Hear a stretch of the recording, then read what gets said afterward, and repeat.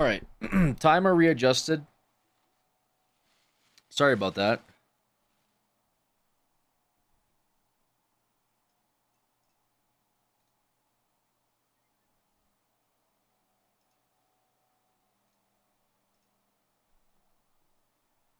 I did have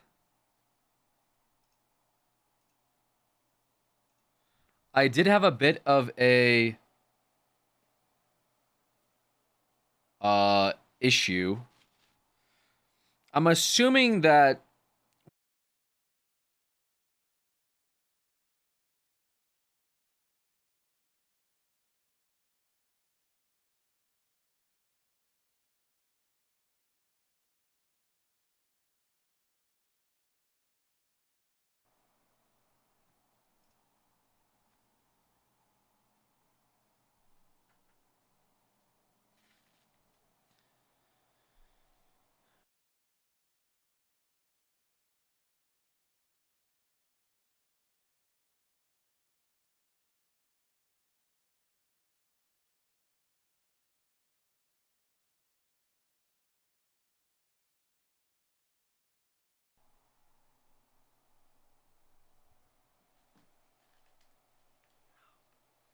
oh my head.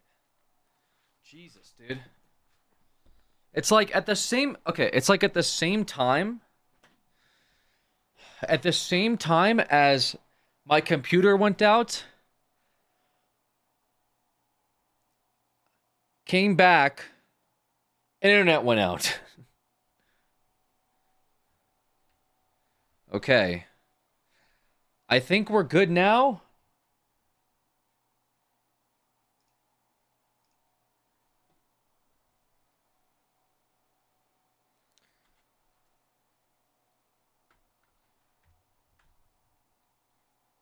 Sorry about that. Yeah, I don't know. That was weird.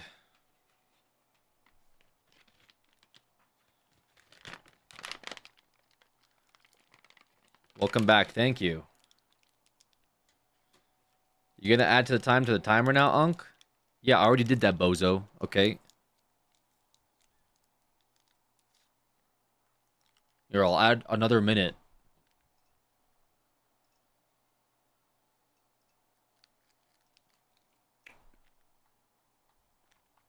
for my internet going out again. There you go.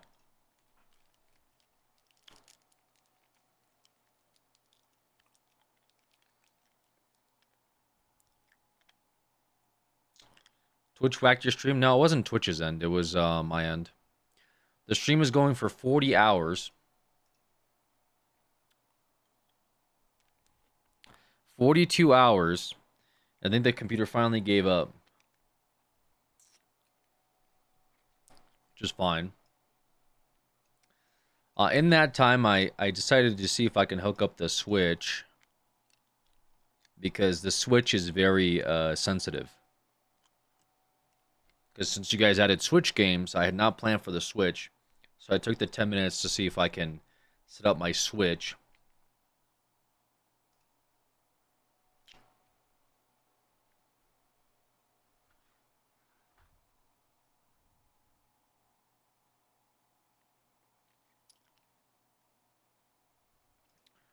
Cool.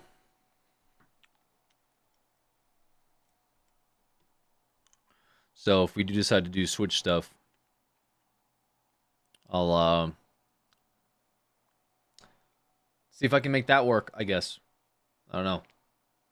I didn't have it planned before because nobody picked Switch games, you know? But it's a pinned message, though. Honestly, it's not even that bad for a pinned message. Playing Animal Crossing right now? Yeah, I'm going to play Animal Crossing for the Pokemon-a-thon.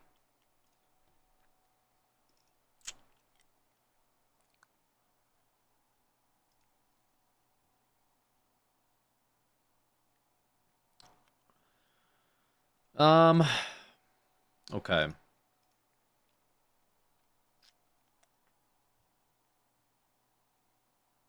Christ, that was a pain in the ass.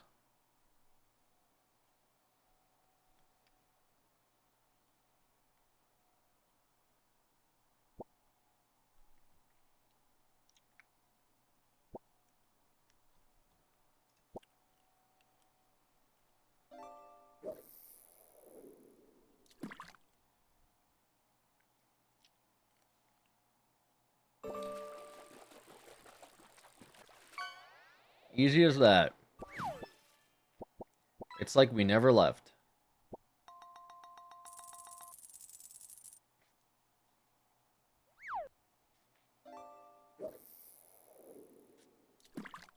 Did you peep the pinned message? Yes, guys. It's like the funniest thing I've ever read in my life.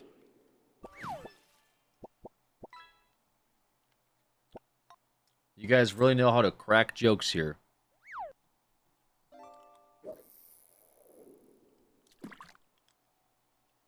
The fact that we're pinning one of Heroes' messages says a lot about how far down the stream has gone. Hero's message gets pinned. And then you guys ask me to read it. That's the crazier part. It's like one thing for like Hero says something in chat and I read it and I contemplate whether or not I should ban him for it. Another thing for it to be pinned and then you guys point it out. And then I'm waiting for the other hero to come in and say something like, wait, I'm not the bad hero. And then that hero says something just as unhinged. And then we're like, what is the difference between either one of you? Well, I'm the good one. I'm the good one that says less unhinged things than the other one. Anyways. Imagine if Pokeballs were small enough to fit in your wallet. Would they be called Wallamons? You realize they aren't like... They are small, right? Like, you realize they do fit in their pocket. And then they press a button and then it gets bigger.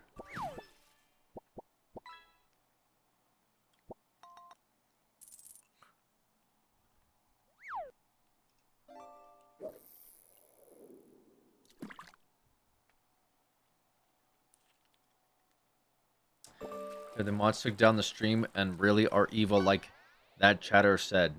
I believe it.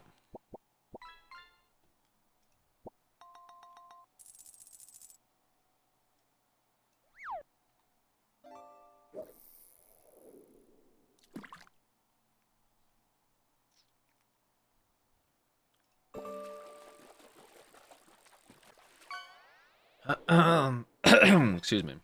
Jesus.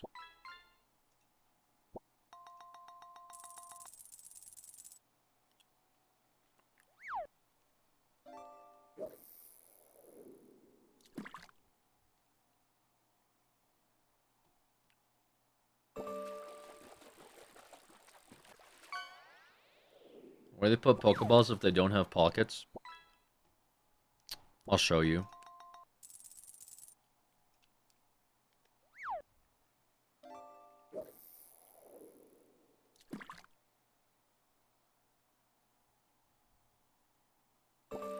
There's this video.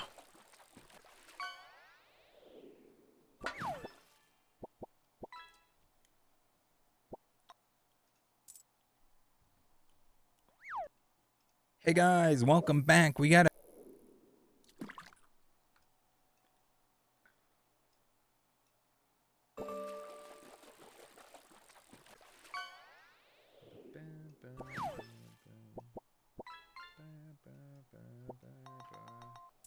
a new scam surrounding Logan Paul. I know it's not the first, and probably won't be the last, but what's going on here today? We got a little kerfuffle going on with Heritage Auctions. We're going to go through the details of all the previous countless videos that I've made involving the fake case, involving the liquid marketplace, just so you guys get a good feel for it, because it's a lot of information.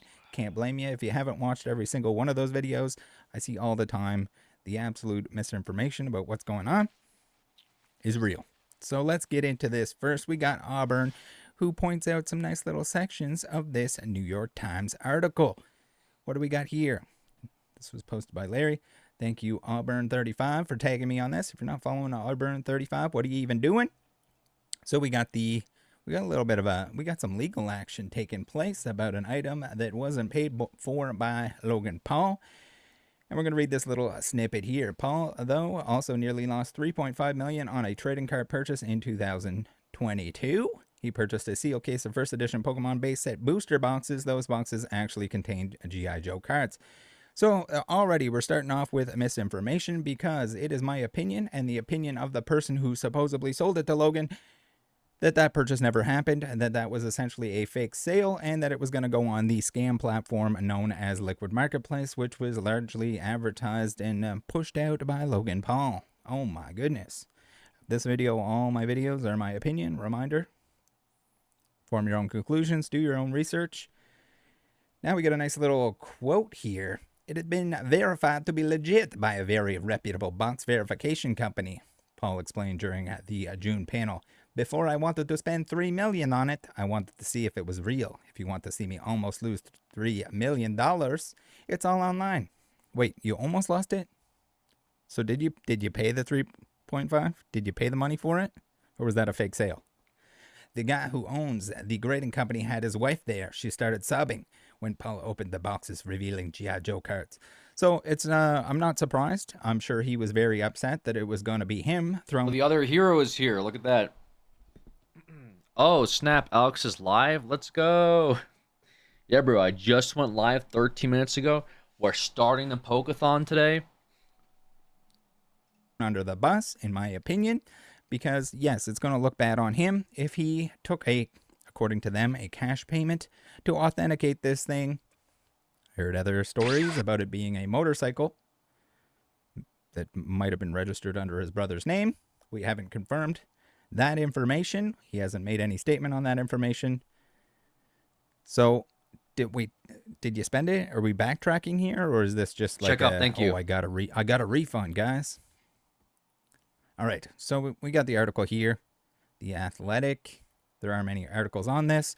We're not going to touch on the other many scams that Logan has been involved with in terms of the old crypto, the old NFT game, which all looks pretty damning, and all looks like he's kind of just not going to take the blame for it. Whoever else is involved is at fault. It's not Logan's fault that everything he seems to touch is a scam.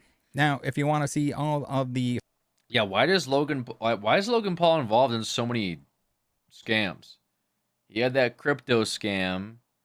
Then he had that, like, most expensive Illustrator card.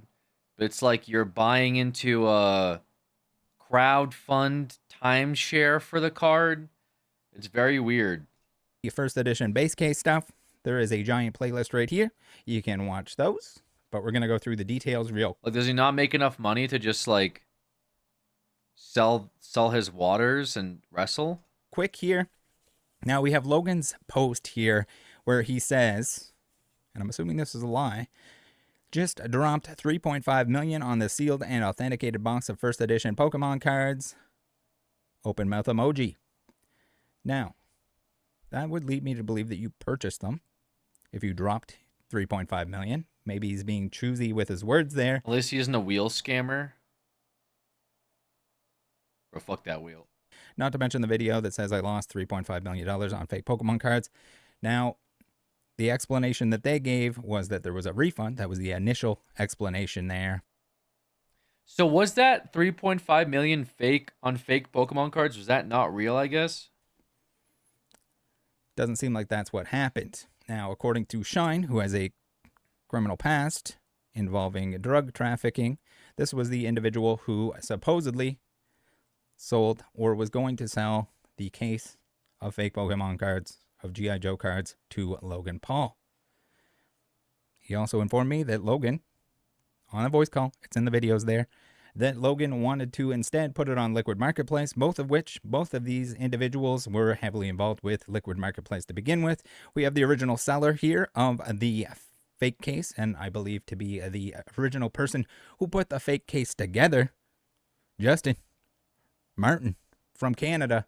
Now, we had PSA Pikachu, who basically confirmed on his own that this wasn't real because the seller was not willing to let him show up and purchase it in person, open it to verify authenticity, and that would be the condition for the payment being made on this case. It was on eBay. People were skeptical. We went through all the details in the videos about how it was not a real case, many flaws on it, including the barcode and everything else. Okay. He didn't do a great job.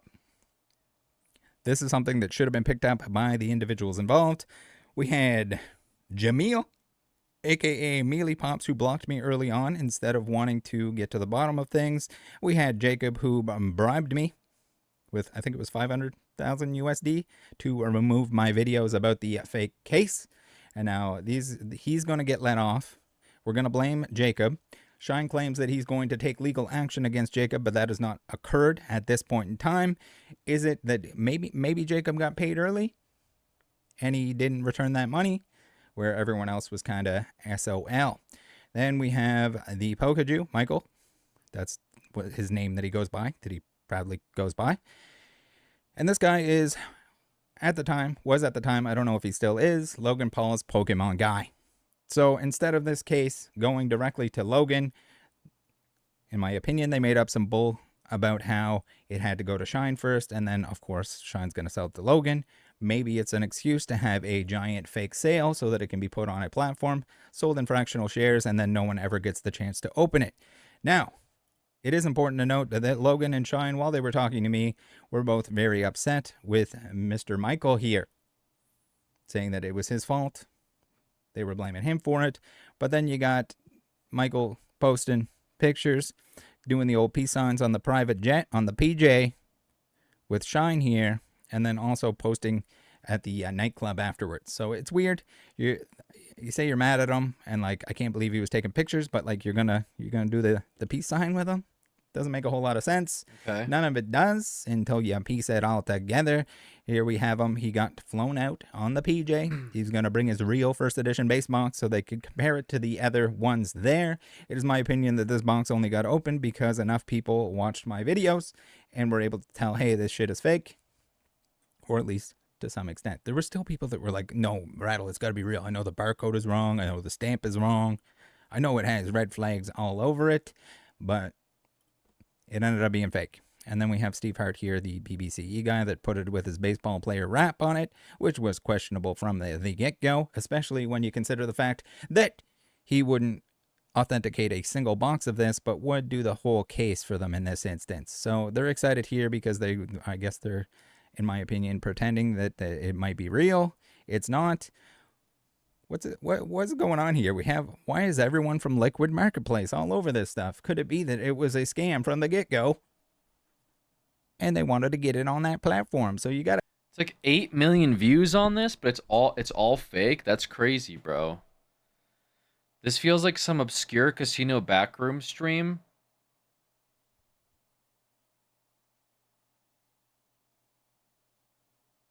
Honestly, that's a very good way of describing this. Like I don't even think you're wrong. to hang around with the chummies when you're orchestrating a giant scam, right? Yeah, that's my opinion. You guys form your own. All right, before we get into the Liquid Marketplace, a little rundown on that. Gonna thank you guys for using the link tree. The best ways to support the channel here are the free ways. We got PSA Pikachu, Secure Card Shop, Card Market by E, Catch 'em All Collectibles, Collector app, discount codes for stuff that you're purchasing, saves some money while supporting the channel, and affiliate links for the stuff that you're buying anyway. Click it before you shop. Thank you everyone that takes a few seconds to do so. Thank you to Card Market for sponsoring. All right, Liquid Marketplace. It's got its own playlist. They kind of intertwine because it's, in my opinion, one and the same scam that's going on here. One item from the scam, the fake case that kind of fell through, got replaced by another scammy item. The whole platform was a scam. And yes, when I contacted Shine, when I contacted Logan about Liquid Marketplace being a scam, because I saw the clear signs, such as the tokens not actually being minted for the items on the platform, and then most of the tokens being owned by Shine and the other users on the platform who claim to have never touched the platform. So they got all this. This guy's like a Pokemon card marketplace investigator. So he uncovers a lot of like whatnot scams, and he talks about people stealing cards at swap meets and card shows, and he like has a Discord for people like outing other people like bad actors in the community. And so he made a video about Logan Paul like doing basically a fake opening, fake reveal, like putting up a card that's not worth. Like there's this whole thing about his Illustrator Pikachu being worth millions, but then like at the same time he did a video about how that Illustrator Pikachu was actually like overinflated and like kind of boosted to be a lot more work, like more money than it was. So he's done a lot of like that type of work. And so here's another video where he's talking about another Logan Paul gets scammed, but then like everyone that's around him is like in on the scam. It's just very strange, like what is going on here. I'm not really sure how to like. It's like Logan Paul keeps doing these like I'm getting scammed, and also this card's worth millions of dollars, and like he's not really being called out for it. And it seems like the stuff he's doing isn't like legitimate. You know, it seems like very put on and fake, and is like selling people on the idea that everything around him is real, but it's not. So it's just kind of strange. The whole thing is just very strange about what he's doing in the Pokemon space. XP. They got all this stuff on the platform, but they never touched the plat. You get XP from doing actions on the platform that he never used. Not to mention the non existence of the tokens that were supposed to be created for these items. Also a red flag. Not to mention the Discord that was almost fully dead. So who got scammed here? The investors got scammed. The people that put money into this platform and couldn't get it out got scammed. And it's an even bigger scam now because not only did they steal all the money from this, like why, and that's the thing too, why wouldn't Shine and Logan, if I did them a favor and showed them that that case was fake, confirm that it was fake so that they could do the right thing and make sure, why is no one taking action against Justin? Where's the action taken against Jacob, who supposedly was in on the scam, at least in their words? So we have the Ontario Securities Commission taking action against Liquid Marketplace. We got decisions in brief. Hopefully they all get locked up because it was a scam. They had like accounts that they were moving money into. It was clearly a scam. I showed that it was a scam in several videos. And here's the replacement for the fake case that was supposed to be on the platform in order to scam, in my opinion. Yeah, like this, like I guess this is a 1998 Illustrator Pikachu. They put it up for like Logan Paul bought it for like 500,000 or something, but then they put it up on this website where they wanted people to crowdfund the rest of the money, but you get to keep shares of the card. Isn't that weird? So like in the video he says, "I own this card. It's the most expensive card in the world." Which the card for some reason got that price, and there's not really a reason why it's worth that much. It's just the price that they put on it. But then like he doesn't own the card because this website is selling stocks of the card. So you buy stocks in the card, but you don't own it because Logan Paul just walks around with it. So like you get to having shares of a card that you'll never get to look at or touch because Logan owns it. And then like if Logan decides to sell it, then you might get your shares back. It's like it's the whole thing is just very strange. But in the videos he's just like, "I own this, this is mine, I bought it, blah blah blah." But realistically, like this is what's going on in the back end. And like there's all legal trouble with this whole website. It's just all very strange. Here's the big ticket item, the Logan Paul Illustrator that was a 9 several times before it got a 10. Back in the day when it was probably around $7 to. Oh yeah, and the thing with this card is it's a very rare card, but it's not a 10. But somehow throughout the years, they kept resubmitting it until it got a 10. But there's like pictures of it being a 9 next to like a shoebox, a picture of it being a 9 in like someone's like fucking Domino's pizza box, pictures of it just randomly being a 9 in all these places, and then it just becomes a 10, and now it's the most valuable card in the world when it was literally in somebody's pizza box.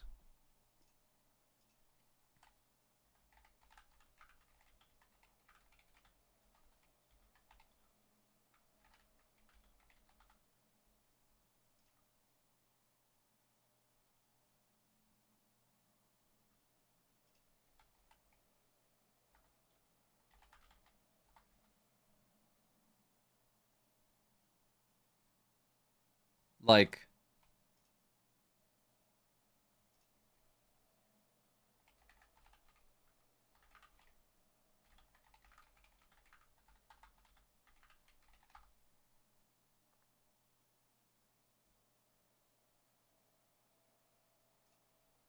Hey guys, welcome back. All right, if you're not sick of seeing it, if you haven't seen it, I'm sure everyone's seen it at this point. There was a WWE with Logan Paul, and he was wearing a Pikachu illustrator around his neck. Now, we're not just going to talk about that. There's a lot of rumors going around about the car having a pizza party. look, this is the Illustrator 9 Pikachu that's now the 10 and the most expensive card in the world. Here's the same card in a pizza box.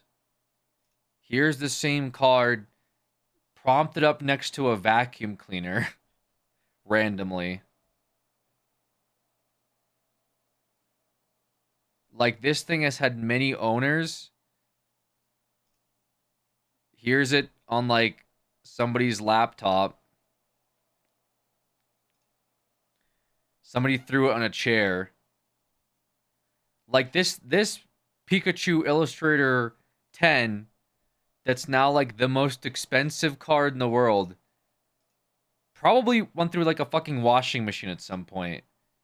Like, I know I'm like exaggerating, but the point is, like, this is the problem with PSA. It's not like you see this and you're like, wow, this must be highly preserved, mint condition Pokemon card. Logan Paul owns it. It's the most expensive card in the world. It must be pristine condition. Meanwhile, the actual story behind this card is that it's like gone through hell and somehow PSA gave it a 10. And now it's like going through more hell. To resubmit this thing over and over again. And no, there were no upcharges back then. PSA did not give a crap about Pokemon. They might claim to now that they can make a whole lot of money on it, but back then, single digit dollar resubmissions on this thing. Eventually, it got a 10. Cool, right? So this was used on the platform. People bought into this item. Investors put money into this platform. And this thing here was supposed to be on the platform so that people could buy a piece of it. Where's that piece now? You're saying, Rattle, what's going on here? What is going on? So now we're getting stuff about how Logan Paul is looking to sell his $5.2 million Pikachu Illustrator card. Now, I don't believe the sale to begin with. It had like an IOU that people were posting about the. I don't believe it. If the price, the $3.5 million price was fake from the box that was supposed to be on the platform, why am I supposed to trust the 5.2 million from this? Is it because it's a Guinness World Record? Again, and everyone states it as like a $5.2 million purchase, but it was also a partial trade. So we don't know what kind of shenanigans can be going on there. Yeah, the whole thing is just weird because he didn't like buy the card outright for 5 million. There's like a picture of him like saying he like bought it for $1 million or 2 million, and then he left a note next to it that says he owes 3 million, and then he put up the rest of the price on this liquid marketplace website, and then also like where people can own shares of the card. The whole thing is just weird. It's not like he took a bag of money, he said 5 million, and then someone's like, here's your card for 5 million. The whole thing is just like strange, but no one's really like calling it out. Guinness World Records like, this is the most expensive card of all time, and all these places are like, Logan Paul bought this Pikachu for but it's like, that's not really what's going on. It's just like something really weird. It's like he's overinflating the value of the card or something for like buzz click views or something. It's, I don't really get it. Oh, again, just articles and articles about how he's looking to sell this card that rightfully shouldn't belong to him. That should be, shouldn't that be used to pay back all the people that lost money on Liquid Marketplace? Yeah, and also he doesn't even like own the card because he put up shares of the card onto like this third party website that he also owns shares of. He's like making money off of people investing in the product that he gave them shares for. It's just, but you'll never get to touch that card. He wears it around his neck, but you can pay him money to own 0.1% of it. I don't know. I don't get it. Not just go to him. The terms were very sketchy on that website. I made that very clear. Logan stopped replying to me when I was pushing about how Liquid Marketplace was a scam. He didn't want to hear about how the Ontario Securities Commission was taking action against Liquid Marketplace. And are the Liquid Marketplace guys, were they just like, come on in here, we're gonna do some scamming? That's probably, they at least discussed it together because they all had those accounts that they were shoveling money in. So like he had that whole CoffeeZilla drama thing with the NFTs that he said he lost money on. That was essentially a rug pull, right? Like there was an NFT thing that he was pitching and then they rug pulled it and people lost tons of money. Now he's doing this liquid marketplace thing that he's a part of. That's now also being like, the Ontario Commissions is filing a suit against them. A fraud in the crypto asset sector. So he rug pulled the NFT, or he was part of a company, sorry. He was part of these business guys that rug pulled an NFT crypto, something, whatever the fuck it was. CoffeeZilla investigated it. And now he's part of another crypto fraud entrepreneurship thing. It's just, I don't know how it keeps ending up in these like crypto frauds over and over again. But this one hasn't had as much traction. This one is not as well known as the CoffeeZilla thing. You would think with the CoffeeZilla thing, it would be like, oh, he made a mistake. Influencer got, he bought like a barrel of snake oil, and it happens. Well, it's happening again, and once again he's ignoring it because this guy's reaching out to him and he's ignoring him. You know what I'm saying? It's like, fool me once, shame on you. Fool me twice. You can't really blame these guys again. And maybe CoffeeZilla will see this and have more content. I don't know. Like, will CoffeeZilla go after this now too? Like, you know what I'm saying? That CoffeeZilla thing was really, that was a big deal, and Logan made this whole video where he apologized and cried or something. Well, first he said he was gonna sue him, and then, or something like that. He said he was gonna go after him, and then like made a video that was like, CoffeeZilla is a bad actor. And then when everyone clowned on him, he's like, okay, sorry, I messed up. But this is happening again. And once again, he's ignoring it. This matter involves a fraud in the crypto sector. Marketplace business promotes and sells crypto assets that perpetually represent fractional ownership. The collectibles include trading cards, digital assets, and NFTs. So you own fractions of an NFT on this. That's crazy.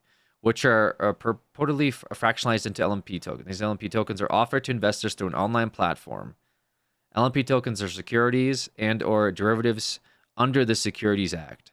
Liquid Marketplace is operating controlled by Ryan, Ammon, and Dennis, and operated primarily through two entities: Liquid Marketplace Inc. and Corp.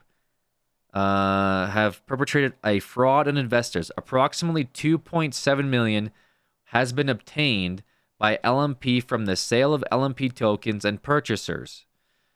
LMP, Bahadori, and Nickdell made false and misleading statements to token purchasers, including that LMT tokens represent legal ownership in underlying collectibles and that the collectibles themselves have been authenticated, appraised, and insured. In addition, LMP sold and facilitated trading of LMP tokens without complying the prospectus and registration requirements of the Act, thus depriving investors of important safeguards to protect them from unscrupulous and fraudulent conduct. Finally, the LMP principals also made misleading and untrue statements to the Ontario Securities Commission during the Commission's investigation. The LMP principals misled the Commission by hiding the true nature and total amount of money they paid for themselves.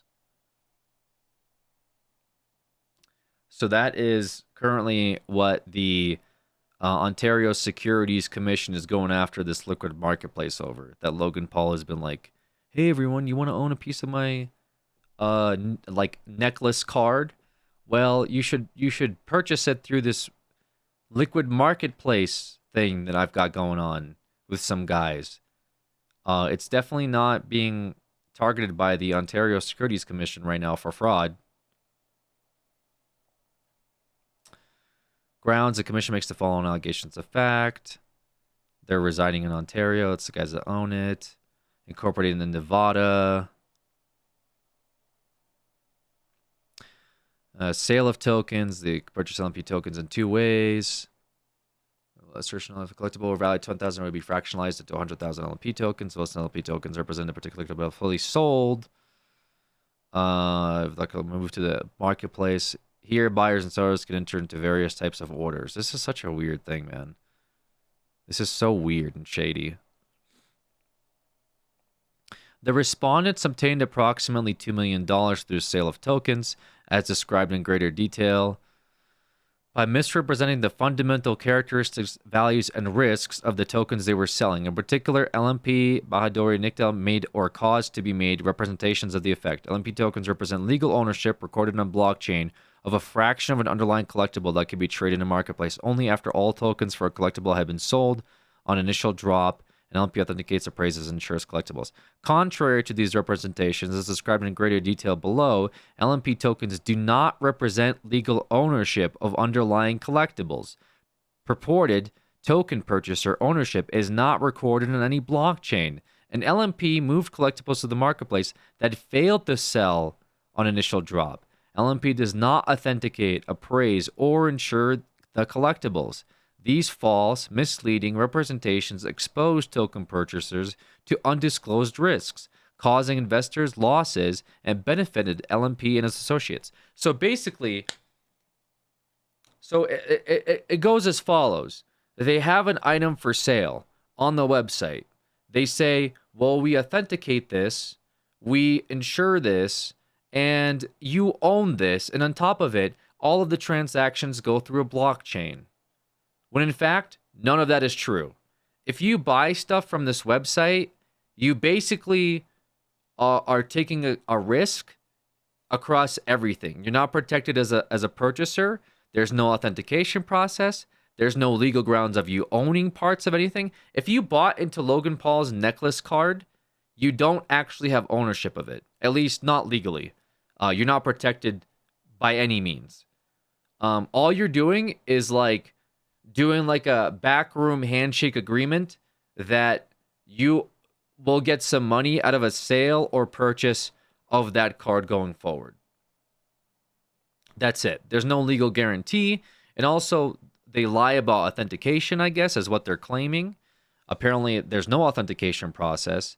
There's no insurance either. So all of that's a lie. So all the way through, all you're being sold is a lie.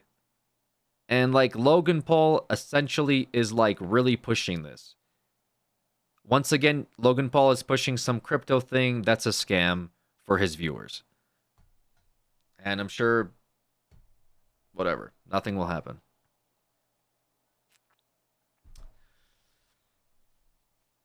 Legal ownership of collectibles is transferred to the tokens. The tokens are offered for pre-order on initial drop, and only once all tokens for a collectible are fully sold on initial drop does the collectible move to the marketplace, where token purchasers can trade their fractional ownership, purportedly presented by LMP tokens with other LMP tokens. So apparently, like, this drop thing isn't real. Contrary to these representations, LMP moved collectibles to the marketplace that had not sold out the initial drop and deposited the unsold LMP tokens into LMP platform accounts that were owned or controlled by the LMP principals or affiliates. So that, like, oh, don't worry, like, your money is safe until this thing gets fully sold. But in reality, that's not true because they moved stuff without it being completely sold.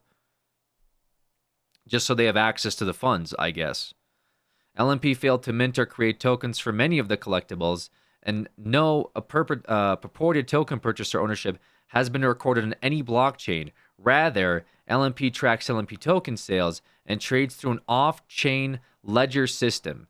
And LMP has no structures in place to protect token purchasers' purported proprietary interest in an insolvency event. So their money isn't protected. Your money doing this is not protected at all. LMP has only entered listing agreements for 5 of the 37 collectibles that were listed on the LMP platform and has no other documentation to transfer legal ownership of the collectibles from collectors to token purchasers.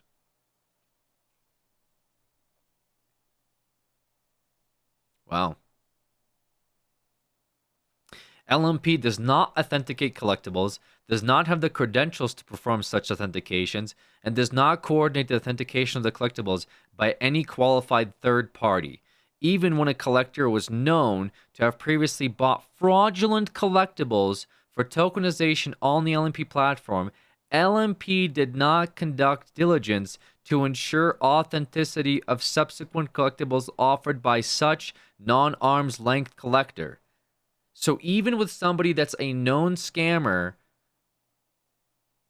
they allowed him to come back and put up items to be purchased by people as an investment. Known scammers were allowed to come back.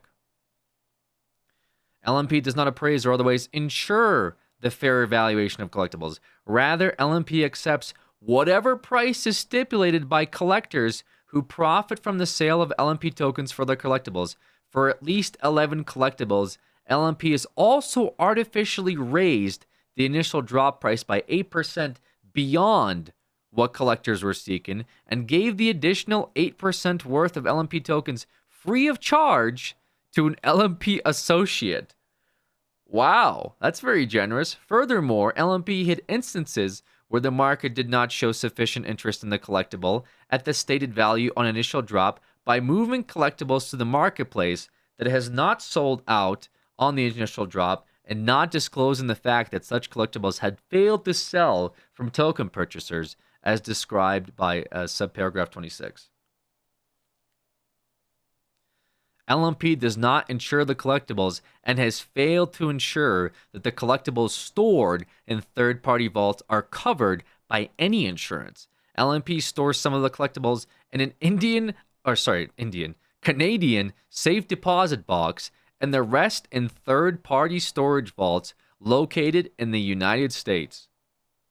LMP has no insurance over the collectibles in the Canadian safe deposit box and has relied on the third-party vault's insurance without confirming whether or not what extent any vault insurance covers. So just they straight up, like, everything that they promised to, like, the purchasers of these tokens is just wrong. They don't do a fair appraisal. They don't make sure they're insured. They don't authenticate them either. And in fact have worked with numerous scammers. Wow.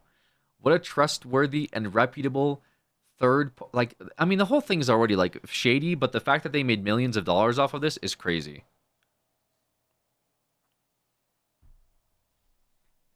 Over the course of the commission's investigation, each of the LMP principals attended compelled interviews under oath. Okay, so this is where they also lied. Initially, the LMP principals provided false and misleading information to the Commission about the true amount and nature of remuneration they took from LMP. In particular, the LMP principals hid consulting payments they each received to shell companies. Okay. So, these guys, on top of it, also, like, they paid themselves, but they also had shell companies that they had, that they invoiced consultation fees for. Like, these guys were actually like mafia level of like, oh yeah, we paid a bunch of money for consultations. Oh really? Who were the consultants? It was us in a trench coat. Okay. Well, all right. That doesn't seem very fair. For example, in a written response to a commission question for the LMP principals to advise of all compensation provided to each of them, including the amount and form of compensation, the LMP principals answered that they each only received $100,000 in salary in 2022, and that no salaries were paid in 2023. The response made no mention of any other forms of compensation. Additionally, in interviews, each of the LMP principals gave false and misleading responses. Badori was asked multiple times in a variety of ways to advise of the total amount of all compensation he received from LMP and whether he or other principals received any compensation through any other company. Badori gave a number of false, misleading responses, including he identified one company, not his shell company, which he claimed was the sole company he had incorporated. Each of the principals only received $100,000 in salary. Badori and Nickdal took no salaries. Even if Badori received any compensation payments via another corporation, any such compensation was included in his salary. Badori did not spend LMP funds on personal items or expenses that were flashy or of substantial value, like jewelry and watches. In response to a question about his compensation, Nickdale advised that he was paid an annual salary of $150,000, but he stopped taking his salary in 2022. When asked if he received any other form, Nickdale responded no. In reality, around 2021 to 2023, LMP principals received different forms of compensation, including approximately $285,000 in salary, over $1 million to his shell company, including amounts to offset Badori's personal expenses and advances. As June 2023, a $10,000 interest-free loan from LMP to pay for his personal rent. That's pretty good. That's not too bad. $100,000 salary, but then like he paid himself $1 million through the shell company, and also had also had a $10,000 interest free loan for his rent. Nickdell received approximately $260,000 in salary, and then took $750,000 for his shell company, including amounts to offset and advance to fund Nickdell's personal LMP platform account. So he had an account that he paid himself through. And then Damazet received approximately $190,000 in salary, but $500,000 and $240,000 in payments to his shell company, another company, Lone Star Advisory, through which he received these payments after he dissolved the shell company in or around 2023. Approximately $40,000 in payments to another entity owned by Damazet for accounting and tax services provided to LMP and the shell companies, and over $50,000 towards renting and furnishing of a residential condominium. It was only after the commission independently discovered these payments and questioned the principals that they admitted to these payments. Not only did their earlier responses fail to disclose payments to their shell companies, but the response also failed to disclose any other forms of compensation received by the principals. Each of the principals made misleading or untrue statements and or did not state the fact that it was required to be stated or was necessary to make statements not misleading. Contrary to multiple acts, contrary to unregistered trading, contrary to illegal distribution, contrary to unlawful operation of a marketplace. Wow, that one's definitely going to fuck them over. Contrary to authorizing, permitting, and acquiescing in breaches of Ontario security laws. Breaches and conduct contrary to public interest. Wow. Business of trading securities without being registered to do so and without an applicable exemption of the registration requirement. Distribution of securities without filing a preliminary prospectus or prospectus and without an applicable exemption from the contrary. Operating marketplace without either recognition as exchange. Contrary. Authorized, permitted. Wow, these guys are so fucking boned. These allegations may be amended and further allegations may be added. The commission requests that the tribunal make the following orders: that they cease trading in any securities, that they're prohibited from acquiring any securities permanently, that they resign from any position they may hold as a director, that they prohibit from becoming or acting as director, that they resign from any position, that they prohibit from becoming or acting as director. Exemptions contained in Ontario securities do not apply to them permanently or such period as specified by a tribunal. That they be reprimanded, that they be prohibited from becoming or acting as registrant, that they pay an administrative penalty of not more than $1 million for each failure to comply with the Ontario securities law. Holy smokes. Wow. And they... Where's that? Where's paragraph 9? They had like... Dude, they had like 5 different breaches. So each of them is gonna have to fork over like $5 million or something.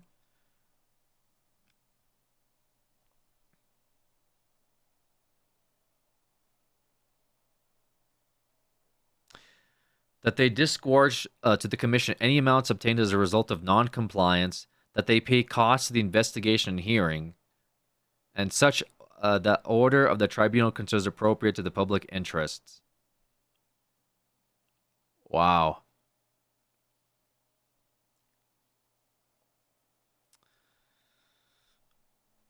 Wow. So this is Logan Paul's latest thing, I guess. These are the guys he's working with for this Pokemon Illustrator card. That's crazy.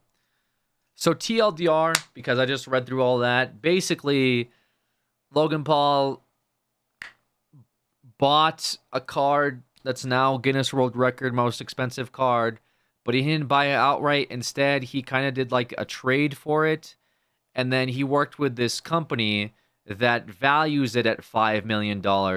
And the way that it went down is basically the card is his, and he took the card to them and said, look, I want to so I think maybe I missed, hold on, maybe instead it was he traded the card to a third party, and Liquid Marketplace like worked with the distributor. I'd have to look to see exactly what went down because I might have my timeline wrong. But essentially, this company, Liquid Marketplace, said the card is worth now this much, and that Logan Paul owns this much of the card. Right? Hope you're staying hydrated through the fun. Holy smokes, Tactical. Thank you so much, Tact. Absolute wonderful person. $150. Did that get added to the timer? I want to make sure that gets, because the timer's been kind of weird with some of the payments. They're not like really going through. I think they didn't get added. Let me make sure that that's added, Tact. Thank you so much for that. What an absolute legend. Not yet. Okay, let me make sure it's added. Yeah, some of the payments don't like the direct payments, and I appreciate the direct payments. In fact, Tact, you're helping. I just bought a booster box as well as booster bundle, or ETB and booster bundle for Surging Sparks. I bought that for $120 earlier this morning. I'm gonna open a booster bundle on stream, so we'll have like 6 packs or something like that I'll open on stream. I'll do that whenever it gets here, basically. Hopefully, we're still streaming. And then the ETB will do a video for it. So I'm gonna do a Surging Sparks ETB video. So that will go towards that. So we'll say that Tact like basically funded both the opening here on stream and the opening on the channel. Unless Tact is like, hey, no, I want you to do, like, I don't know, buy a burger with it and finance it. So that's let me see what that is. That's Um, so that's what is that? 150. Oh my gosh, is that it's two? Is that 2.5 hours? Let me make sure that's added. Real quick. 2.5 hours. Thank you so much, Tactical. That's very, very kind of you. I appreciate that very much. Thank you. What an absolute legend, Tactical. Multiple subs. I've told them over the years at this point, please stop gifting subs. You give too much. Tactical does not listen, nor do they care. They're just a very generous person. They do not listen to me. I have tried, chat. I'm telling you, I've tried. They don't care. Just a good, wholesome person. Same with Lindsay. Lindsay, especially recently, just bombing with the subs, bombing with the money. You guys are way too kind, way too generous. Hopefully, you're enjoying the Pokéthon. That's all I could ask for, I guess. Is hopefully I'm entertaining enough for you whenever you guys tune in, that it's fun for you to listen to, maybe have in your background, or just watch every once in a while. Link your Streamlabs in the settings page, and it should start adding donos. In the settings page. Let's see here. Settings page. I thought I did. Um,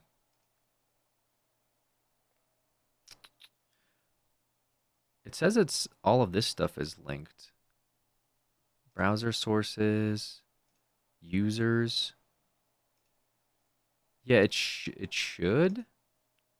I mean, it's not really a big deal to add it manually. I think sometimes it does it. The cog at the top right. Oh. Oh, here it is. Okay. Got it. There we go. All right. Spider Pig Ethan, I assume you're the curator, the procurer of this specific squad timer thing. Well, I will say this timer is working a lot better than the Stream Elements one that I used, because that one was constantly breaking. So I appreciate that. Okay, I linked it. Hopefully it adds this time. Very cool. Thank you for that. Yeah, it was through Streamlabs, but I guess it wasn't linked. Thank you for letting me know. Boomer debuff. It's not a boomer debuff, okay? I'm not boomer debuffing. Yeah, Chalupa Pants linked it to me, and he said that that's what all the HOA guys and stuff have been using. It's working out very well. It's doing what it's supposed to, which my old timer constantly kept screwing up, and I had to constantly fix it, and it was just ridiculous. So I'm happy this one just works, and I'm just happy about that. So thank you for that. And if Ethan, if you're working on the timer, I appreciate you. Thank you.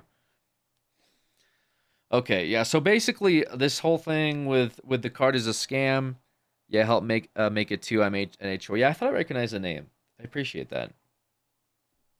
Yeah, it works very well. Works great. So thank you. Yeah, I'm not really too sure about this. So basically, like, this whole thing is like sounds like a giant scam. And I say it sounds like a scam because, I mean, quite literally, the Ontario like Trade Commission is going after the people that run this place, and they're seeking like punitive damages basically, because these guys like lied to them. They're paying themselves through shell companies. They're selling things without the collectors like having a say in it. They're not authenticating. They're not insuring properly. They're working with scammers or people that have been fraudulent before and putting their stuff up to be sold or to be purchased. Like, so they're just completely unhinged. And like, basically, this is like the equivalent of like buying art, right? Like, okay, like I'm buying an art piece for $100, let's say, off of some guy off the street. But then, like, I want this art piece to be worth $1 million. So what do? Well, people aren't just going to take my word for it. But if, let's say, I buy it for $1 million, okay, through a third party, then it's worth $1 million, right? That makes sense. Because if I buy it for $1 million, then it's worth $1 million because I bought it for $1 million. But realistically, I'm not buying it for $1 million. I'm buying it for like 500,000, and technically like a bunch of people own the half of it, but not really legally, because there's nothing that says they own it legally, but they're giving money to these guys that own the website to own it legally, and the guys that they're giving money to are spending that money on rent and furniture. So all you're doing through this website is just giving money to a bunch of guys in Canada who are paying themselves millions of dollars to do absolutely fuck all. They're not insuring the product. They're not appraising the product. They're not doing anything to ensure the quality of the product and that you're getting actual ownership. They're just taking money, paying themselves, buying furniture, and like saying that, oh, this painting is worth $1 million, by the way. Who says that? Well, apparently they do because it sold for $1 million. Did it sell for $1 million actually? Or did people give money to guys for half of the painting to buy furniture with it? So the whole thing is like a giant, yeah, it's basically a giant scam. There's not really a better way to label this. It is quite literally a scam. And lo and behold, Logan Paul is in on it too. And I'm just like, why is Logan Paul doing this? He doesn't need to do this. He can just fucking wrestle, open up Pokemon cards, sell his Prime Energy drinks, and just relax. But for some reason, he already did the fucking NFT rug pull before, or hired guys or worked with guys that did the NFT rug pull thing. And then he was like, oh my God, I didn't know that these guys, I didn't know that these known criminal scammers were scammers. Oh my God, I promised to pay everybody back. And then he didn't. And then CoffeeZilla made like fucking a 17-part Netflix series on him, you know? And now he's back at it again. Oh my God, I didn't know that these Ontario known scammers were going to scam people out of millions of dollars, pay themselves through shell companies, buy furniture, buy fucking, pay their rent, and buy watches with it. I didn't know they were going to do all that. Oh my God. Like, bro, just play Pokemon cards. That's all you got to do, man. So it's just, the whole thing is just cooked. All over a Pokemon card, by the way. Now, let's get into, we got the Heritage Auctions dilemma. That is the most recent thing. I don't know exactly how this is going to go about or what it's going to do, but we got Logan Paul, who has a little bit of buyer's regret here on a very expensive piece. We got Heritage Auctions. It seems like the scam is just money laundering at this point, but it's like, the thing is, guys, with money laundering, because that gets passed around a lot, people just call everything money laundering. This isn't money laundering. In fact, this is worse. Believe it or not. Like, money laundering is, I sell drugs in the street, and then people give me cash for the drugs. Well, I can't just put that cash into my bank because the government will say, why do you have $10,000 deposited on Friday, May 12th? You don't have a job. And then I go, oh, fuck, dude. Like, oh, well, it's from working as a DoorDash driver. And then they put me in jail because they know I'm lying and I'm evading taxes because they can't prove that I'm selling drugs, right? So how do you get by that? Well, you set up a pizza shop, right? And then you don't really sell a whole lot of pizza in it, but you could say that on Friday, May 12th, you received $100 in tips and you sold a burger. Well, the government can't really figure out who's giving you tips because it's a cash business too, and you're able to slowly, at a time, put money into your bank account, right? Through cash. But the cash isn't tips from people that are customers. The cash is drug money. And so that's a form of money laundering. Now, it will take you a long time to do this, but that is historically how criminal organizations have done it. That's why in all these mafia films, you see them walking into a pizza shop with nobody in it, and they're like, hey, Tony, how's it going out there? Oh, it's going pretty good. When you see that, like, scene, that's like an indicator that, oh, it's a you know, whatever, Italian-run pizza shop by the mob. Nobody actually goes to it, but they use it for money laundering because the government has a hard time, especially back then, figuring out where all this cash is coming from. And they can't put you in jail because you could just say, well, it's tips from pizza shops, right? That's like money laundering, okay? When you see just big amounts of money, at that point, that's no longer money laundering. Because if you're seeing physically a lot of money in a marketplace, the government is seeing it too, okay? And the government isn't fucking stupid. If the government sees $1 million in a blockchain, that money will eventually have to go into a bank account, and that's when they fuck you. All right? They just bide their time. Eventually, that money will have to go into a bank account, and the government will find out where that money came from. They just will. They have access to all this stuff. The government knows how much money you make every year. That's just how it works. Also, have a good day, Tact. Appreciate you again. Thank you for the $150. Very kind of you. So that's quintessentially how that works. Okay? So whenever people are like, "Oh my god, it must be money laundering." Why was I timed out? Because I didn't like what you said. It's not money laundering if you guys are physically seeing the money. Unless it's really stupid money laundering, okay? Plain and simple. If you guys are seeing $1 million, like somebody said not a long time ago, "Oh, those Twitch subs, that's money laundering." How is that money laundering? That's like like, "Oh, I made a bunch of drug money. I put that drug money into my PayPal, and with my PayPal, I paid Kai Cenat." That wouldn't make any sense. The government would already know that I have $1 million in a PayPal, and I give it to Kai Cenat. Then what happens? Does Kai Cenat then pay me back $500,000? Like, do you see? It doesn't make any sense. Like, for that to be money laundering, it wouldn't be that way.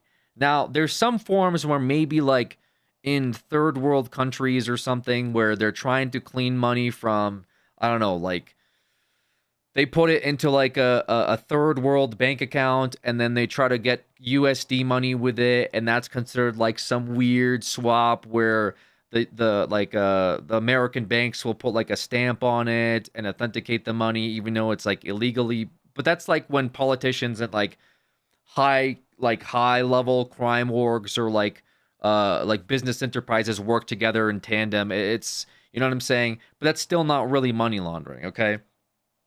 So just keep that in mind, right? Because I see it a lot. That's the only reason I bring it up. Constantly when people see a lot of money must be money laundering. No, that's not money laundering. There's just, it would be stupid because it's like, oh, it must be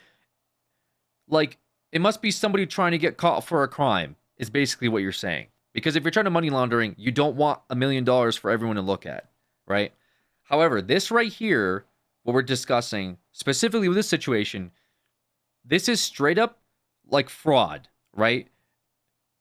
Meaning that these guys are, what they're doing is they're going around and they're trying to sell you something that is a lie. They are scamming people. It's not money laundering. They are quite literally stealing money from investors.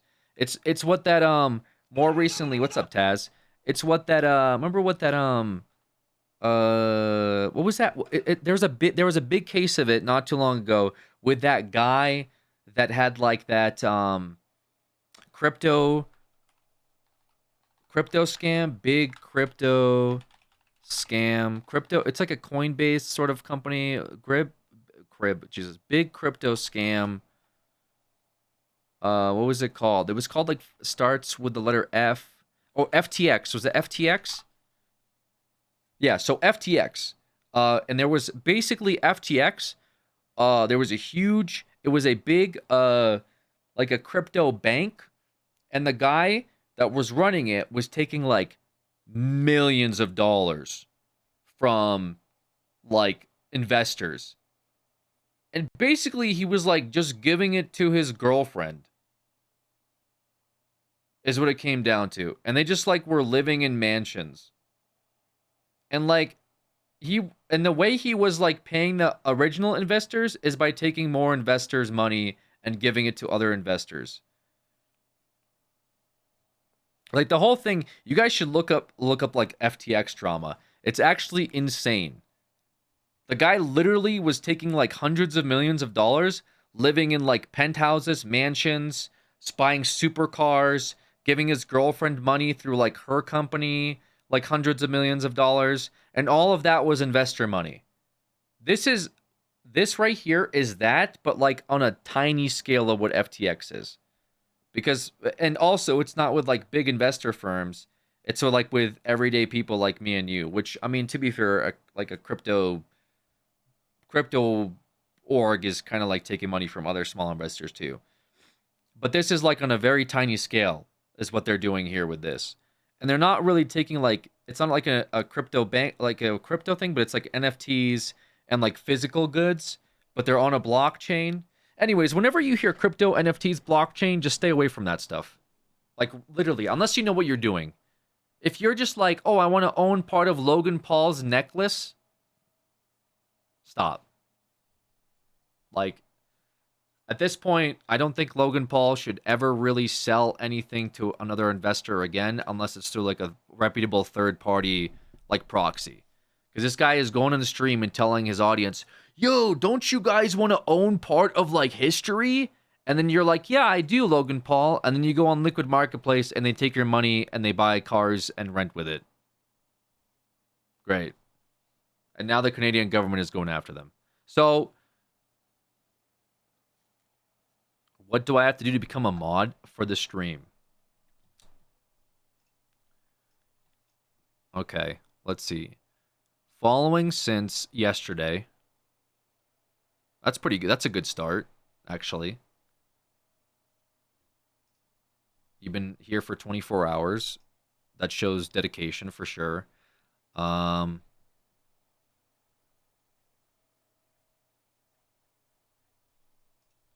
me see something real quick. So I made this Twitch account in 2011. Okay. So yeah, I've been streaming for about 15 years. Roughly. Almost 15 years. And you started following me yesterday.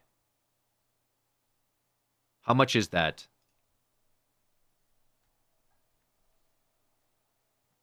Let's see.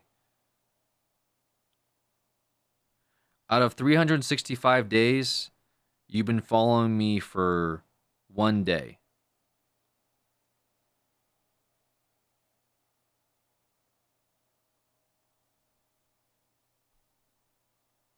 Okay. This is a good start.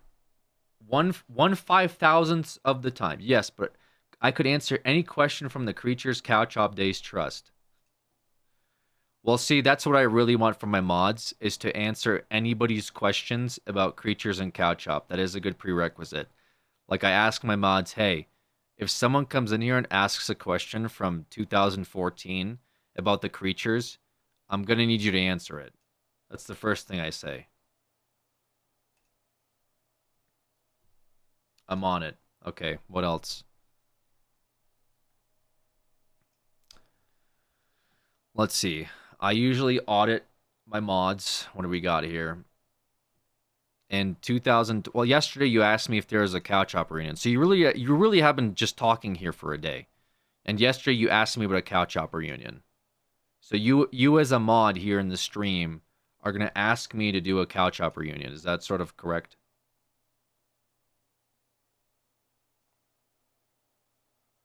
Okay.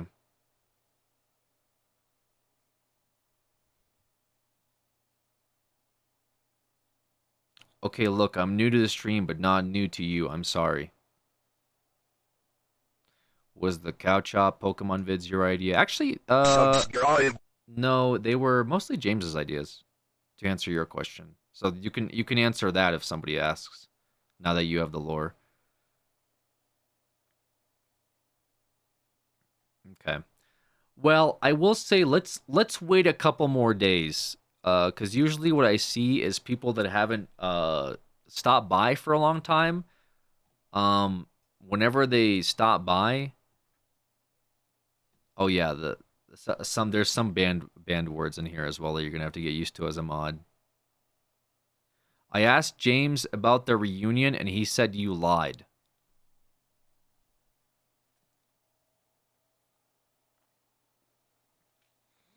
Okay, yes. I do want my mods also to go into James's stream and ask about cow chop reunions. That is also what I ask of my mods too. And now if I make you a mod, then you can go into his chat and be like, "Hey James, I'm Alex's mod.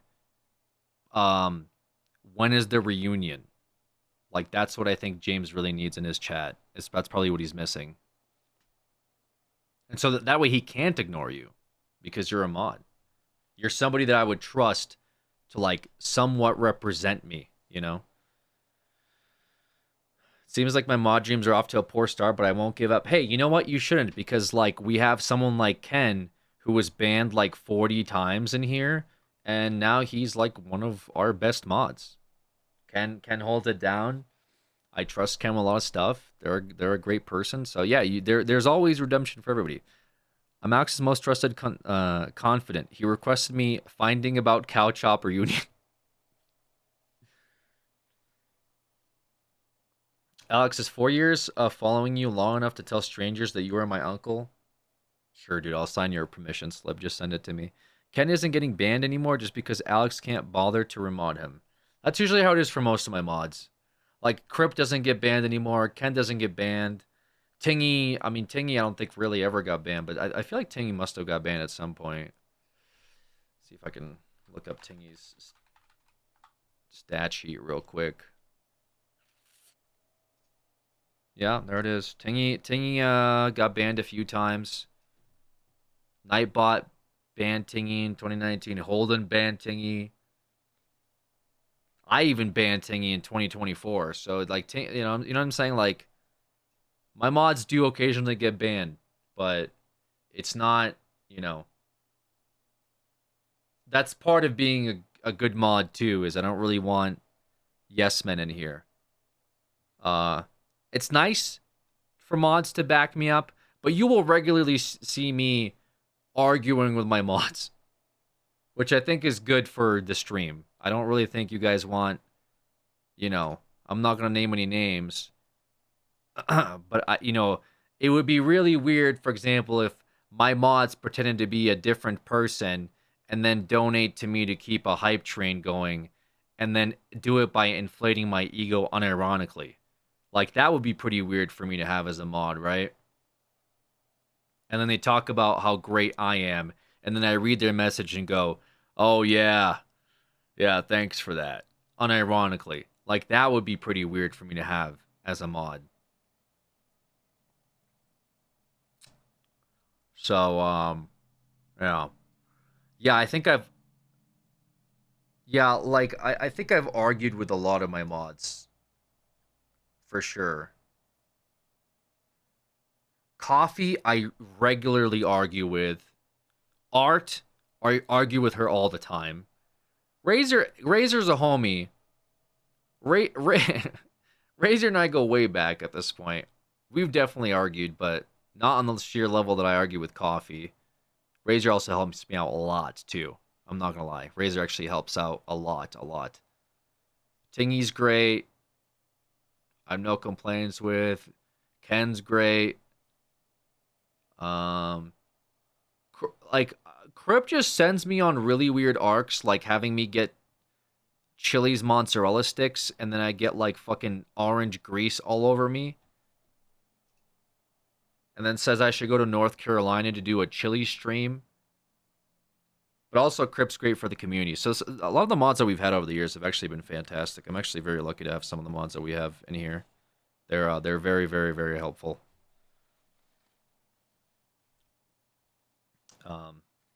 I've had some other mods. We have some part-time mods that stop by every once in a while that have been good too.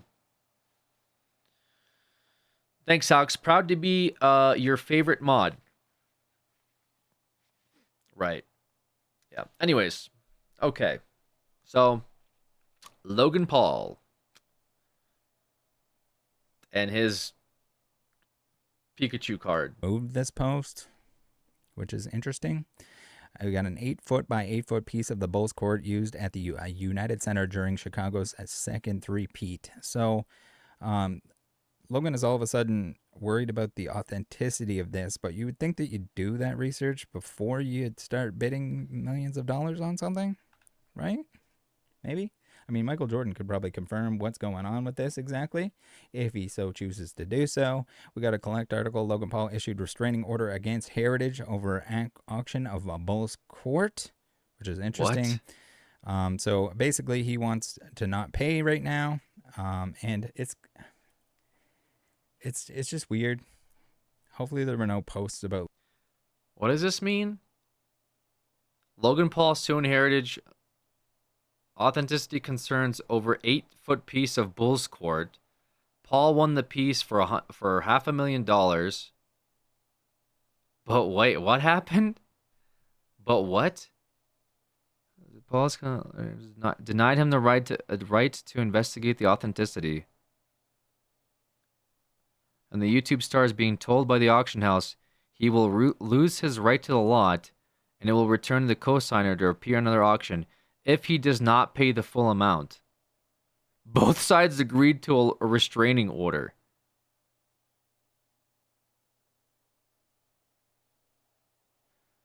The order means Heritage cannot sell the item to another party, and Paul does not have to yet pay for the item during the period. What is going on?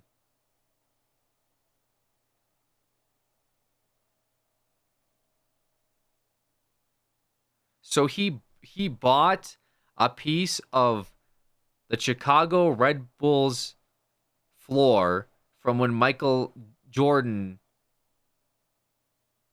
played on this, but then like he didn't want to pay this, so so the person he bought it from is filing a restraining order against him, and he's filing a restraining order against the person he bought it from.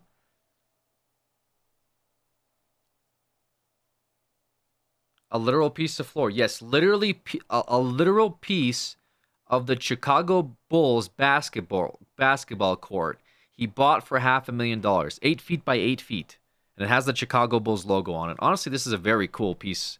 Like a very, very cool piece of history right here. But like he doesn't want to pay it. I'm very confused. So basically he wants to not pay right now. And it's just weird. Hopefully there were no posts about like record sales and look how expensive this thing is, that sort of thing. Which wouldn't surprise me if there were. I really hate when auction platforms or accounts make posts and just assume that something sold for some ridiculous amount of money without it even being confirmed paid for. But here we go. We got the Paul Let's Go breakdown of the case. Oh my god. There's another court. You're not following Paul on the X. You probably should be. It says, and as this fun, the hobby morning continues, we have one more fun lawsuit to talk about. It's Logan Paul versus Heritage Auctions. Let's live read this bad boy. So we got the case information here. We're going to read through his summary of what's going on. I suggest you tune into what he's doing if you want to notice some of the higher end shenanigans that are going on. Whether it's Pokemon, sports, whatever. So as the complaint begins, this case has to do with the Heritage allegedly threatening Logan Paul to pay over $500,000. How much is it? $500,000 for an item of disputed authenticity, and that item is a section of the Bulls court from 1994 to 2005. Odd Kane, welcome back. Good to see you. Logan Paul allegedly discovered serious issues with the accuracy. Thank you for that resub, Odd Kane. The item as described on Heritage Auction's website. After he won the auction, he asked Heritage to assist him with evaluating the authenticity of the item prior to paying the massive price tag. I don't think that's how it works. Is it? Can you do that? Probably not.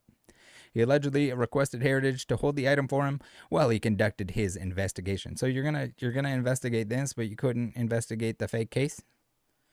You couldn't investigate the liquid marketplace that I fed you all the information on and you should have known was a scam? However, Heritage allegedly failed to provide any of the requested docs, confirmed some of the glaring issues with the item's authenticity, and wouldn't give Paul more time. So they're basically saying, hey, if you don't pay for this thing, you're not getting it.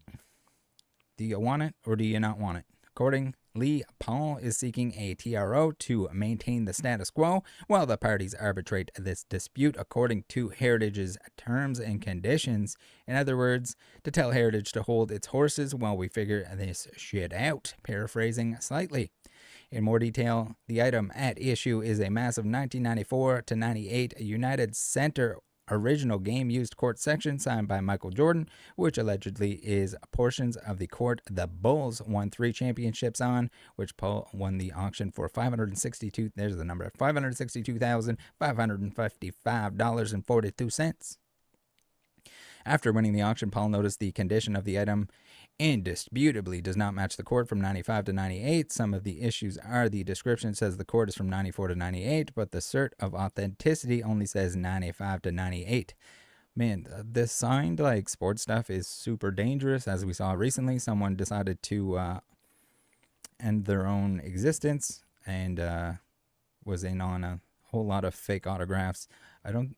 I'm not. We didn't see anything about him That's faking. so weird how like to buy more time they both signed a TRO, temporary restraining order.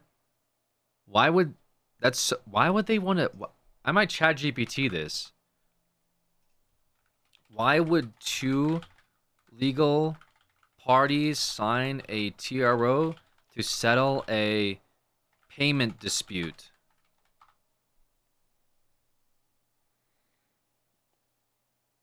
Preserving the status quo. A TRO can freeze certain actions like transferring money, canceling a contract, or seizing assets, so neither side can escalate the situation while negotiations or litigation continue. Really? Court oversight enforceability. A TRO can be turned into a stipulated order, mutually agreed, that's enforceable by the court. This makes sure that the promises to pay or to not do certain things aren't just handshake deals, but legally binding and buying more time. Oh, I didn't know that that's like a thing. I've never heard of this. Like a mutual TRO. Okay. So it's like a hey, like I'm trying to figure this out. I'm not trying to fuck you over, but like it's a lot of money and the court should be involved. So instead of this being like sus, let's both agree on a court like oversaw TRO so we can freeze transactions, free like you can't trade the property until we set like figure this out basically. Interesting. Yeah, I've never heard of this before. This happens all the time in college with dealing with athletes' eligibility. Interesting. Okay. Giant Michael Jordan autographs, but you never know. The photo match claims to match the court for the 2001-06 seasons, but there appears to be no photo matches for 1998 to 2001. The cert of authenticity says the item was certified to Upper Deck as being used during 95 to 98, but there's no copy of that certification given to Upper Deck. The NBA requires replacement/resurface repaint of courts every 10 years, and this one allegedly doesn't have signs of that. The item allegedly has a different Bulls logo paint than contained in a 2001 to 05 photos. And there's like 3 other reasons as well, but you get the points. So complaint continues with all these alleged issues. His attorneys contacted Heritage and said, we're currently looking into this, and if the court is good, Paul would be thrilled to move forward with the transaction, including making payment. Heritage's response was allegedly unsatisfactory to Paul, as Heritage allegedly refused to give Logan an opportunity to investigate these authenticity issues in advance of payment, apparently because the consignor is unhappy with the sale price. Yeah, I don't know. Everyone else has terms that they got to pay within a certain period of time. Now, if it is not authentic, that's a whole different story. And maybe that's a reason to take legal action. But, like, I don't know. I don't know what's going on here. Apparently, the TRO hearing for this starts in, looks maybe 10 minutes. That's what Paul requested, but maybe the courts, like, will do this on at 10/9. So, yeah, we may get an update on this today. Oh, my goodness. So, again, is this like... This is just the dumbest stuff, just the dumbest waste of money. And for what? Quick update in Logan Paul v. Heritage Auctions. Yesterday, the parties agreed to a temporary restraining order, meaning Heritage won't return or sell the item, the alleged Bulls game used court section signed by Michael Jordan, or cancel the sale to Paul. So, questionable item, and was it purchased on a whim? Probably not something that you should purchase on a whim, regardless of how many Boneronos you have. But we'll have to keep an eye on it. God knows. Like, it seems like everything Logan touches is like scam related. And from what I've seen, his involvement usually exists in said ordeals. So we'll have to stay tuned and find out what comes of this. Did he actually get scammed this time? Take care, guys. See you next time. Bye. Okay, interesting.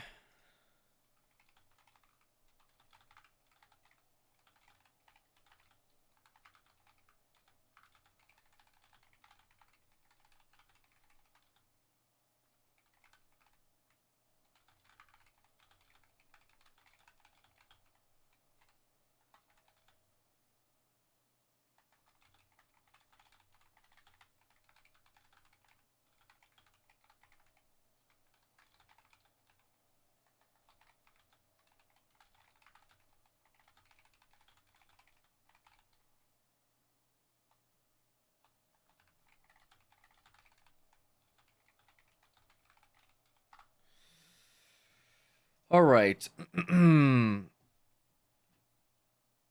Interesting video. That was a very, very interesting video overall. Feel like I learned a lot.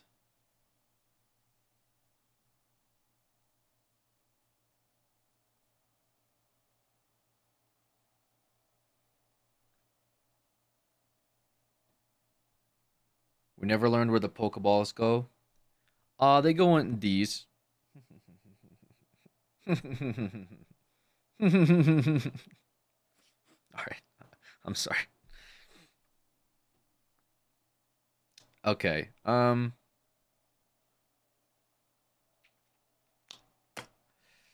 Well.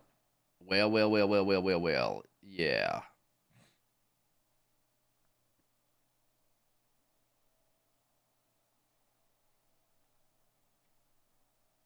Wow, I got a fish. Congrats. Another run of Pokemon Black? Yeah, we're definitely gonna do another run of Pokemon Black. I'm just trying to think because I'm a tiny bit hungry. I ate at about 6 hours ago. I've, but I just started stream up. And this is gonna be a very long marathon, guys. First day of the Pokeathon today, right? Definitely no 40-hour VOD that's up. Did you get Chipotle? I'm thinking about some Chipotle. But the thing is, I don't want a DoorDash Chipotle.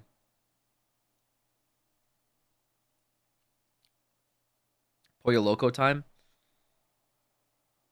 So I might go to Chipotle. The stream crashed earlier. It did.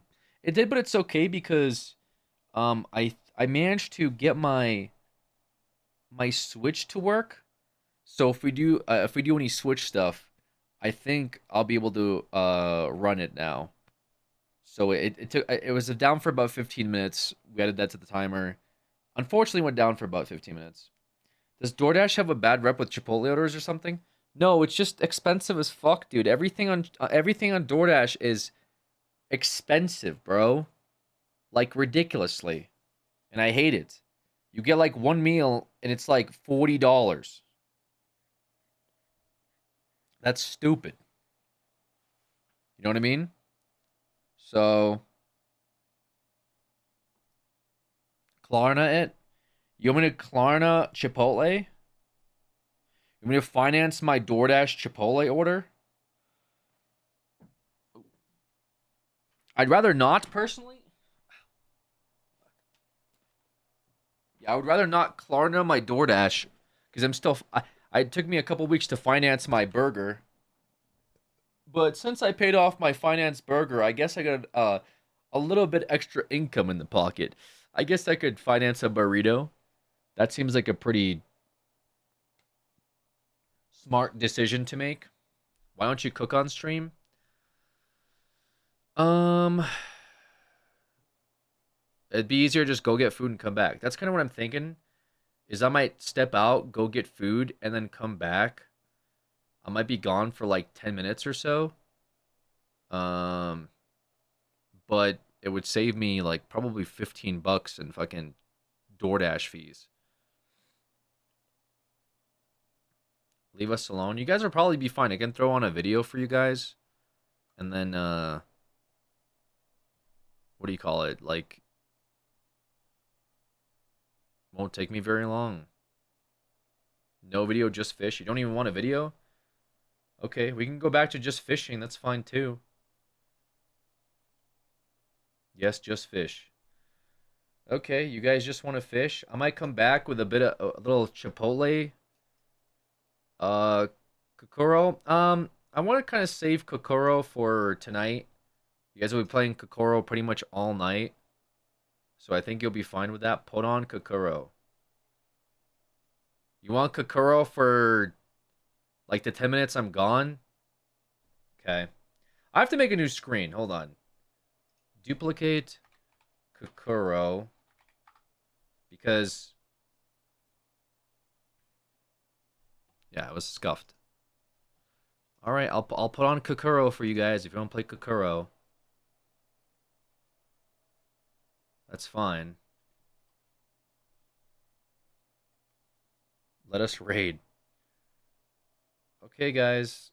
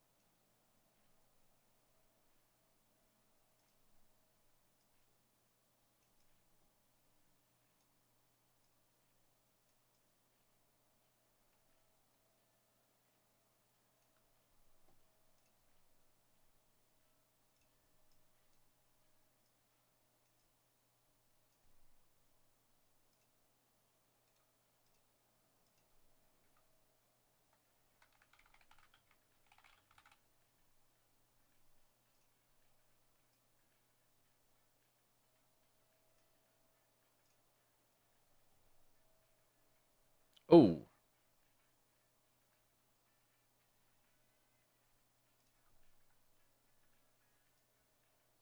okay, you guys can raid.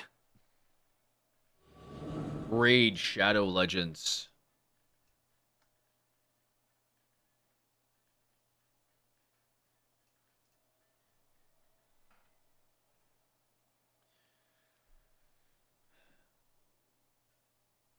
Does this still work correct?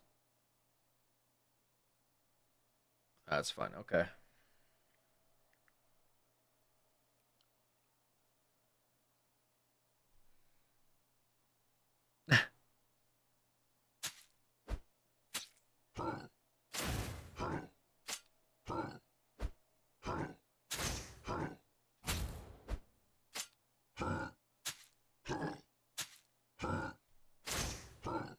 All right. I guess you guys raid and you fish. You guys really like this raiding thing. You guys were raiding like all night. That's all I heard when I woke up this morning. Was I'm like, what the hell is going on? I look over and you guys are just like, there's like 7 of you just beating the shit out of like some skeleton. It's like, what is going on? What? You guys only spammed raiding. You guys stopped playing other games and just started to raid. It's pretty funny.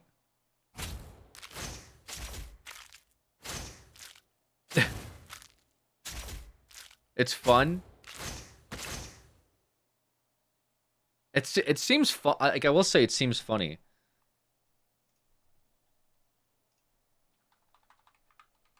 See, is there some like 8-bit battle music I can put on for you?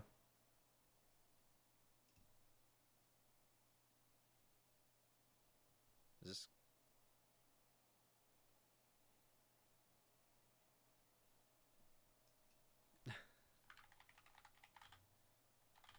Okay, maybe not this hard.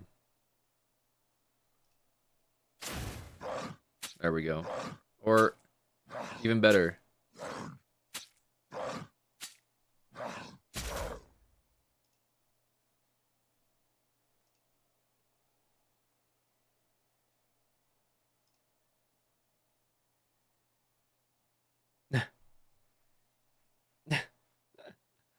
Okay.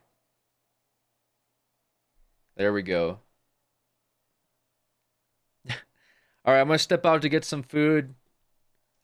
Should be back in like 15 minutes most. I just don't wanna. I don't wanna order food. I don't wanna. I've already been bad with ordering food, so I kind of just wanna grab some food. Be right back. We'll eat, and then we'll get into Pokemon Black, Nuzlocke. All right, BRB.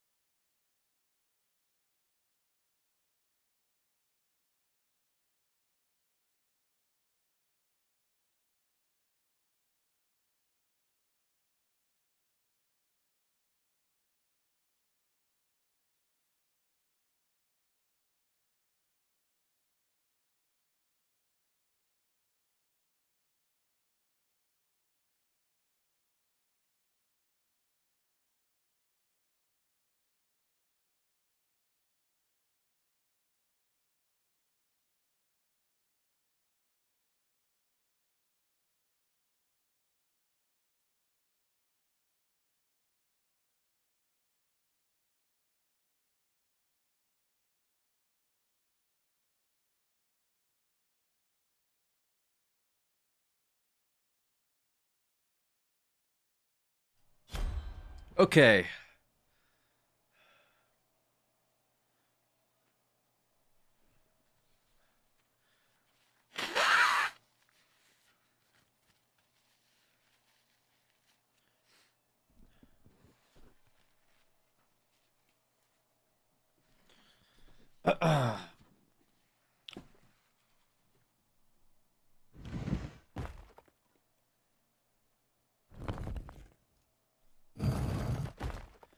Oh my god.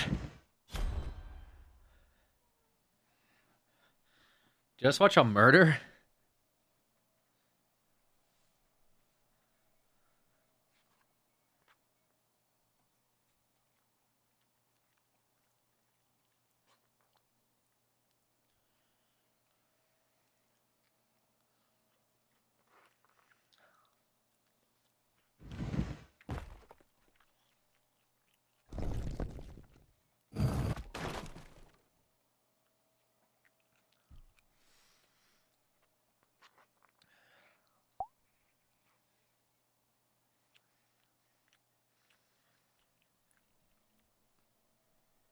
That's funny. All right.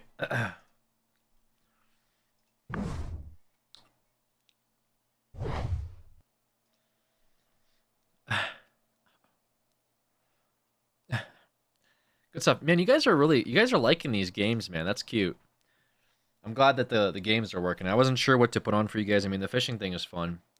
Watching you guys fish and stuff like that, but I know there's like a bit of a delay, so that game is kind of those games are neat to play in the downtime. And we'll have that going. We'll see, because I'm probably gonna sleep again today. Obviously, sleep every day, but I mean I'll probably sleep again for the stream. What is it? 12 hours from now.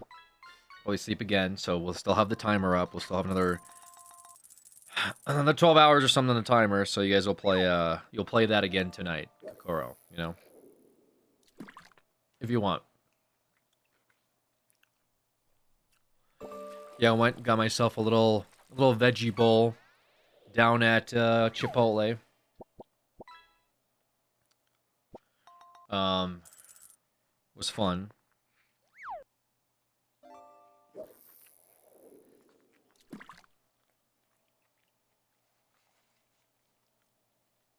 You should play a Pokemon game today.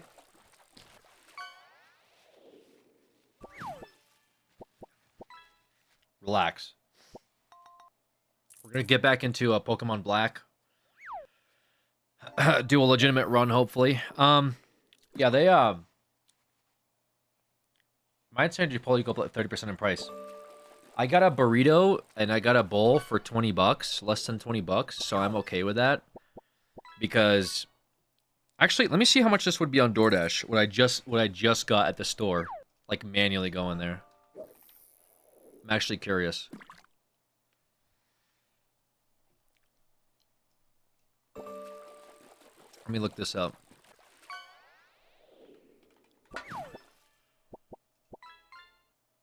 All right. Let's see. Burrito bowl. Veggie. White rice, white bean. Okay,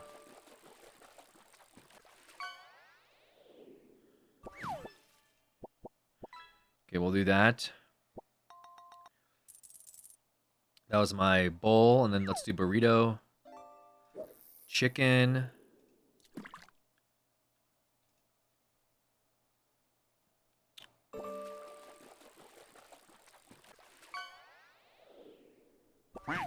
Oh, where's the toppings? Corn, chili. All right. So if I'm going to order what I just got for about $20 on DoorDash, yeah, it would be 30.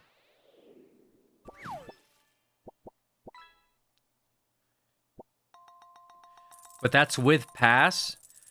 So without pass, it would be $35. It would be $36 without DoorDash pass. This would be close to $40. 36 bucks without pass. For what I got. Which I got for $19.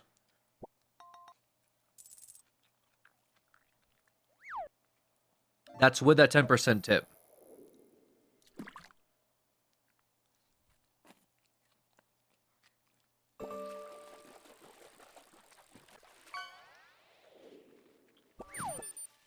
$19 for a bowl. For a bowl and burrito.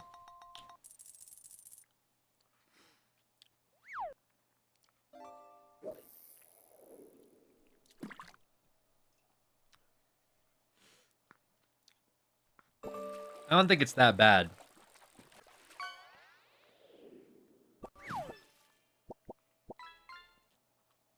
But nice, you got lunch and dinner? Exactly. I got a lunch, and then I'll have the burrito for dinner. I think that's fine, no? So that gelato was like 12 bucks each by now? 12 bucks by now each? 12 bucks each? Well, so my point is, going there was like 9 bucks each. If I got it on DoorDash, without a pass, it would be like $36 with DoorDash. So they add 16 bucks on top.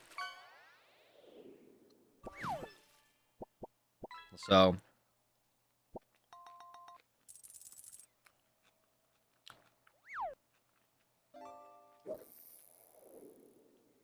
I did have to deal with the workers who were like confused.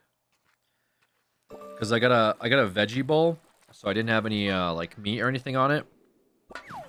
And for some reason that caused like a huge disruption in the line. Like the guy made me because there was a 3-minute wait on veggies, he made the bowl first, but then they had to wait in the veggies. And so I was like, okay, can you make the chicken burrito? So he started making the burrito, but then they started moving me along, and I was still waiting for my bowl.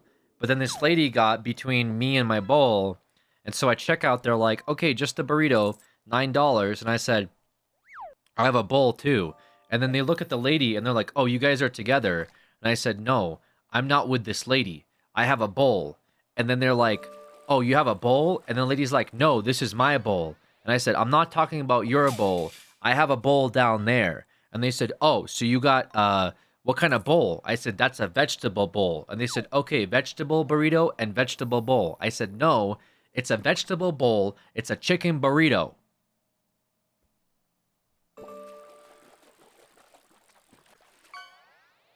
Jesus Christ, dude. And the worst part is the guy that like was waiting on the bowl just didn't say anything. He wasn't like, "Hey everybody, FYI, we're waiting on vegetables for." He just like sat back and let me fucking explain to everybody what the situation with my bowl was.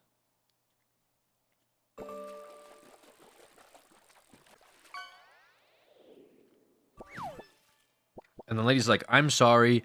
I didn't know what was going on." I said, "It's not your fault. I don't know what's going on either. Just waiting my fucking bowl."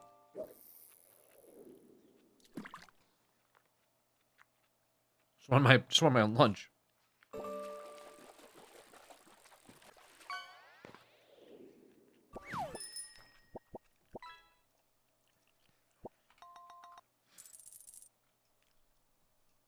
Anyway, it's good, and it was worth it. It was worth it. As I said yesterday, I really want to get Chipotle tomorrow. This hits the spot for sure.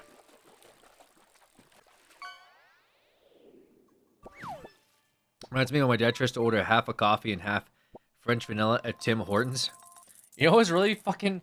Yesterday, I got coffee at my coffee shop. I have a local coffee shop. I do my run, and after I do my run, I stop at the coffee shop. Really gets my day going. There must have been a new worker there or something, and I'm like, hi. And usually I make my coffee at home, so I don't really get coffee that much, but, like, well, there. But I'm like, hi, I look at their menu, and I'm like, okay, can I get an iced coffee? It's literally on their menu, okay? An iced coffee at a coffee shop. I know, really crazy stuff. But he goes, just the coffee? I said, yes, just the iced coffee. And I point to the fucking thing that said iced coffee in a coffee shop. And she's like, oh, not like not with not a latte? I said, no, just iced coffee. She said, what size? I said, medium. She's like, I'm having a hard time, like, finding it. And I'm like, you having a hard time finding it? She's like, on my menu, I guess I'll just put this. And she starts, like, cooking stuff. And I'm like, it's literally on the menu. You have, like, 4 options. You have, like, iced latte, iced coffee, cold brew, and, like, something else. And then she was, like, confused on, like, what I was ordering. But I'm like, it's not like I'm going to Wendy's and ordering a pizza. I went to a coffee shop and I ordered an iced coffee, and it was like confusion. And there was like only 2 people there. This is like 6 in the morning. They open very early. Probably didn't know iced cold coffee is cold brew. No. There was iced coffee, and then there's also cold brew. They're 2 different things, okay? I just wanted a regular iced coffee, and on their menu, it says iced coffee. And I looked at the menu and said, I want that on the menu that says iced coffee. What? What does this guy want at a coffee shop? It's not like they have breakfast, lunch, and dinner. It's not like it's like, oh, Panera Bread where they have coffee, soup, freaking macadamia nuts. It's like a coffee shop. They have like 3 things.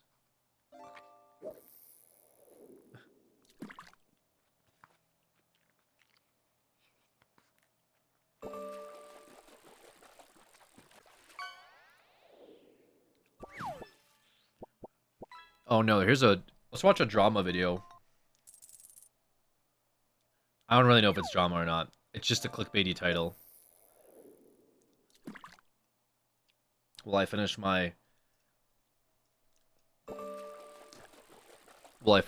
bowl here? It's called This is a hot video title. It's called Scorching Hot Takes on Pokemon Content Creators. Plain white rice or coffee? Okay, well, guys, it's okay for me to not want fucking 300,000 things on my food. Like, I don't know why it's a big deal. Like, oh, this guy likes plain coffee, he likes plain rice. He doesn't like fucking mustard, ketchup, relish, diced onions, fucking soy sauce, fucking Tabasco, cheese, guacamole, fucking sprinkles, hot fudge. Like, dude, yeah, sometimes I just want a cup of vanilla ice cream, okay? Sometimes for dinner, I have a water.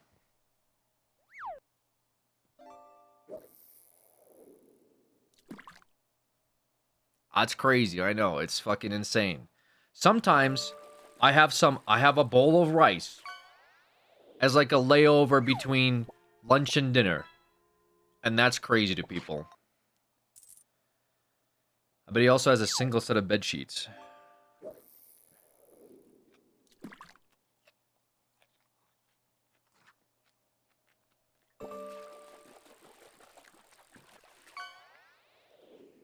Sure. Yes. If I did, so what? If I did, so what?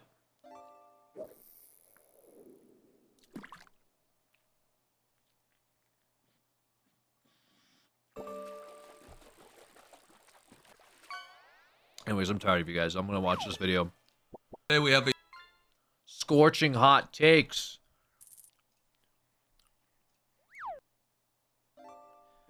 About content creators.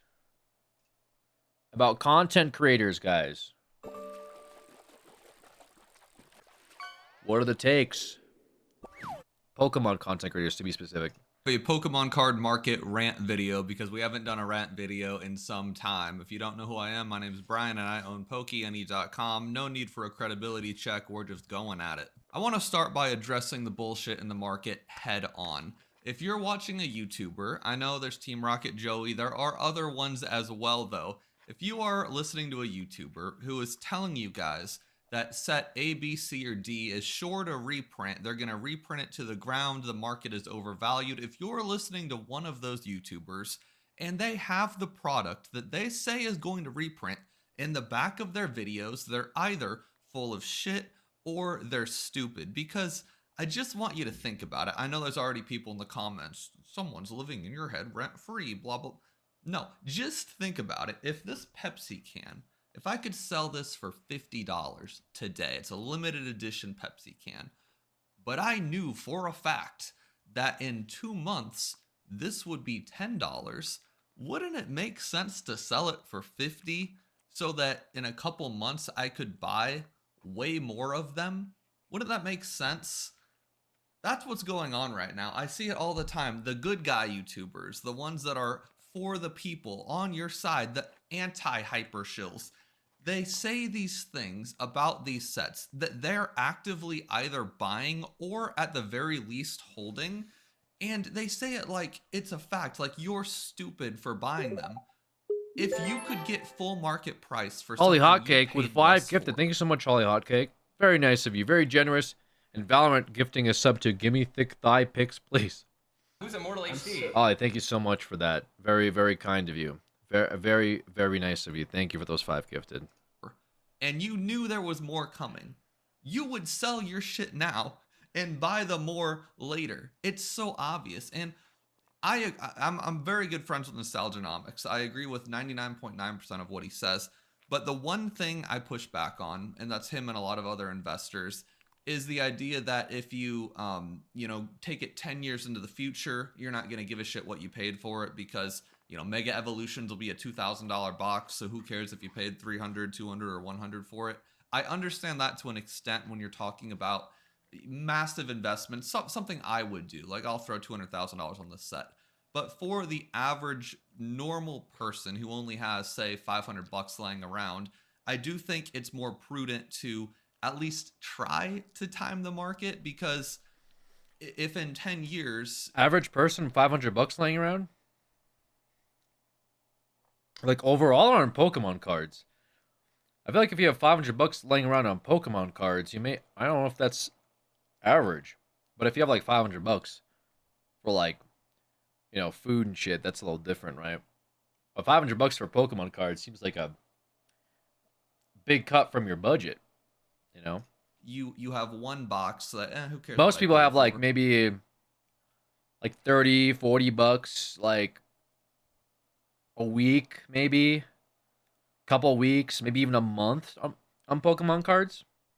A month would be kind of pushing it, but 30-40 every 2 weeks on Pokemon cards, I feel like maybe they put away. But I think I have more money in Pokemon cards than my bank account.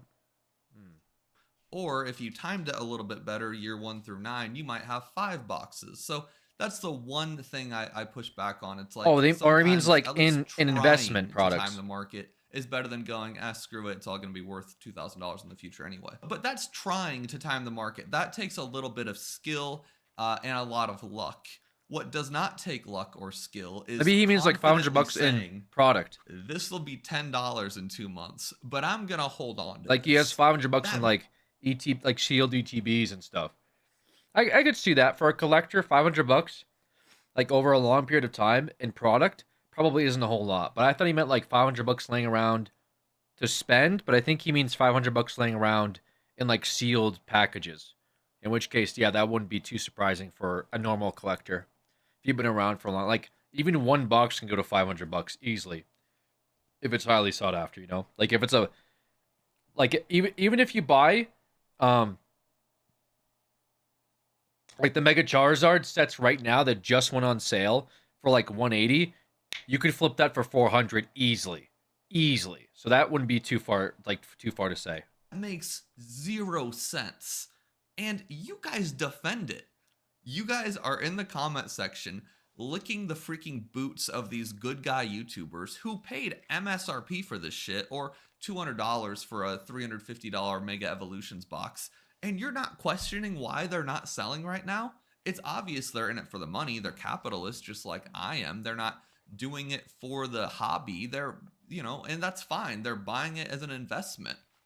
Sell your investment now and buy the reprint then if you truly think it's going to come back. It's asinine. It's so stupid. One qualm I really have with Team Rocket Joey in particular is every time he's wrong or it's so obvious that he made the wrong play, he just pulls the Slim Shady card and goes, oh, I was playing a character. I'm Team Rocket. Team Rocket's the bad guy. Well, Team Rocket can't be the bad guy when you either shill or unshill a product. That has to be consistent. You can't just play a character. There's some guy that play. This is like I'm Team Rocket. What is the Pokemon scene, bro?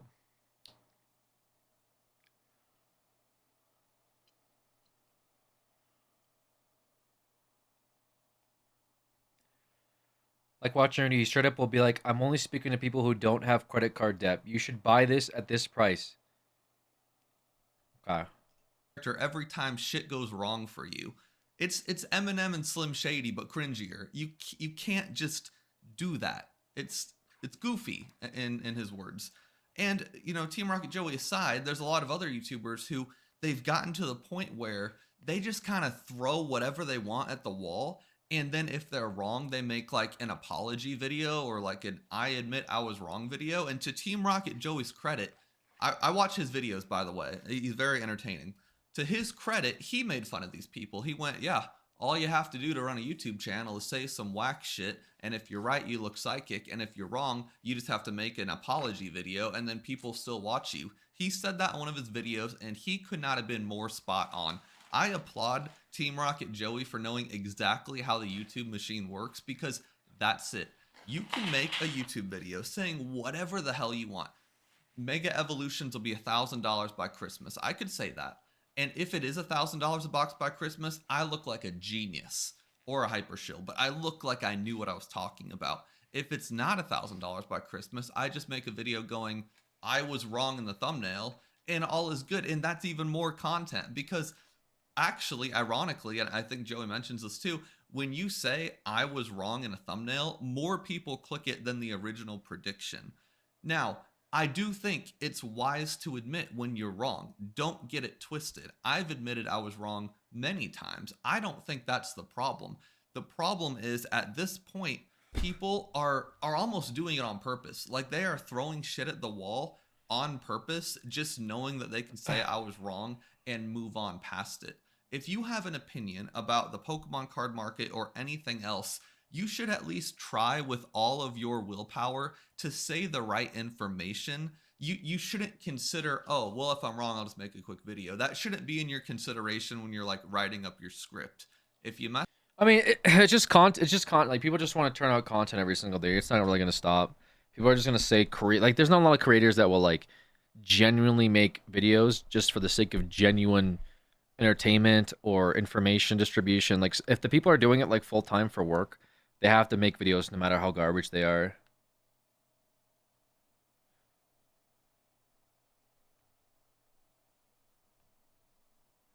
That's not really going to change. I mean, if I'm expected like as a Pokemon content creator that is like part of this niche investment group of product, like people are going to tune into me every day. I have to make videos every day. It's the same with sports. People tune into sports channels. They tune into betting channels. They need to hear the prediction so they know what to predict. When I was doing Blast TV coverage for like 20 days straight for Counter-Strike, it was like that every day. Yo, Alex, what are the bets? I haven't been watching the games. Who's playing? Who do you have your bet on? Who do you have your pick'ems on? Who do you think's gonna win? Every day it was that, and every day I had to be like, I think this team. We've been watching this team. So if I'm like that in the Pokemon space, I'm probably expected to just like make videos about the latest and greatest things and everything that I think's an investment, whether it's good and or bad. And that's just what's expected of me. And yeah, if you make a video 2 months later, be like, sorry, I was wrong. People already moved on at that point because they either lost money or they made money. Like no one really gives a fuck. So yeah, like there's not really that's not really anything that's gonna change with that, right? Mess up, admit it, but don't go into it going, it's fine. Because that's the new model. That's what these people on YouTube do now. Last pick'ems, yeah, they were crazy. They just say whatever they want, and maybe they don't know. Maybe they have no idea. Maybe they're completely oblivious to it. But the people watching them actually listen to what these people say, and they make decisions based on that. And chances are the normals watching these YouTuber stars probably aren't nearly as financially well off as the YouTubers. And one mistake, one decision involving a case of booster boxes can actually make a pretty significant dent or otherwise into their finances. Like, it's ridiculous. Yeah, but that's on them, bro. If your gamble is that I'm going to listen to a Pokemon investment YouTuber tell me what to do with my money, all the way to the point where it's gonna hurt me financially if it doesn't work out, that's not on them, bro. That is on you, okay? That is 100% on you. You're spending more money than you can afford to invest and gamble away, then don't do it, you know? That like you might as well just go to a casino and bet on black or red. Now there are better investments than others. Like there are sure good investments, right? Like for example, if you buy the new Pokemon ETBs that are out right now, that's a good investment. You can probably flip it pretty quick. There's a lot of people on eBay that are trying to buy them right now, so you could definitely make your money back and then some, right? But if your gamble is to hold it and make like 5x, 6x, now you're like gambling a little bit and you may lose out overall. And Pokemon Center might, let's say they print 5 million more boxes tomorrow, all of a sudden the price goes down. Yeah, now you're kind of screwed. Now that thing that you're holding on to isn't a hot commodity. Best you could do is make your money back, right? It's still a decent investment. I'm not going to lie to you. Like, you're still not going to lose money, really. But, like, if you're, like, holding out on buying stuff or you're listening to a YouTuber who's telling you to buy this thing for 500 and then you lose all your money, I mean, that's on you. Like, I don't know what else to say. It's not on them. Confidently said Mega Evolution would be $500 a booster box by Christmas. I've learned that we have a ton of impact on the market. This is new information to me, by the way. I didn't know I had that much of an impact. But if I said that confidently, there would be people that would either buy more or hold on to what they have. If I said confidently, guys, my distributors got Wave 2 and Wave 3 and Wave 4 coming, Mega Evolutions is going to drop down to MSRP. If I said that, ooh, Brian looks like the good guy. Brian's telling me to wait. Brian's saying MSRP is coming and don't spend all your money. Brian's trying to save me money. I will say I got a little bit clickbaited by this video because it's called Pokemon content creators. But what I'm starting to realize about this scene and about Pokemon content creation is that Pokemon content creators is now synonymous with Pokemon TCG investors, which are people that make videos exclusively talking about the prices, the drops, and the raises in cards in previous sets and sets that are coming out. And, like, that's not something that, you know, I'm making Pokemon content. I don't really want to be associated with that. But it seems like it's, again, becoming synonymous with the word Pokemon content creators, which is people that are telling you what to buy and what to sell. It's an unfortunate part of the hobby that I've become to realize, because I'm subscribed to a few different channels. Like, I'm not subscribed to this guy, but, like, what I'm seeing is I'm watching this guy called Jay something and Kira. Those are two people that I've been watching because they show up on my feed, and I'll be like, oh, what are they talking about? And Rattle, because Rattle does, like, those interesting scams and stuff to watch out for, so I get some education off of that. But, like, a lot of recommendations for stuff that I see. Oh, also, I like Mystic Rips. He's cool. I like his travel stuff. Deep Pocket Monster, I watched a live stream for him, too. He was neat to watch. He seems entertaining. But there's a lot of content creators like around Pokemon right now that are all about like investment and price watch this set and oh buy all the promo cards, get them graded, big flips, and the Pokemon Reddit investment Reddit, and there's just like so many things that are like exclusively about just making money off of Pokemon that it's just kind of it's a bit of a turnoff. I'm not gonna lie to you in terms of like getting into the hobby. Like that's not really why I've been enjoying watching videos and opening cards and stuff myself. I just like to collect the cards. It's fun for me. I like looking at the cool art. It's interesting to see what sets have come out, like what type of, you got some favorite Pokemon, like what kind of artwork they had, stuff overseas that are interesting, like all that, but and people say like, well, there's like two arguments. One is like, yeah, like nothing is a hobby, it's just got to be profitable. I do feel like people argue for profit because they're like, well, I mean, if you made money, let's say you made money, then you could buy stuff that you want with the money that you made. And it's like I get that. Like for example, if I wanted to, I could buy the new Mega Charizard set and then flip it for $400 to some poor kid. Probably a fucking finance bro. Let's be honest. But then I could take that money and buy like cards I want with it. Sure. But at the same time, I could go freelance and like go cut someone's grass or something and make a couple bucks and do the same thing. You know what I'm saying? The difference is like you're making the hobby worse by trying to scalp people. Like arguably. You know what I mean? But I don't even blame people for doing that because like what else do you do? You're almost like forced to scalp because like card shops are buying from scalpers. You can't get any cards unless you go to Facebook Marketplace and pay John or Steve $20 above MSRP for them to give you a thing that's been sitting in their closet for 2 weeks.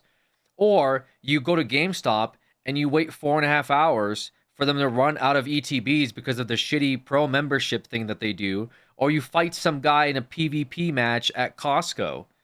So then what? Or you sit in Poké Center, which crashes every 2.5 fucking minutes, and hope to God that you can buy yourself and your a thing off of Poké Center, and your card like works at checkout. Like, it's a free for all right now, And so like, what are your options? Like, yeah, I don't really blame people for I'm gonna buy an ETB for myself, and then I'm gonna sell an ETB for markup and then buy stuff I want with it. I don't blame people for it. Would I want to do that? No, I don't want to do that. I'm probably not going to do that. I don't really see myself doing that. If I buy any boxes or packs, it's probably going to be for me or to collect exclusively. But I don't blame anyone for doing that. You just kind of are forced into this situation, unfortunately, as a result of market trends. And you have a lot of bad actors that are people that are trying to like, the people that are buying pallets, fuck those people. Where they go to Costco and they take an entire pallet of cards. But like everyone's in this like very weird situation, and people are trying to make money off of it. People are just trying to stay afloat. People are just trying to collect cards.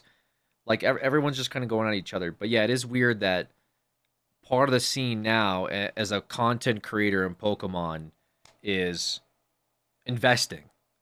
And again, to my earlier point of someone's argument of, well, if you're in a hobby, a hobby is kind of like an investment. Or collecting. Like when you collect, I don't know, authentically signed sports cards, you're investing, right? And like in a way that's true. I think that Pokemon's a little different because one, it's a TCG, so it's not just exclusively collecting cards, even though it's what kind of people do. But there's cards that people play with too. But also, I forgot I kind of drifted off a little bit. I forgot my secondary point to that. In that, yeah, as a hobby, when I go fishing, I'm not like, oh, if I catch a big trout, I can sell it at my local pier for $20, and then I can make my money back on the tackle. No, when I go fishing, I buy the license $150. I buy a rod, reel, and tackle for $150. I'm gonna spend money on gas. I'm gonna go fishing. It's gonna cost me like $400 for like at least one trip, like overall, right? after that, it's not gonna be as expensive. You just pay for gas, whatever. But like to start out, it'd be around like $400, unless I get like secondhand stuff. But anyway, the point is, like, the investment is the hobby, and you go fishing for fun. You don't go fishing to make profit. So the argument of like, well, Pokemon's a hobby, but you know, you're a collector, and so you're gonna make profit off of the cards you sell, and you can buy the cards you want. I mean, that's already a bad way to now. You become like less of a collector and more of like an investor at that point. Like, really, let's be honest. You know, like yes, you can still collect stuff, but if your secondary goal is to make money off of it, you're now either becoming a vendor, an investor, or you're doing like yeah, somebody said a side hustle of flipping. Right? It's the same thing as going to a yard sale, buying some Labubus, and trying to sell them for like $20 on Facebook Marketplace. It's really no different than that. If your goal isn't to just collect, open the cards, have fun collecting, and then at most you trade, because I think trading is fine. Like I give you a $100 Charizard, you give me a $100 whatever. Like I think that's fine. But the second you're like, my goal is to open up packs to get like a rare card that I can sell, you know. But then again, if I open up a Surging Sparks pack and I get a Gemstone Pikachu and it's a PSA 10 and I can sell it for $700, would I consider doing that? And even in my head, I could see that being reasonable. But at the same time, if my concern is to make money, this is probably not really my hobby then. This becomes my investment, maybe my side gig. Because to me, $700 Pikachu card, if I don't like it, I could get like some Lugia card. I could get a Rayquaza card. I could get like a bunch of cards maybe that I want. So if I go to a card show, maybe I can sell it. But then I can use the money at a card show to buy cards I want because I'm at a card show. But if you're like, you know, I open up a card pack and I go to Facebook Marketplace and I immediately post it, that's not really, that to me is not really a hobby, right?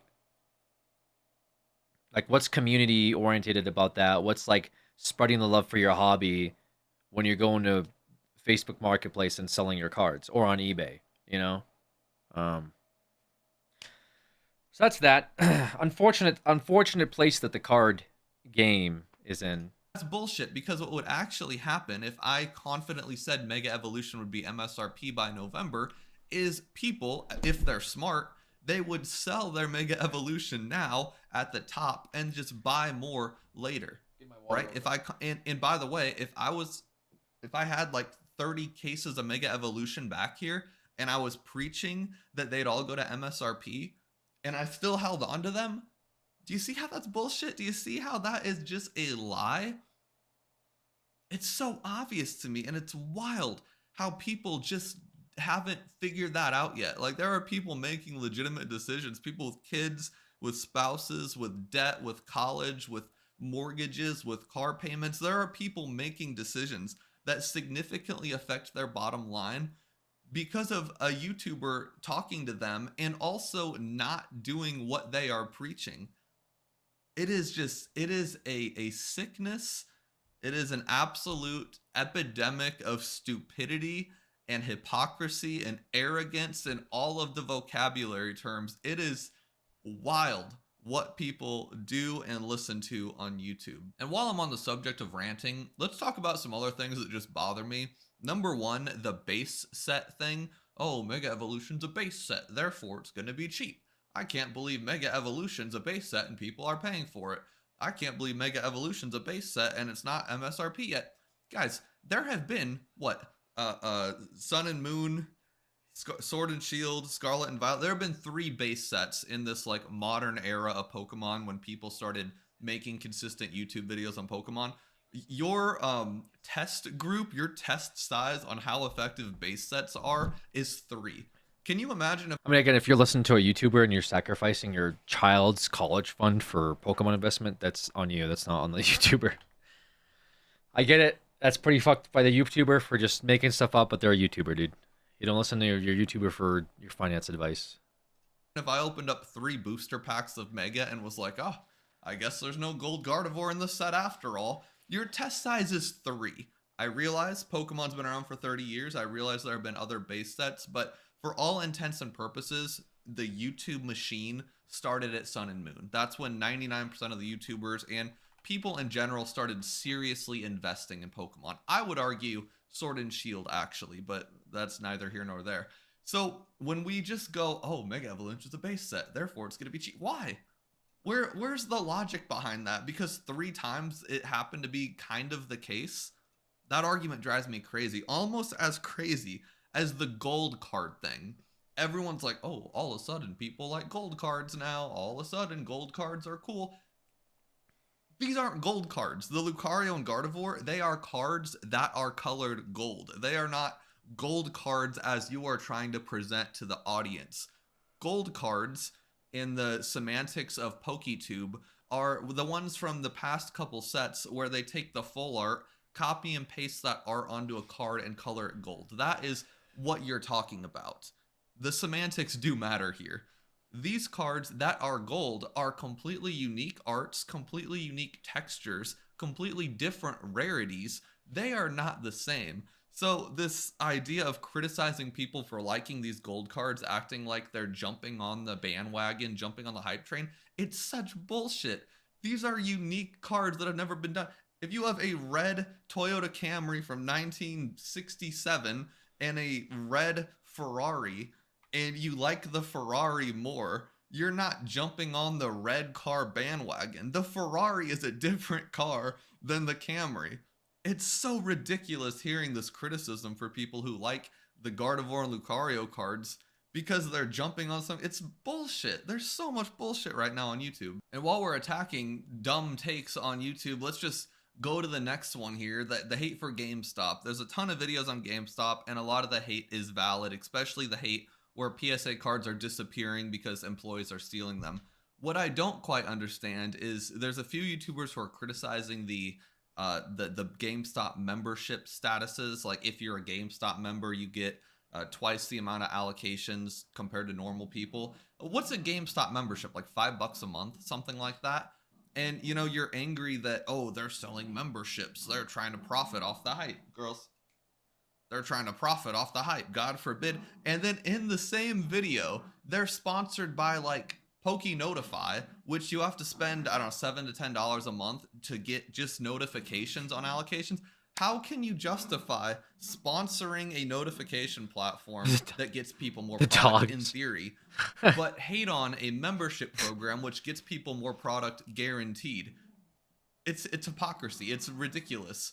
And by the way, that's true with everything. Sam's Club has a membership service. Costco has a membership service.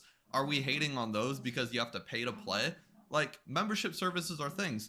There's probably YouTubers who criticize GameStop who have YouTube channel memberships, who have paid Discords, who have some kind of paid subscription or sponsor a paid subscription other than POKÉ-Notify. We have to stay consistent. It's ridiculous to criticize a certain, thing, but then profit on another one. If you think memberships are bullshit, go full send. Hate on Costco, hate on Sam's Club, hate on POKÉ-Notify, then hate on GameStop too. You have to pick one. And going along with the GameStop hate and everywhere else selling Mega Evolution at MSRP, what you have to understand is stores as large as GameStop with 4,000 retail locations across the states, girls, they're not looking at a Pepsi can by the individual can. They're looking at the Pepsi can as a product. They're looking at cases of Pepsi cans. They're looking at pallets of Pepsi cans. They're looking at truckloads of Pepsi cans. So when you're getting, I'll get to the point here, when you're used to getting 5 trucks of Pepsi cans and making X amount of dollars per truck, say $10,000 per truck, you're used to, whenever there's a new Pepsi SKU, you're used to making $50,000 per new item, right? You're not calculating it by the can. You're calculating it by the gross revenue of that particular SKU. So now when company A, B, or C isn't delivering 5 truckloads of a SKU, they're delivering 1 truckload of a SKU. They're looking at that and not going, oh, we're going to make more money per can now. No. They're going to look at that and go, okay, we're getting 1/5 of the revenue on this product. We need to upcharge what we're getting. They're looking at it by the SKU, not by the individual product. They're getting 1/5 of what they used to get. So to mathematically become even, they would need to charge 5 times what they normally charge. They would need to charge $600 for a booster box. Now, obviously, that's not realistic, so they charge 200 or whatever it is. But these companies aren't like your little rip and ships, your little online stores, your little working in the basement like me. They are gigantic corporations who are not selling individual products. They are selling SKUs. They are selling truckloads. They are selling pallet loads. So that's why they're charging more, because they're netting way less. Like, trust me, people in my position do not like the market the way it is, because yeah, we make so much money on booster boxes, but we're getting 1/10 of the amount that we should. There are tons of people. Nostalgianomics, one of his suppliers we share, he's brand new. He's getting like one case of every new set, if that. I think when he started, it was like Stellar Crown, maybe a little before that, but he got half a case of that set. Pretty good. So even if he charged $1,000 per box, he only makes $6,000 or $3,000 in the half a case example. Don't you think he'd rather just get the normal allocation of 20 cases and make X amount of money on them, where you're netting more in the end and making more customers happy and staying at or under MSRP, making the internet happy, the court of public opinion happy? Don't you think he would prefer that compared to having to upcharge something just to make still 1/10 of the money? That's why companies do it, because they're not getting enough from Pokemon. The most evil person in the room, or maybe not evil, but the person that needs to be blamed more than anything else, is the Pokemon card company themselves for not printing enough. And while we're talking about the Pokemon card company, can we address I'm hot right now. Can we address the absolute stupidity of this? Pokemon just needs to slow down. Pokemon needs to release less product. That is the most American thing I've ever heard in my life. USA. Us in America, I say that because most of my audience is from the United States. We have the tendency of thinking the whole world revolves around us as a country. America first. We are almost never at the top chart unless it's school shootings. We are always right in the middle of every imaginable chart out there, but we have this ego. That's not true. We got some other Olympics, dude. We fucking pop off in Olympics. Fast food chains, we pop off in that, bro. We got the most amount of guns. All right, we can win. Like at least one planetary sized battle royale. We got freaking NASCAR. We got freaking Louisiana, like food from Louisiana pops off. We got freaking Vegas, baby. Okay, let's talk about Vegas. You know what I'm saying? That was a good joke. That was a good roast. We're the number one thing out there. Let me get to my point here. So when our market is hot and when boxes are selling for double MSRP, we go, oh, well, Pokemon just needs to stop releasing so many sets. Do you know what our sets are based on? Our sets are based on Japanese sets. Nice. Pokemon is a Japanese company. So just because our market's completely fried, does that mean that we got to shut off Japan's printers too, or Korea's printers, or Hong Kong's printers, or the Spanish? What, like, there's like 20-ish languages of Pokemon cards. Just because us Americans want to shoot each other at Costco to get a product, we need to just shut down the whole operation? Pokemon has probably a 5. Well, I wouldn't say shut down, but they got to turn the printers on. The the market for the U.S. based market is bigger than everything he just labeled. Like, I get that, oh, Japan has cards. Cool. China has cards. Yeah, recently. So does some of the other European countries. Sweet. NA is the market behemoth. So, like, yes, I get his point of, like, well, USA isn't the center of everything. Like, yeah, okay, I agree with that. That is correct. Sure, we can have that as a candid take. But is the US market, like, the giant in the fish pond when it comes to the evaluation of cards globally? Yeah, absolutely. Yeah, no, you really do have to consider the US market when it comes to, like, this hobby specifically, if the goal is to make money. Which, let's face it, Pokemon TCG is a business. It is a company. They're there to make a profit. They're not just like in it for the casual hobby of their love for making cards. No, they want to make money. They understand, I think, supply and demand very well. But in reality, if your supply is not making it overseas and there's a high demand from your distributors, which isn't like Ron's card shop, the distributors we're talking about is Walmart, Target, Costco, Barnes and Nobles. You have these like billion-dollar global enterprise distributors who are saying, we need more. You're not going to sit there and be like, well, Walmart doesn't control Japan's economy. No. You're going to say, okay, Walmart, we will print more cards. Now, as far as like sets and stuff, because like if that's the case, Alex, couldn't they just print a bunch of vintage cards since everybody wants those? Yeah, but like that's where they're going to not, because when they print stuff, they have like certain slates, like they have certain, what's the word, like templates and sheets, and their factories have to print a certain amount of product. But if there's a high enough demand where these distributors are asking for more product to sell, chances are they're going to listen to distributors. And the distributors right now are on fire. If people every day are calling about Pokemon cards to Target, Costco, GameStop, all these other places, they're going to make their call over to Pokemon and say, we need more.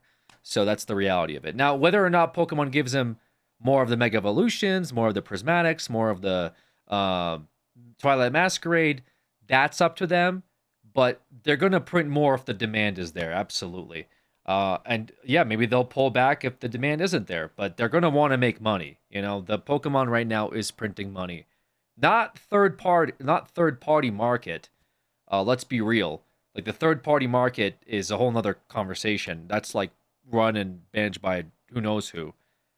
But as far as like them making money off of MSRP, Pokemon wants to make money. They're a business. I think you're not giving enough credit to the other countries. The US has a lot for sure, but Europe also saw record-breaking sales in 2021, and Japan sales tons of shit still. Sure. Either way, if the demand is there, the demand is there. Which country has the most Pokemon sale? I guess we'll just do that. Pokemon sales. Like, is there a sheet for it?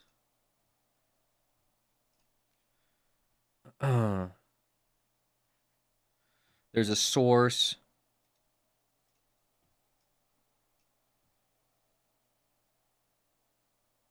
There's a Cerebi.net index. This was from 2018.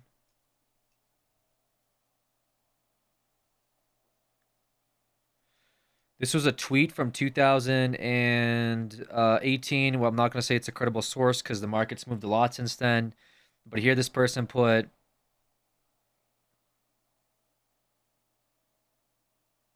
this is for Pokemon Let's Go Pikachu, Let's Go Eevee, though.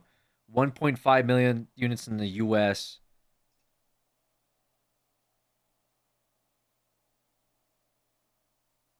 Wait, what's their latest report?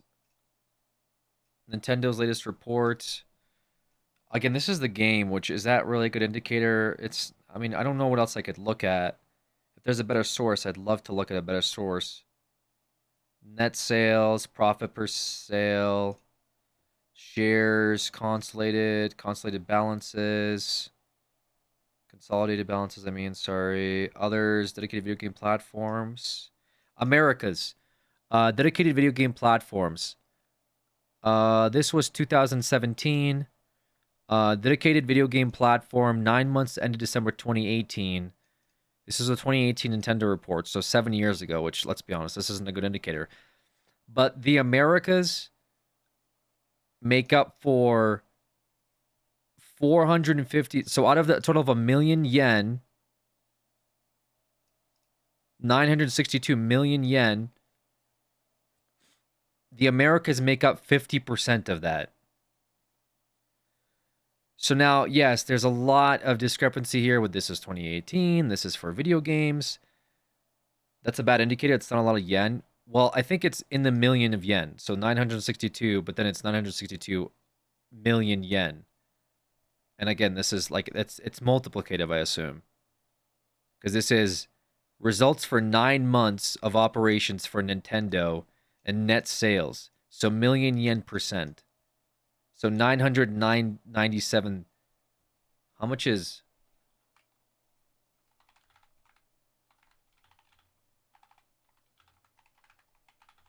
How much is that? Is this only 6 million? But this is like, this doesn't really make a whole lot of sense. Like what? It's got to be more than that. But what are they saying for this? This is 6 million yen, and this is for like 3DS, Switch. This doesn't sound right. This is Japan Nintendo. Is it times? Is it like? Is it meant to be like 6 like?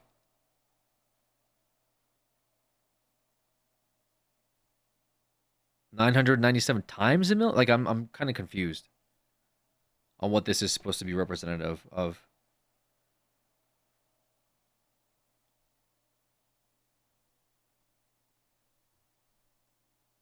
Okay, is there a more recent one? Nintendo global sales reports.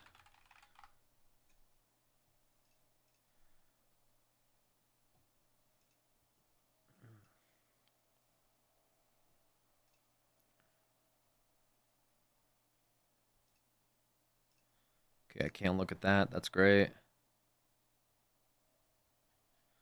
Report based on country.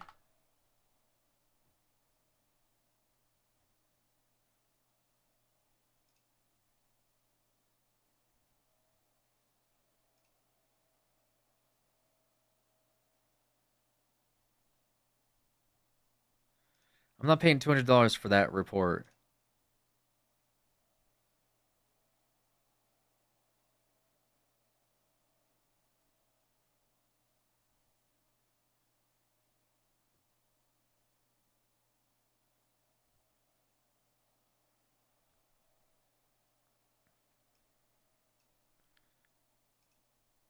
So this is what is this? Okay, we're gonna delete that, delete that.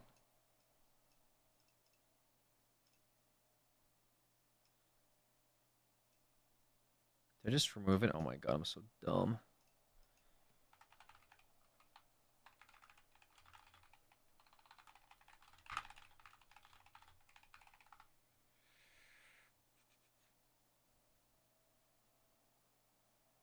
Dude, I just...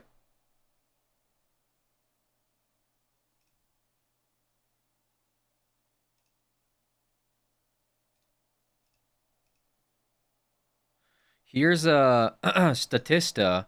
Net revenue of Nintendo worldwide fiscal year 2019 to 2025 by region. And then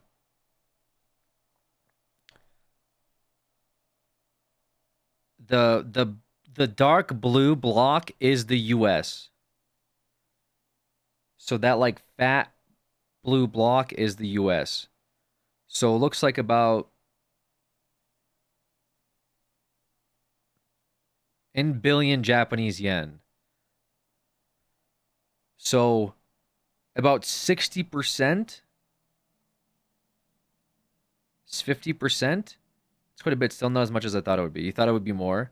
Well, so the blue is Japan. So it's twice the size of Japan. It's 6 times the size of America, excluding the US. It's 1/3 larger than Europe. So like the US is without a doubt their largest market. In terms of, and again, this is like really over extrapolating because like we're talking about like what are we talking about? Nintendo worldwide what? Like games. But like it's a good indicator of like people buying stuff on Nintendo, which is there are going to be a lot of Pokemon fans that are going to be buying Nintendo stuff, right? Unless you want to argue like no, people in the US care about Mario, they don't care about Nintendo. It's hard for me to find Pokemon stats. But I imagine that if the US is that big of a market, it's definitely a priority for them to care about the US market. You know what I'm saying? And again, the US, we're talking about like not just the US market of going to your local game store and buying product. We're talking about the distributors. Like Walmart, right? Like Target, those are global level distributors. So in terms of like who you're going to appease, number one, do you appease your arguably biggest target demographic, which is the US market? And number two, are you also going to appease your distributors? Which, let's face it, like Walmart is definitely a distributor that you want to have a very good relationship with if you're a giant mega corporate corpo that, you know, prints and sells products.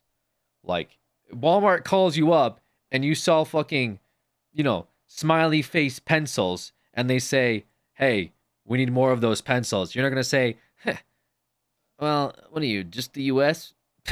No, you're going to say, "Yes, Mr. Walmart, let's see if we can get you more pencils." Like I'm trying to be I'm not shilling for Walmart, by the way. I don't really like Walmart that much. I don't care about Walmart. My point though is if you're a corporation that deals with billions of yen every year, you're going to get that call from Walmart and you're going to take it and you're going to likely do what Walmart's asking you to do.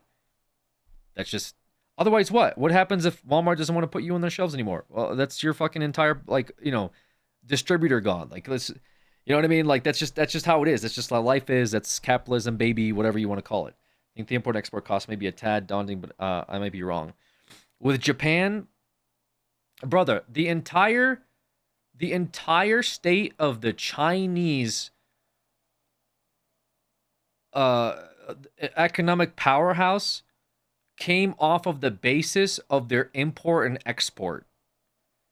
China's entire industrial revolution that happened over the past less than 100 years was based off of their import and export growth. Okay? Like, the cost of shipping a pallet of Pokemon cards to the US, the benefits and money you make back from that greatly outweighs any downsides. And that's outside of tariffs, because the tariffs aren't impacting Japan. We're talking about their Japanese printers, not the ones that they have localized in China. More like 35 years. It was very recent. It actually was very, very recent with China. Memoirs per unit sell value versus import export cost might be hard, but again, I could be wrong. I think you're greatly incorrect. I don't think there's like it costs too much to send a pallet of cards over to the US. You know. Also, they're not even printed here though. Wait a minute. They're the US cards I thought were printed in US printers. They're not printed in Japan. So that's not even like a cost equation there when the cards are printed in the, aren't they? Am I wrong?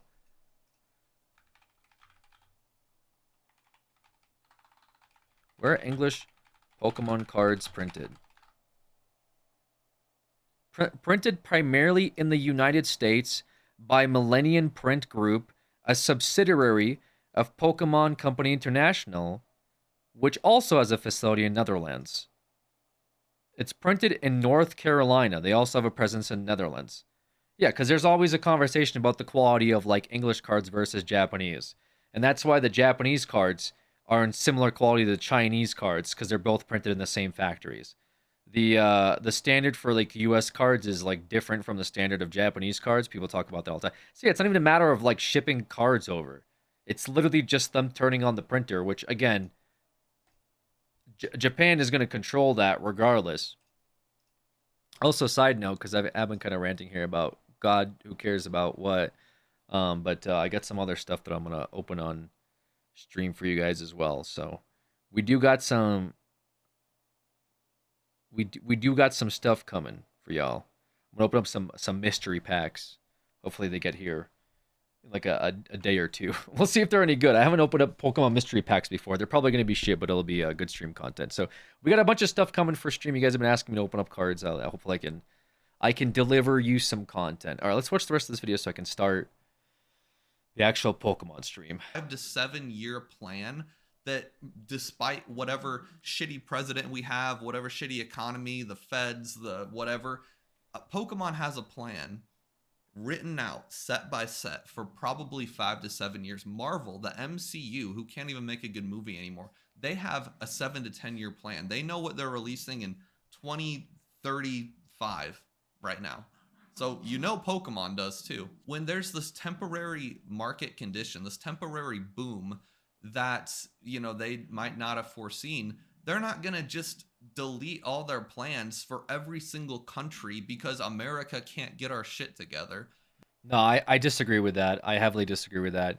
If America calls up and they say turn on the printers, and it's Walmart, Target, and whatever other distributor collective calls up, they're gonna turn on the printers. I don't know why we're being kind of like, well, Marvel has a plan. Yeah, because whenever Marvel puts out a movie, every theater wants to run it because Marvel prints tickets, right?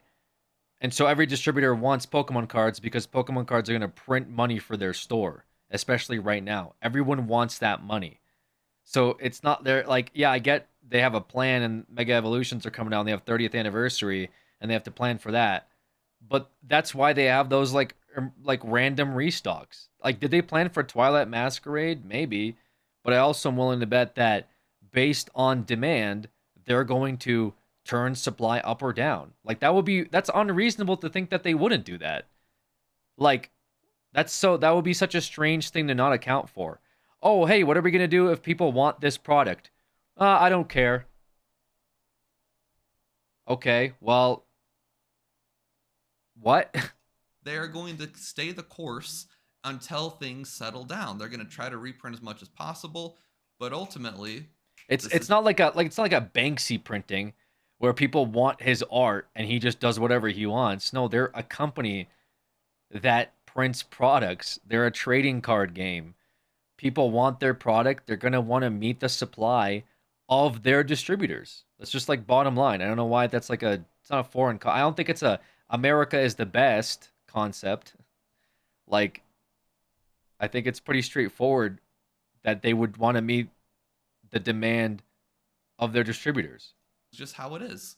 And I think the stupidest theory I've heard so far, this one I've heard from several YouTubers, is Pokemon just needs to release a worse set. They need to release like 1 or 2 bad releases to lower the hype. Let's talk about that business strategy, Timmy. So, okay, well, that's just somebody isn't using their both of their brain lobes at the same time. Do we even need to talk about that? You think a $160 billion company where a good percentage of their net worth is in the TCG, you think because you can't get your cards at a good price that they're going to purposely shoot themselves in the foot at the top of the market? They have never been stronger, ever. Pokemon has never been stronger than it is now. You think to appease you and your friends, they're going to purposely release bad product out there to piss off 25% of the audience so that you can get a booster box at MSRP. That is the stupidest theory I've ever heard in my life. No one would do that. Can you imagine if you're bankrolling and you go, I'm making too much money? Isn't refusing to meet demand also shooting themselves in the foot? Yeah, and that was my point when we talked about this last week or 2 weeks ago, where it was like, oh, do you think that they're trying to? Someone was like, oh, they're not going to print the cards because they want the hype to be there. But let's be honest here for a second. If every single day I want something and I can't get it because the supply isn't there, do you think a month from now I'm still gonna want it? No, I'm gonna move the I'm gonna move the on because I'm sick and tired, okay, of waiting for this thing that I can never get my hands on, and I'm gonna do something else with my life. It's not like I'm gonna be like, oh my god, please Pokemon, like a month from now when I can't buy any Pokemon cards. That's stupid. Of course they want to get me Pokemon cards in my hand. Like, Pokemon wants that because the second it's in my hand, then I can become a potential customer. So what would be the point of them just being like, yeah, we're not going to print out all these cards because we want people to be hyped and never get them. Like, we want scalpers to win. Like, that's fucking dumb. The only people that win from them not printing more is scalpers, unironically. And like, yes, there is something to say about like when a set run ends. And honestly, maybe they should be printing out old sets more often to get the ones that are diamond handsing them out of circulation, like those like Rayquaza Mega Booster Packs or whatever they are. Like some of those maybe, but they're only going to have like a contractual amount of time for those cards to begin with. So it's not like they can go back in like 10 years from now and print those again.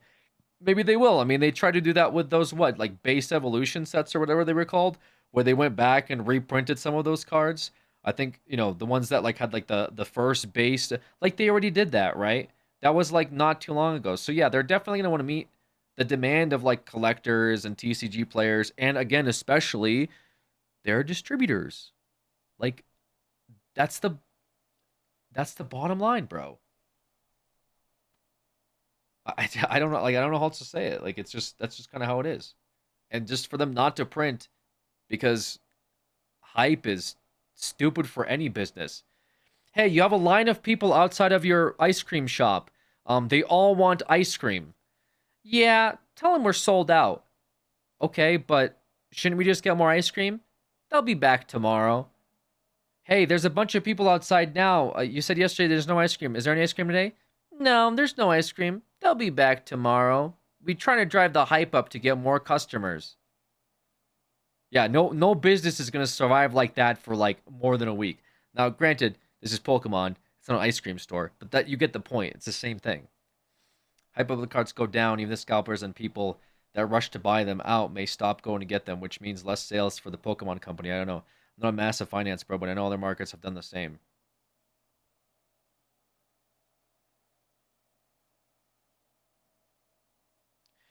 Like the scalpers and stuff are just making money off the top. Like the Pokemon boxes are gonna sell for $60 or whatever, regardless, right? They're gonna sell at MSRP, and the scalpers just exist as like a co-proxy of the market. It's the same people that stood outside the Supreme store. It's the same people that uh bought like shoes like the like Nikes and stuff like that. They're all gonna exist, you know? And like limited supplies are always gonna sell out. Like Pokemon isn't meant to be a limited supply product. Pokemon isn't like shoes, right? Like yes, they have like limited runs for things like promo cards or stuff that they give at like tournaments and whatever, but that's very different. You know, Pokemon in its heart is a TCG. It's meant to be a card game you play, right? They clearly see value in people playing the card game, and they want people to play the card game, and they want them to become future Pokemon players. For Pokemon, the future is really important, right? They're like a legacy company. It's not about sales tomorrow or the next day. It's about also getting customers for the future. So like limiting customers for like short term, I just don't think is again a good business strategy. Like you want kids to get these cards in their hands, like period. And nowadays kids aren't doing that. They're losing tons and tons of kids, and I think they're very well aware of that. I'm sure the billion-dollar company knows a bit more about their target audience than me, but I would just like guess that they want people to have these cards to promote future customers. They want to be that indoor brand and stay that way. They don't want to just like limit cards and then like turn people away because they can never get them, you know? And granted, they have like games and stuff, but all these people that play the games, watch the movies, download Pokemon Go, download TCG Pocket, download TCG Live, buy their merchandise, go to Japan. Like all those people really came from, I want to say, the card game. And so the card game is really, really important to them. That's what builds their brand, you know? Like people wouldn't be playing, I don't know, like maybe people would be playing the Pokemon game, but they got people to play the Pokemon game, I think as a result of one the cartoons when you were a kid, but then also like the video games that came out, and then yeah, the cards were a huge staple for them, right? So I would say if they don't print more, they're probably gonna lose more down the road than they would gain now off of like the artificial hype. And it is a hype. I don't know. The mistake you're making is thinking Nintendo cares about scalpers. No, I said they don't. I said the scalpers are a proxy. They're irrelevant. The hype market is selling out because it's so hard to get, I imagine. The scalpers are just ruining what is already being ruined, which is the supply. The scalpers are just making the supply even harder than it is now. Again, they just don't have enough supply right now. That's bottom line. Scalpers aside, they don't have the supply. Scarcity marketing and capacity constraint are actual business strategies, though. All right, let's say like McDonald's. Is McDonald's running out of burgers a scarcity marketing and capacity constraint strategy? No, right? Like no one's gonna go to McDonald's and they don't have burgers, and then McDonald's goes, "Yeah, we're building hype by not giving them food."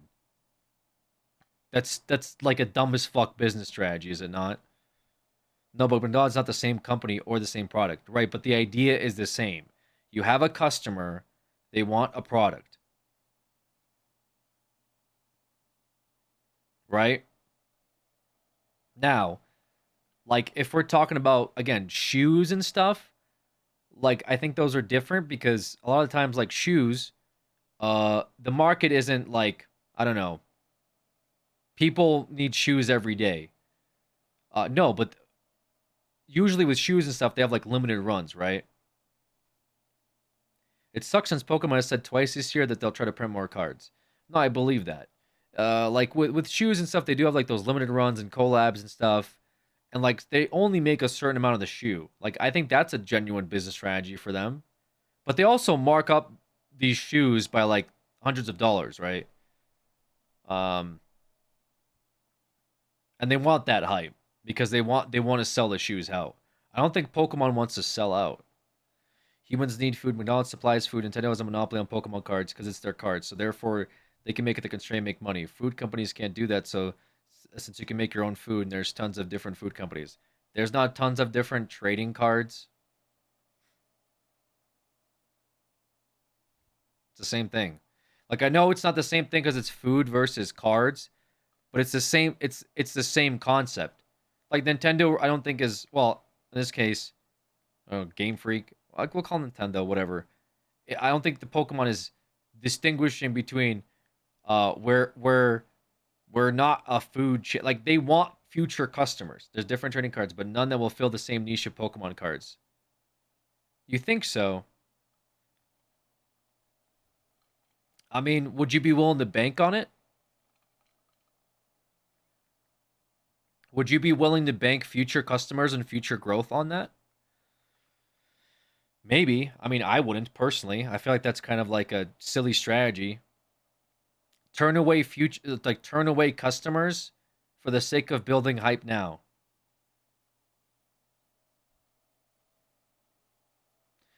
I mean, again, it's a trading card game. The point is you play the game, right?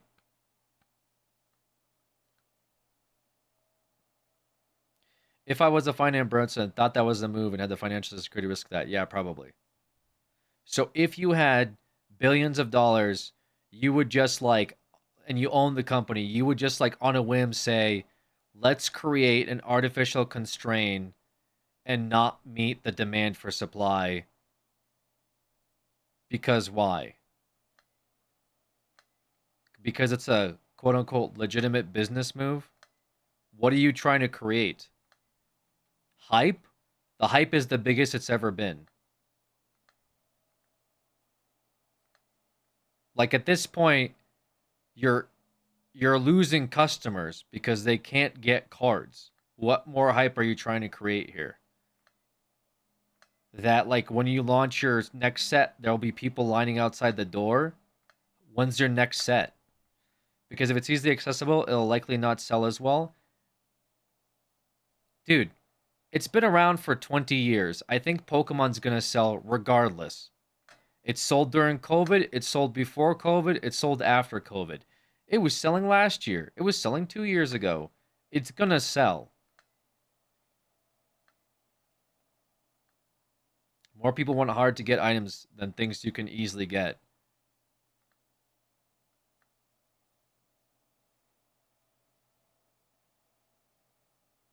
Okay, so why don't you just like print hard to get items instead? Move your market strategy to like create collectibles that are like region locked or something, which they already do by the way, but this isn't that issue. Nintendo cares about that 1% extra profit. Okay, but you're okay, there's the Nintendo cares. I'm asking you what would you do? Like what would you do? And you said that you would risk it all to turn away future customers to continue to like inflate the artificial hype. And so for you, I guess your point is that You think the 1% extra profit to turn away future customers is a good way to continue to build your legacy brand. I'm arguing against it. I'm saying that's a dumb way to build your legacy brand because you want to future proof your company and growth. You want Pokemon to last another 30 years, not 1% profit this year. That's a very like narrow-minded, like Blizzard Entertainment, EA of America strategy. Both companies doing incredibly well, by the way. Nintendo and Pokemon, I don't think is that. I want to expand a separate product if I can get the same profit by putting the extra hard to get product in an already hard to get product. Makes it a bit more valuable. So you would, why print any sets then? Like, why even bother printing cards? Why not just release one set of Prismatic Evolution and never print again? Like, why continue to reprint? What's the point? They see profit now, not in 30 years. How much can they make currently is how they view it, I think. Well, I think I disagree with that. I think when you're a company as big as Nintendo or a company as big as Pokemon, you're not thinking about this year and next year alone. You're gonna think about 30 years from now. And like you might think I'm like schizo posting. Legitimately, McDonald's has talked about this, Pepsi, these like legacy companies that have been around since the 80s, 90s. They're not like, yes, they're trying to get money this year, but they're also trying to find a way into your kids' bedroom so that the children grow up and continue to buy McDonald's and Pepsi. Like that's why FTC had to put like a whole regulation around it with like kids channels and commercials, right? There's a reason why they had to step in and say you can't advertise to children because the companies knew that that's a legitimate way to future-proof their company. If, for example, why does Pepsi care about kids commercials? Why does Michelin tires try to air on Nickelodeon? For what purpose? Kids aren't buying tires. Why would Michelin try to air on kids commercials? Because these types of companies understand the value of this child is going to grow up, and if I instill into his brain very early to buy our products, they're going to become a future customer. That's a legitimate business strategy, especially for companies that have been around for decades. I feel like there's just a difference in opinion of what exactly we believe the best business practice can be. I don't really have a background in finance, so very well could be wrong. Ultimately, I think we both agree that Pokemon cards is good for consumers. Yeah, I mean, I'm not going to sit there and claim to have a degree in finance, but I can like use my brain, right? And I can see what's going on around me. I have context clues. Like artificial hype is not a good business practice long term. Artificial hype is really good if you want to sell out product quickly. Bottom line. If you have a limited supply run of t-shirts, the best thing to do is create a scarcity and because you'll sell out. But if your goal is I want future customers and future growth and I want kids to continue to buy Pokemon products 20 years from now, limiting those products from getting into their hands is not a good business strategy. You will lose customers, you will lose kids that will buy cards, you will lose future growth. Yes, right now you'll sell out of everything. But Pokemon really hasn't had a hard time selling out a product. Like, during COVID, they sold out of tons of product. Like, and yes, sometimes cards sit on the shelves for a while. Okay, so they just turn off the printer. It's very easy for them. My argument is like, why continue to turn off the printer if the demand is exponentially high and increasing? That to me is a very silly business strategy. Like, yes, the hype is there. Let's turn off the printer. No, you're going to turn the printer back on. That's how you print money. You keep distributors happy and you keep customers happy. Everybody wins if they turn the printers on. I feel like nothing but loss if they continue to not print. Like just bottom line. To me, it seems like a giant L to not continue to print more cards. So I guess, yeah, we can agree to disagree. It's fine. I think this is a good conversation overall. This video kind of hits some points too, but there's some stuff I very much disagree with. I'm going to purposely hurt my business to slow down so I can get more customers. That is ridiculous, asinine, just outrageous. Yeah, I don't know who's saying like print bad cards so people stop buying them. That's like I don't even know why this needs to be a conversation. Outrageous thinking. And here's the real irony behind that. Let's say Pokemon followed your advice. Let's say Pokemon was like, that Timmy from YouTube, he's right. We're gonna Why are we even listening to Timmy from YouTube? Whoever's making that suggestion, like literally, like does not have a functional brain. release 2 really shitty sets. We're gonna release 2 Storm Sieges and Crimson Invasions in a row so that people stop buying our product. Even if they did that, let's say they did that plan. You know what you would do on the 3rd set when Pokemon starts trying again? You'd be like, it's just, the set's not good either. Pokemon's just been on a downhill spin. I think I'm going to invest in Bitcoin. That's what you would do. Because that's how it was. Battle Styles, Chilling Reign, Fusion Strike. I will use those, even Evolving Skies. That was $100 for a long time, believe it or not. I will use those as an example until I love how his dogs keep fighting in the background. In the grave. Because for literal years, distributors could not get rid of those. Distributors called me with Paradox Rift at $80 a box because they had 20 pallets of it. It was cheap. It's the same exact shit that's in Paradox Rift now. Same exact cards. I promise you, they did not print extra roaring moons or whatever to make the set better. It's the same exact stuff, but no one wanted it when the market was cool. So you really think Pokemon's going to purposely cool the market again to get you a box? You're not going to buy it anyway. You're going to move on to Legos or Bitcoin or Ethereum or V-Friends or whatever the hell else you want to invest. That's a very and this is a very investor mindset. That's my whole issue with this stuff nowadays. Is like we're gonna move on to what? In my head, I'm like, oh, let's move on to a different TCG, and in his mind, he goes, let's move on to Bitcoin. That's the mentality of, I guess, the two sides of Pokemon. Until everyone else on YouTube decides it's cool again in like the year 2028, and then you'll all of a sudden become a Pokemon fan yet again. All of a sudden, nostalgia will tickle your fickle, and you'll be right back on it. That's how most people on social media work. That's the rant of the century, ladies and gentlemen. I'll probably make individual videos on most of these topics because, my God, the click farming would be just elite. But if you enjoyed this video, comment below, subscribe, visit my website, and buy my stuff at POKÉ-A-THON. 8 products listed in this. Holy smokes. Well, he has a store, right?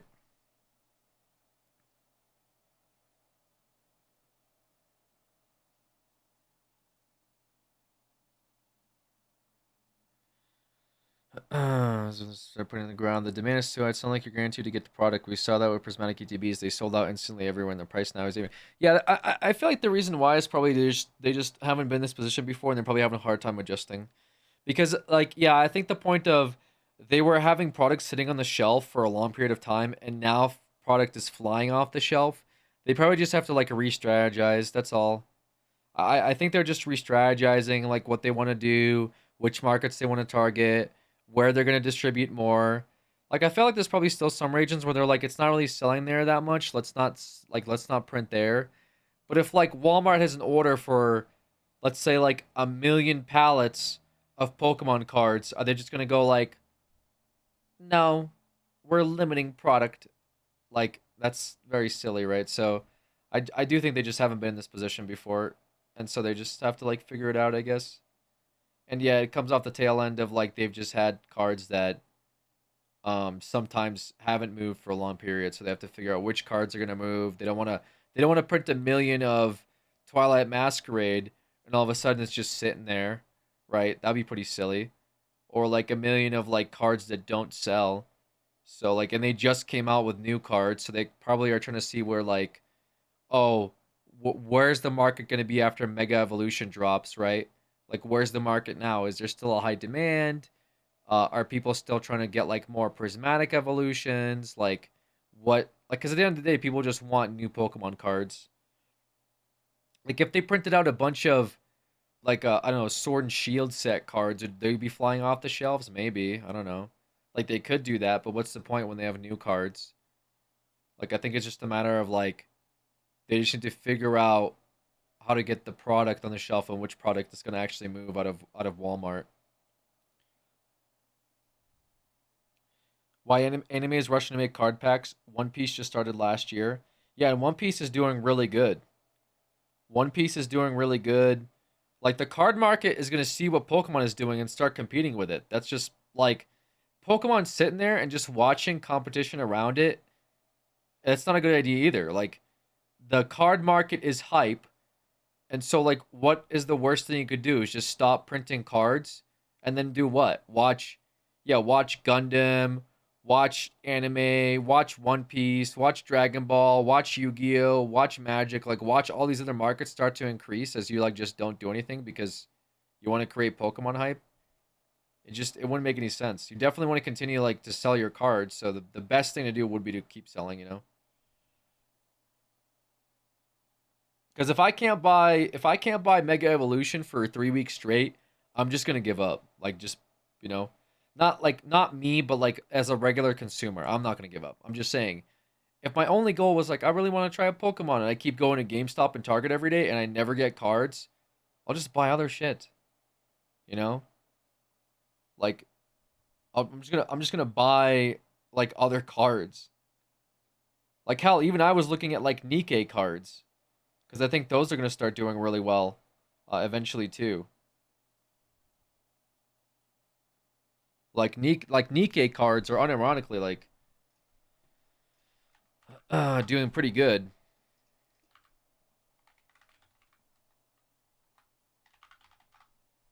I do need Nikkei cards, no reason though. Nikkei cards were such fun to open. Yeah, if you want my YouTuber slot business strategy, as somebody who's just sitting here, invest into some of these. This is Nikkei. This is the mobile game. It's one of like the bigger games right now. I mean, hell, is there even Genshin cards? Let's see this real quick. Is there Genshin TCG? I mean, there's Genshin TCG as well. Okay, those are. It looks like something else. Yeah, there's not Genshin TCG though, is there? Goddess Waifu. Never mind. There's not Genshin TCG. Although this right here is Genshin TCG official. Okay, so there's Genshin TCG, but these are Chinese or Japanese boxes. I can't tell. These look like Chinese boxes. There's not that many. But like these cards are gonna start like, look at this. This is a PSA 10. This is a PSA 10 card. $150.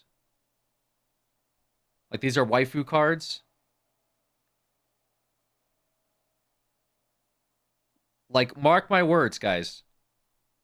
Like if you don't trust me on anything, this is, well, to be fair, again, it's actually kind of hyperbolic because the market right now is in a really weird spot.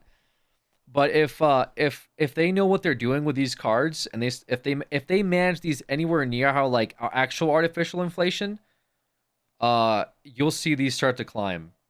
We lost Ox to Anime Thighs. I don't have these cards. Mind you, I don't have any of these cards. I'm just saying this is a market you should watch.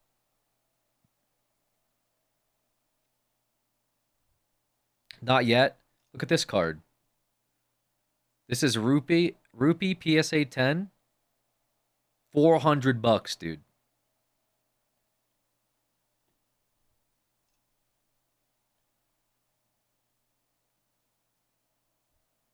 Are these is this a TCG? Do you guys know about it, Tingy? Is this a TCG?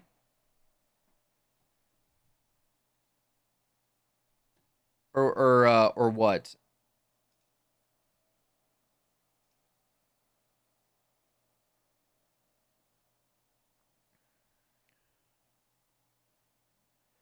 Part of Way Schwartz. And are these going to be reprinted?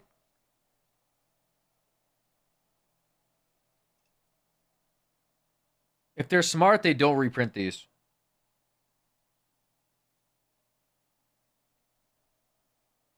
No reprint. They did a reprint recently.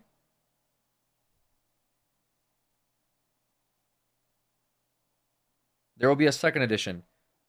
Yeah, so these are first edition? Yeah, these are going to crush. Yeah, 100% these will crush. PSA is selling this. PSA, this is from the PSA vault for $280. Straight from PSA for $300.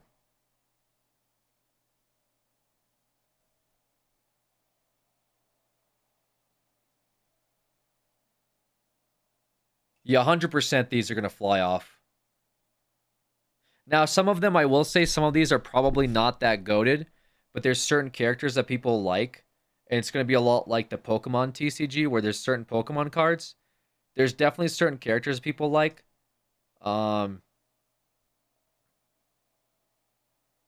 Like some of these rupee cards, Rappy. There's also certain voice actors too, if you really want to get into it.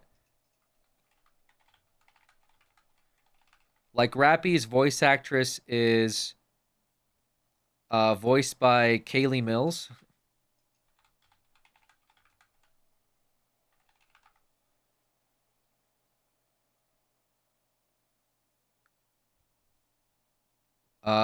And she also voices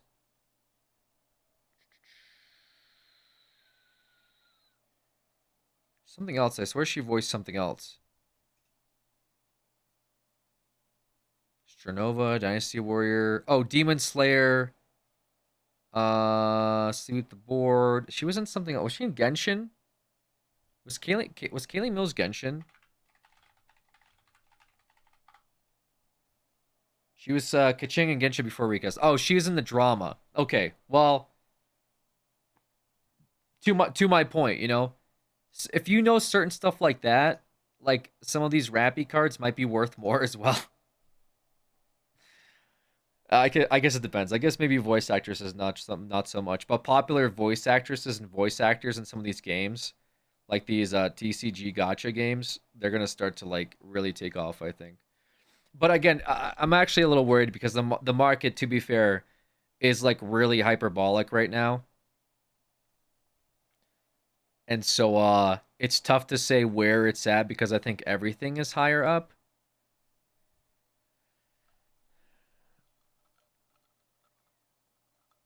See, this is the card that I want to get right here. This signature Scarlet Black Shadow card. This looks really clean.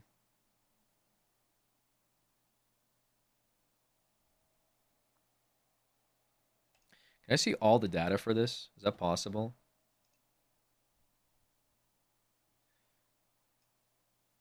There's 12 in population. It's been a year. Oh yeah, dude, this thing for sure is gonna crush it.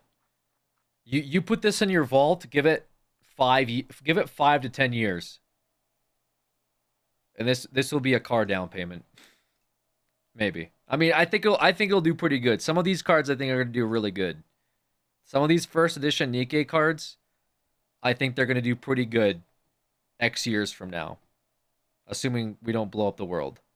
Is that the Goddess of Victory set? Yes. And by the way, I don't have any of these cards. Like, I'm not diamond handsing anything.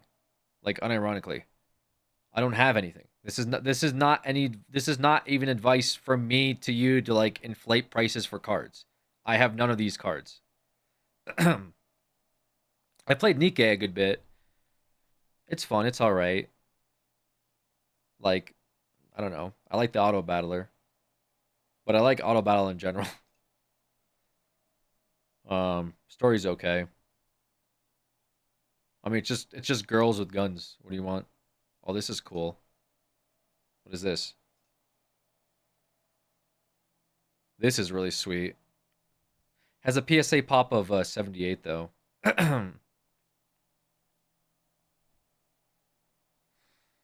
Union Arena. Oh, that's cool.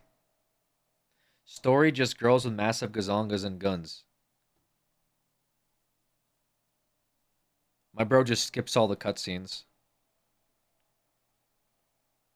Why don't you play the game, bozo? Okay.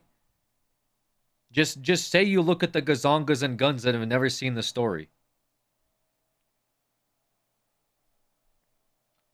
It's okay. Just say you're a dude.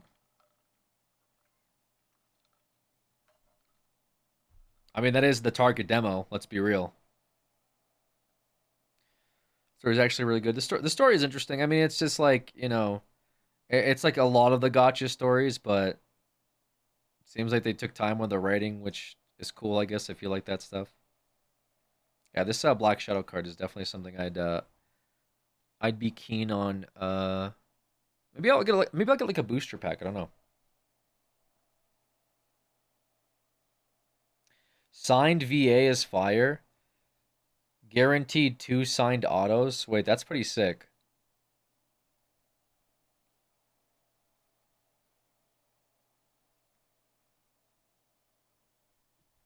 I really like Alice, but I also think she's like a psychopath or something. I think Alice is schizophrenia, but I that's kind of what makes her funny.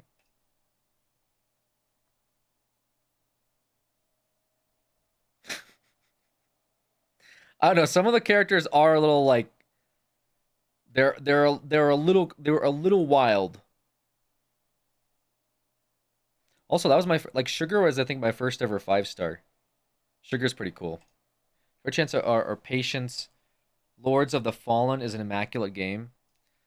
I've looked into it. I played it very very early on. I thought about isn't it on Game Pass?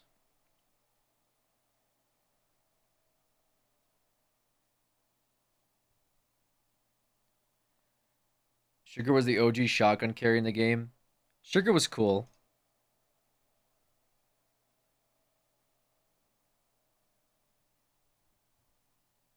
Yeah, I think any like 5-star like SSR is probably gonna do well.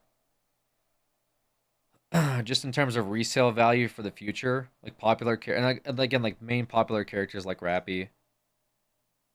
Star signature foil.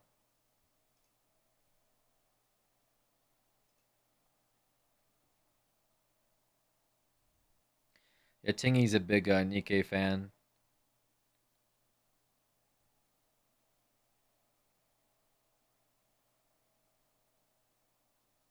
I wonder, do they have any like B2 cards or 2B?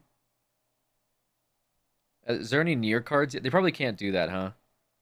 Because they had like a near collab. Like this would probably be decent. Is this so like is this a signature? Okay, this isn't a signature. It's just a standard. Yeah, need licensing. Yeah, if they could get like 2B on a card, then what is this? Union Arena Nikkei Alice signed parallel 2-star. There's 38 and 10 pop. $300.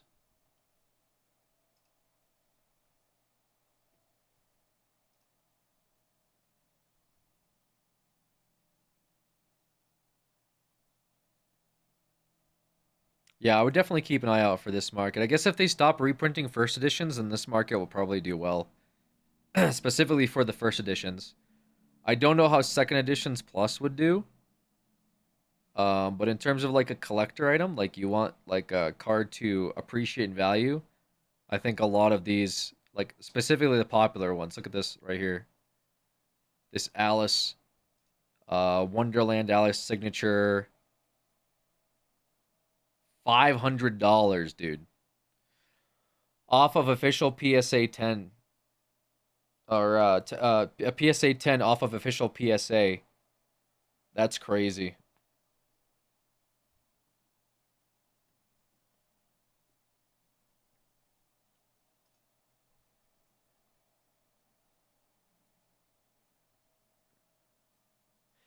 Been a fan since the creature days. Why'd you spell like it's a slur?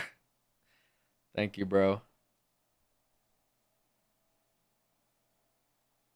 How much are the packs, Tingy? How much are like the what is it? What is it, brother? How much are the Way Schwartz packs?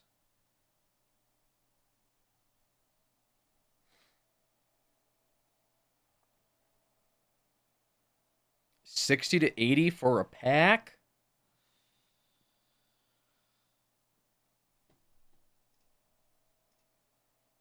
Dragon Boner, I don't want to remove you from this planet, dude. Please. I'm begging you to stop shit posting.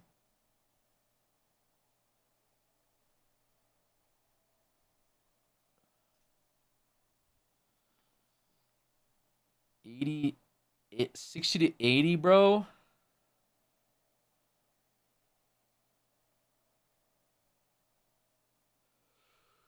That's a lot. 60 for a booster ain't bad though.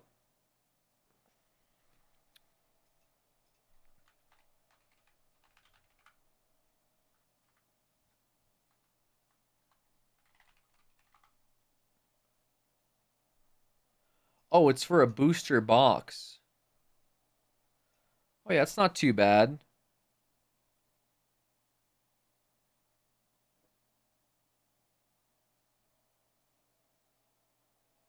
Oh, I thought it was for a booster, one booster pack.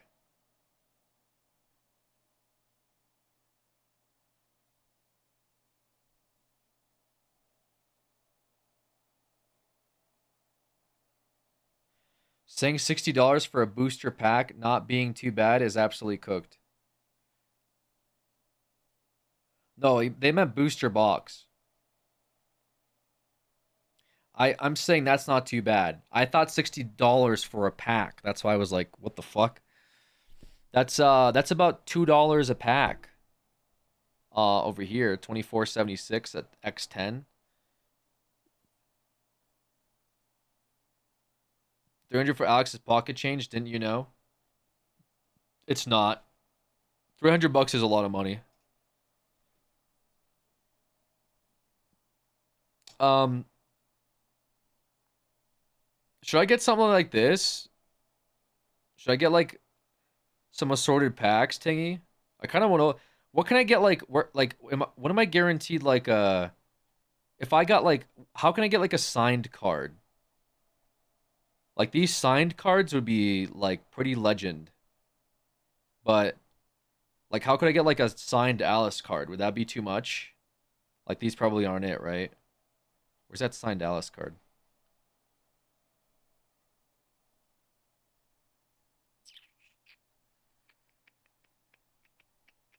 Probably can't find it now. Case would probably guarantee, really.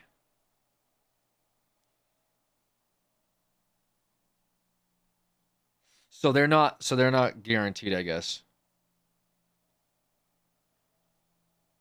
I zoned out when you started talking about this cards. Yeah, I know. Well, that's the state of Pokemon at the moment. I got some Pokemon cards coming, guys. Don't worry. I got some Pokemon cards coming. I just what's this one? Wait, what is this right here? This is a Waste Schwartz Nikkei Alice SSP gold stamped. Gold stamped? Is that just like a different rarity, bro? What the fuck?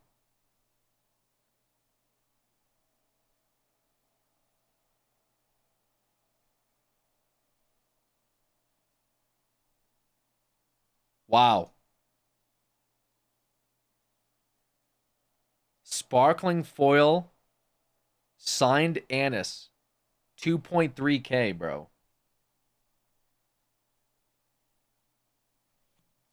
It's 2 to 3 in a case with a chance at stuff like RRR play. So do you think these packs, do you think what's going on with these packs is that they already found the chase cards and they're just selling excess packs? Do you think that's likely what's going on?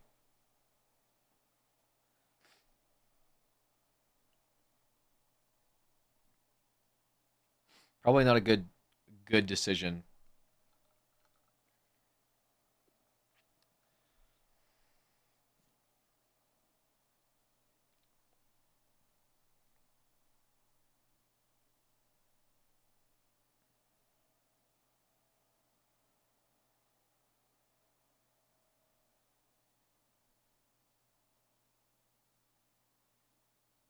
What is no hits live? Sealed booster pack, no hits. So they know they took the hits out already? Wow, brave of them to just advertise it.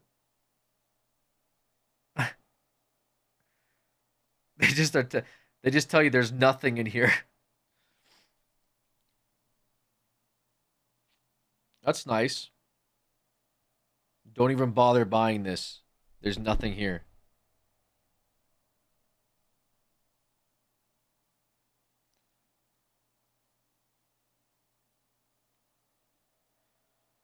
There's like sealed boxes.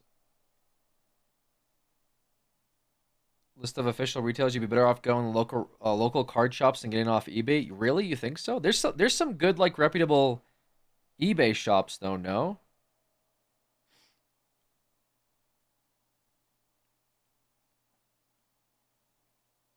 50 dead packs. That's crazy. They just tell you that the packs are dead, man. That's very surprising.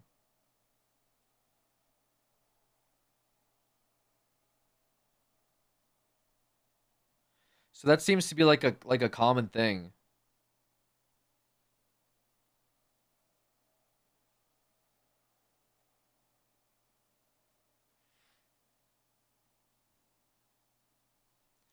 Yeah, I guess they could if they know where dead packs are, then they could like probably easily just swap the packs, right? Damn. That's tough.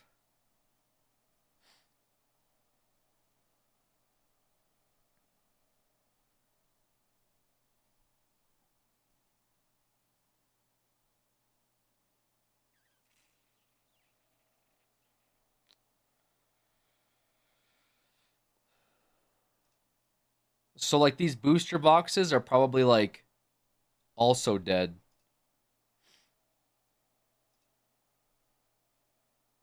This is what a sealed a vict. So this won't have anything, even though it's a sealed box, or what? English edition. Oh, is this a reprint?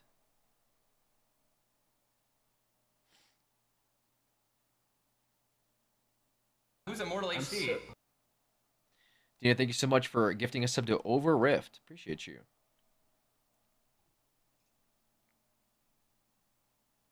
Like the sealed boxes aren't worth getting into. Not necessarily good chance biggest hits, which are usually case hits. So you'd have to buy an entire case then. Boxes could have something on this. There already pulled a chase from another box from the same case. Oh, I see what you're saying. So the boxes come with cases, and the cases. Oh, dude, that's rough. You'd have to buy the whole case. Oh yeah, it's real rough.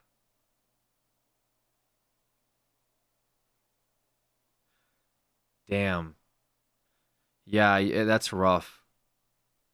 Why would they do it that way?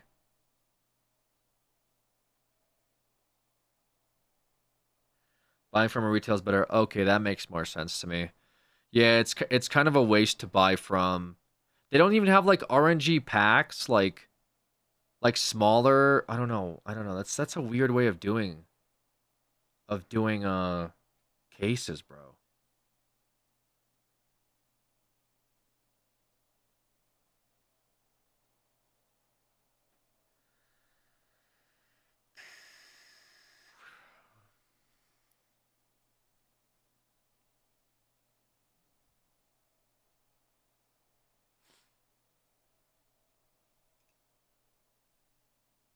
So these boxes are good to buy if you know the box is RNG. But if it's a seller, he might have just taken out the good cases already and then is giving you the dead boxes. And so he's selling you boxes that he knows there's nothing in for MSRP. So that's kind of what you're gambling, you know? You'd have to just get it like literally RNG from these or you buy the case, which is hundreds of dollars because the case will guarantee it for you. But like a box by itself means nothing.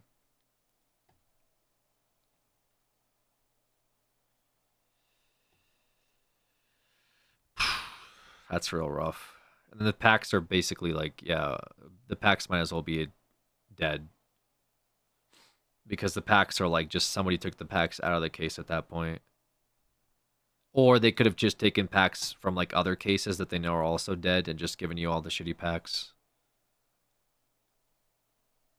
Because you're going after these like SEC cards, yeah, that makes sense.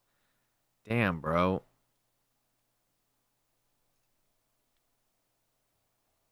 And none of them are like none of them are like indicating, oh, this is a random box. I don't know what's in it.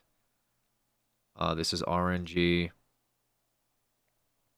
Even like this could be fake too.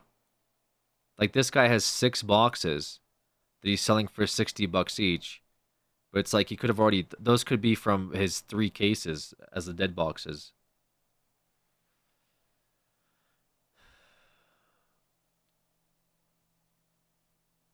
Like you legitimately don't know with any of these sellers.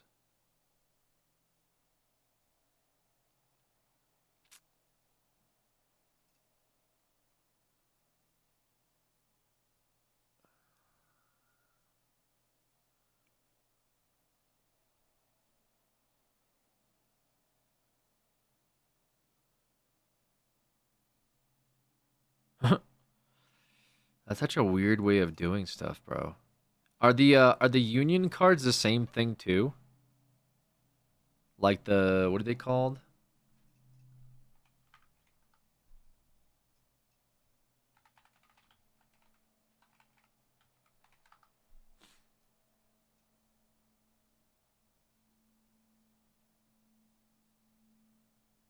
Or Union Arena?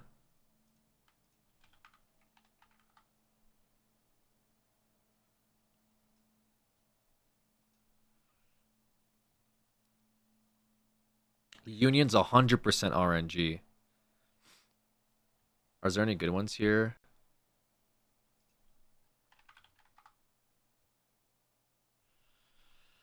Oh, this is the cool looking art ones. Some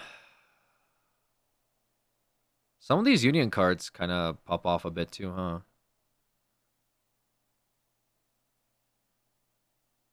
They have some foils, reverse foils.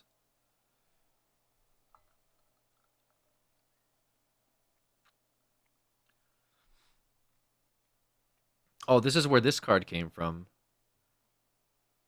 Oh, this so could you get this card from one of the Union boxes?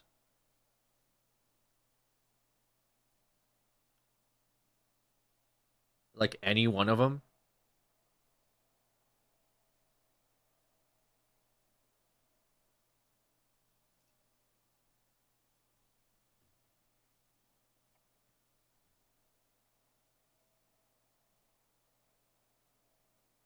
UA 18BT.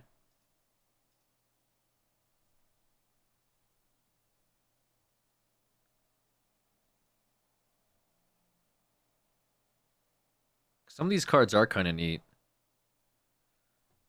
Yeah, like waste doesn't seem like worth it, but if these are 100% RNG, then that's a much better system. That is like the Pokemon system. There's a Scarlet card in here too.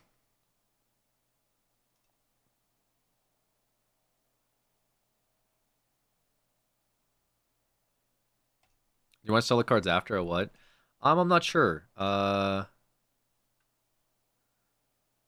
think these would be like need to just kind of see if you can get anything good out of it. I'm not really sweating these ones as much. I think just going after chases for this could be funny, but I don't know if I would sell them right away unless it's like I really don't like this card or something. I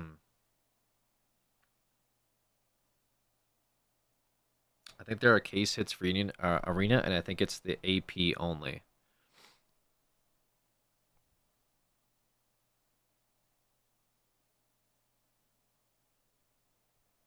I think all cards for like Union Arena Waste have case hits.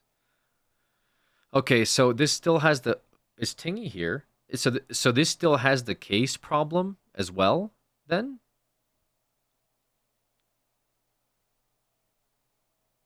So you can still get ripped here too. Like you still should be buying cases with Union Arena. I thought Tingy said it's 100% RNG.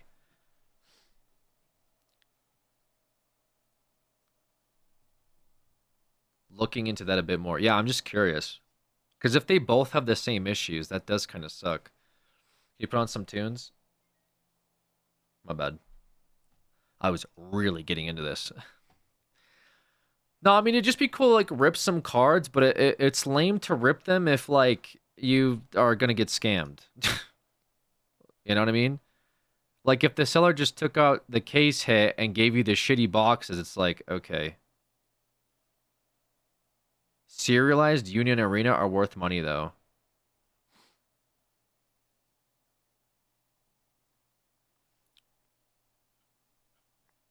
Serialized Union Arena.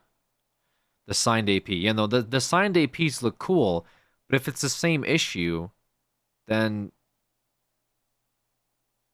you know what I'm saying? Like, if you still have to chase the case, then what the fuck's the point?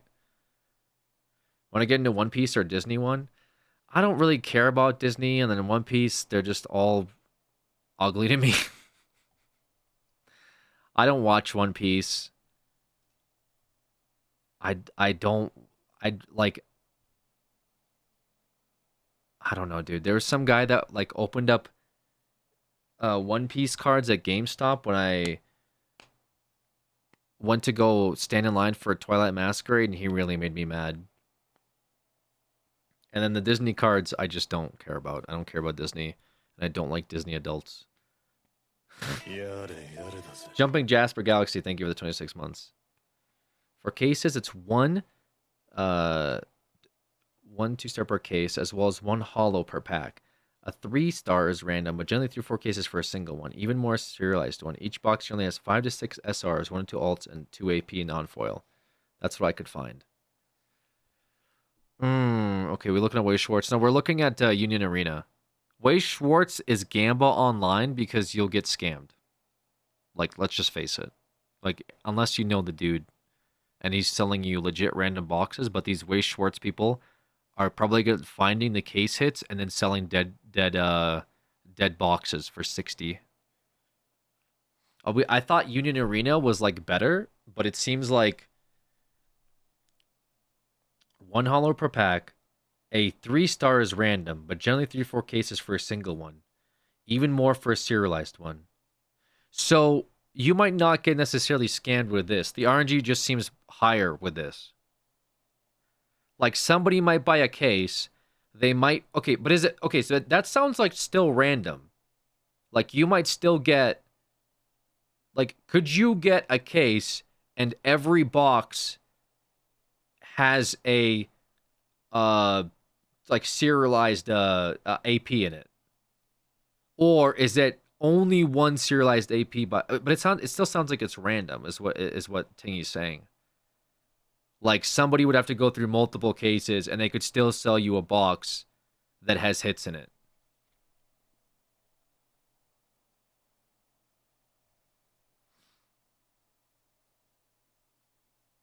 Okay. I mean, that seems better overall. Let's face it. Weiss is like, you're guaranteed to die.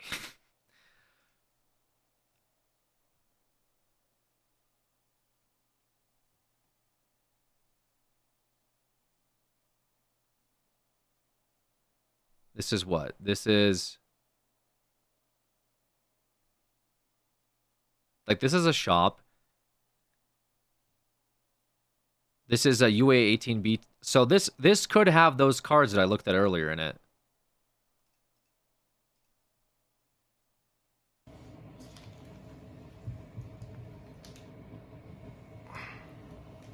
Oh, we even got the breathing. It's got the tape. If they hit the 3-star, the rest is dead. Oh, okay.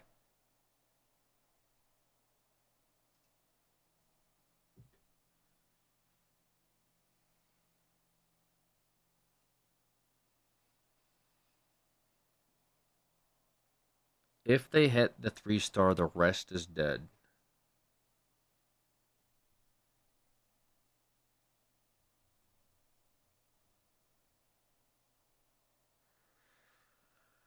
Okay.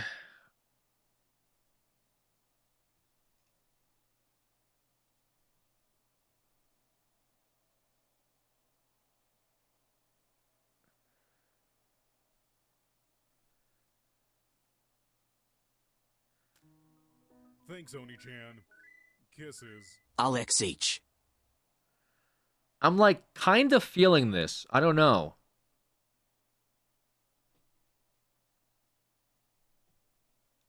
Would I even do a video on this?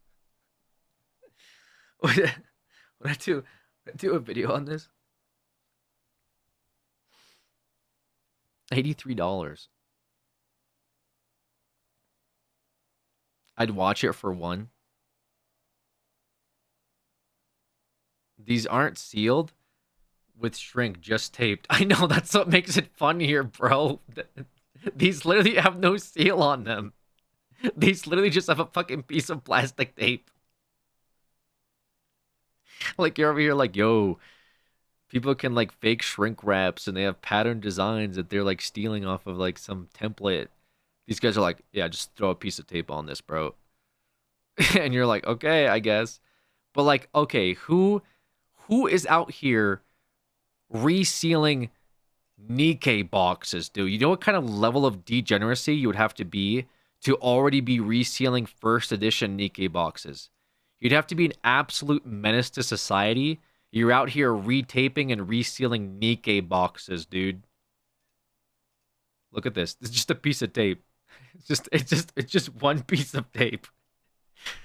Hey guys, it's your boy here. So you're probably wondering, how can you tell if your booster box, your Union Arena Goddess of Victory Nikkei UA18 BT first edition was resealed? Well, the first thing you're going to want to look at is this piece of tape.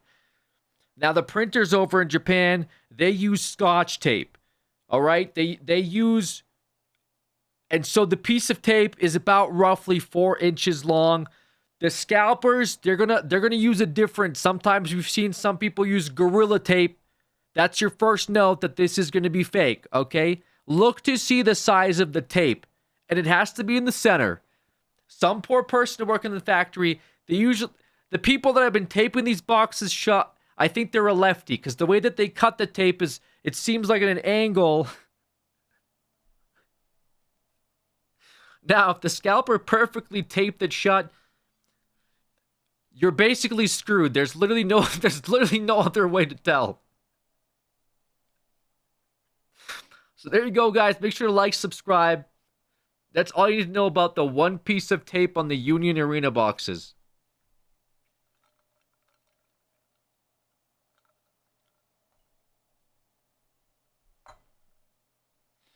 I don't know. I'm kind of feeling this, bro. Look at their reviews. Retro Game Shop Japan with 1,000 positive reviews. They're probably legit, dude. Some of these places are probably legit. Also, if you're like, again, if you're resealing, I'm going to look at the reviews. Sure, I'll look at the reviews. Why not? Great. Quickly. What about negative? They don't have any negative reviews, but somehow their rating is low. I guess that's how that works. These actually can be weighted pretty easily. They're weighing and resealing Nikkei first edition boxes. That's crazy work.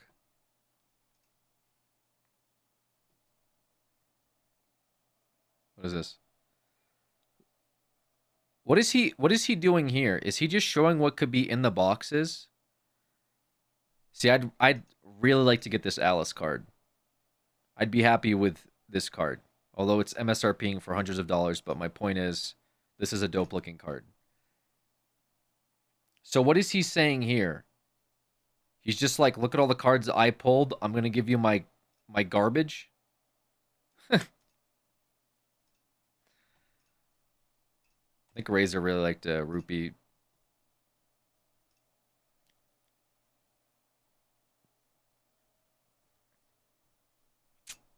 I mean...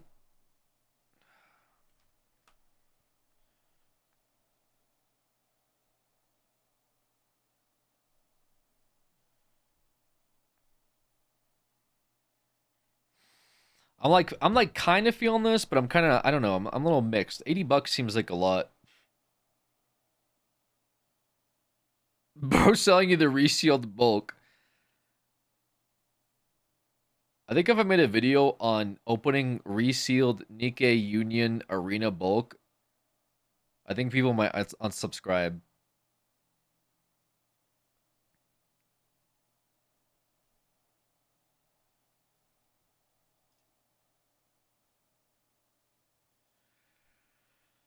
Um,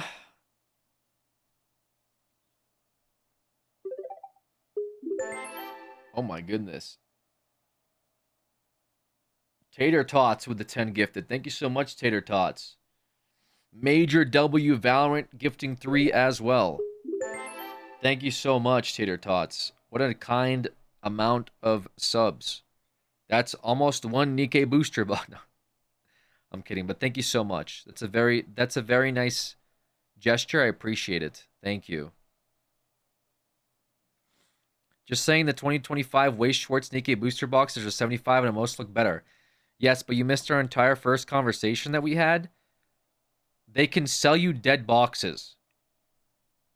If I'm a reseller and I buy a case and one of the boxes I open is the SAR, I can just sell you the dead boxes and you'll never know. So that's kind of an L. That's like a really bad way of gambling.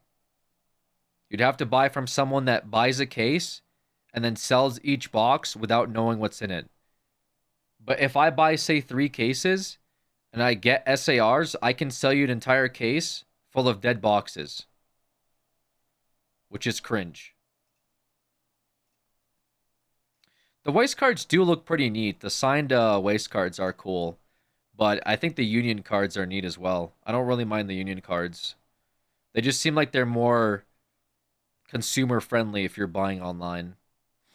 Because, like, you can still get skamazed, but there's a lower chance of you getting skamazed because the boxes can still have, like, hits in them. Alt arts? Yeah, I like the alt arts, too. Like, this Rappy card is pretty sick. This is a very cool card.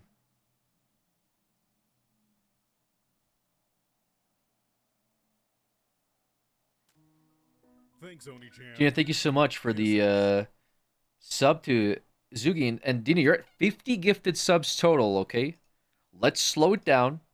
The streamer that's looking at anime waifu cards during his...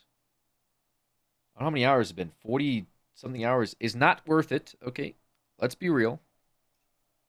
What is this? Why does this look different? This is collection version 2. Is this something else?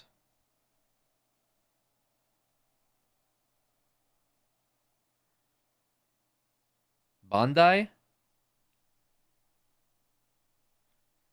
Upgraded, moderately played. The hell? Is this a scam? Sun Family Japan. 4 hours, 30 minutes into today's Poké-A-THON and no Pokemon yet. Yeah, don't worry. It's only been 4 hours, guys. Relax.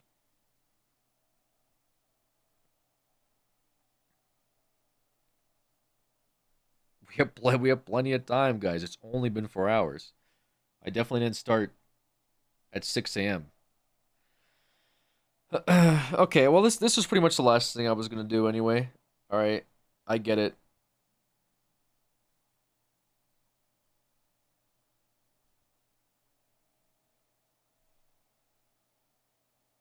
I have Nikkei tags blocked on Tumblr.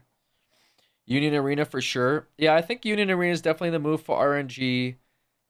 Now, I'm a little content pilled, so I don't know what kind of content I can make out of this. It could be a funny stream opening. Or I could do a video that's like, guys, we're moving away from Pokemon. It's no longer the move. It's all about anime waifus.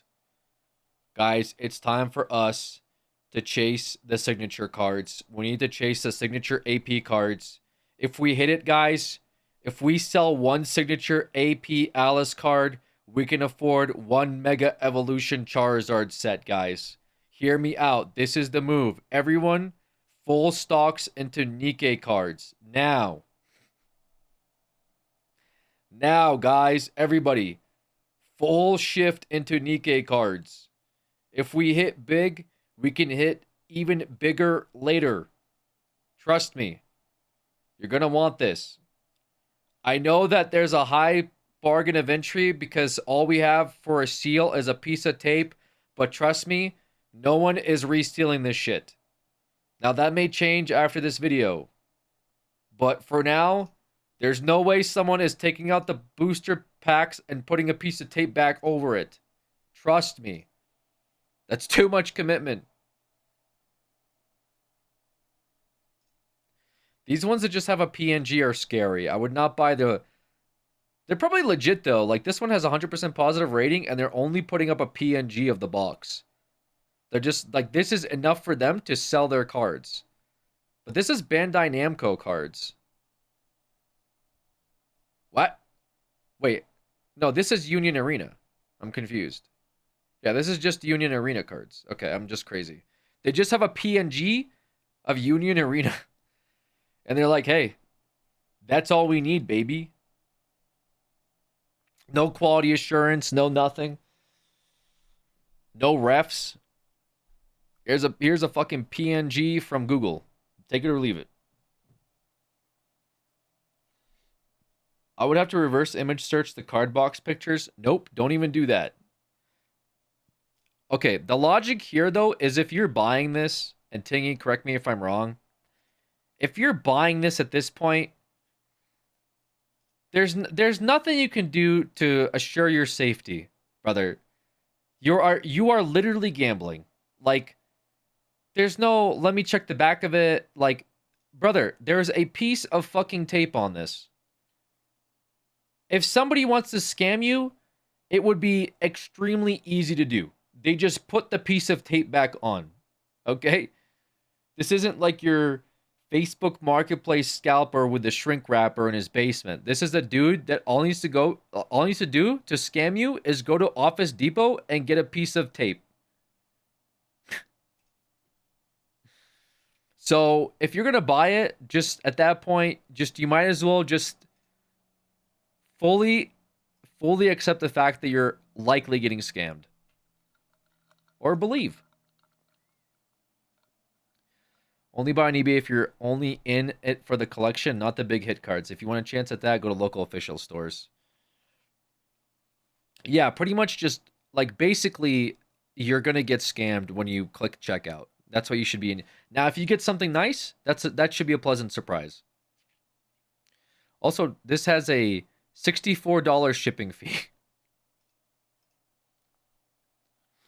This looks pretty legit. Check for the tape. Where's the tape, bro? This guy's hiding the piece of tape. Why is he hiding the piece of tape, huh? Oh, there it is. That tape is off center. Wait, that tape is off center. Shit. What do we do about off center tape? How do they normally tape it? See, they tape it between the R and the N. But that one was taped.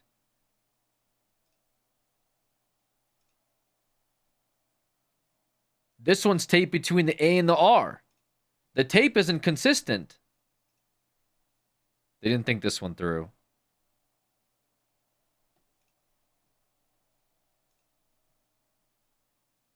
Look at where this tape is. This tape is deep into the R. This tape is deep off of R. It's cooked, guys. They don't even center the tape when it comes out of the factory. They literally don't even center the tape. They just fucking slap the tape on there and call it a day. That's their seal quality assurance. Is a piece of tape just randomly in the middle of the box, and it's like eyeballed.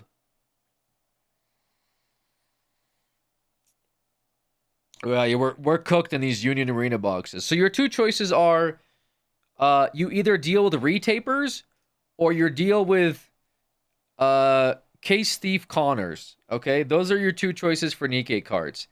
Now, are the hits big? Yeah, the hits are real big. Okay, no pun intended, but they're real big hits. You get a big hit from one of these bad boys, you're set for a while. Throw that into your vault, cook it up for 5, 10 years. It'll probably come out nice and appreciated. But you're Omega Gamba here. You're either dealing with some guy that bought cases, took the god cases out, and is giving you his scraps, or you kind of deal with the same thing with Union Arena, but you're dealing with taping Tommies, right? You have no idea whether this shit's been retaped or not. You also don't even know if like it's been, you know, if the cases got the 3 stars out. Like they just rip the 3 stars and they give you like possibly dead cases. It's still better RNG, but yeah, you're kind of cooked on these, man. I think it's 5K at least for the signed compared to other unit. Tingy said that they ripped some cases. I was curious about that. You said you put them in TCG talk, right, Tingy? Let me check this out real quick.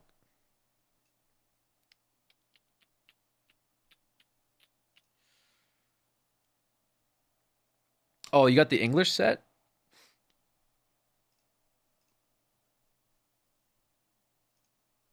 The art on them does look nice. That's a nice looking hollow.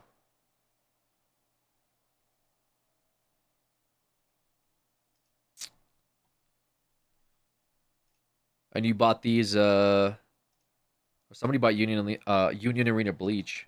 Oh, this is what you bought? Was your tape off center? Oh, you bought the Schwartz cases. Oh, I see.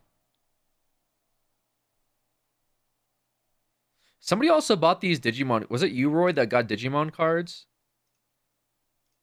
These Digimon, do they have different arts on the Digimon cards? That's the one thing I don't like about Yu-Gi-Oh is their cards are kind of like samey. I like how Pokemon has alt arts, you know? Digimon has alt arts. That's cool. Yeah, these Digimon cards are kind of sick, dude. I was surprised.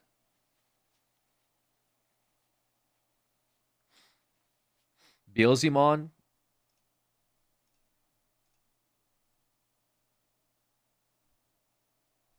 Yeah, these cards are pretty clean, bro. I'm not gonna lie to you. The Digimon cards are kind of cooking.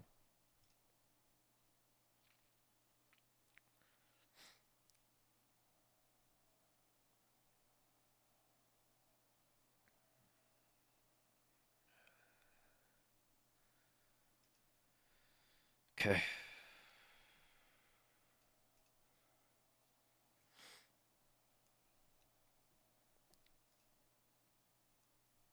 I mean, yeah, like I'm just kind of I promise to you, I'm just kind of cooking in my head and I'm gonna move on. And we're gonna play Pokemon Black. I'm just trying to decide on what I want to do here.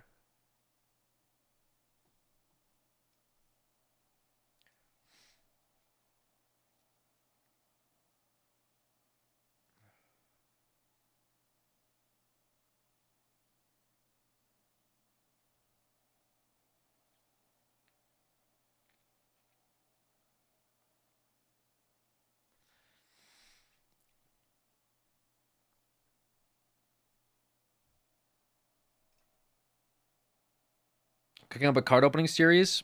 Well, so I actually bought a I have a few things that are coming for the Pokemon channel. I have a video that's already planned. I gotta shoot that video this week somehow in between this like scamathon. Also I have a Surging Sparks ETB that's on its way. With a booster bundle. The booster bundle I'm gonna open on stream. I also got like a couple mystery packs. They're probably gonna be terrible for the stream as well. Maybe I'll open one for a video. I need to get another Pokemon ETB. I want to either get Twilight Masquerade or I want to get White Flare and Black Bolt to open for a video. I don't mind opening like booster bundles for stream. They're just kind of like 6 packs. I can just rip them here. It'll be fun. And like I'm gonna rip open a booster bundle Surging Sparks for y'all. or a couple of them. I'm gonna open up some Surging Sparks boosters for stream for sure. Mystery packs from YouTubers feel worse. RNG. Yeah, it's good. No, I'm fully aware that it's probably gonna be a scam. It'll just be funny for the stream. Black Bolt cards are gorgeous. Yeah, I want to get the booster bundles for Black Bolt and White Flare because I want to make a video on those.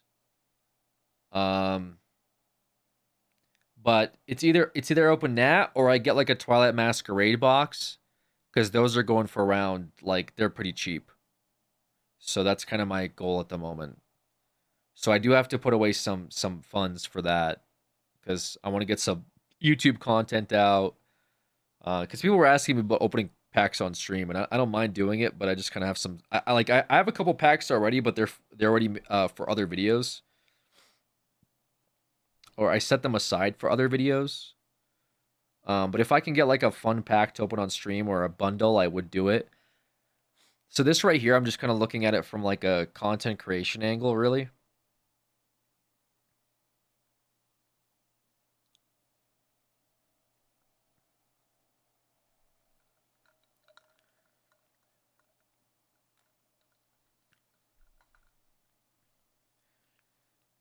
Like I'm contemplating what I would do with this.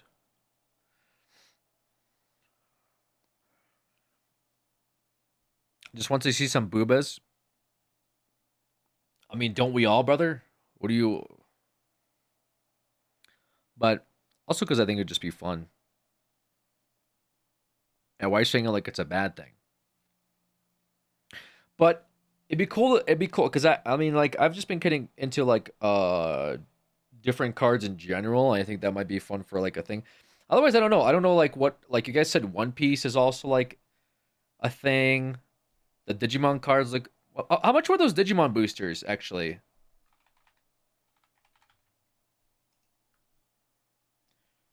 I just don't know much. Like I know the Nikkei cards sell. Like the chase cards for the Nikkei stuff, I think are gonna do very well. What about MTG? MTG reminds me of like 45-year-old men sitting around when I was 12 uh on giant like canvases and makes me feel like I don't want to be them.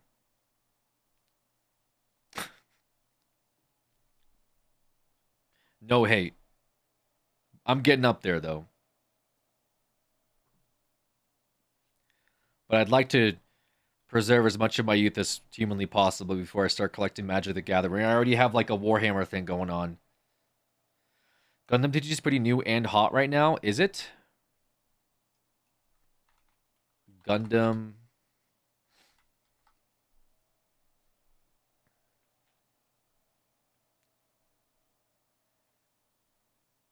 Interesting.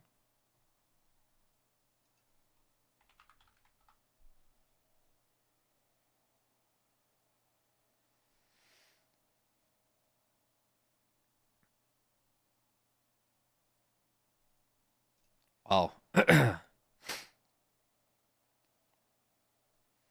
Wait, why is this so clean?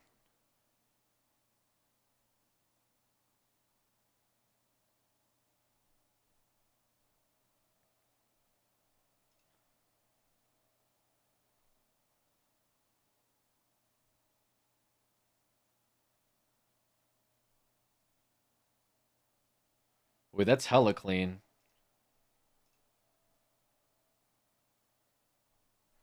What is this?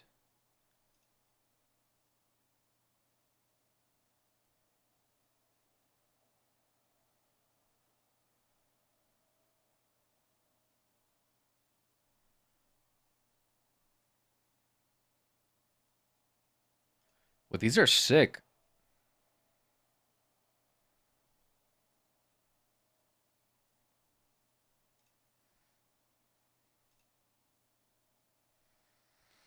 This in a black label would go kind of hard too.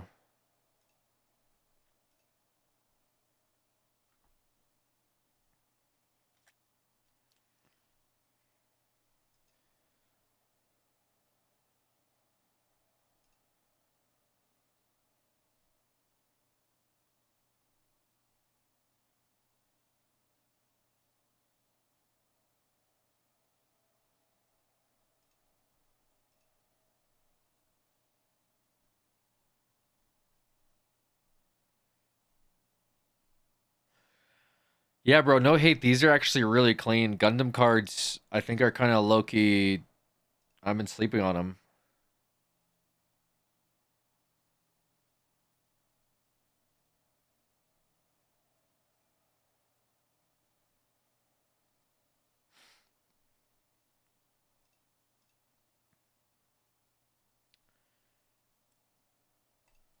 This and like the Digimon cards, really.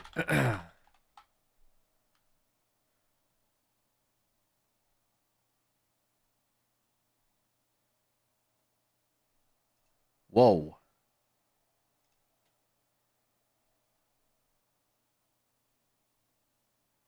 Sheesh. Venusmon?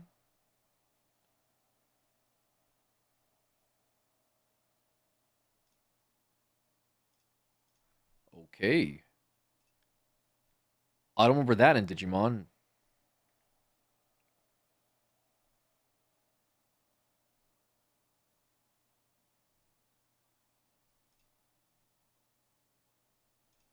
This is sick. This is a Beelzemon. I used to have him as an action figure with his like guns as a kid. Wait, this is actually so clean.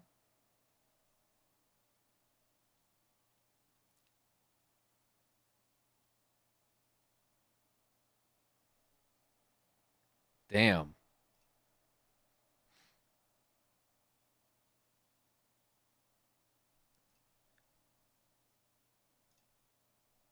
Yo, Greymon.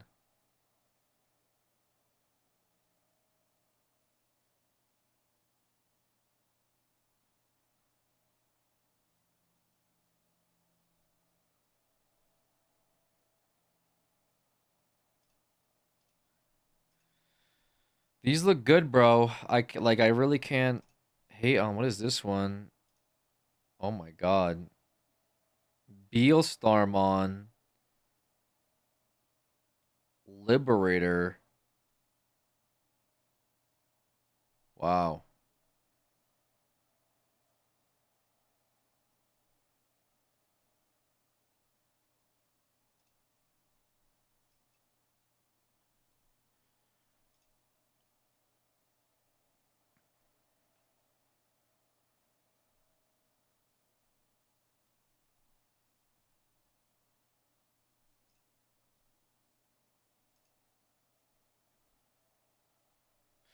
These are dope, dude.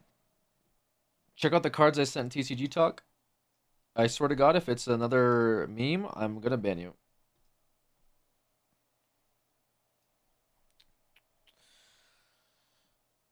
Oh, you got some DBZ?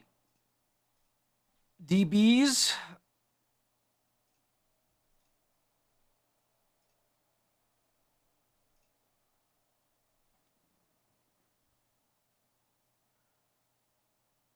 Is this a signed Kaiju 8 card? Wow. How much is that?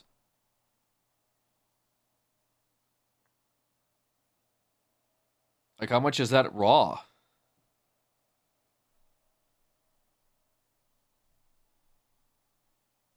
Do you know?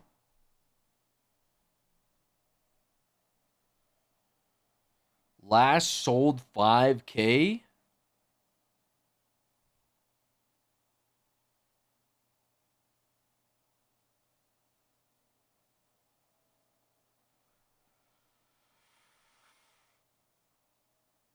Why is it just in your pile, bro? Why is this thing not in a fucking, like,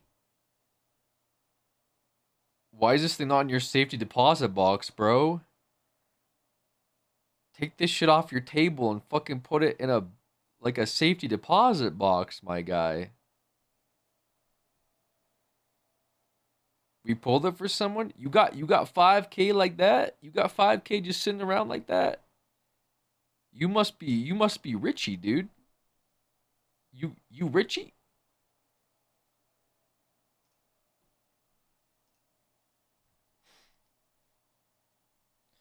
We took a picture and sent it to him.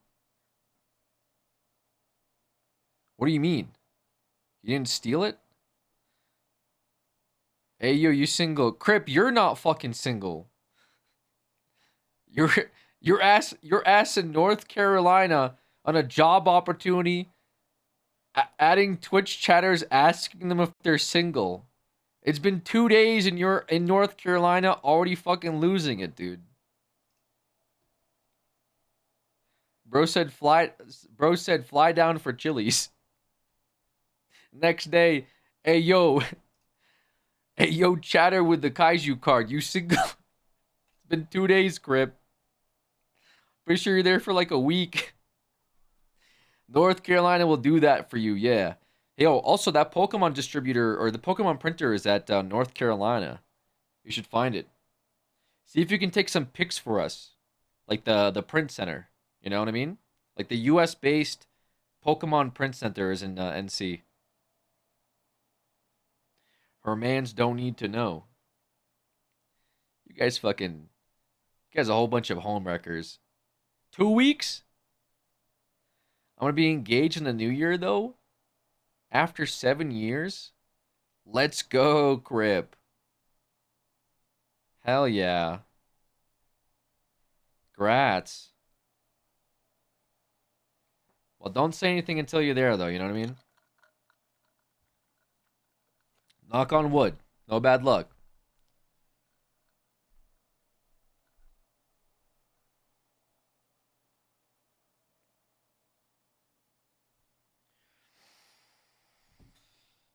Bum, bum.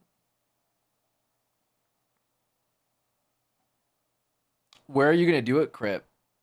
Have you picked out a location? Are you gonna do it on the left knee or on the right knee?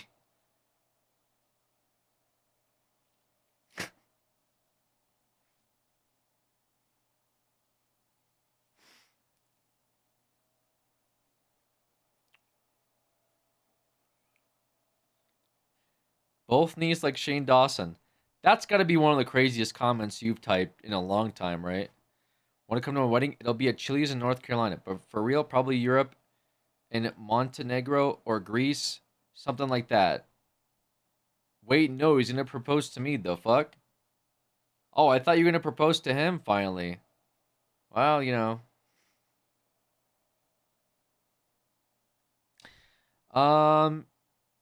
Europe. If I got my passport, is it? I'd have to buy my own tickets, yeah. Or are you Richie?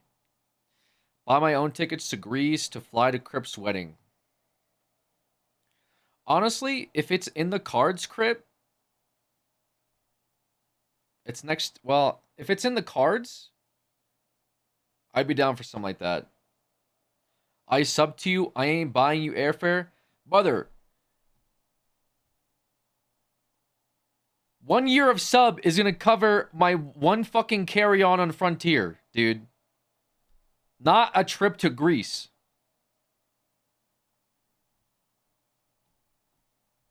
Bro said, I sub to you. Come fly to Greece. If Frontier flies, I'll pay. I don't think Frontier flies to Greece. I don't think we'd make it. Let me fly Frontier to fucking Greece for Crip's wedding. That's got to be one of the most cursed ideas I could possibly have. Rent a nice apartment for 10-ish days for like 10 day for $500 for 10 days in Greece. Brother, it's the flight. Easy like 2K round. Did you get around to killing Jad or you washed? Yeah, brother, I killed Jad and I ended up on fucking like RuneScape fails and everything else. I beat the game. We're wedding in Europe too next year. You can come to that. Guys, I'm not going to go to all of your European weddings, okay? Maybe I can open up Pokemon cards in Greece. Oh, shit. Angie Wallman. Huge, dude. I feel like I remember seeing her. Okay, maybe I'm crazy. Free Pokemon pack if you come to my wedding. Which one? Like Fossil or Jungle?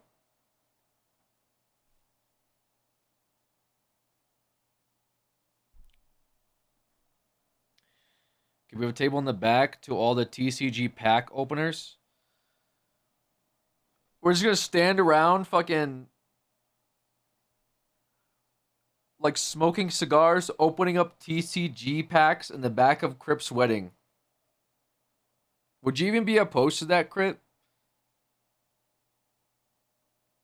I feel like at that point, if that's already a situation where like I don't think it even matters at that point. Pokemon packs here don't get scalped. I bought like a handful at just a random big city toy store for retail prices. Count yourself lucky, brother. I stood outside GameStop for a fucking hour with people who didn't even know why we were standing there. Literally people in line. I don't even know what's in these boxes. That I had to watch some fucking doofus at the front of the line after buying 4 freaking ETBs. I had to watch this doofus rip open like a GameStop One Piece pack that was like a mystery box. As if I was watching like a real-time YouTube video. And he's like, let's go, I got it. And then someone's like, oh my god, look, he just pulled that. And then someone else goes, what is it? And he goes, I don't know, but I think it's pretty rare. And I got to the front of the line, and they go, yeah, sorry, we ran out. It turns out our 1 per person policy, we meant 4 per couple.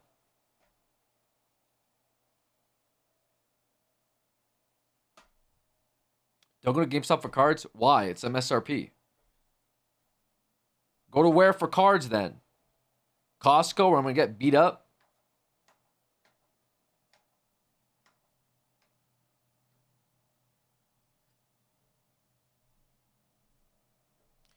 Walgreens? My Walgreens doesn't have any cards. My Walgreens hasn't had cards for over 3 months.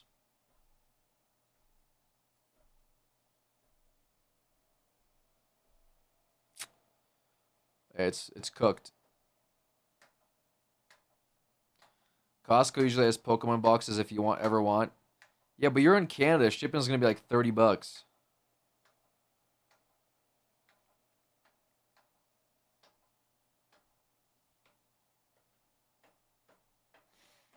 Costco exclamation point. What's up, Casey? My sweet prince. We don't have a command for that, guys. More than 30, Canada Post is on strike. Oh, great. Even better. You guys have you guys got fucking tariffs plus strike debuff for US based shipping. GG.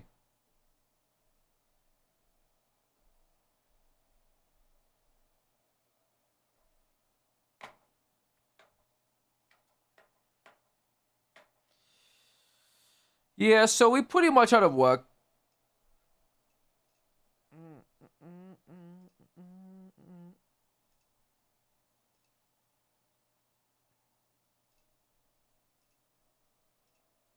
We have Canadian Shield. Screw your shield, okay? Sick and tired of your shield.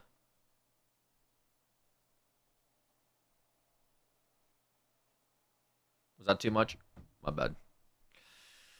Okay. Well, I didn't really come to a decision with that, I suppose. I guess I can sleep on it. I don't know. What do I do about that?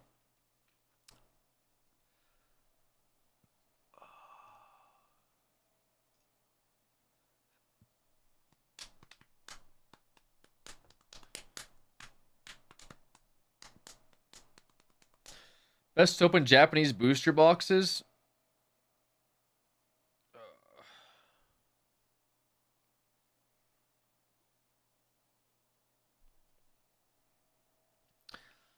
My throat's kind of feeling a little rough from talking, bro. Been yapping too much.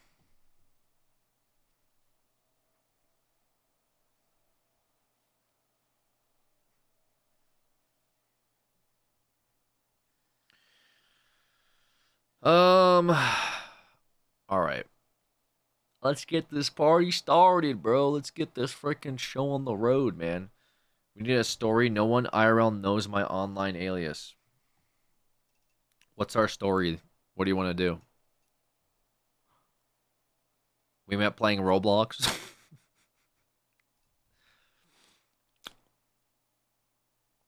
This should work, right?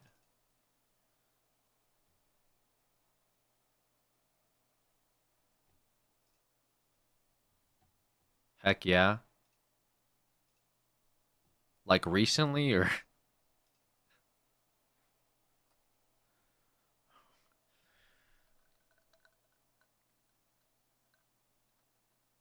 I'm going to Tokyo at the end of the month. What box would you want if I ran into one?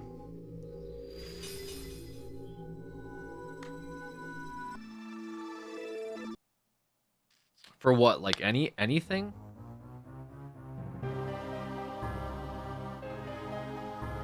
Because as far as like I don't really know about EV Heroes. I don't really know that much about Japanese boxes. I'll be honest. Yeah, I don't know much about the Japanese Pokemon market. I'm trying to think of it in my head.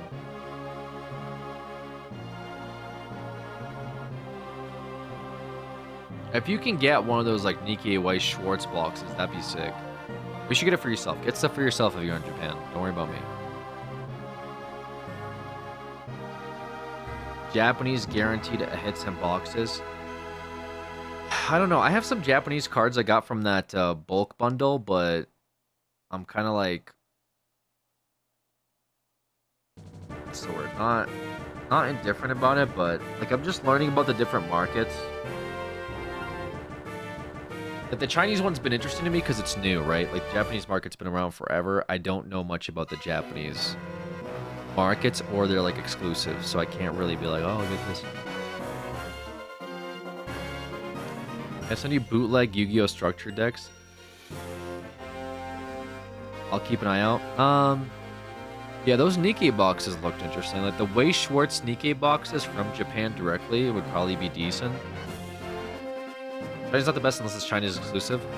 The thing is, the Chinese boxes get printed from the Japanese factories, so their quality's good. And they also guarantee hits. That's what we discovered from the gemstone packs. So overall, pretty decent.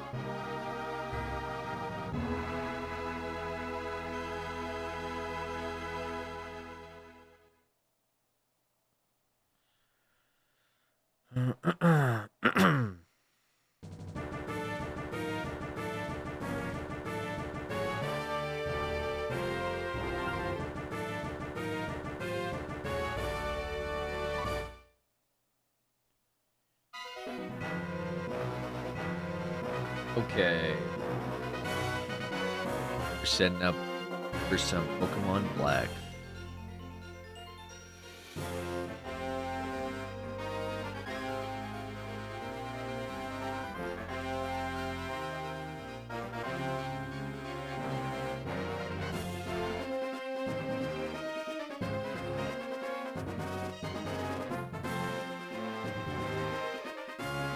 Alright, I'm gonna have to do this manually again, I think.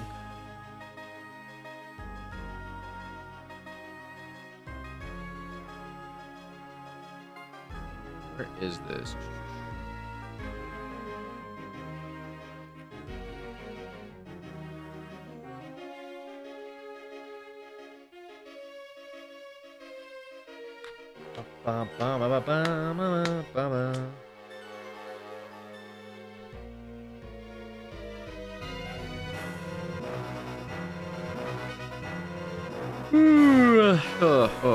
Excuse me.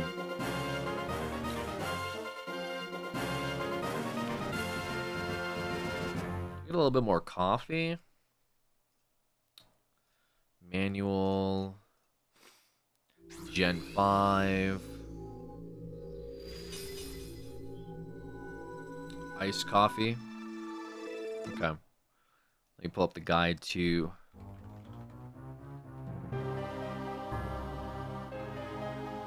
Dun-dun-dun.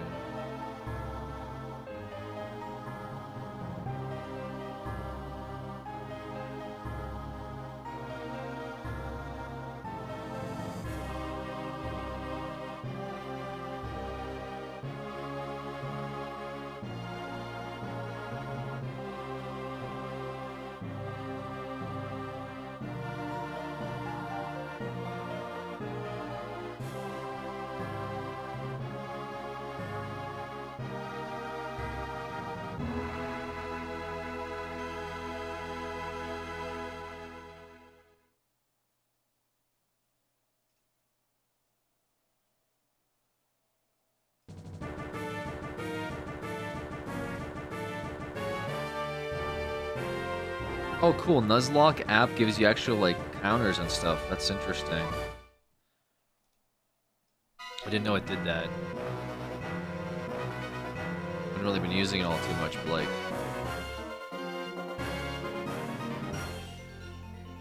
You can go on to, like, encounters, like Bianca, and if you put your starter in, do, like, a versus...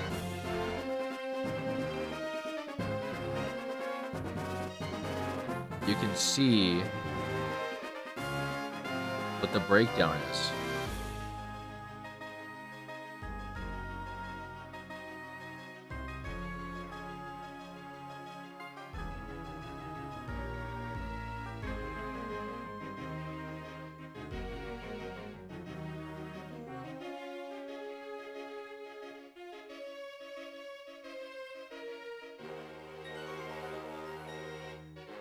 Interesting, that's cool.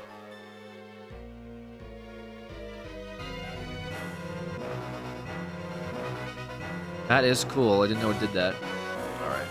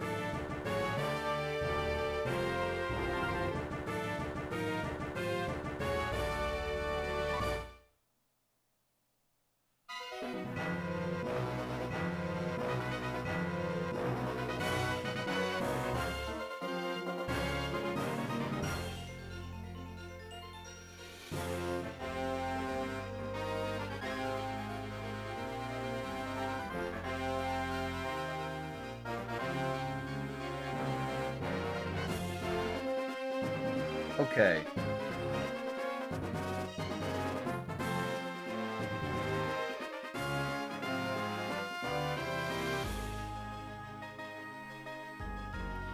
Now, let's see. Do I have everything set up? I think I have everything set up here.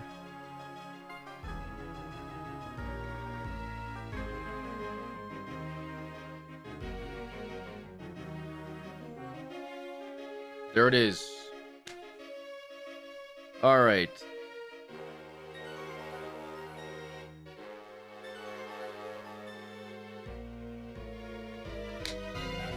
Another day, another Nuzlocke.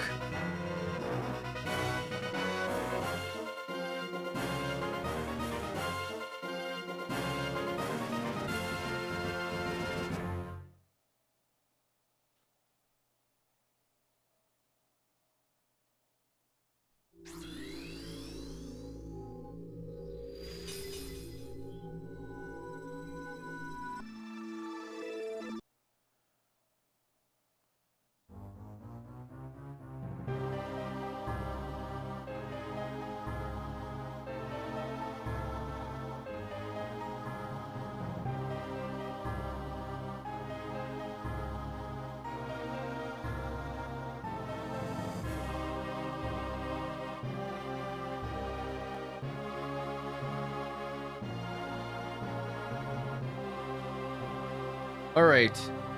Let me get myself a little bit of, I think, coffee.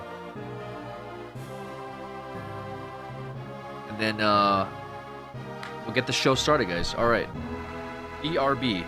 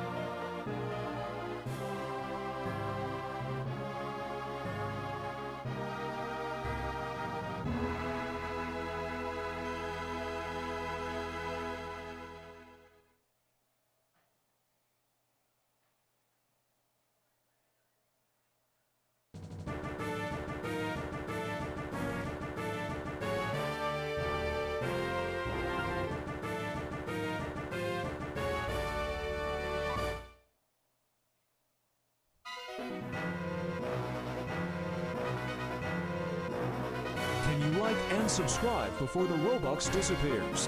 Hello, my fellow gamers.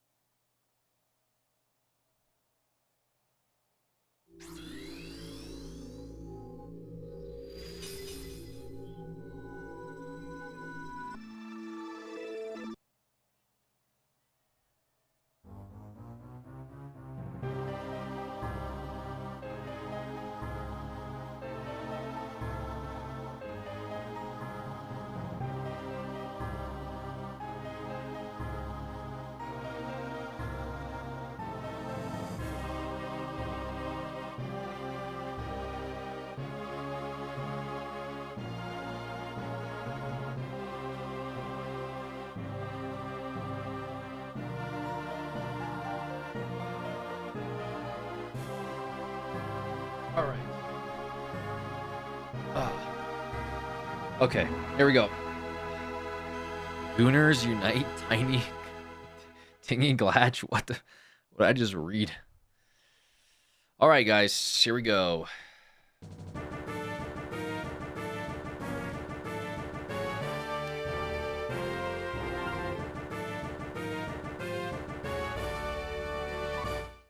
Here we go.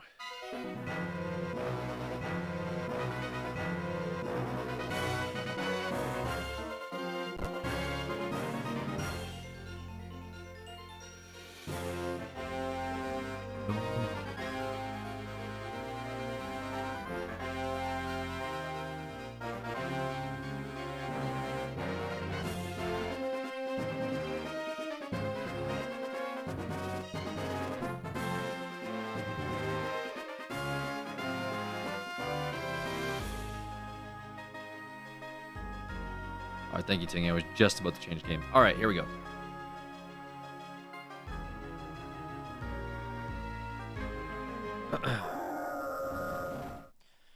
We're going to skip a lot of that earlier dialogue because we already did it, obviously. Plus I'm trying to save a little bit of my voice. Last night we, started Pokemon Black.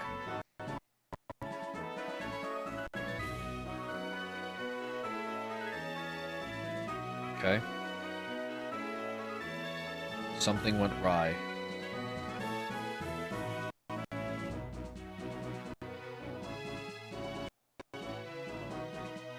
Uh-oh. That's not good.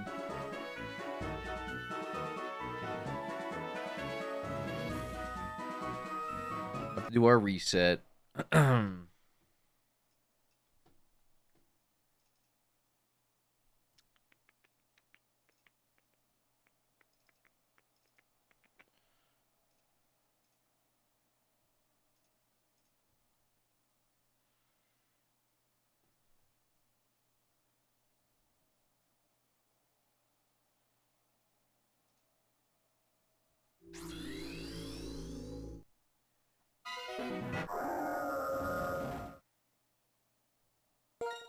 All right, try again, I guess.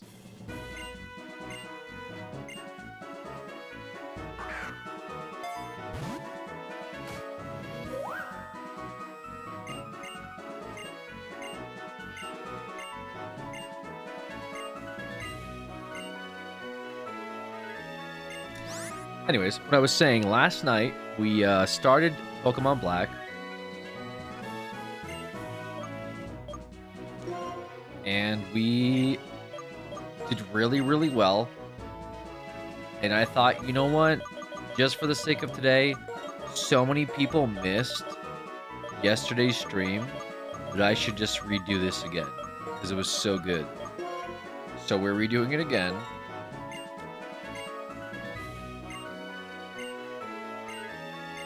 Yeah.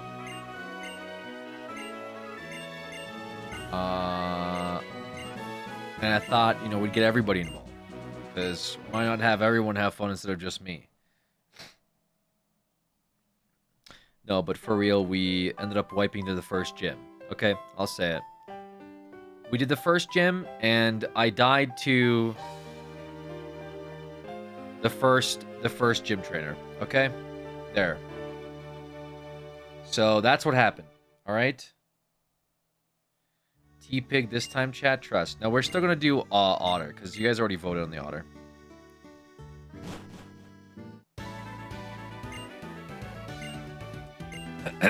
My voice is completely shot, I think. Well, not shot completely, but my voices are a little scuffed. I think I did most of these lines yesterday, if not all of them.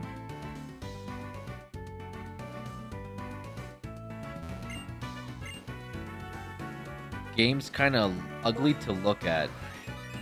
Yeah, well, have you seen a mirror? Asha what? Oshawott what?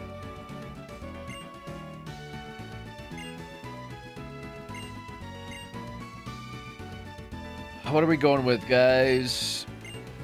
What will the Oshawott be named?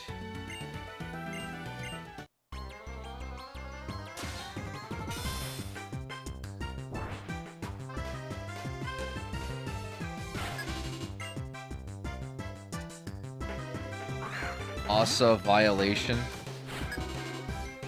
Wouldn't it be OSHA? Oh shit. There's some good ones here. Somehow T-Pig is just faster.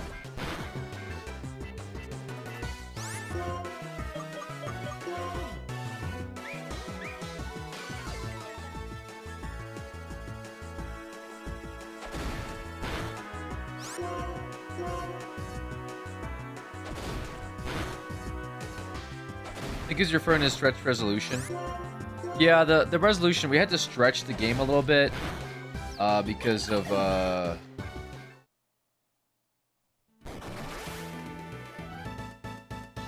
did we lose?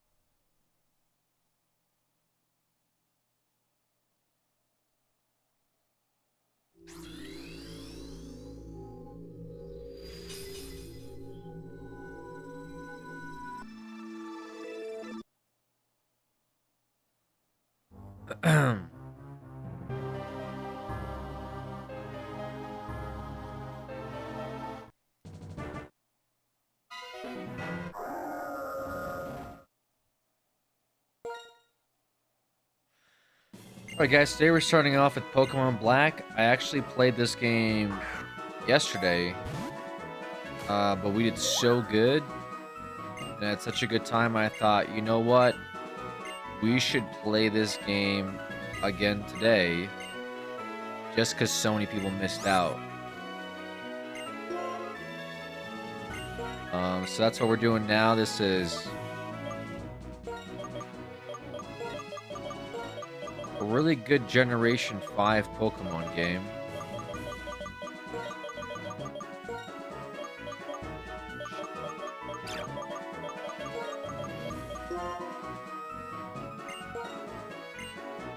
So yeah, we're gonna do an entire new run for you guys. What happened? We lost to the T-Pig?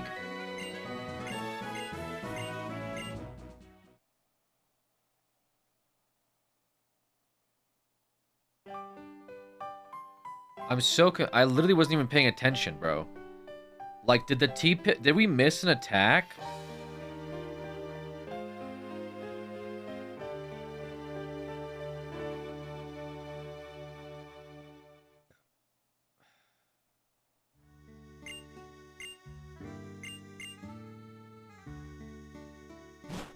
Why was that T-Pig so strong? You got crit? Did we actually get crit? Oh, this game's kind of ugly to look at. Bro.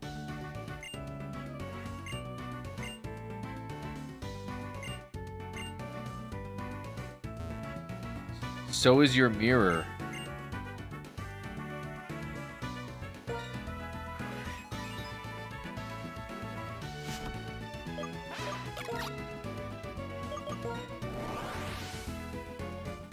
Guys, what should we name the Oshawott?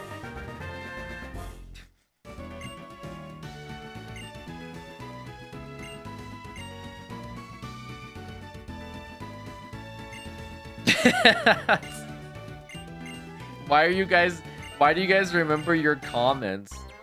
That's what's scaring me more, is seeing you guys repeat the same comments that you typed. And then having the same reactions is even crazier.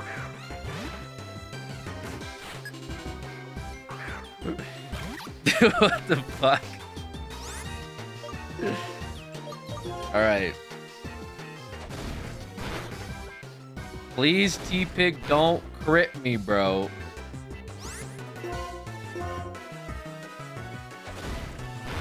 Should I just tail whip him?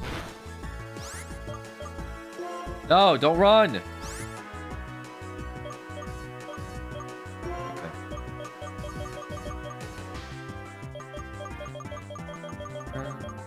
I mean, it just should be a tackle spam.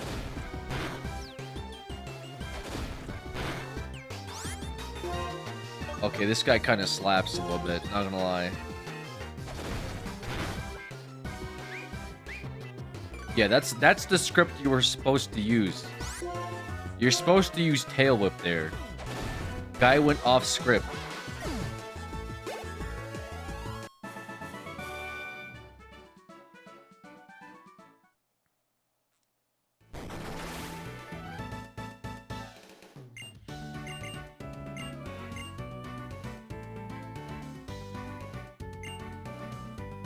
Bianca out for blood. Yeah, Bianca's a bit of an unknown entity.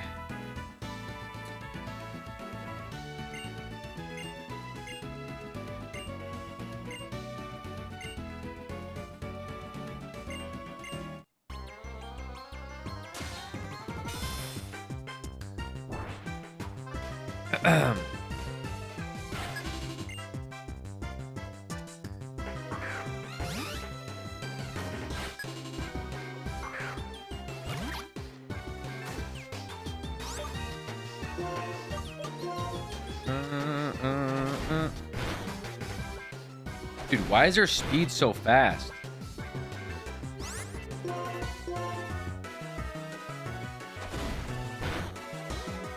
Guy has Cryo.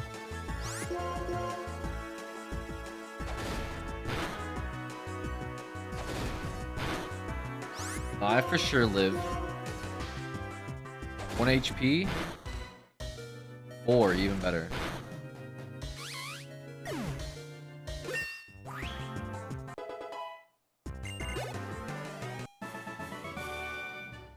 Training in this was kind of rough, I think.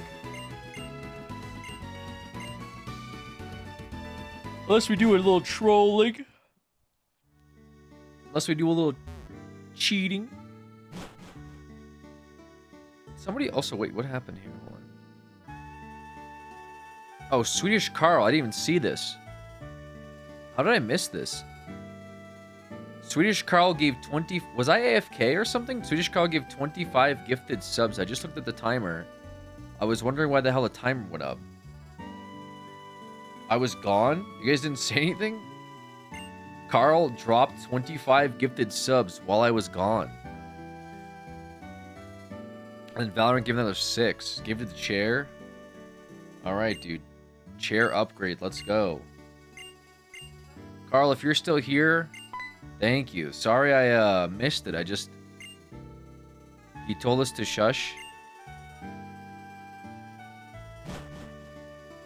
That was very nice of Carl.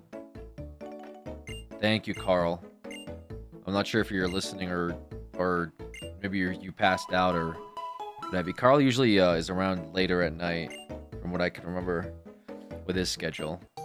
But a big supporter of the of the marathon streams that we do. I only noticed because I looked at the clock and I was like, I swear it wasn't at 24 hours when I got up. And then I was looking at my activity list and I saw that I had to actually scroll down, funny enough. So thank you, Carl. It's very nice of you. 25 is a lot. Valorant about to pass Lindsay. Oh, for gifted subs? Would be funny. Yeah, Valorant's cool for trying to give some subs out to members of Twitch. Yeah, we passed like 1,000 subs yesterday. I haven't had over 1,000 subs for a while, so that's pretty neat. Shout out to our community. Got a lot of very generous people here who have been keeping the vibes going. Hopefully it's been enjoyable for you guys watching the streams.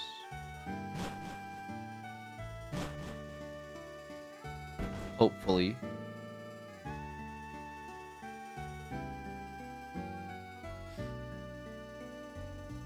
Alright.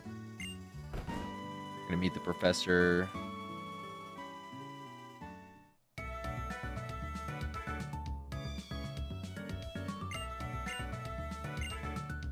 And also tact. Keeping the stream going as well. Gave 150 hard-earned dollars for no reason to a bozo like myself. So, thank you guys. Oops. Let's see here. Oh, how about... I like to play on words. How about oh... Shucks. You know? Like, oh, geez. Oh, shucks. Yeah. I like, oh, shucks. Let's go ahead and add this guy.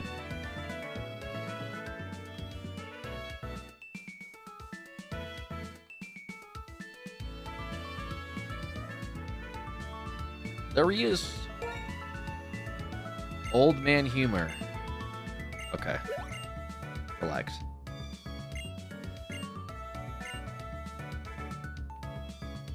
Pearl part takes a little bit. I'm probably gonna like take over voices after well, probably around the we're gonna do the first gym and probably take over voices, I think. I'm trying to get us to where well, not where we were, because this is the first time I'm playing this. So that will be weird. Last year, because I wasn't processed by us. So I'm glad I could help raise the timer this go around. Thank you, Tact. And don't ever worry about not subbing or paying for gifted subs or anything like that, guys. I'm only streaming for your guys' enjoyment. Don't ever feel compelled to give anything other than, well, I guess your time, since you're watching. I don't really know what else there would be to give. But yeah, I definitely don't want you guys to feel pressured to subscribe or anything like that. Is there a speed up mode on the simulator? This is my DS.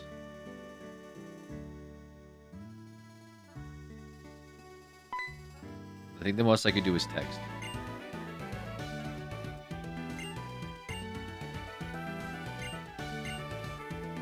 Speed these? Speed these what, Nick?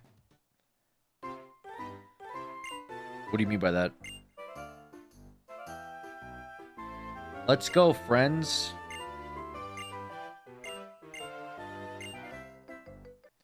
My very best friends.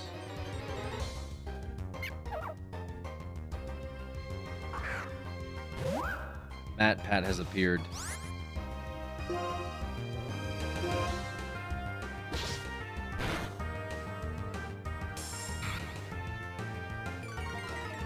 I hope my Switch works. Let me test something real quick, actually. That'll be for later.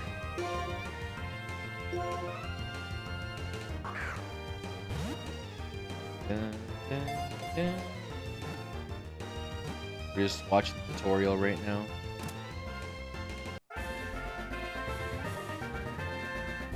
This. What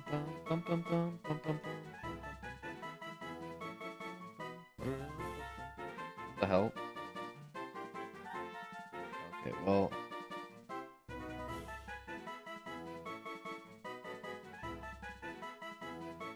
I guess that's fine.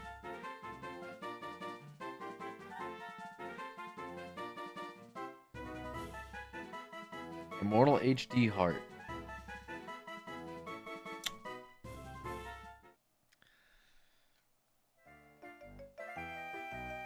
I don't go by that anymore.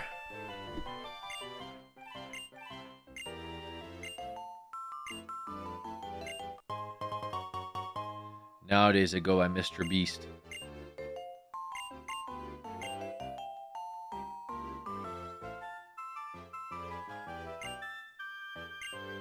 Okay.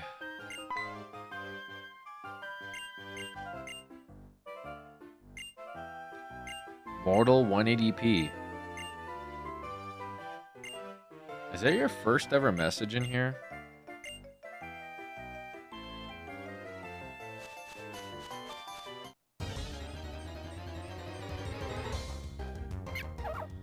Why did you lock a dude in a room with fire? I was feeling feisty. Is this our first encounter? Alright, first encounter on Route 1 is... Matt Pat.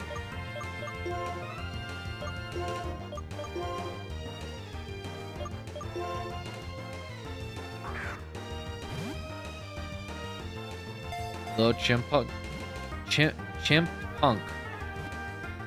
Dude, my dyslexia is bad.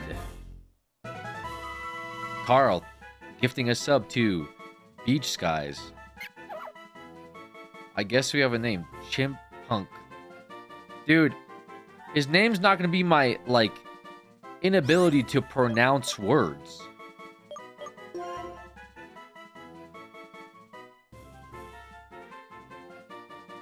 Chippy Rat Scallion. It's a girl.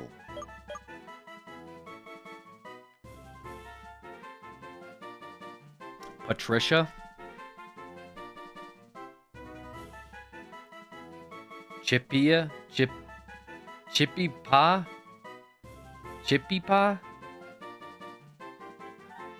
It's curious. Patty. Sandy. Like Ratata, but chipmunk.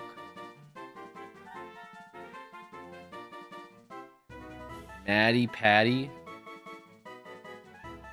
that the guy that used to put lemons in his eyes?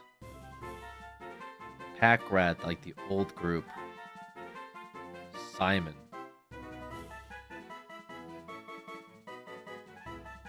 Shit Rat. You're gifting a sub to Doggo Lol. Bide Bait. That's crazy. I guess we'll just do Patricia.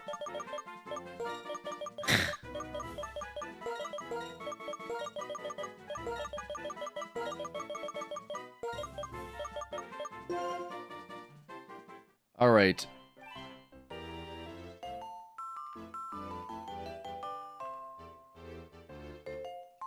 Oh god, I gotta sneeze. Sure. Dina gifting us up to Game Theorists. Okay. Game Theorists. Alright, somehow I have to start leveling good old Patricia. So we're gonna have to do some leveling in this, I think. Oh my god, I have to skip it. Well, I guess I don't have to skip this.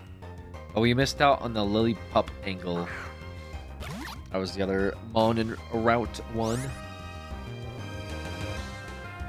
Da-da-da-da-da.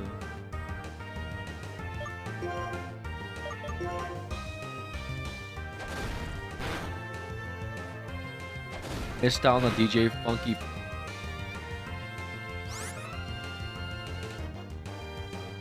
Brother in Christ. Run.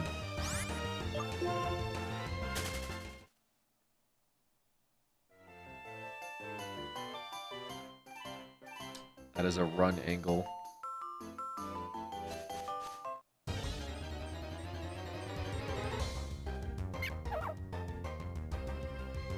Bro. How did it crit me?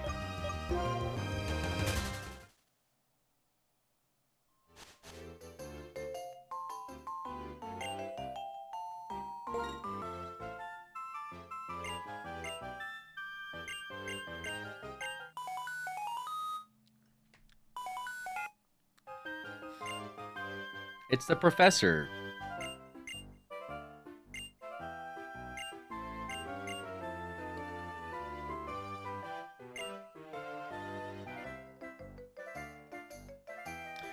What's worse, that Pokemon or Zigzagoon? Zigzagoon's pretty chill.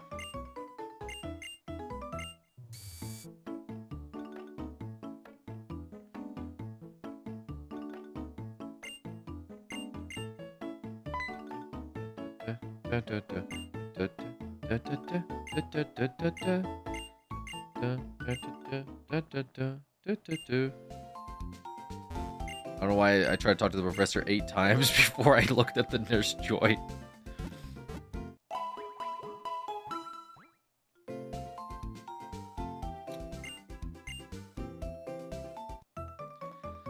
Alright, we did it. We healed up. Funny joke about someone's PC. Funny joke. Funny joke. You guys know that reference? Is that Boomer reference? It's a good video. Hey, I know that reference.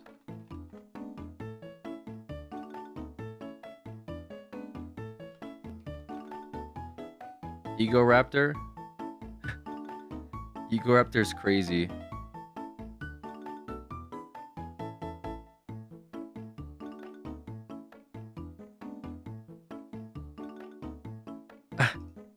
Hey, I'm Grump. I'm not so Grump. And we're the Game Grumps. Ever tell you about that? Nope. My fucking joke Yoda? Joke Yoda? Yeah. No. It's like Yoda after he like retires from the force. He wants to become a comedian. He's not a policeman. So he retires from the force. He becomes a comedian. So he's like he only tells Star Wars related jokes. So he's like, I have a joke for you. and then you gotta be like, okay, tell it to me. Fuck. So I have a joke for you, then. Okay, tell it to me, joke cop Yoda. Oh, ex-cop. What kind of car do I drive? I don't know. A Toyota. Funny joke. Here's a good one from the planet Tatooine. What Watch did, it. what did Luke Skywalker say about somebody bullying his sister? What's that? You better not lay a finger on her. Funny joke. Aaron. Here's a good one Oh my God. from straight from the Death Star. Okay. What? All right, here, hand it back. What did a jockey's manager say to him before the big race? Okay, this is me playing now. What did they say, Yoda? Use the horse. Funny joke. Hey, Dan. I've got a new joke for you. What is it, Yoda? Where does Vader get all of his designer shoes? Where's that? Where's that, Yoda? At the Darth Maul. What the fuck? This is impossible! No! Shut up, Yoda! Joke. What do you call a bounty hunter's favorite dog? What's that? His Boba Pet. Oh my god. Funny joke. It's not funny. It's not. But do you think like the people would like actually call him out on it not being funny, or are they just like, he's super old? Just let him. give it to him. Just let him give do it his to him. thing. Just he's like 800, I think. Boy. What is a Jedi's favorite candy? What's that, Yoda? A lifesaver. Oh my god. Funny joke. He just gets like more and more wildly intense every time. Hey, Dan. What's up, Yoda? I've got a funny joke for you. Do you? Do you now? Here it goes. I'd love it. I'd love it if you told me.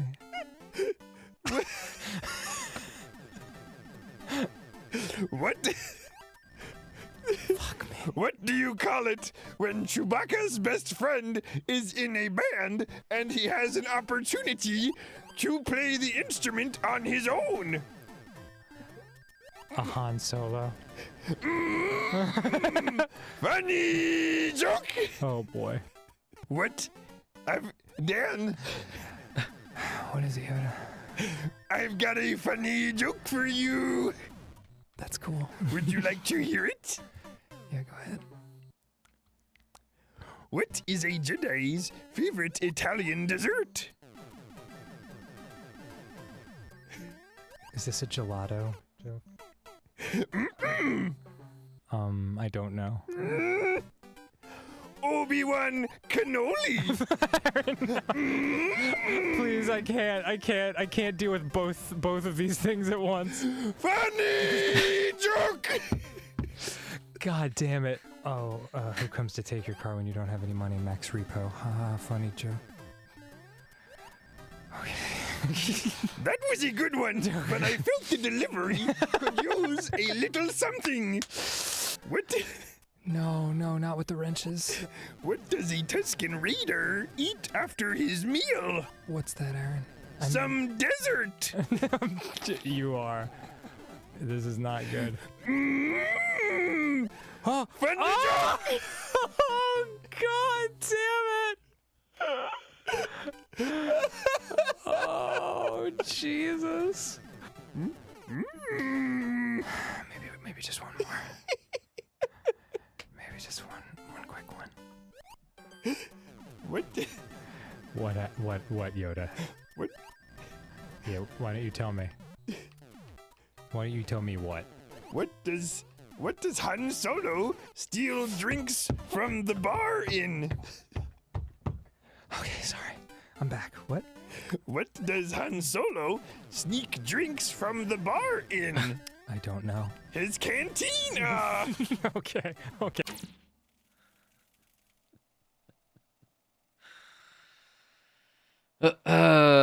Pretty good.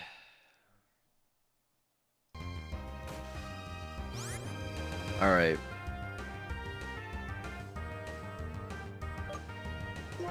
Dun, dun, dun, dun, dun, dun, dun.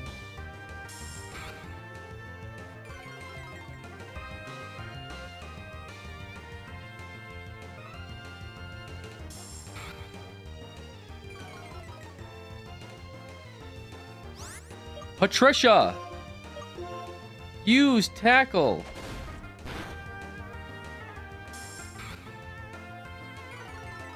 Have you ever heard their Pokemon Smash or Pass song? I haven't.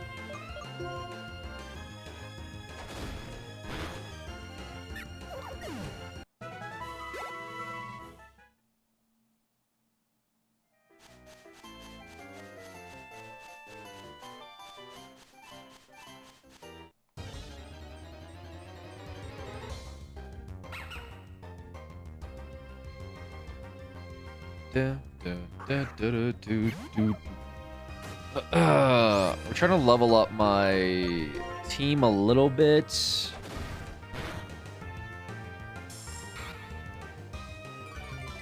Because it's a bit cringe otherwise.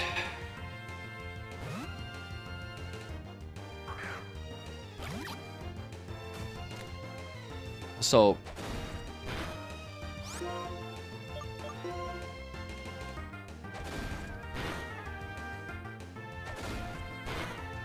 ended up not getting coffee. I got a little bit of Dr. Pepper, a tiny bit.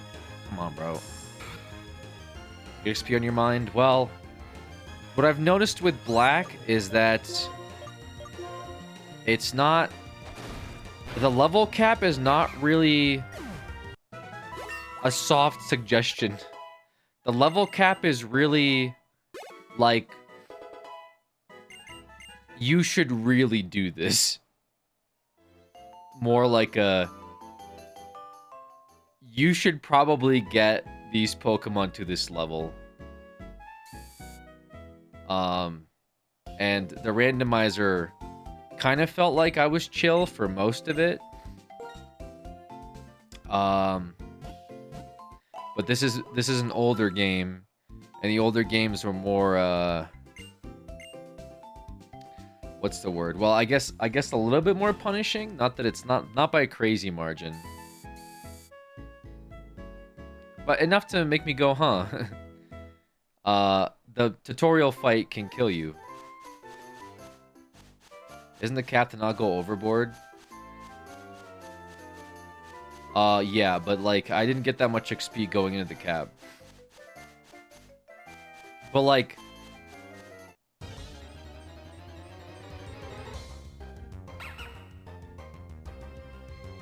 usually when you play these games, you're over-leveled. The cap is to stop you from over-leveling. But there is a under-level angle.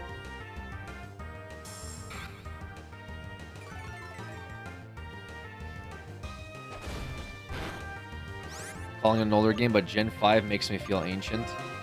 Well, how do you think I feel when I talk about Gen 3?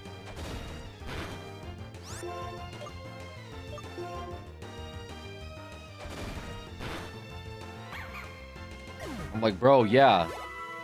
Guys, wasn't Ruby really good? And people go like, I wasn't even born yet. Gen 1 for me? I mean, I collected during Gen 1. I had Pokemon cards from Gen 1. I just didn't play Gen 1 because I didn't have a Game Boy. It wasn't until later that I got a GBA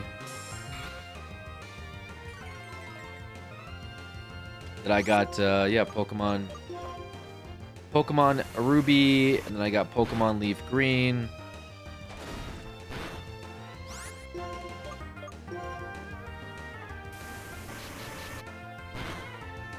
Pokemon Coliseum on the GameCube.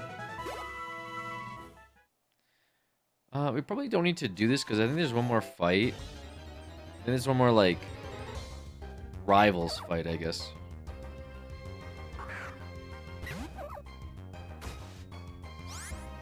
Alright, we'll get one more level here with Patricia, and then we'll continue. I think we have one more. I think we have Route 2 as well.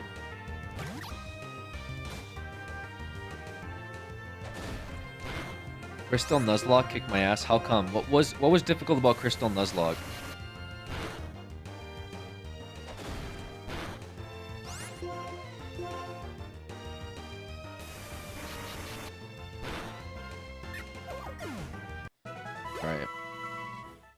Wow, Patricia didn't level there. That's wild to see. Okay, I guess we're just gonna move on. I thought the level's there for sure.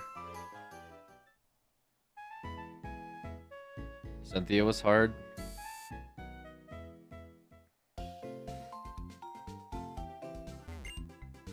Dun dun dun dun dun dun dun dun dun dun dun dun dun. I'm getting a little crazy.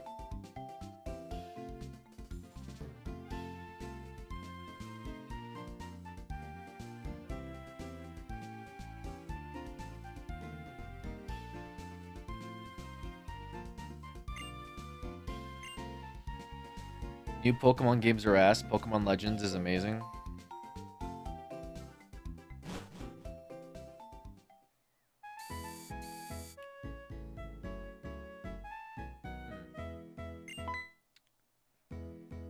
A take. But is it a brave one? Probably easy to say that new Pokemon games are ass, I guess. What makes them bad? Because they did a lot of quality of life stuff. If I was one to play this glorious game on PC, I would not know how I would do that. But I heard this game is like on an emulator or something from some people that I'm not friends with. Not that I would ever do it, because you should have a legal copy of this game before you import it as a ROM version on your legal DS, but you shouldn't do it otherwise.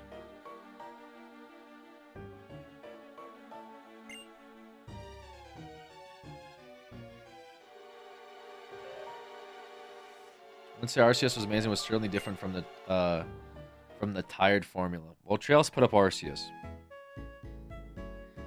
Funny joke. Alright, this guy wanted to fight, right? He was talking smack about me. So put him up then, bro. He says you can hear my Pokemon, and they all think I suck.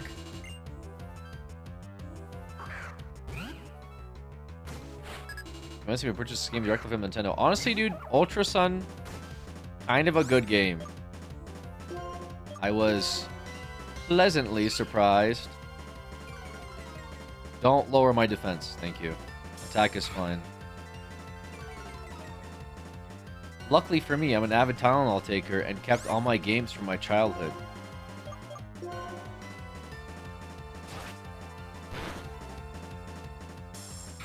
I think it would only matter if your mom was a Tylenol taker.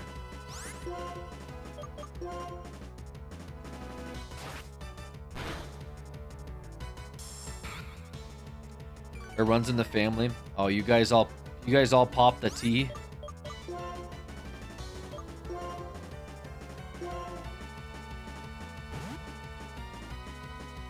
You like that? Slamming those teas.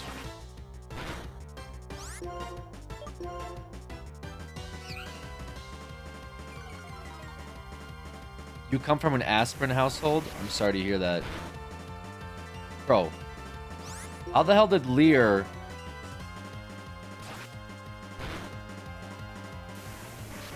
Wait. Why did Lear not lower more defense? Am I crazy? Oh, Lear's for physical? Oh. What is water considered?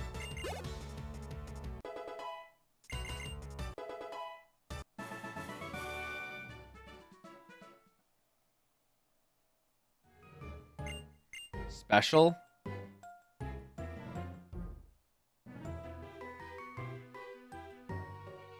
Is it because it's stab?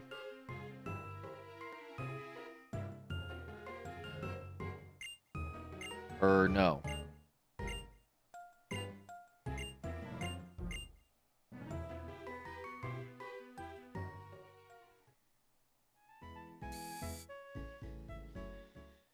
Varies by attack. So how would I know? I tried to use Lear on one mon, swap over to like take advantage of it, and I didn't. Some water attacks are physical. Oh, it's like just the type. So it's just like it has to be a specific move that like hits them on and it's physical damage. You can check the type by checking moves. Trying to be physical with your mom? What do you mean by that, brother? Type, normal. That's not what I want.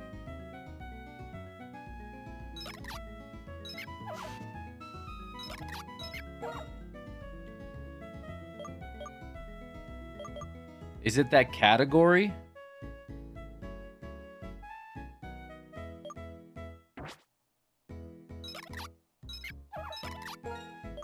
Oh. Oh, Spiky's physical. Okay. Gotcha. Special will have a little circle. Damn. Man, these baby games have way too much information, bro. How am I supposed to play these baby games? Status, special, and physical. Okay. Did not know that. Too much information for adult brain? Yes.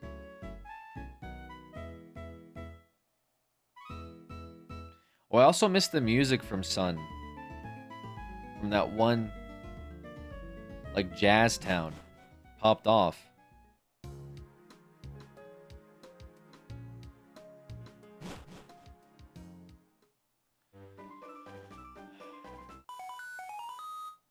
Oh, Mom's gonna chase us down.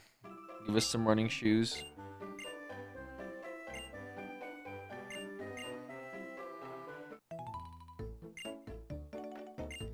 I can sing for you? Mr. Porkchop, what made you type that?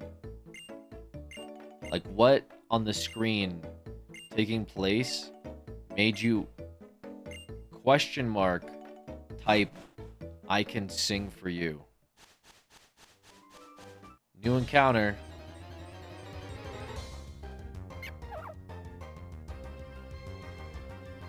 Dupe claws. Dupe claws. Dupe claws. Dupe claws. Dupe claws.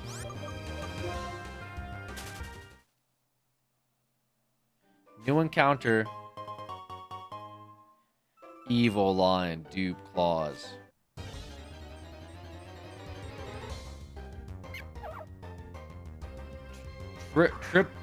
Triple claws. Parrot, get the fuck out of here. Bro.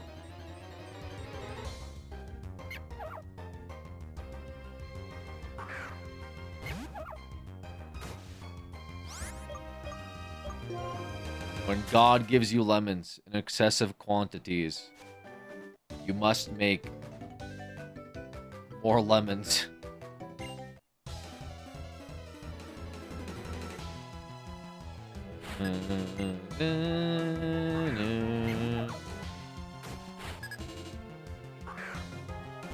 Any damage-taking enjoyers?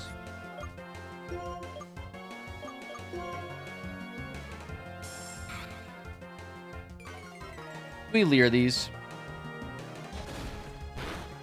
Oh, baby. That's a crit angle. We are out of here. Bro did almost 12 damage with one tackle. He said leer. Well, let's just see how much... Oh, Shucks can tackle for. Probably 1,000,000. That's a lot, actually. Bro is spamming leer. Hello? Are you trying to get tackled, brother?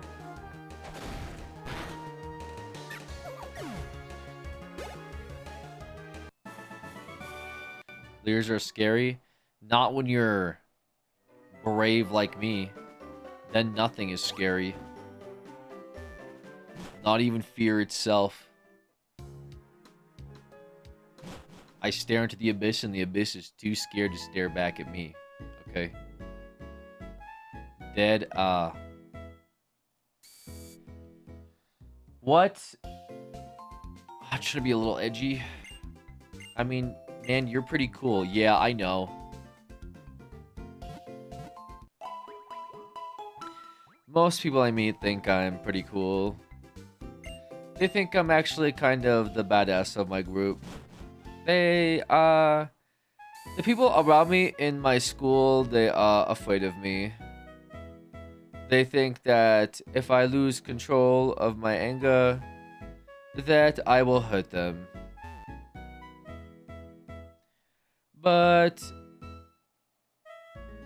I will not.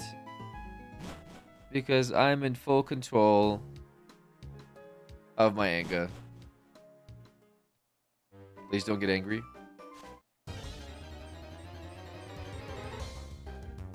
Okay. It sucks everything here is on normal, bro. This is dark. This is actually decent. We'll take an early dark. Why not?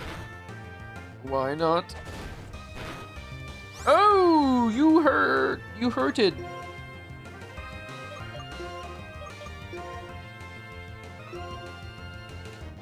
Sounds like someone I would bully. Why are you admitting to being a bully?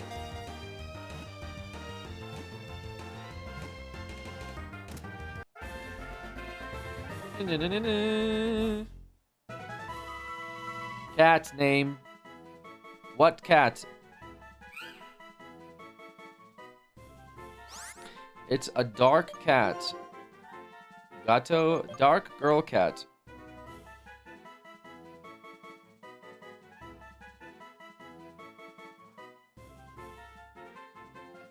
Sirloin. Loin. Okay, sirloin.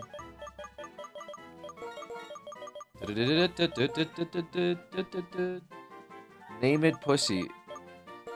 Mr. Porkchop, why did you not answer me earlier when I asked you why you told me that you would sing for me? And now you're talking about...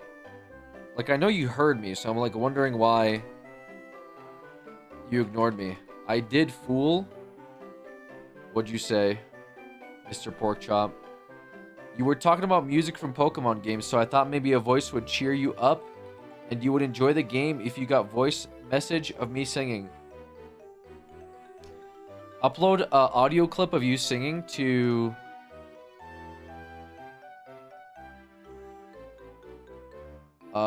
Alex... Stream alert submissions.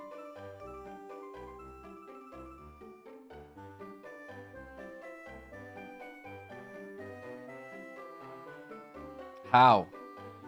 Join the Discord. Under Cursed Conversations, we have Stream Alerts Submissions. Press the plus button and record yourself singing. Name it Kitty Cat. Dr. Dandelion, you're 37 seconds too late.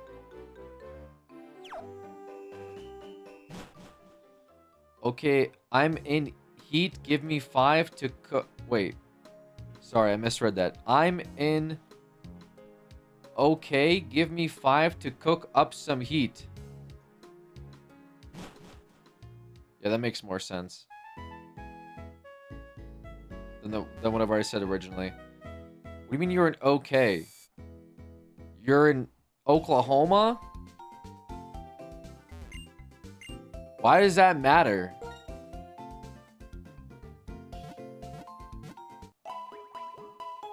I'm in the Discord. I don't like how you read my text like you have dyslexia.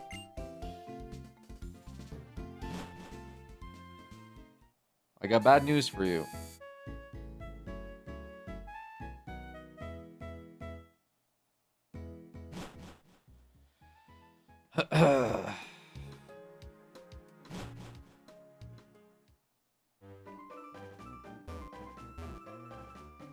Bro, you are living the live. Yep. I am living the live. Life.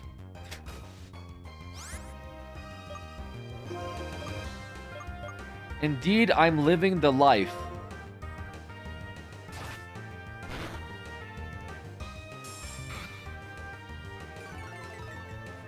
I don't know what's going on right now.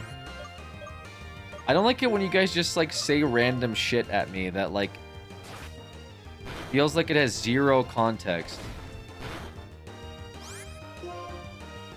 Don't crit. Can I come over and play Smash Brothers with you, dog? Yeah, like that message. Like, why are you just... And it's like from like regular chatters too, like somebody was talking about like somebody was listening to the Game Grumps video and was asking about like JonTron.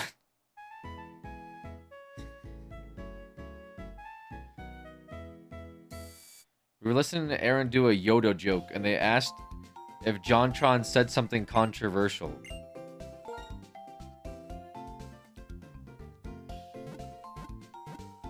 Yeah, I think JonTron said a few controversial things.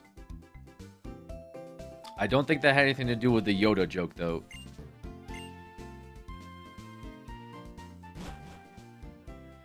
This is the 5th time you've been in the Poké Center in 5 minutes.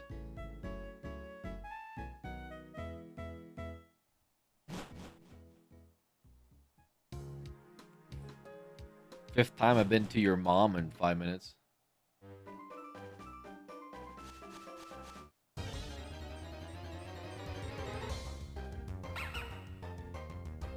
Brother, what do you want me to do? You want me to just, like, kill my Pokemon or something? Like, what do you... Like...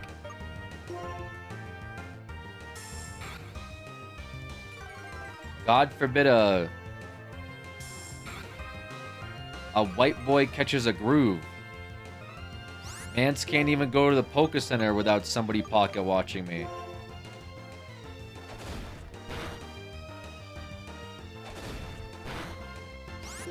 I have to make sure they don't die, brother. Aren't you white?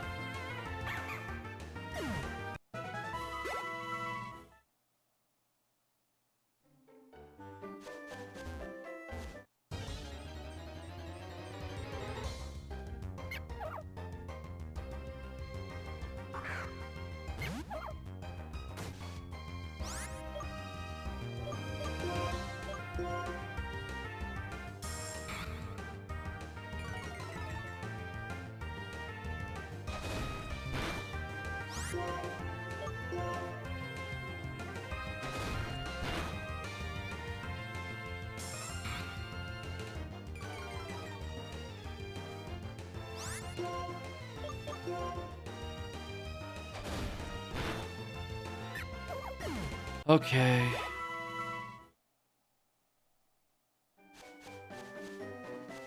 Alex, I'm sorry. Don't be sorry. Just do better. Serious question, stuffed crust lover or stuffed crust hater?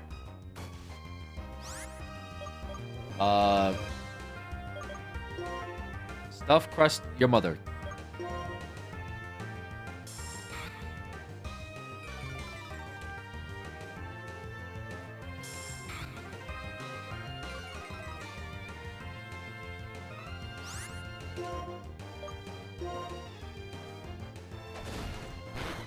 Clear. Nice.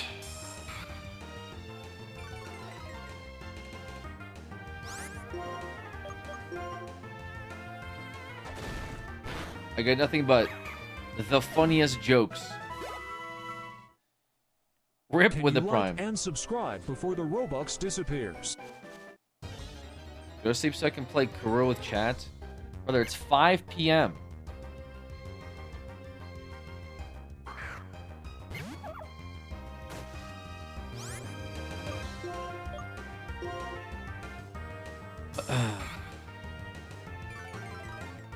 I wish I could be funny. Well.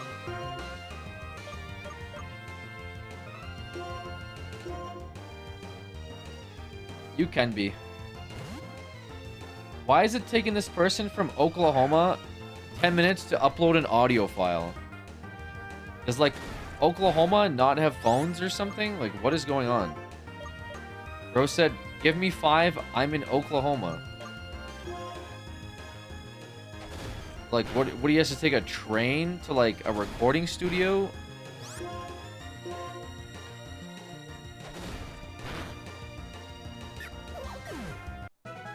I did not say I was in Oklahoma.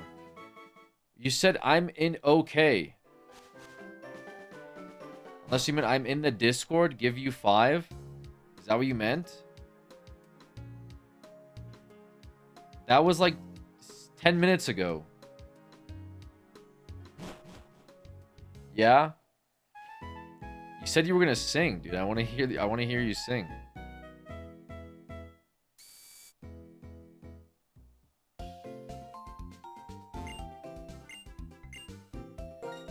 Yeah, well, I tried and I didn't remember any words to a song.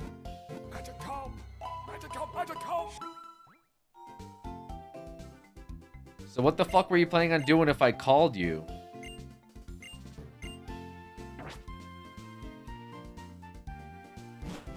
Bro said I didn't know any words. I don't know. Why don't you just do like a hum? Like, you know, like do do do do do do do do do do do do do do do, you know, something like that. Maybe that will uplift the mood.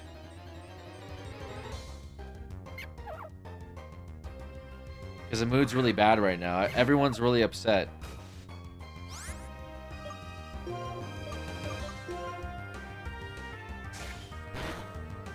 I'll try something. I'll send you parts of a song.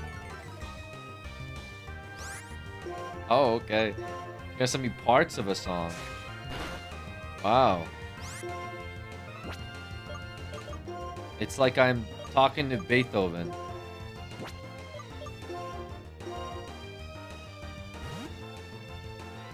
Where do I post it? Brother, it's been 5 minutes since I told you where to post it. In the fucking Discord, under Cursed Conversations, there's a section called Stream Alerts Submissions. There's other audio files in there. Just clip something and post it in there.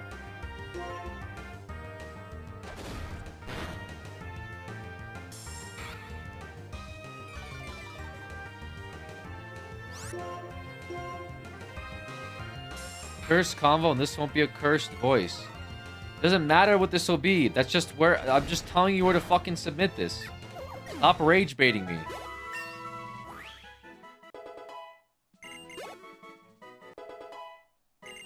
Like, I'm sure you have the voice of an angel. I can already tell with the name Mr. Porkchop.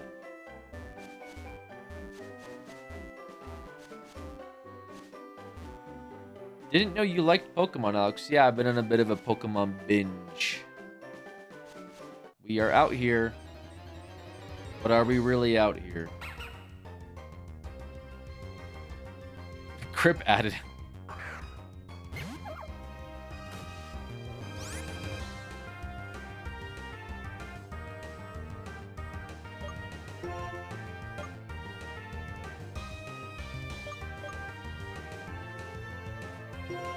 I was in a bide, but that's a death sentence.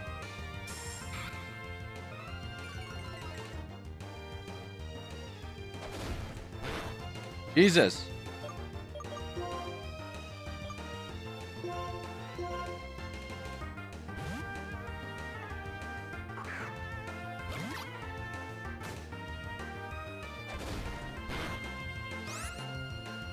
That was 6 damage.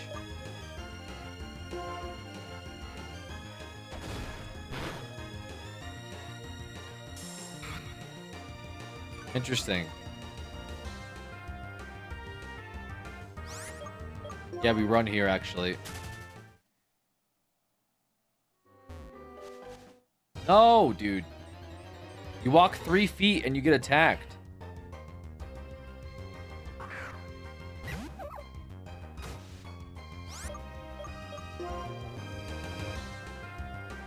Guys?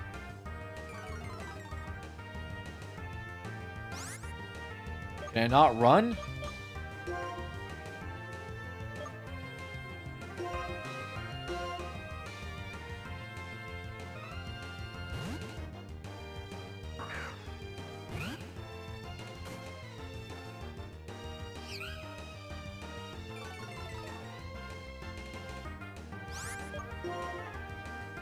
I definitely got a pot, right?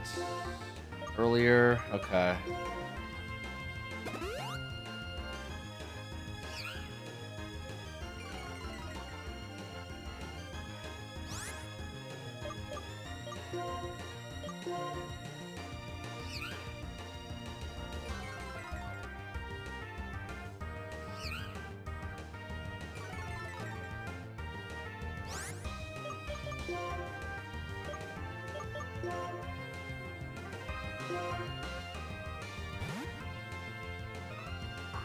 He did it. Posted it.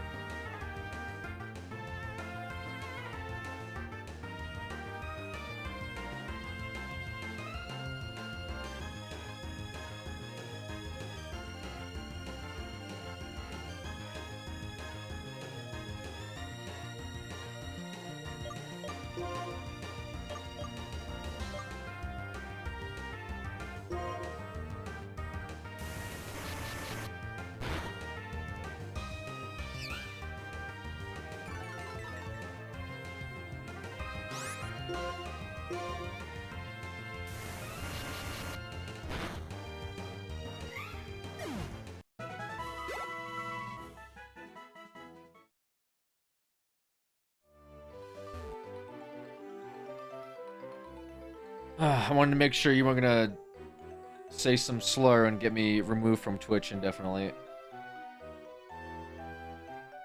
You would not believe your eyes if 10 million fireflies lit up the worlds that fell asleep. 'Cause they fill the open air and leave teardrops everywhere. You think me rude, but I would just stand there, stare. I like to make myself believe that planet Earth turns slowly. It's hard to say, I'd rather stay awake when I'm asleep.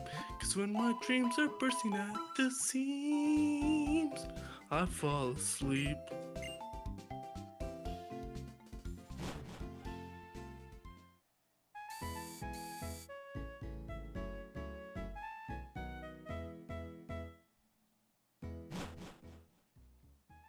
That was pretty good. That was an original.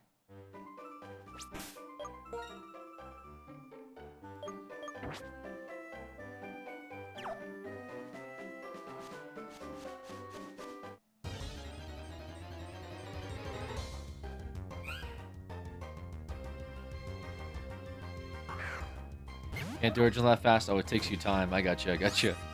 It takes you time to do the. That's a whole process, I assume.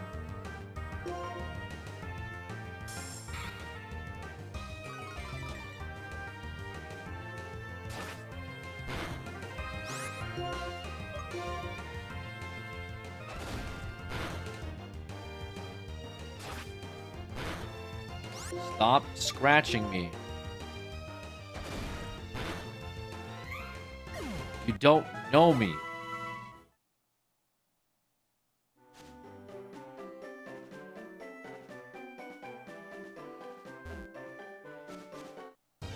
VOD's gonna get claimed?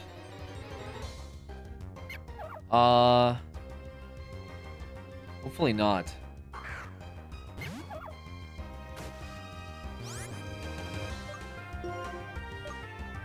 So that's what you wanted to show, Mr. Porkchop? You just Mr. Porkchop, are you like laying in bed like kicking your feet watching the stream, or what's the vibe?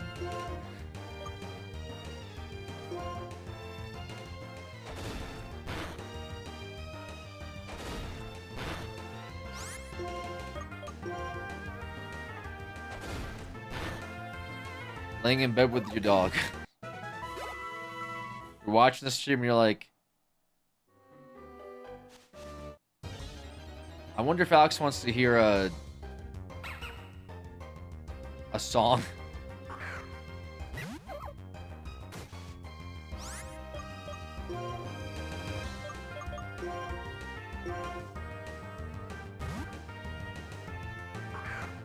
Yeah. All right. You know what? We'll take it. We'll just, I mean, not that we have a choice, but we'll take it.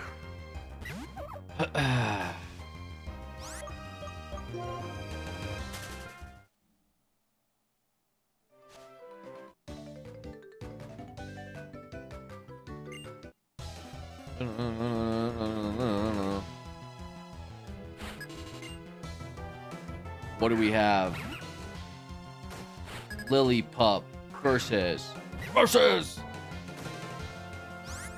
Atomic Bomb.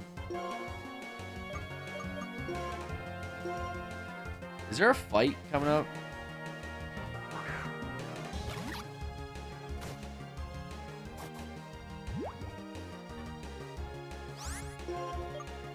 Bro identified me.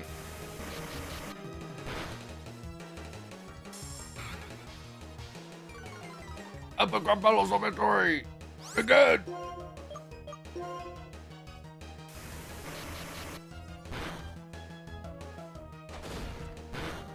Ouch!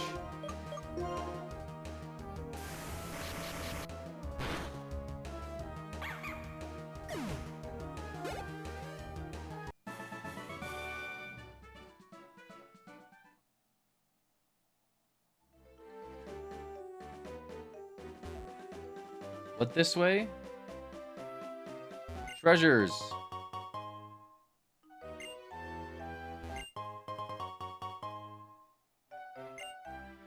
So much loot.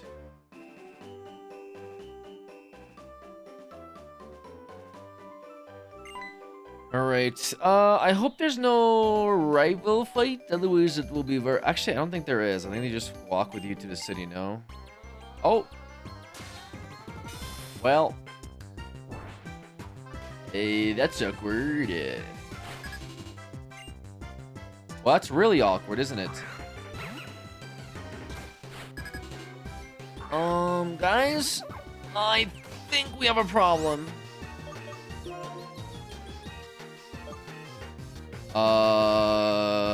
Sack pot into...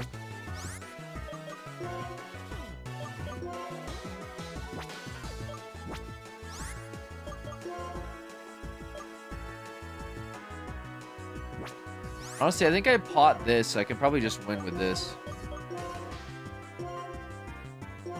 Kind of cringe.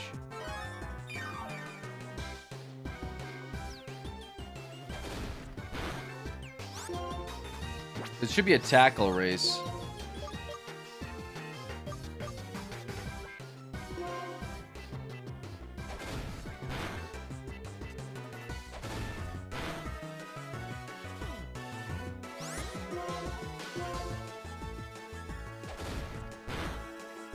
Damn. Oh, that's fine. Well, it's not the greatest. Okay. Now it's worse. I guess you won't have potion for... Okay, fine. That's good. All right. The pig. The pig of Te. We leer this?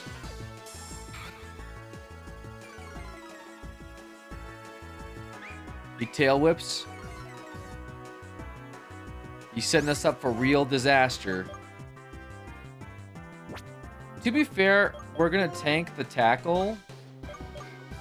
And then we're going to one-shot him with water gun. Or his fire move. We're gonna take the fire move. No tackle. Okay.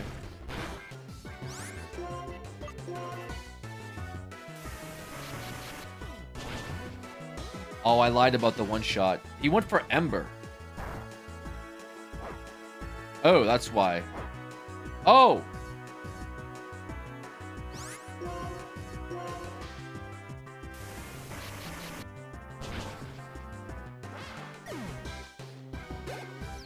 Okay.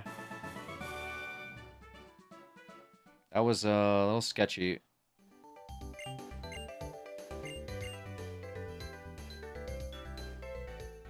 Please tell me I can walk up without Bozo ambushing us.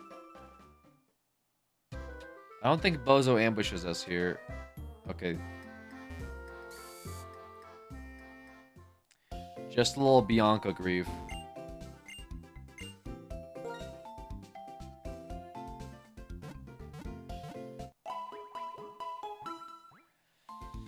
Da-na-na. All right, Bozo's in the... He's in the school, right?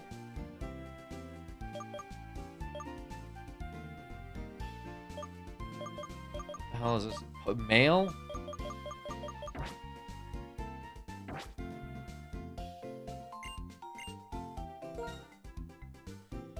Hey. Hey. Hey. Hey. Hey. Hey. 8 pots. 10 balls.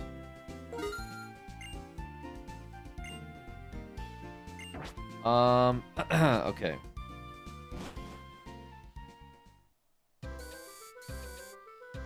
That was really sketchy. What kind of guys are over here? Just... There's some on the right side. Those are trainers, I believe. Or we can start swapping sirloin out. Oh. So many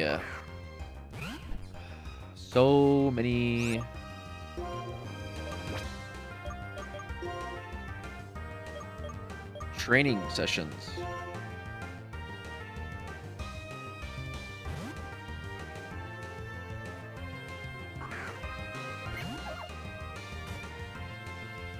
Okay.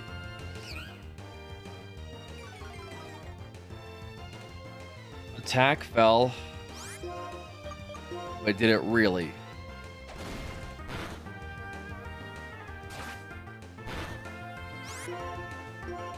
This got decent defense. Can you name your next Pokemon Adam Young? I just subbed again. Adam Young. Who is Adam Young?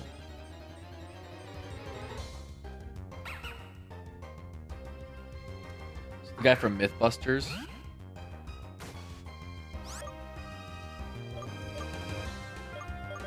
He sings Fireflies. Are you like a big Owl City fan? Mr. Porkchop?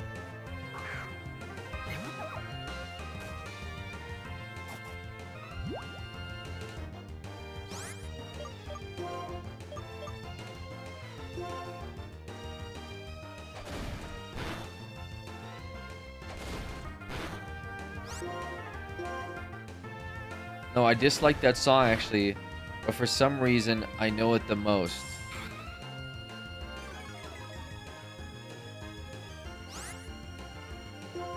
I listen to country music.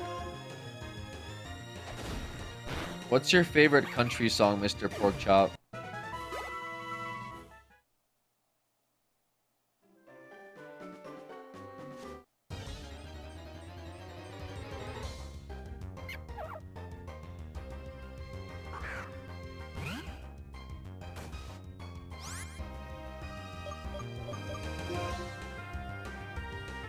Penny by George Strait. Amarillo by Morning.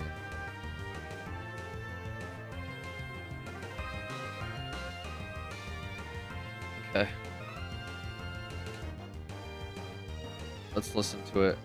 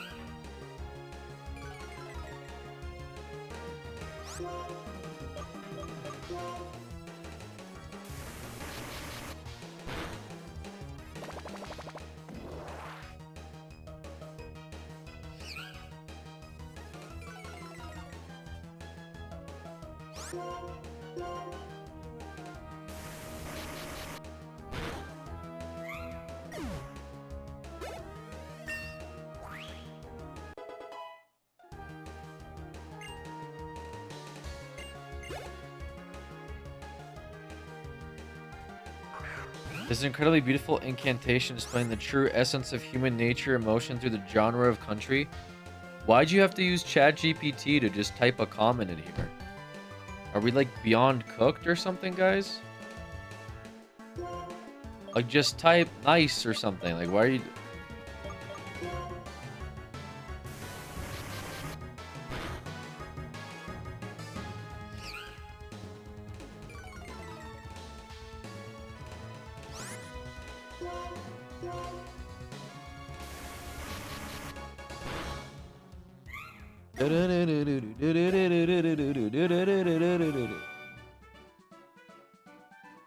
Well, what if he's an English major? So unemployed. Am I right, you guys? Am I right, you guys?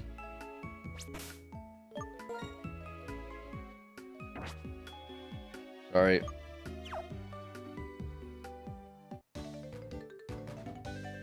There's no English major in this chat. Art has like a master's in English.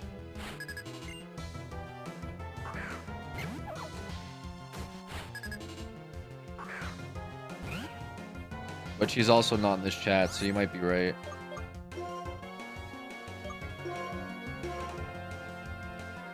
Time for tackle off. Average Twitch mod. You bite. But don't worry, I bite harder. And by bite I mean tackle, because we're a normal type. I don't know why this guy's biting me.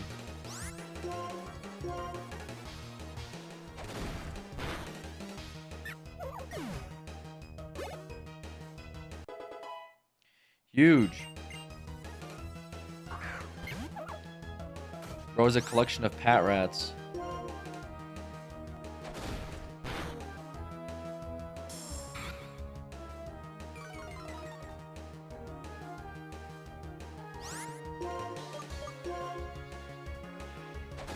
I'm just waiting for a bide.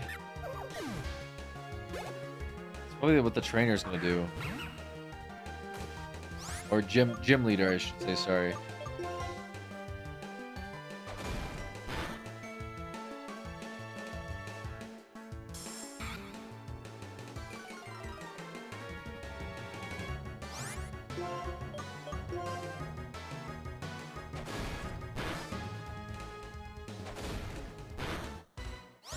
Oh my lord.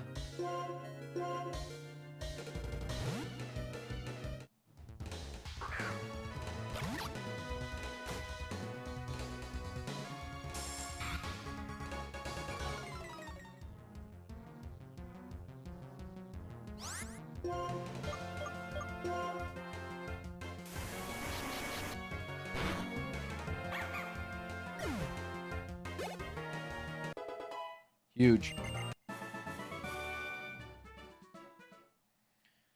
All right. Yippee.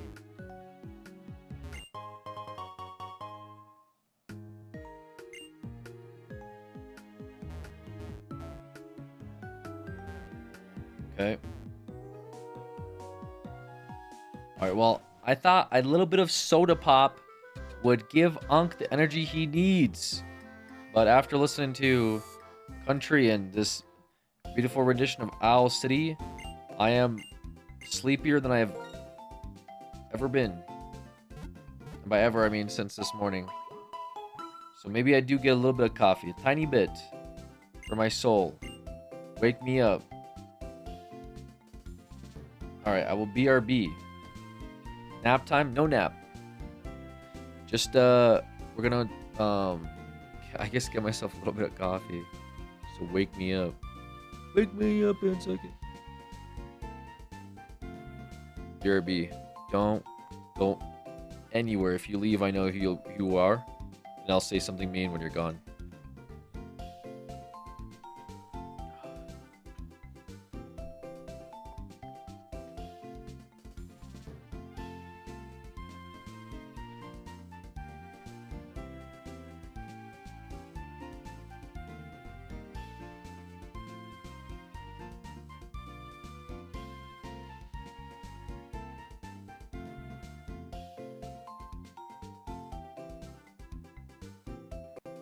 And you play anime games, so you're like a super weeb hero.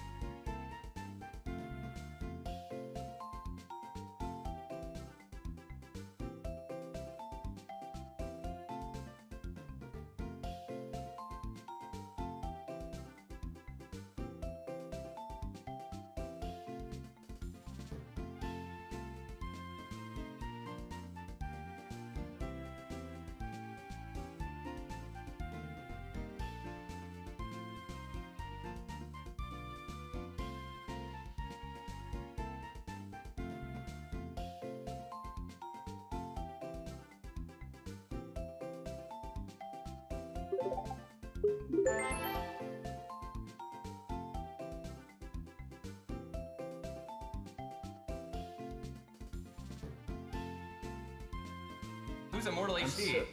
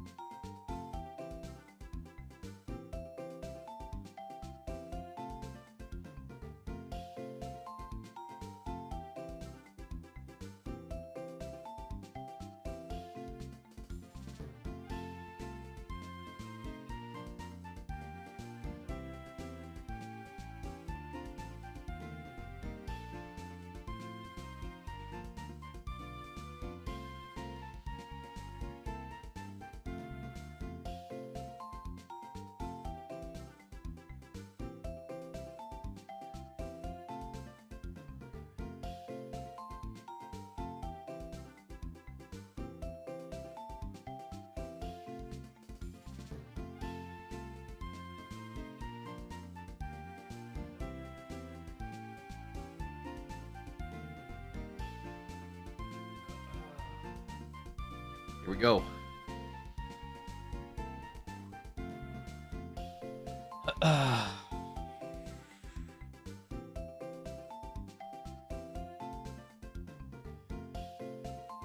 Why does Nurse Joy not have eyes?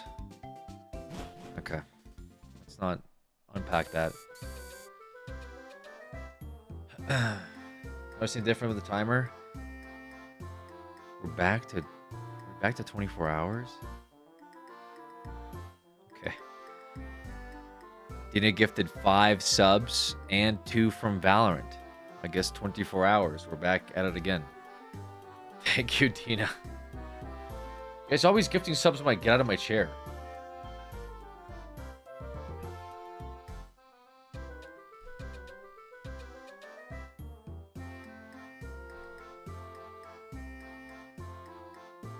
Watching you guys.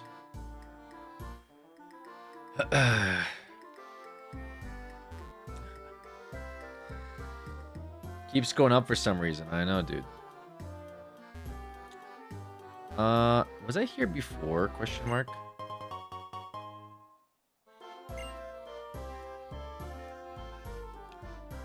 Bum bum bum ba bum.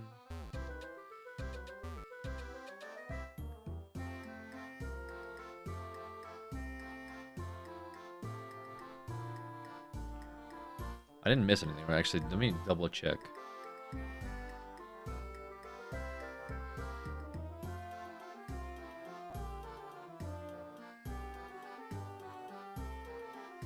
Okay, all right. At the double check. Again, thank you, Dina, for those 5 gifted. Dina gifting a lot of subs. A lot of subs. Thank you so much. I'm still not even top 3. Well, it's okay. You're top 3 in my book, Dina. Thank you. All right. Okay, so we can't go this way until we get those gym badges. We have to go fight our rival. Or, not our rival, but... I guess they're our rival. They're technically our compatriots. Our compadres. Then which one of the top 3 got bumped down? These. Actually, our RIPDs.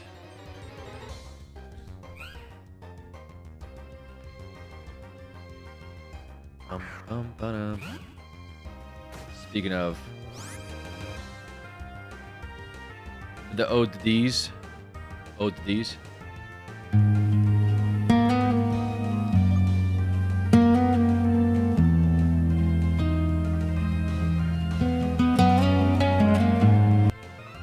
Two shadows rose where the lava flows.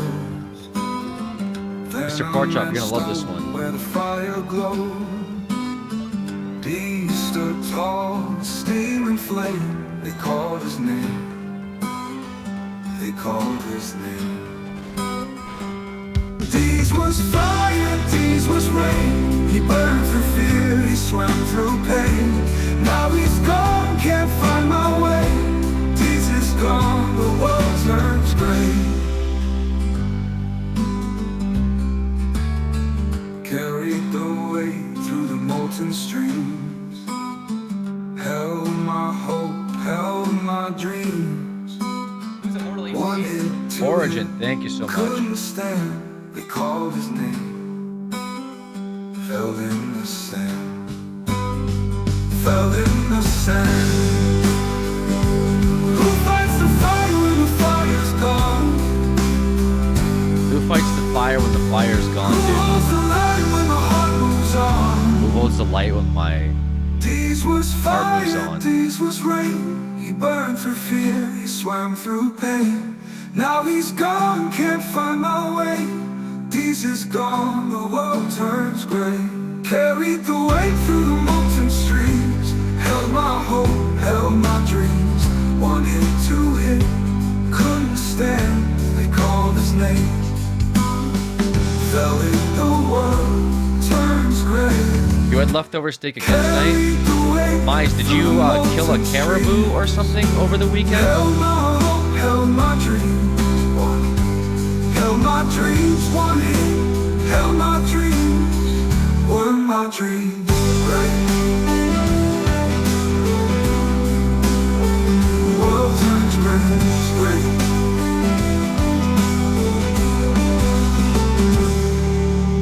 I need Who fights the fire when the fire's gone? I now realize the pacing of this game is going to be very, Who holds the line when the heart moves on? you know. Who holds the line? No fair fight. Lost my flame. When is the next Power World update, actually? My family does not have money.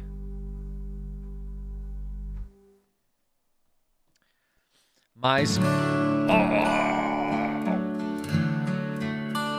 Mice, what would you do if you had a lot of money? What would you buy? Like, what would be the first thing you would buy if you move out? Okay, sure. Okay. What would you buy?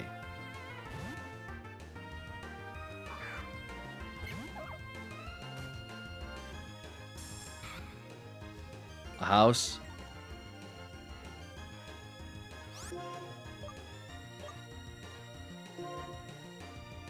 The castle that's 2 cities over in Ohio.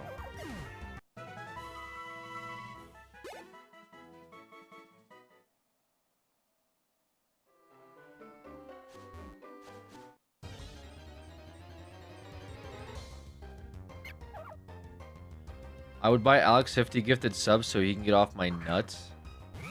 Brother. What am I on you about?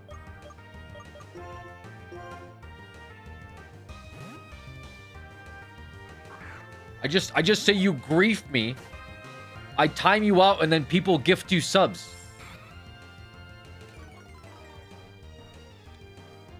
How old were you when you got your sleeve done? Like 12 or 13.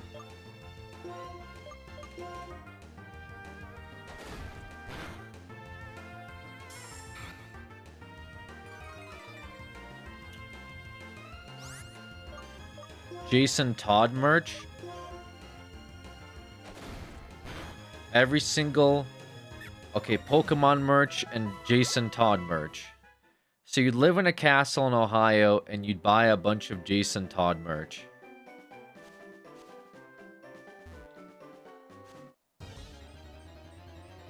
Okay. Those are interesting priorities. I don't know what I would do with a ton of money. Here I am doing a scamathon, haha. Which, to be fair, folks have been very generous. I am trying to convert most of the money here from the stream back to the stream. Or back to YouTube content. If I had a lot of money, though. Some boring shit like pay taxes. Yeah, I'd pay back some taxes. But what would I buy?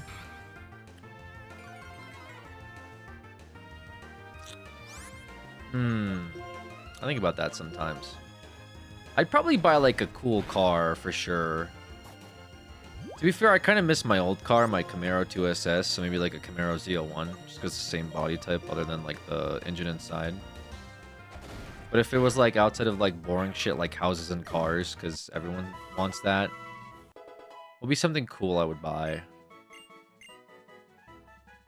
Would it be land?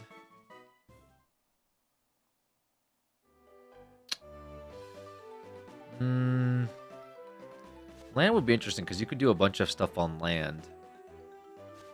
Like get like a giant like pool or like a ranch. Like a ranch would be kind of cool with like some chickens and pigs on it.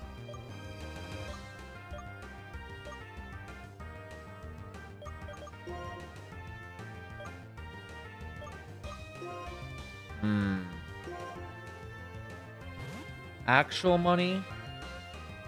Yeah, like real estate and cars is all good, but like what's like something interesting? To be fair, you know what I always want to do if I had a lot of money? Is I'd want to start an organization that like helps people that are like struggling with things. Like specifically, because organizations are cool and charities are cool, but it would be nice to see like actual like value come from, you know, actual people behind the transactions, I guess. So like not necessarily a charity org that just signs a check and sends it to some bureaucrat in some, you know, big city. So cool. What's your idea for that? Sounds cool. What's your idea? I don't know. I just thought it'd be really neat to like, you know, I probably like would have a team that looks for like specific cases on like GoFundMe's and not like the ones that get funded. Does that make sense? So not the ones that are like, I'm raising $500,000 for my dog's hospital bill, and then people give them $1 million, and you're like, okay, that seems a little overkill. But it would be like people that are not getting their GoFundMe's met because they're not popular enough. That kind of makes me a little sad. Because, like, GoFundMe's... Yeah, the GoFundMe's that go overlooked a little bit. And the situation's kind of, like, sad or, you know, like, people are just struggling. I think that would be nice. I think that'd be a cool way to contribute to the world. You know?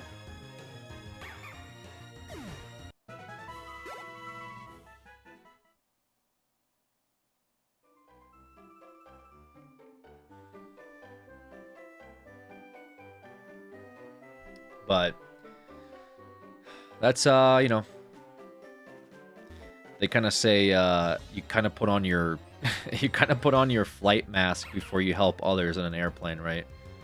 That's like nice in hindsight to talk about that stuff. But I think that's where, like, if I had a lot of money, right, like millions of dollars, because I feel like the cars and the houses would be like, okay, that's cool, but eventually I feel like I'd just probably get bored, you know?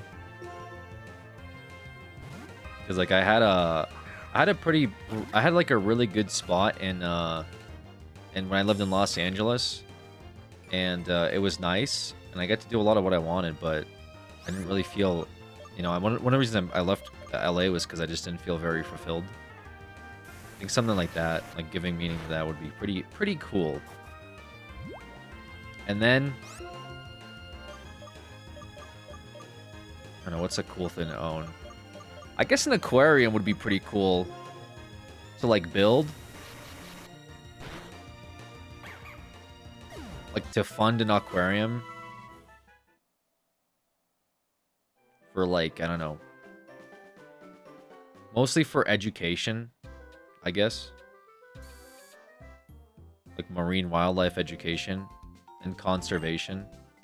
So like a sanctuary, and not necessarily like a.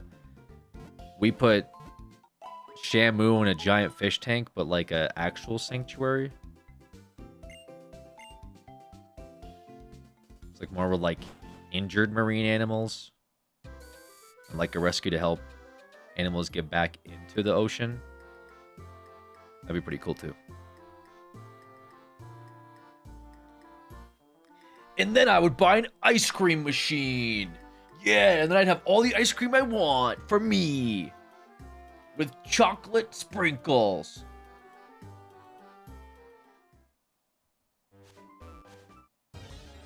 Franchise the Wolf Sanctuary. Within a wildlife sanctuary in Colorado. I've given a bunch of money to the Wolf Sanctuary. You guys probably seen pictures of me with it. I haven't had as much money to give to them, but I used to give them a good amount of money. Mostly I would go for those like VIP packages and stuff like that, where you get to go and like hang out with the wolves. I'd bring like my friends there, and that was pretty. They do a pretty good job there.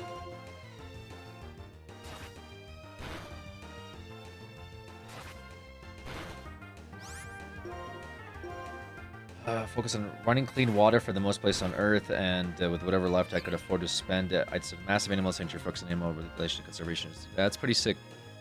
We got some good chatters, good eggs chatters.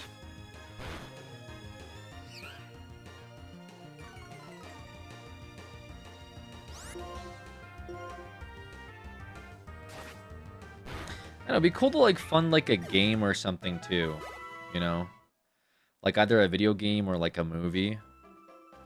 That'd be kind of sweet as well. Movie might be a little difficult, but like a game, not an MMO. Although funding a really good MMO would be dope, but I don't know, it just pisses me off, dude. Concord was $300 million that Sony threw away at the worst game I've ever seen in my life. Well, for that budget at least. And it's just like, what the fuck, man? You know how much you could do with $300 million that they pissed away? $300 million, and the most they could get to play online was like 200 people.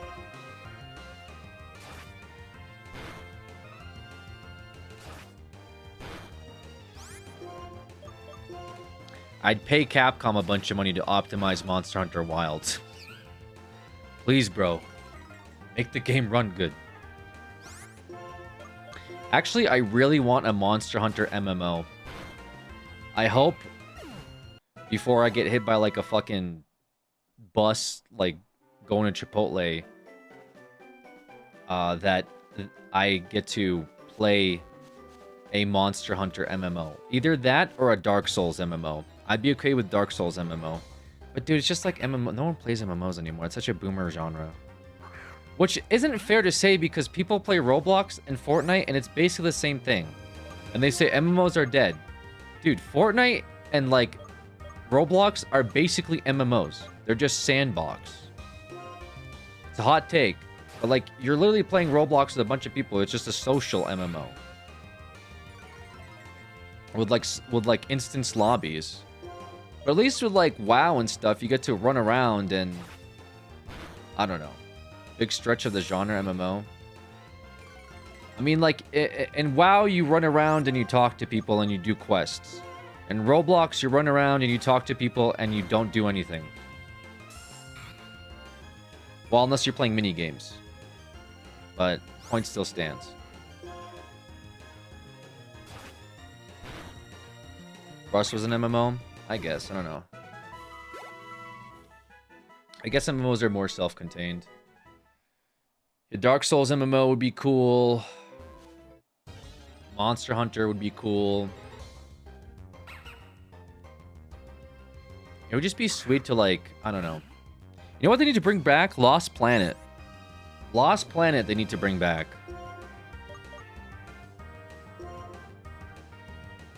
That game was mint, bro.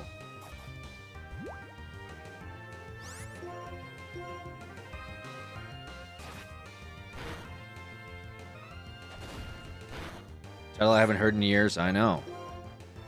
I know, guys. I think about this stuff sometimes.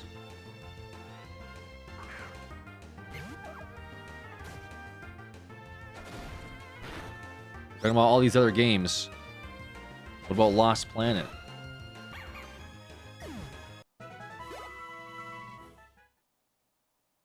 They could have done something cool with Phantasy Star Online. They kind of dropped the ball with that. Spore's a good one, but Spore had you in the first half. It kind of like fell off after the second half. But Spore started out very, very strong. They definitely had something there with Spore. They really fucked it up after that. Oh no, I kind of want to make a horror game. I have some like really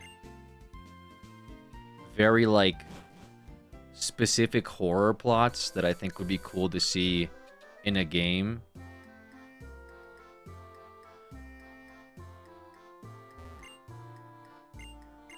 Oh, Duskball. Curse Baby 2. Yep, Curse Baby 2. Hit up Kojima. No, Kojima is like, he's like a... Kojima's trying to capture ghosts inside of scans or something. Kojima's trying to play Phasmophobia IRL.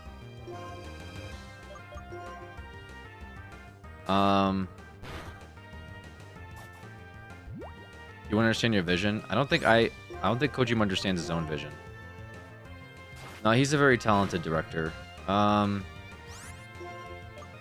don't know. He doesn't really make stuff that's like my taste, I guess. Well, to be fair, Death Stranding is kind of like something that I would like, but Death Stranding is also very weird. By the way, this is not a serious conversation. This is like a hypothetical if, not like I'm gonna literally fucking DM Kojima. He would ignore me and probably block me. But my point is more like had a bunch of disposable income. Yeah, thank you so much for gifting us up to Corey. I really like sci-fi stuff. I'm a big sci-fi nerd. Love sci-fi. I feel like there's just like a bunch of elements in sci-fi that aren't really like super explored.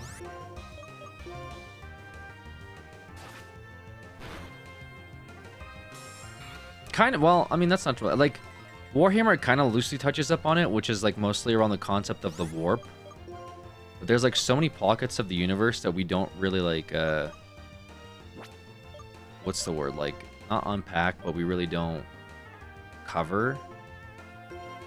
Yeah,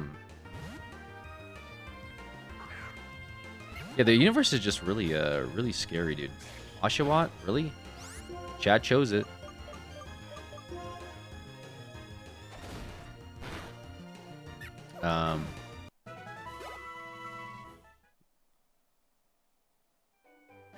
Like with black holes, obviously being a big one. But there's stuff with like dark matter. You know, obviously aliens is a big one, but then like I just feel like the concept of aliens is a little too, what's the word? Not archaic, but I'm not trying to sound pretentious, by the way. But like the concept of aliens of just like, hey, there's a thing that flies in the sky and they kind of like troll your grandparents on the farm. That seems a little too like for example, Prometheus, right? If anyone has ever watched the movie Prometheus, it's part of the Alien series. It's technically the precursor to all of the Alien movies. I thought they did a really interesting take on like how engineers, as far as aliens go, would approach First Contact. And I thought they did a really good job with it in that, you know, not to spoil it, but basically they go and they wake somebody or an alien that's pretty much responsible for the creation of life. And he just kind of looks at them like, what the fuck? And the hulks out a little bit. And some of like the comments about it are a little funny because they're like, yeah, imagine that you went to bed and like a bunch of ants or cockroaches woke you up and tried asking you for eternal life through a Google Translator.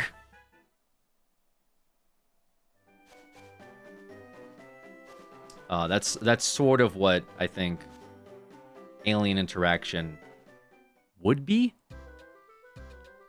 which is just like they, you know, if they're existing outside of our atmosphere and outside of the solar system and, you know, millions of light years away, I don't think they just fly here in a spaceship and like fly around Arizona flashing light bulbs at cows. Like, I just don't feel like that's a good use of alien time. But, you know, the creation of like life and stuff like that's very interesting. So anyways, but there's like games and stuff that have done a pretty good job, like, you know, Reapers from Mass Effect. Big one that I enjoy is Warhammer, but Warhammer is more like mythology, you know, in terms of how gods operate. Like sci-fi, like Halo and Aliens. I thought that's interesting because I do like the books and stuff. I think the movies are kind of, not movies, but the games are kind of a little somewhat original. I think of the Prime. The games are good, but the games kind of fell off a little bit. But I thought that like they hit the nail on the head in terms of like power dynamics because the Covenant would ideally be really strong. But then some of the stuff with like grunts, for example, are enslaved by the Covenant, but they're like cowards, and so the Covenant gave them quintessentially guns that are tied to their hands and forced them to shoot. And I just feel like that's a bit of a, I don't know what the word is, but that doesn't seem like an optimal way to run and manage an alien army, is to force your aliens who are afraid of conflict into battle in the front lines. And then, like, if they are scared and want to run away, you, like, interject, or you convince them to, like, pretty much suicide bomb. I just feel like that's a bit, I mean, that's granted, that's, like, a very case thing of Grunt specifically, but there's just some things that don't make a whole lot of sense to me. But, like, the inner conflict between humans and aliens, in terms of, like, space battles, I think they did a good job with. I like the idea of, like, the Spartan program. That seems to me very, like, again, Space Marine Warhammer vibes. I like that. I actually really liked ODST. They could have really cooked with ODST, dude. ODST is one of the most disappointing things that they, like, have ever, you know, released. And I just feel like it was so undercooked. Like, the story could have been cinema. And some people go back now and say it is, but really for the time it wasn't.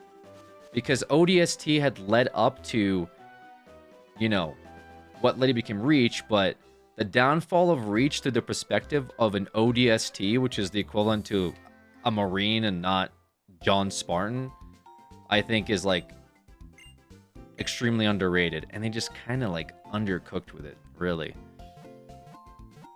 I mean, they just kind of, like I said, I don't think they had enough development time. Because they were originally going to come out as, like, Project Clean or something like that. Clean Guy, I forget what it was called. And then it became, like, a DLC. And then they said, well, it's a standalone, but we're also going to put in the Halo 3 multiplayer or something. Or whatever, Halo Reach multiplayer, I forget which game. But we're going to put in the multiplayer in the box disc and then charge 60. It was just a mess. So it kind of came out a little half-baked. And obviously, Reach made up for it. A lot of people liked Reach, which is great. They did a good job with Reach. But ODST could have been something, I think, phenomenal. In terms of, like, yeah, what would the perspective of, like, you're on Reach and an alien invasion takes place, and you're just some, like, random guy with a gun, you know? Like, you could have seen the downfall of it. In fact, I want to say Halo Wars did a better job with depicting Covenant invasions than I think some of the games did. Like, from the perspective of, you know, you're on the planet in the city at the time while it's getting glassed. Which, unironically, Halo Wars did that. I know it's a joke, but Halo Wars did a good job with the story. But, yeah, that's why I love Warhammer. You know, I like, the Warhammer doesn't, like, well, I was going to say it doesn't get enough praise, but it really does. But I just feel like it's not mainstream enough yet. There's a lot of people that are, like, big in the scene that are, like, you know, Henry Cavill obviously comes to mind. But, like, it just doesn't really get that much representation outside of, like, video games and, like, the tabletop, which they have a big, you know, demo on. But tabletop is still kind of niche, too. Like, but there's no like good. I mean, have you seen the? Have you guys seen on Amazon the what was it called? They have an Amazon series. But it was like one episode, Secret Level. It's so good. It's so good, but it's always so like Warhammer's definitely mainstream now. I'd say no, it's not. There's no movies. There's no like. I mean, there's no like. I feel like what do you call it? StarCraft has bigger representation in Warhammer.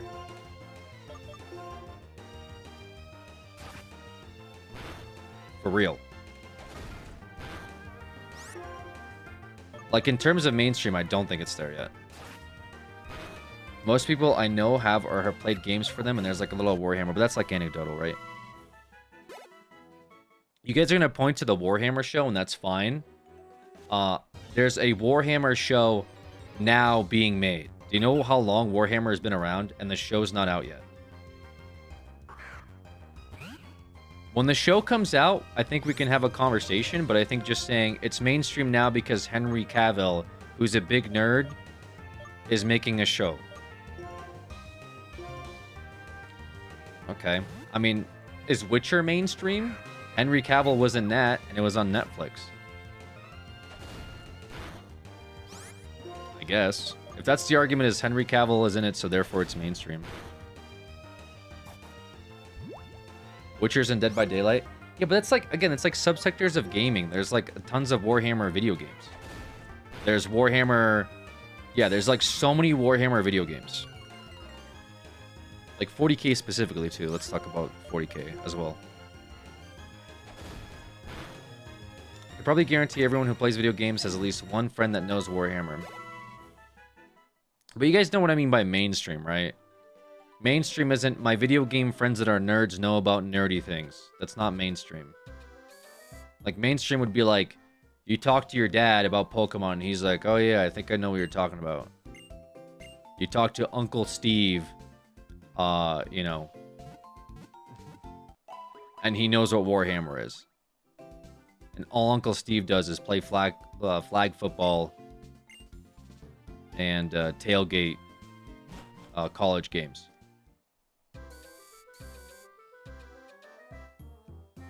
Yeah, Game of Thrones, right?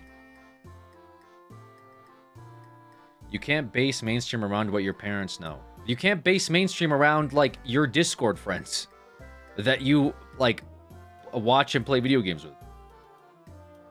I only know Warhammer through you. Yeah, which, that doesn't make it mainstream because you know Warhammer through me. Like, I have a couple guy friends who got into Warhammer in like 2020, and they play tabletop.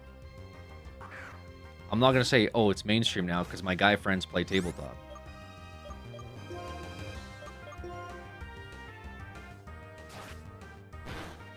Warhammer isn't that part of that zeitgeist yet. Hell, Fallout hit mainstream with a TV show.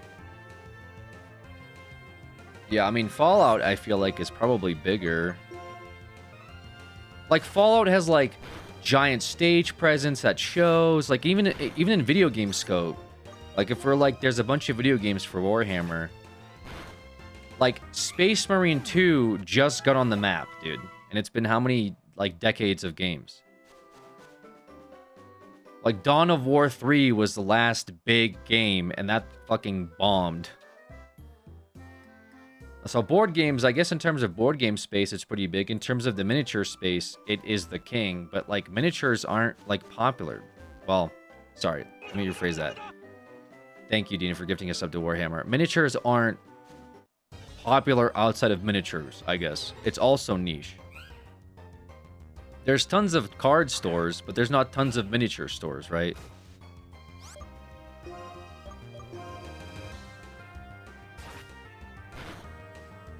Definitely mainstream before the show, arguably. You feel like Warhammer was mainstream before the show started going into production. Really? That's an even crazier take. Oh, no, Fallout. Oh, okay. Yeah, I'd say Fallout was pretty popular because Todd Howard would go up on stage and he'd say Fallout, and people would go, Oh my god! And I feel like Fallout 4 was pretty peak, right? Like Fallout 3 was pretty peak. I don't know. It's like the miniatures are definitely pretty popular. And I think it's growing.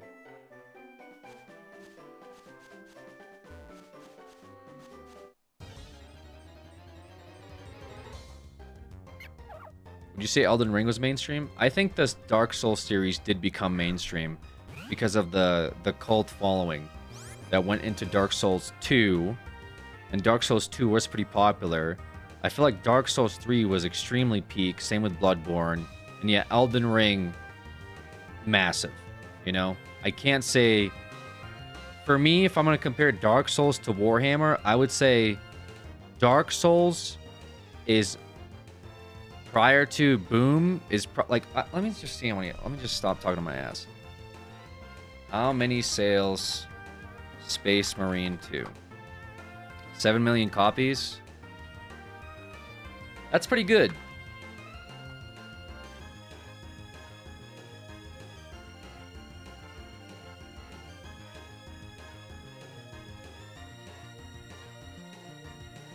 The first Dark Souls game sold over 11 million copies, and Dark Souls 2 over 10. So, like Space Marine 2 coming out now as a AAA and 7 million copies. I'd say 7 million is pretty good. In the gaming space, that's pretty good. But it's, you know, I was gonna say it's probably in that early iterations of like, I don't know, when Dark Souls started getting popular. The TV show is definitely gonna like do wonders for it. What is definition of mainstream?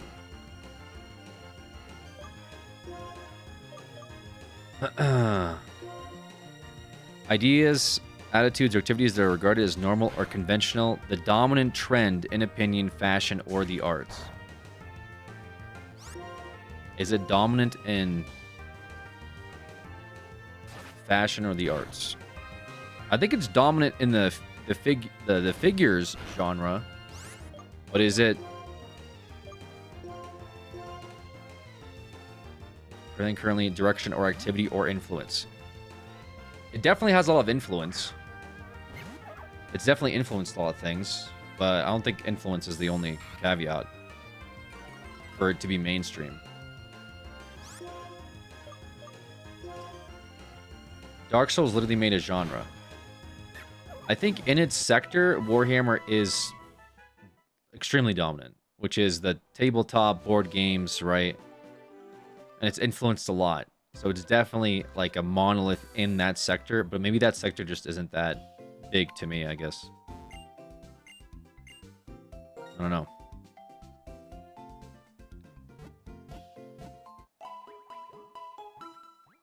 Qualifies as mainstream though? It's like, is there really anything gaming except GTA that's actually mainstream?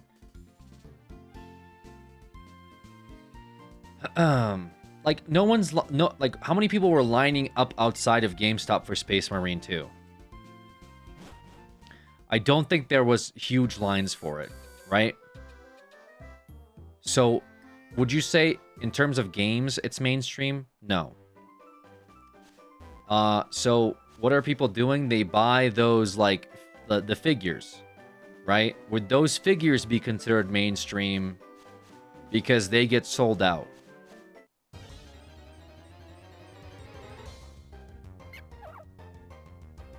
I mean, I could make 100 like hot dogs and they get sold out. That doesn't mean it's mainstream. I know it's a bad comparison, but the point is just the website not having enough figures for everybody does not make it like, you know, mainstream.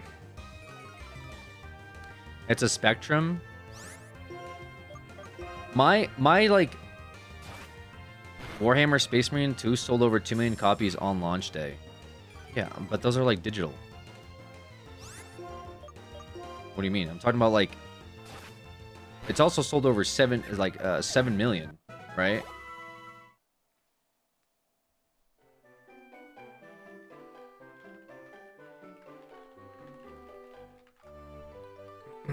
20 to 45 most like top selling games.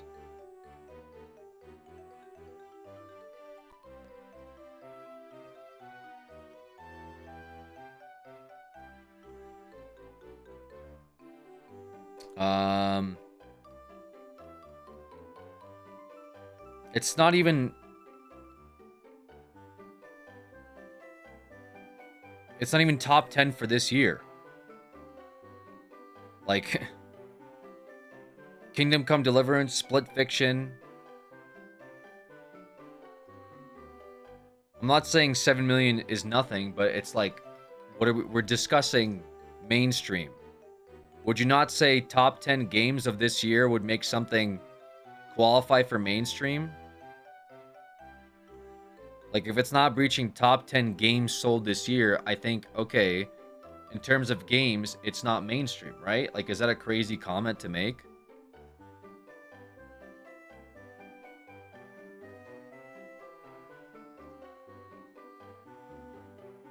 Kingdom Come Deliverance is definitely not mainstream. But that's my point.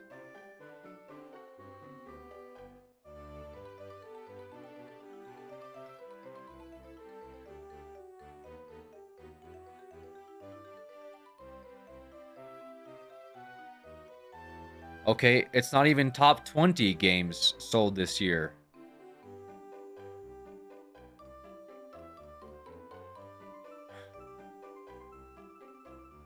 So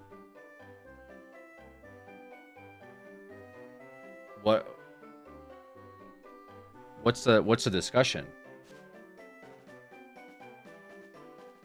So it doesn't breach in the top 20 games sold. So the games aren't mainstream, because otherwise people would be buying it. If something is mainstream, people would buy it, right? Or talk about it or whatever. The other reason I say it's not is because there hasn't been a Warhammer movie. There's been like Halo movies, many games that get sold out, like events and stuff, right? GameStop has lines for it. So Halo has dominated like the gaming sphere. Warcraft obviously dominated the gaming sphere. Everyone knows about Warcraft, and Warcraft definitely was mainstream. Like, I haven't seen people lining up outside of like stores for Warhammer figures at Walmart, you know?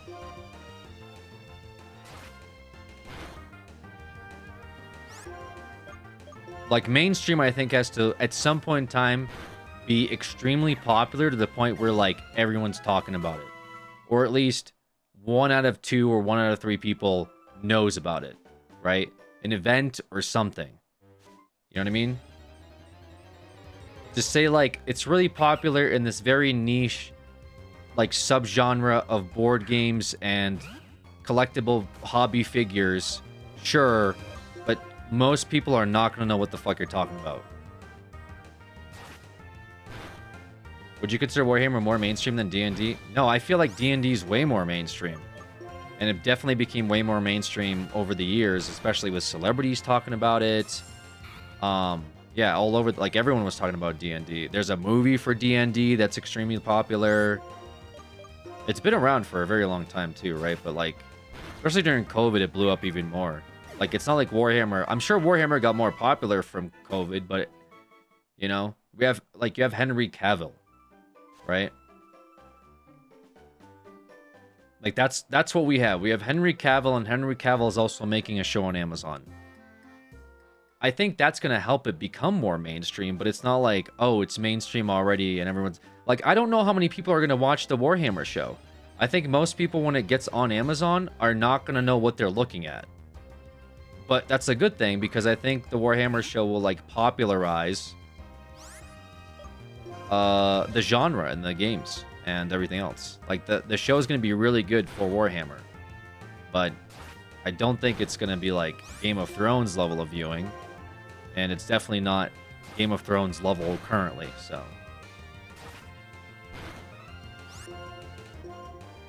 And also, like, Witcher got a show on Netflix and stuff, and that was pretty popular. But, like, keep in mind, Witcher also, like, won Game of the Year and all this other stuff with, like, CG Project Red.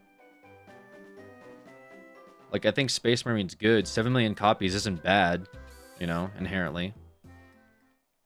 That's pretty good, but it's not top 20 games this year. I actually don't know where it is in terms of how many sales it's had overall. I think Warhammer's... But if you're saying Warhammer is mainstream, then you're also saying Witcher was mainstream. And I hard disagree there. I don't even think Witcher is that mainstream, but I think Witcher, in terms of, like, the space with, like, the TV show and the game, was a lot more popular than Warhammer. But is Witcher tabletop monolith? No. But I think... Yeah, I don't even think Witcher is really mainstream. I think if I ask people about Witcher, they're not going to know. You know what I'm saying? Like, most people are probably not going to know. I think that's probably fair to say.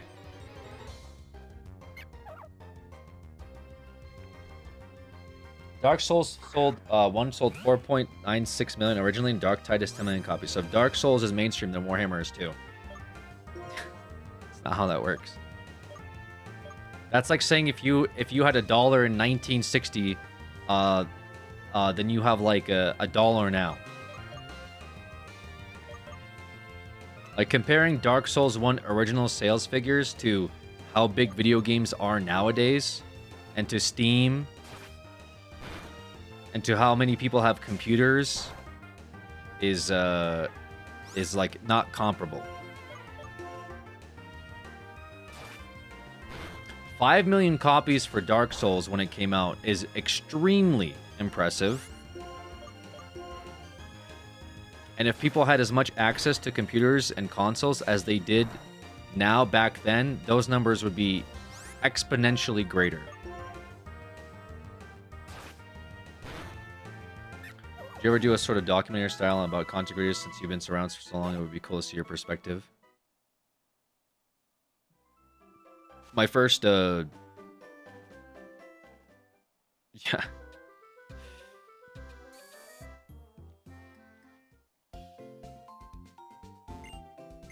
Probably not. Content creators are weird.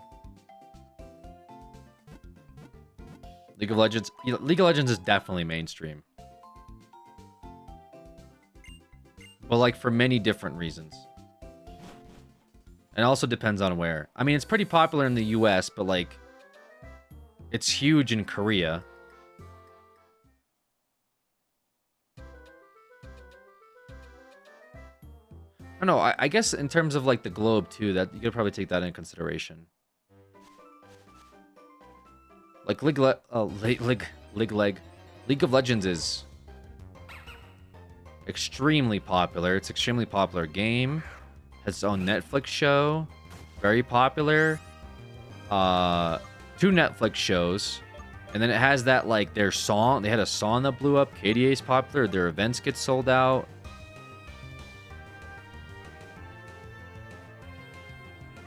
It definitely has a huge impact. Yeah, I mean, League of Legends is definitely popular. The thing is, like, not a lot of people...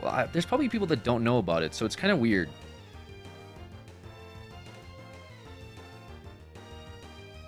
I don't know. I think if you go to Korea, everyone will know about it. But if you go to, like, Oklahoma and walk around, probably a lot of people are going to be like, what are you talking about? What the hell is soda pop? What are you singing?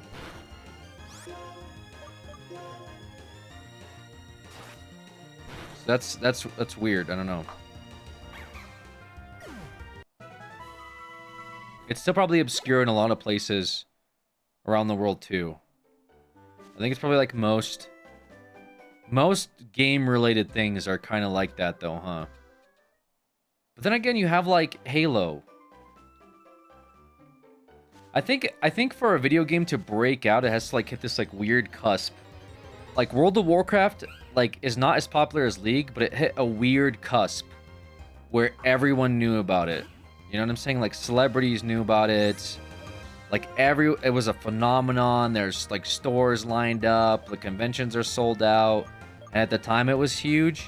But now WoW isn't as big. But because it was so big, everyone heard about it. And now it's like League is way bigger than WoW ever was, but I just don't feel like it's had as much of an impact as WoW did. But then like again in Korea, like League of Legends is huge. So how do you really argue that? Yeah, WoW had commercials, like it was everywhere. And Pokemon has always been big. You'd have to be blind not to know about Pokemon, especially during like the Pokemon Go phase. It was on your TV every morning as a kid. Like you told your parents about it. Like everyone knew about, like, okay, like for example, my relatives and stuff around me know about Fortnite and like Roblox. I don't think they know about League. Does that make sense? Like Fortnite and Roblox, and I think it's because like the youth kind of helps perpetuate certain things too, because they spread like, it's like word of mouth, where like the kids talk to each other about it, and then they talk to their parents, and then they also talk to their teachers, and so the teachers and parents are like cued in to like what kids are into, and that helps like things have motion, like Fortnite. I feel like League of Legends never really had that because it's more catered towards like teens, and those teens have kind of grew up and they kind of got into the game, and like and like everyone that's like in gaming obviously knows about League, but it never broke out of that like gaming like pocket of teens to young adults. And so it never, like, you'd have to know about either games and Twitch, or you'd have to know Netflix, or you'd have to listen to, like, Korean music, I guess. I don't know. For you to know about League outside of... Because, like I said, I don't think kids play it or anything like that. Go to mainstream. No, again, I just think the MOBA is just too... Like, MOBAs are just too niche.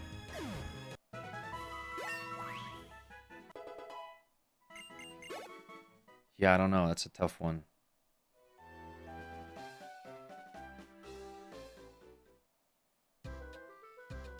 Like, like going up to like random strangers, I guess, on the street and asking them about these parameters are really wonky. It's really not. The parameters are go up to random people on the street and ask them about these things and see how many of them know what you're talking about. And not just like your friends that are into the same shit as you. Like, get into a lift, ask about League of Legends. Go order food from Subway, ask about League of Legends. You know, that kind of stuff. Talk to kids from a school, ask about League of Legends, you know? But, like, if you go to a gaming convention, everyone will know what you're talking about. If you go on Twitch, everyone will know what you're talking about. You know what I mean?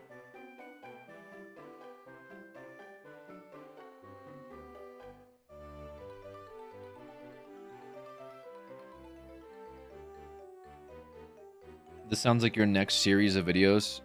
I go up to random strangers and ask them about popular gaming things. League got big because it was accessible. Any cheap laptop from 20 Tokodano, which was all we had in there. I mean, like I said, League of Legends is definitely big. I'm not arguing that it's big, but I don't think it. I'm not sure how much of a phenomenon it is.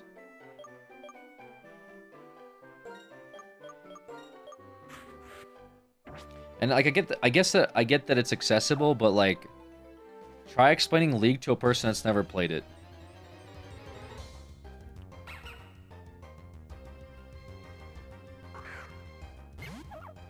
Ask a bunch of my friends that aren't really in the gaming space too, and I'm certain most of them would know.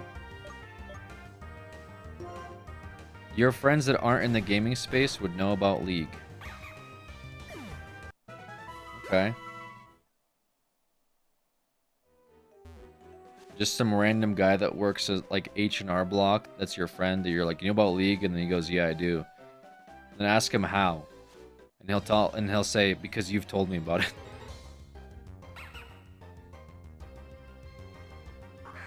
If I got an Uber right now, what are the chances they're gonna know about Game of Thrones, Warhammer, League of Legends, Dota, Warcraft?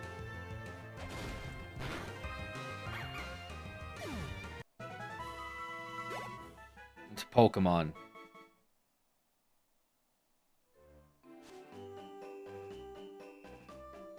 You're saying Game of Thrones isn't mainstream? No, I'm saying Game of Thrones definitely hit a mainstream peak because it was a phenomenon where everyone was talking about it, knew about it. It was all over TV, all over tabloids, everywhere. So at some point it hit that peak of everyone knows about it. And yeah, it's not on air anymore, but people still remember that it was there, right? It's not mainstream anymore because they're not doing anything with that. But at some point it was mainstream where everyone was talking about it.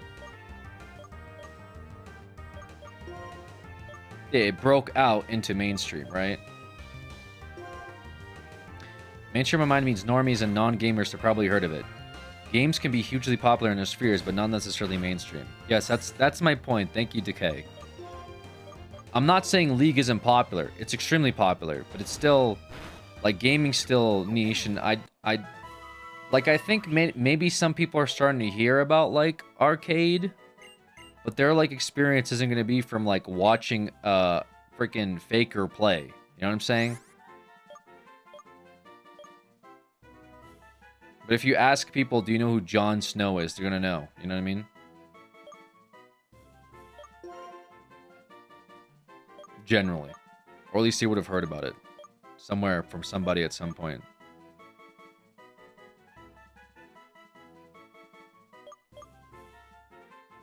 Bite, tackle, detect. I don't like the idea of bide. It's kind of a little bit of a grief, but that's fine. Mainstream also applies to respective industries, though, like, something can be mainstream to a huge demographic of people like gamers. Okay, like Labubus. Well, I guess well, it's hard to say what Labubus are because even Labubus are kind of niche. But you go to the mall, you see Labubus. Everyone's talking about Labubus. All over TikTok, Labubus. I don't know how mainstream, like, they are because I guess again, like, phenomenons are a little different. Like, Pokemon Go was a huge phenomenon, right? So make GOT stuff, but I feel like it fell off because last season of the show were horrible. Yeah, that's exactly it. See, that's where it gets wonky. Do they know as in they've interacted and know stuff about it, or have they just heard the name in passing? Or they just know about the game or concept? At what level does the average public know enough for it to count?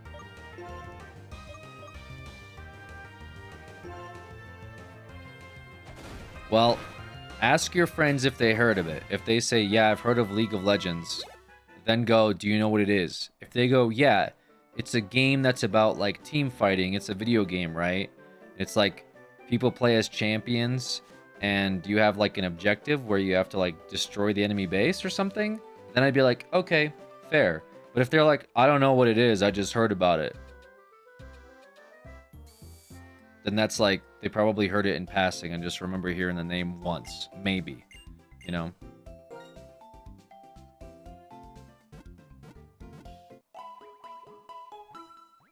Even then, I don't know. There's, like, certain stuff like Cocomelon. Was Cocomelon mainstream? No. But has everyone heard about it? Probably.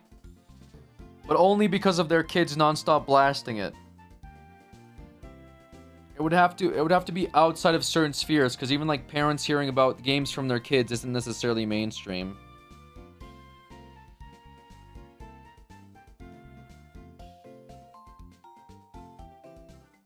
I know, I hear about the term mainstream from, like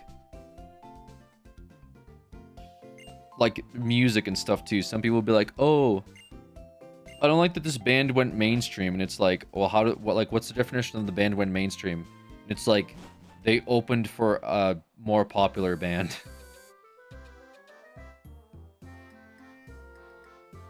Like, come on, dude. That's not... Is that mainstream? No, that's not mainstream. Opening for a more popular band is not mainstream. Or like, they're breaking out of being underground, I guess, would maybe be the word.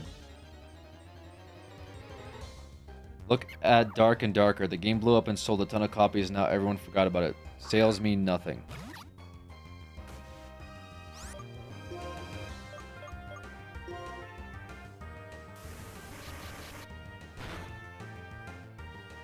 I think just the normies getting involved is, I think, the breaking through the mainstream. You know what I mean? Like, normies would have to be getting involved. And not just they hear about it.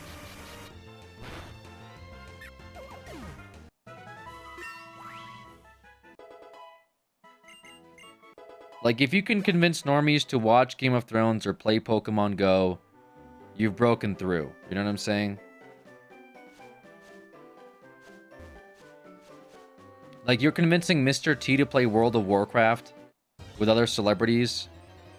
You know what I'm saying? That's breaking through.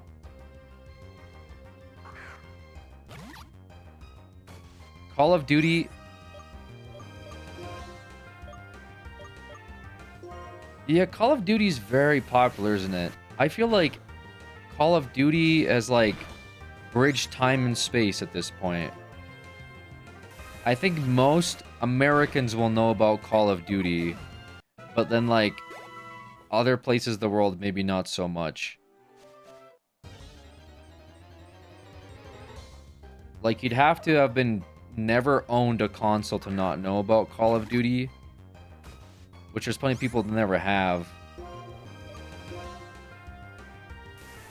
But I mean, it's everywhere, right? It's all over, like, TV. Like, you'd have to, like, be blind and not know about Call of Duty.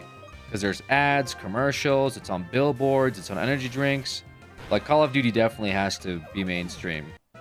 Because of how advertised it is. Like, you literally have to, like, not interact with anything to not know about it. That's pretty mainstream. Like, what's it's on food and stuff, that's gotta be like a qualifier for mainstream for sure. And that's what Halo was at one point. Halo was on, like, Mountain Dew cans, and it was, like, on food. Like, that's breaking through. People who don't use social media. It would have to be to the point where you're, like, dodging everything around you. You know? COD, WoW, Fortnite. Yeah, Fortnite, definitely mainstream. And again, kids really help push Fortnite forward, but, like, you have celebrities that are promoting it. You see, like, those V-Bucks cards when you're checking out at Walgreens. It's hard to miss Fortnite.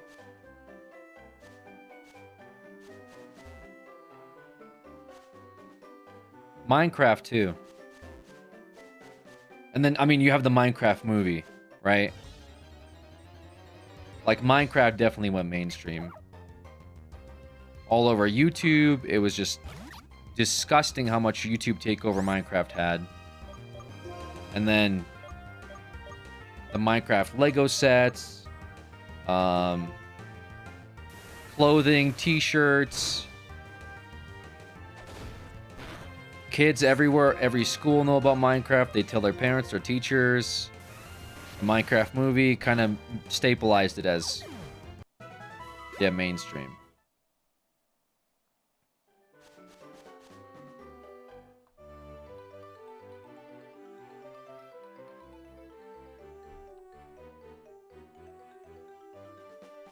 So yeah, I don't think Warhammer has ever touched that. Now, has Warhammer touched the obscure niche geek subculture genre and took over the like the mini sector? Absolutely. Do your parents earn about it too? Did it earn enough to? Is it in a tough game in the top games of the year and whatnot? But explaining it normies outside of the sphere have to start interacting that makes more sense. I mean, that's just because I was just thinking about it. Like, I was coming up with a definition in real time, and we started out small with, like, yeah, your parents should have known about it at some point or have interacted with it.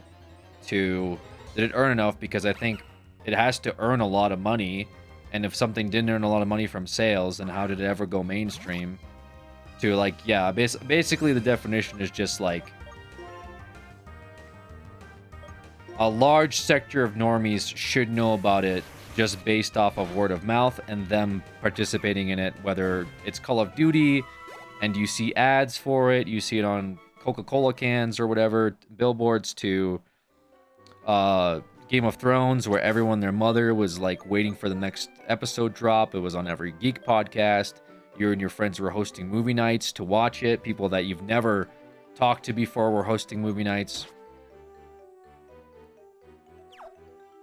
Dark Souls is in a weird spot.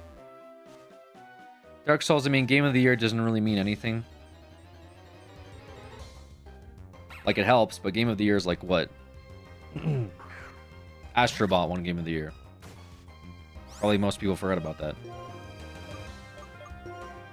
Grand Theft Auto, definitely mainstream.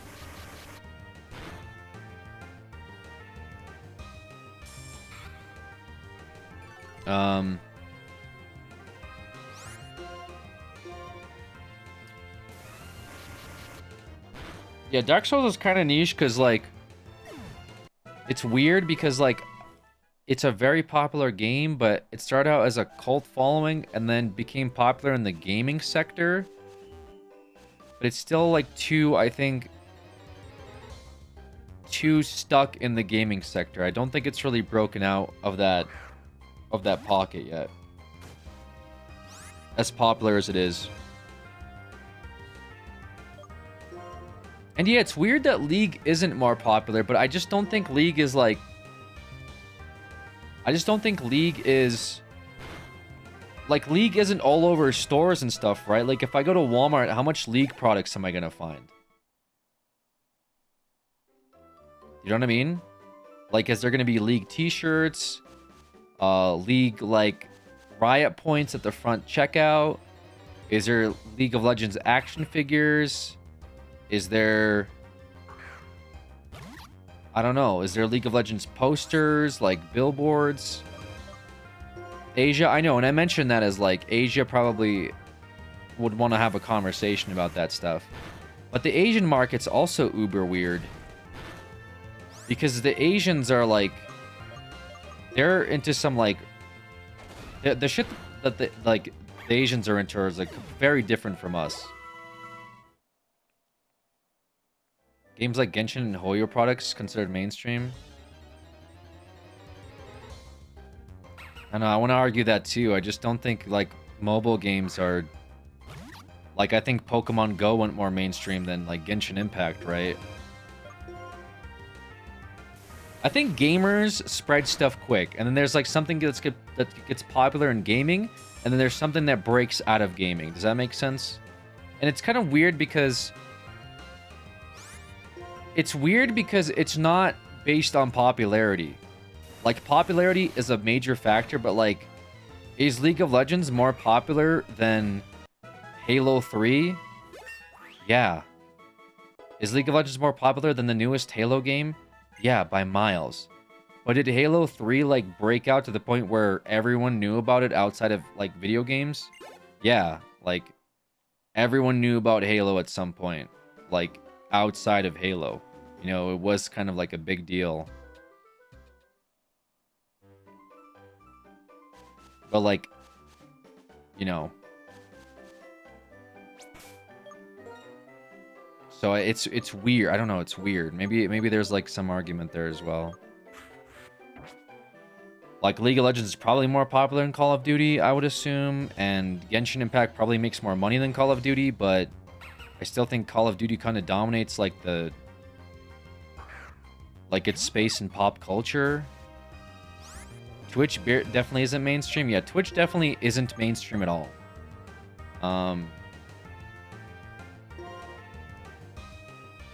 YouTube, I would say, is pretty mainstream. Like, I think most people have heard about YouTube. I think you'd have to, like, live under a rock to not know what YouTube is. Like, realistically. Like, how at some point in time has your coworker or friend or boss or teacher or family member not told you to go on YouTube for something?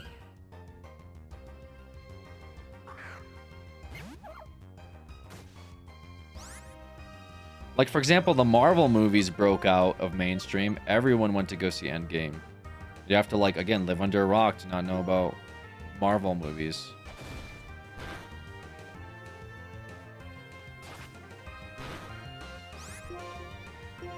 Now, who is mainstream on YouTube is another story, though, right?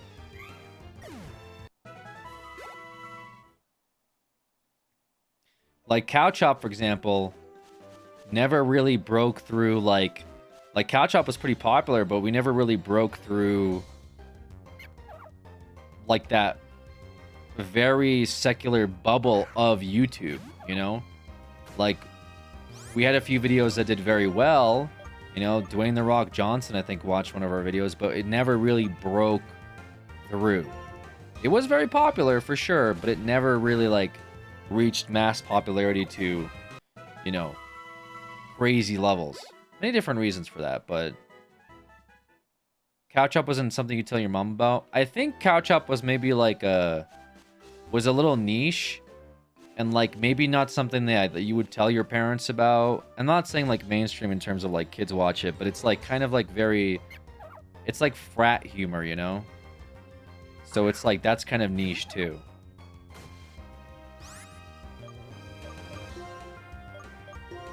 We had a few opportunities. And, like, I kind of wish we took them. Like, we had an opportunity to maybe work with MTV. And pitch to Adult Swim. But... It just never really worked out. And that was a little disappointing. Because I feel like that would have helped. But, I don't know. There was complications, we'll say, with that. Picture just up in a Ninja Turtle on Reddit and used it for a meme. And then I asked if he knew who you were. And he was like, no clue, dude. Yeah, Couch Up definitely, like, made its waves and... You know, sometimes things, like, just kind of internet stuff, things go viral. Excuse me.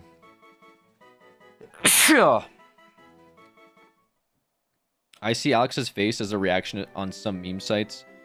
I don't even see them, honestly, but I don't really look for that stuff. I kind of like, you know, even my streams, you know, you can see my streams are, we have... few hundred people watching. I'd say it's pretty good for Twitch, but it's not like crazy popularity. To be fair, a lot of times because I don't like tell anybody that I'm even streaming. Let's be real. I have a Discord, which is more like if you like watching my stuff and supporting, you know, you can get notifications there. But I don't tweet. I don't post pictures anymore. You know, I have a YouTube channel, but it's my second YouTube channel I made. So a lot of this stuff, all of the audience stuff I built kind of don't really know about my obscure stuff now. But having said that, I am working on something that hopefully everyone will be happy with. So we'll see. That's being announced in October.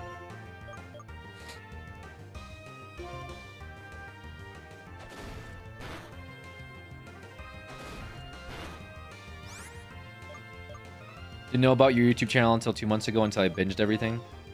Thank you for that. Yeah, I'm trying to just get into like a consistent schedule and, you know, sort of enjoy the process and stuff like that and figure out what I want to do with like content. Because Couch Up like was like a passion project of mine.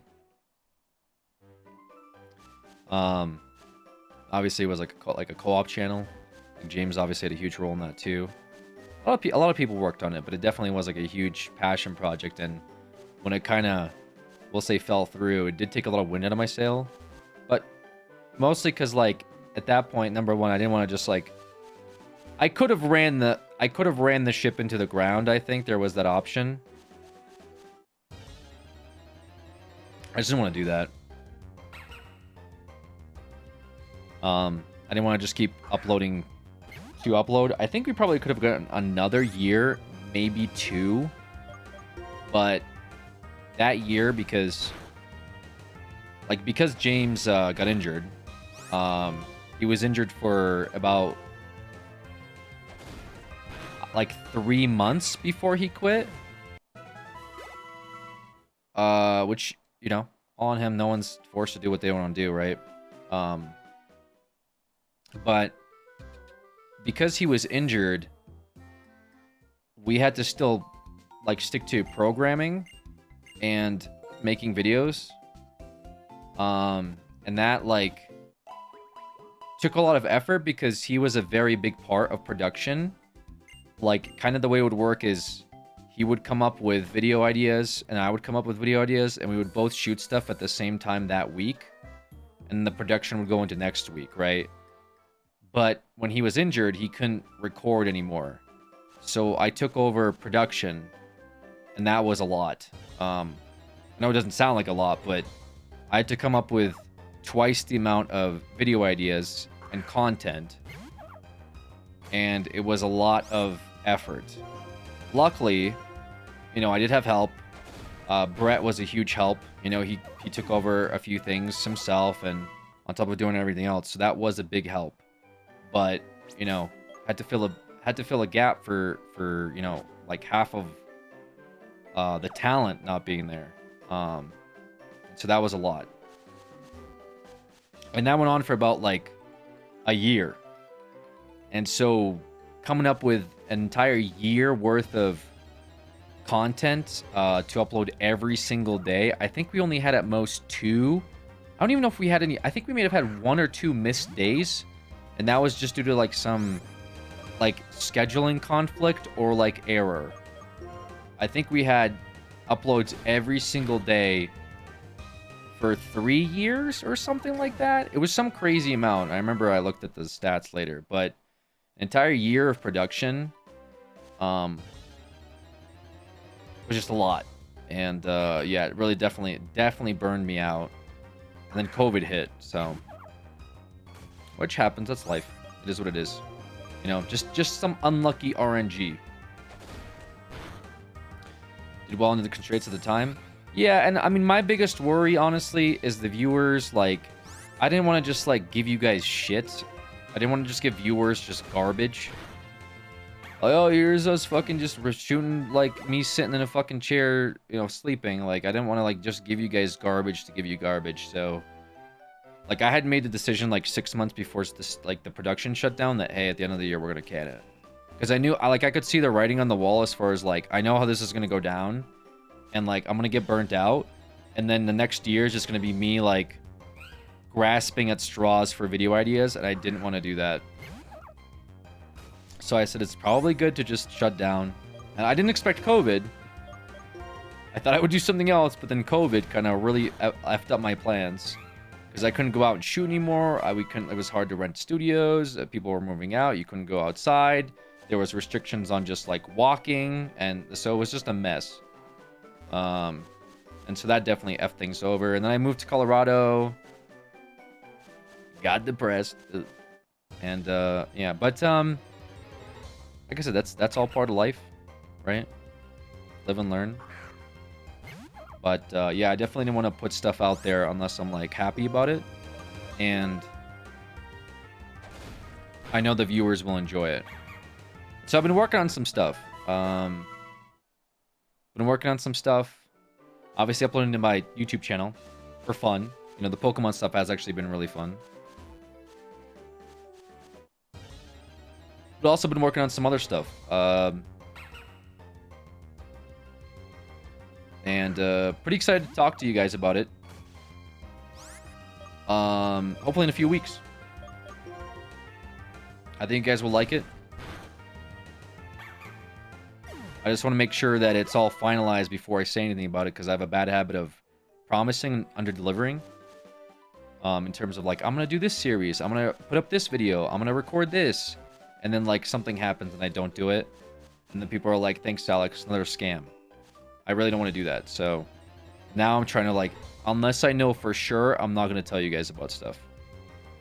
This I'm pretty confident about, but I'm not going to talk about it until it's out there, and then I'll talk about it, you know? At least then I can have, like, I did this, and here's what it is. And then you guys can go watch it, versus, yeah, I think I'm going to play this game and next year, and then I just don't do it. It's, like, very, it's kind of disrespectful. Catch-up videos, me through the tough times. The effort of you all people did not fall my deaf ears. I was wildly entertained by every video, and I was having my day every day of a very hard time. Thank you, River. I've had some very, very nice messages over, if it gets canceled, will you tell us still? I mean, if it gets canceled, it would be really rough. I don't think it's going to get canceled, but if, like, something changes, I'll tell you guys about it. But right now, it's, like, a few weeks until I can talk about it, and I can post it. Will it be on your channel? Can you not say? I mean, I'm going to talk about it on my channel, too. Like, I'll talk about it on stream, and then I'm going to post something about it on my channel as well. And you guys will know all about it, basically. It'd be hard for you guys to miss it unless you stop watching me outright and stop following me on social media. Which is fine, too, if you do that. I'm not entitled to your follow and view, but I'm just saying. For you to miss it, you just would have to completely tune me out for the next month, maybe more. Yeah, I've had a lot of very nice people reach out and talk about stuff. I still get messages. I mean, I put up a picture of me and Brett, and just thinking nothing of it. I haven't uploaded a picture on my Instagram for over 6 years. No, was it 6 years? Actually, I'll tell you.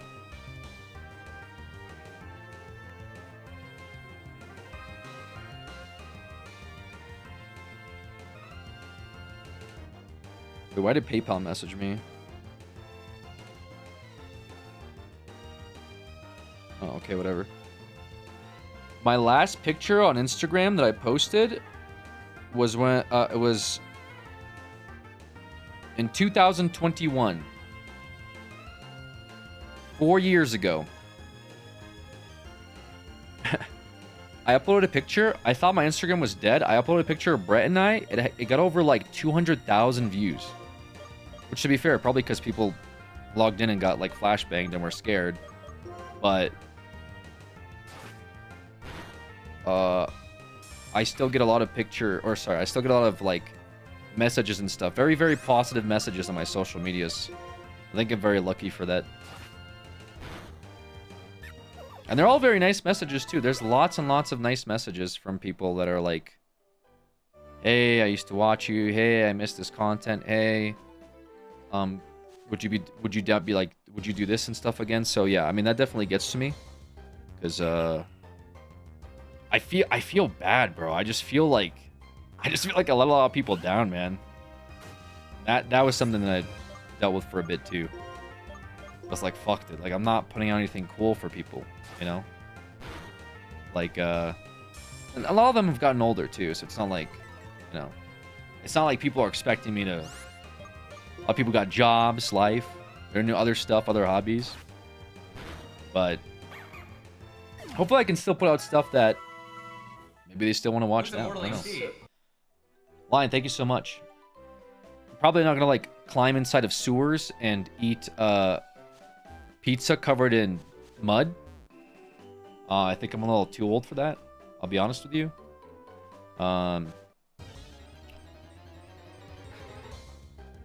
But I think I'd still put out some stuff that I can be happy with, and folks that maybe haven't. I don't think I would be hitting 86 months if the content wasn't still good. I appreciate that, Fear. Yeah, a lot of support too. I got like a lot of very generous people, man.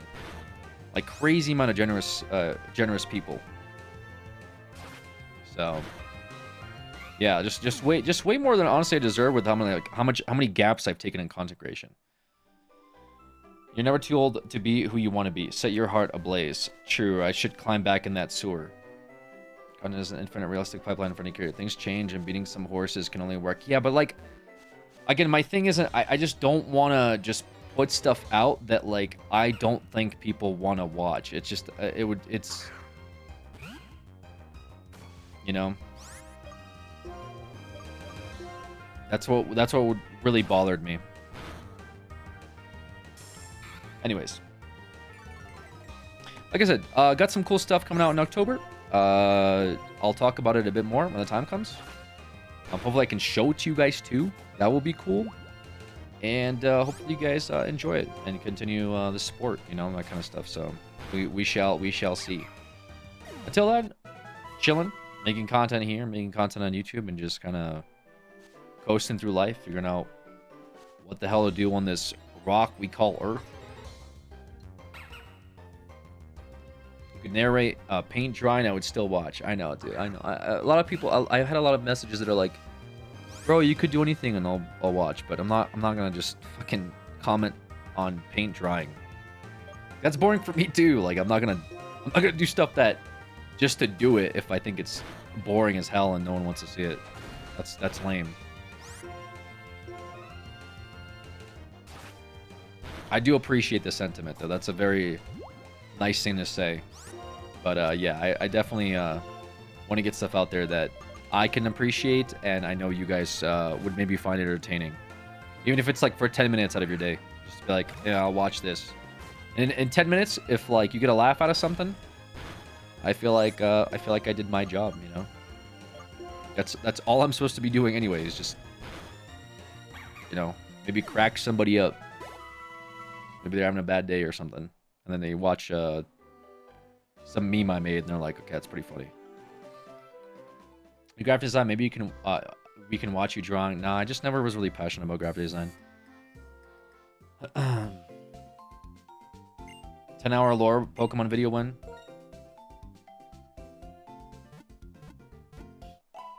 I think the Pokemon stuff lately has been interesting, but it's much like RuneScape, where I think a lot of people watch me play RuneScape because you're watching somebody play a game that you might be played for 20 years, and maybe Pokemon is similar for people where they're watching somebody that play a game that they played as a kid or know a lot about. All right, I think we're good with like the party so far. I don't think I have to go overboard here. That first gym really traumatized me, so I kind of want to be over prepared, you know what I mean?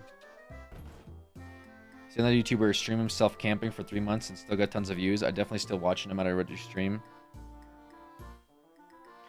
Yeah, I mean, as long as you're... The thing is, like, you guys as viewers are very smart, and you don't realize how smart you are sometimes. Like, audience are very perceptive on content that they find genuine versus content that they feel like is put on as a display. Like, people are probably still watching the streamer camping for 3 months because they feel like the streamer is... Or the YouTuber, sorry... is doing something that they want to do, and that translates well to the camera and to the audience. But like, if somebody breaks your guys' trust, it's very hard to get that back. I don't think a lot of people realize that, especially in content creation. Like the second that you put on stuff that isn't genuine, or you break your audience's trust, you're kind of done. You know, you lose a lot of reputation unless you find a way to get it back. But for me, you know, I understand people would say you could just paint the wall and watch the paint dry. But if I'm just doing it just because I know you guys will watch it and I'm not genuine about it, that's not a good thing. And that will translate horribly. So at least if I put out stuff that I like and I'm showing you guys I think this is cool and I make it a fun experience, that will be a much better positive reaction for you, even if it is watching paint dry, than if I make something that I don't like. It's going to be very obvious that I hate what I'm doing, and it's going to put you guys in a bad mood, because you're going to ask yourself, why am I watching this guy hate what he's doing? You know, I have better things to do with my life. So, I don't know, another example is like iDubbbz, right? I mean, not... iDubbbz is kind of in a weird situation right now. I'm not going to like lie to you. He's kind of a little bit controversial with some of his takes lately, I guess, or whatever.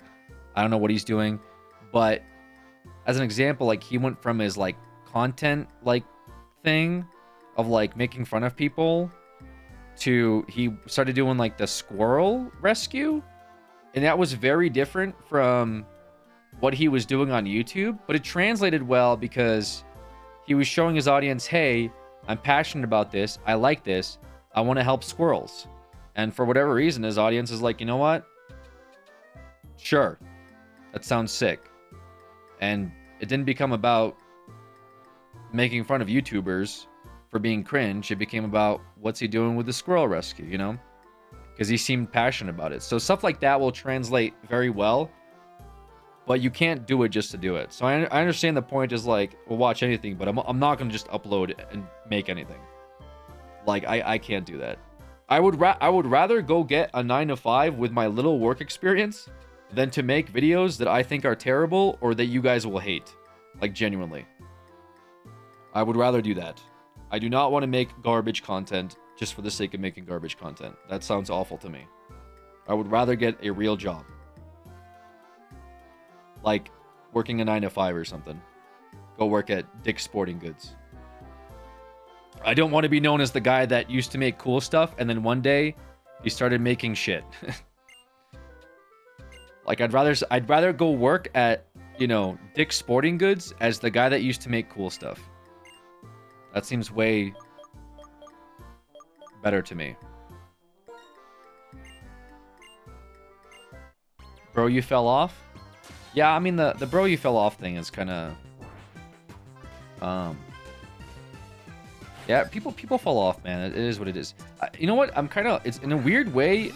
You guys mentioned, like, the interview YouTubers, but in some weird way, I'd like to talk to people that fell off, and maybe I'll start by talking to myself. I don't know, there's just some weird, like, real weird stigma around falling off. You know? Because sometimes people fall off and then they're on again. I mean, I think the falling off thing comes from like negativity, you know? Like people tell you fell off because I guess they want to make themselves feel better in some way. It's weird. I don't know how to explain it. Like I don't think falling off is a horrible thing. Like you're never gonna be like, I mean, and also becoming popular forever is like, that's also extremely difficult too. You know? Nick, thank you so much for those 5 gifted. No one stays on top forever, but just like, you know, to get to the top and like making it like that's all very impressive, but it's a lot of effort, and not everyone can do it. You know, have you guys ever seen the movie The Rookie? Soulja Boy went viral numerous times. Well, you can go viral in a lot of different ways if that's your goal. I'm not gonna suggest you to go viral in some of those ways, but if your goal is to go viral, then be my guest.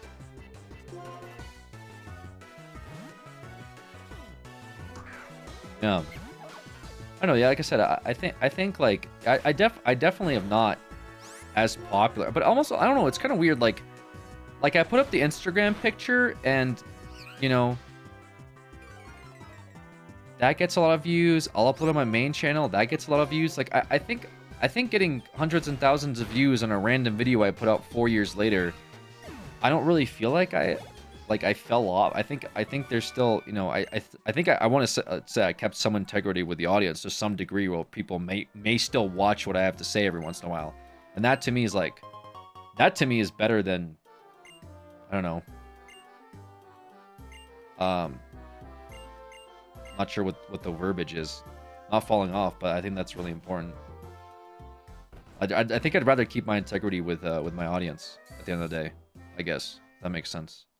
Like I'd rather keep people's trust, and you know, and when I do put out stuff on some of these platforms, that it's stuff that I think is cool for you guys to watch. You know what I mean? So yeah, I mean like, yeah, it's a weird spot. I don't know. I've been making content for 10 years. You know what I mean? Court. Like strangely enough, I don't even feel like my biggest... I don't really talk about this much, but I feel like my biggest hype ever, like, and some people may disagree, but truly I feel from the back end, when I was uploading Counter-Strike videos, that I felt like I was bigger uploading Counter-Strike videos than when I used to do anything else.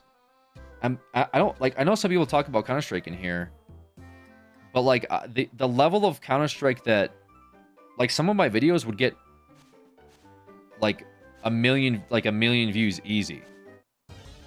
Like some of my videos would get more views than hundreds of couch hop videos. You know what I'm saying? And if I just rode the Counter-Strike train, you know, I think that would have made me incredibly popular in that space. But I mean, I didn't do that. In fact, I stopped uploading to pursue couch hop. I don't know if it was peak or not. I mean, it probably would have been around time where, because it was like end of creatures into couch hop, and my Counter-Strike videos were blowing up. But I stopped them because I liked Counter-Strike, but I don't think I wanted Counter-Strike to be my claim to like popularity, I suppose.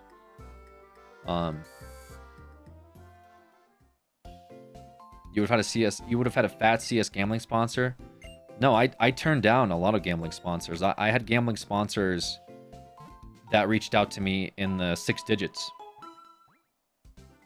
Because again, my Counter-Strike stuff was really popular, and gambling started to take off, and so it wouldn't be far out there for some of these like lotto sites to hit me up for $25,000, $50,000, $80,000, $100,000 deals if I just talk about their sites, and I never did that.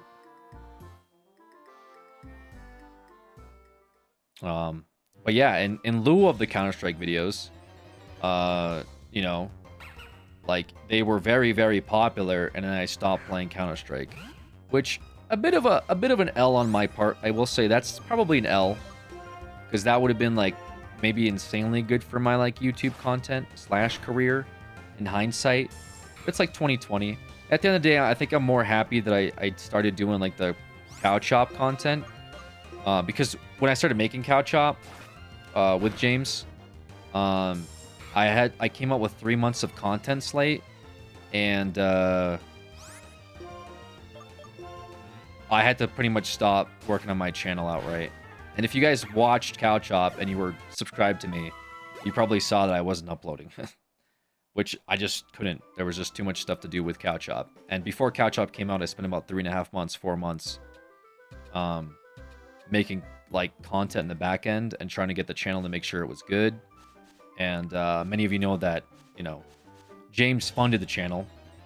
So my job was just to make sure that the channel launched and it was fun, I guess. Like, I spent a lot of time with editing, how the videos looked, production, how the videos were shot, thumbnails, what they looked like, what are intros, outros, those like stupid B-rolls, you know, like the beatboxing, that was all stylistic decisions, and that took months to do. I know it doesn't sound like a lot, but to just launch a channel that I knew a lot of people would watch, I knew that it had to be like a good first impression.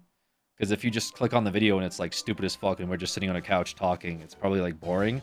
But if it's like the channel has to launch and the people need to like make sure that when they click on it, it's fun right away. And so it was like a show or like, I don't know, TV episodes that I felt like we were producing. Granted, they weren't the same scale, but I spent a lot of effort to make sure that the content was good. So yeah, that took a lot of months. And, you know, the first launch, luckily, like I said, James did help fund the channel. I told them, hey, since you're launching the channel, you know, I have a lot of savings. I'm not going to get paid. Like, I'm not going to pay myself until I know that the channel is doing good. And yeah, I think I still did some YouTube stuff, but I didn't upload that much. And I took a break from my insane Counter-Strike rise that was going on to, like, again, work on the Cow Chop stuff. And I'm like I said, it's a hindsight thing, but I think I'm happier overall that I did I think I'm happier overall that I worked on Cow Chop, because to me, I got to do a lot of things that I want to do and got a lot of my ideas out there, as stupid as they are, and I enjoyed that process. And I think I probably enjoyed that more than I would have if I continued to play Counter-Strike. Because the only reason I played Counter-Strike was I wanted to hit global elite, and I did that. I made an entire series where I did that. And so after that, I guess I could have kept making like unboxing videos and maybe some fun stuff with like lobbies and streams, but I think in terms of like creativity and passion, a lot of that was Cow Chop. So do you feel like you did enough? And like, do you feel like you could have done more? Not trying to rage bait.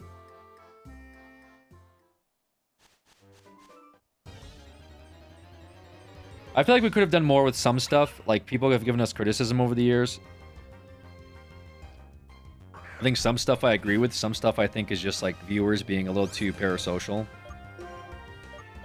Because like, yeah, sure, we did podcasts. Yeah, sure, we did BTS. But like, you didn't have, you know, the rest of the day and the rest of the weekends and weeks where we spent time talking with people. And because a lot of people, I think, criticize us for certain things and what we should have done, what we couldn't have done. And like, we had some hurdles and stuff too. Like, for example, when we got evicted, like, people say that going to LA was an L, but we literally got evicted out of the house, and I happened to find us a spot in the middle of fucking nowhere for us to shoot for 3 months. So it's like, you know, I guess it's easy to criticize like what we should have done, which is maybe just to rent another house. But saying that versus doing it are two different things. And our plan for LA was a lot, and we didn't hit like certain goals and stuff. I will say that, like, we didn't network enough. I don't know. I think a lot of the guys, like, in the warehouse, just not everyone was very social. You know what I mean? And LA, in terms of, like, Jake, thank you so much. Like, getting networking connections. You know, we had some people, like, we had the Funhouse crew. Like, a lot of that was Rooster Teeth connections. I brought, like, Kriken over multiple times. We had, like, Kale show up. Like, it was friends and stuff. But a lot of people are very like to themselves, and like they'll say they want a network, but they really don't, and that's like another hurdle, right? So it's just like, yeah, and like I said, like we got like people that are on the channel, but they don't want to go out. You know what I mean? So it's like like, how are we gonna navigate if people don't want to go out? I know James had like Game Grumps show up, I think, at one point, right? Because he knew Aaron and stuff, and so, like, we did some stuff there, but we could have done that better. But like the level of production that we were going on was just very difficult. We probably should have got somebody to help with like network management. I think that would have been more helpful. So that maybe could have been better.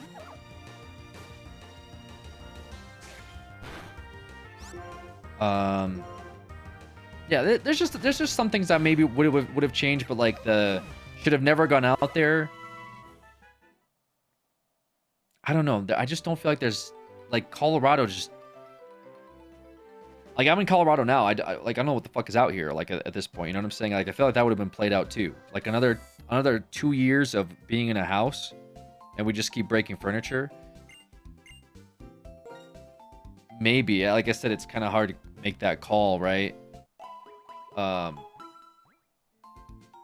Like in real time, right? I thought the warehouse was sick with the sets. The only thing that I didn't like was how the sets started to get used. I had a different vision for the sets, but when you have that many creatives, I will say when you have that many creatives in one space, it does get a little out of control, like because everyone has their own version of how things should go, and I felt like I should have took the reins in a little better with production, but I was a little bad with like being bossy. I should have been a bit more bossy, I think.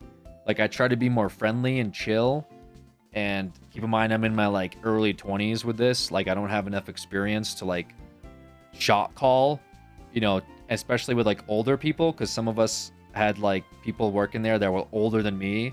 So I felt a little uncomfortable to like tell people what to do. So I try to just be like a nicer version or like a cooler, but I should have been a bit more bossier and a bit more controlling with like visionary stuff. And I mean, I think one of the things that like were said, I think I forget where I said it, but like, you know, that me and James like argued a lot, and yeah, me and James like definitely argued a lot, but it was over like vision because we both wanted something to be good, you know. Like I don't think that's that crazy. We definitely argued a lot about videos and ideas. I think it was Trevor that brought it up. Yeah, maybe. But it's just because me and him were both invested into a passion project, and we wanted things to work out. And it's hard to make that call in real time and just risk it, you know, of like, well, how should this video go? How should this like, how should this idea go? It's like when you're doing it real time, yeah, like sometimes people have two different versions, and you know, James had a very specific vision for stuff. I had a very specific vision for stuff. And then yeah, we had like editors and stuff, and we had people that showed up and they had a different vision for stuff. So I think just maybe if I was a bit more controlling, like I was out the gate, then maybe it would have been a little better. I'm not sure what the word better means, because I think it was still pretty good. But yeah, just some minor stuff I think I would have changed. Nothing super crazy. I like that you guys kind of kept to yourself. Funhouse and Kale were exceptions for me. I mean, I liked when we had like Steven Suptic come in and we like, you know, had that clown like show, right? Stuff like that was pretty funny. That was pretty good. I did like that we just kind of showed up and did stupid shit. Like I think people appreciated that. Like when we showed up to the Funhouse and I just passed out drunk on like their floor. Stuff like that was pretty funny. So yeah, if we brought in like LA influencers, would that have been better? But at the same time, like we kind of had the plan for LA, and like that was already in stone, you know. So it's hard to like be like, oh well, you know, instead of like taking the sponsorships and going out there, we should just stay in a house. It's like that's fucking stupid, you know.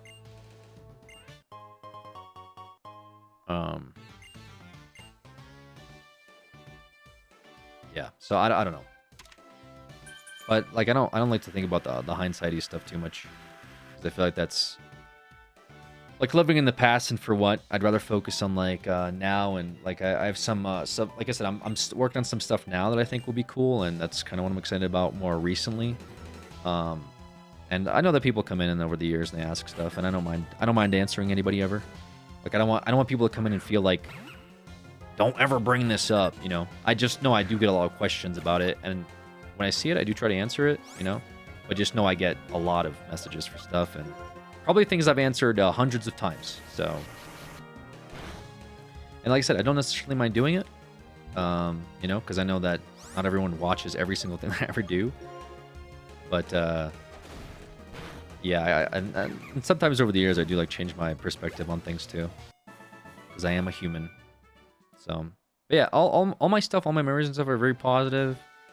You know, I don't really have any like regrets about things like that. Like, could I have done some things differently? Yeah. Could I have not? Like, also, yeah. Like, I think some stuff just worked out the way it did, and it's all part of life. All good vibes overall. I'm glad we did it. Had a lot of fun, and I hope I can make stuff like that in the future. That not just like the stuff like that where I fall down a hill and eat shit like down a staircase and get covered in lube, but just like stuff that's like people will watch and like get a kick out of, and maybe share with like a coworker or something, like, check out how stupid this is, you know what I mean? Stuff like that, you know, that I can later be like, that was a really funny video. Stuff that I'm like proud of, I guess. Like I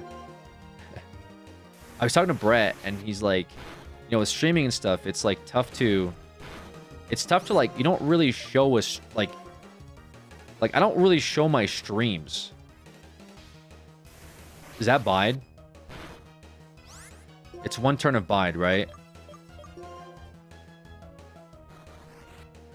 It's 2 turns of Bide. Okay, cool. Thank God. This thing was about to ruin my life. Would you ever work in a group setting content creation again, Alex? Yes, but like with a asterisk.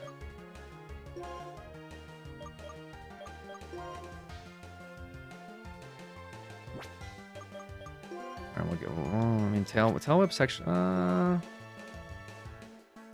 I think we might keep tail whip. I think I'm gonna get rid of focus energy. I think focus energy is griefing.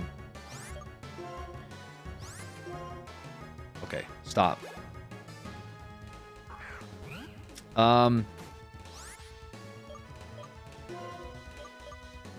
the hell happened with the camera? Did it overheat?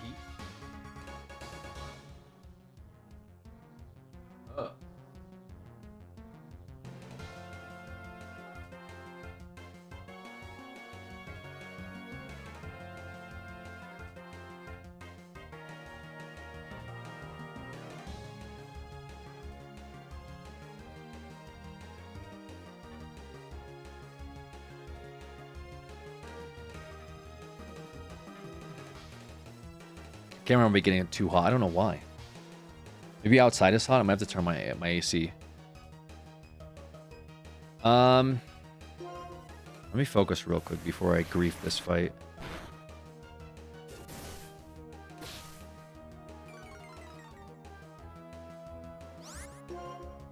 Okay, this should be fine. Okay, cool. Yeah, the content creation thing, I will say, like, group content it's a good time, making friends, bringing in, like, other content creators, like, group projects, but it has, like, a lot of downsides, too. Sometimes, like, personalities and stuff just aren't really compatible. I don't know how else to really say it, but, like, just like some stuff over the years, you know, like it just doesn't like it just doesn't really work out, I guess. And just bringing in like anybody, bringing in randoms and stuff like that is just like it. At the time, I think it maybe made sense, I guess, maybe through like because of convenience or, oh, I know this guy, maybe he can do this stuff, but like it ended up it ended up kind of like backfiring in some cases, where like you would find out certain things about people, and it would just like, yeah, there's just like some mess behind the scenes, I guess is best way I could put it, that is a headache to deal with when working with multiple people that you don't really know that well, because you don't know everybody super well, you know. Like, just because I think you're really funny on YouTube doesn't know I know who you are as a person. That makes sense. And so over the years, like, that's the one thing that I maybe wish that I paid attention to better, is that not everyone has like amazing intentions, and not everyone's like a good person, and some people just want to, like, you know, they just want to be on camera and, you know, get clout. Like, there's tons of stuff like that that has to be very, it has to be very like basically the asterisk of the group stuff is with asterisks, yes, work in a group setting with people that I would trust, have your best intentions in mind, and genuinely are as passionate as you are about the project. I think those are two very like asterisks, you know.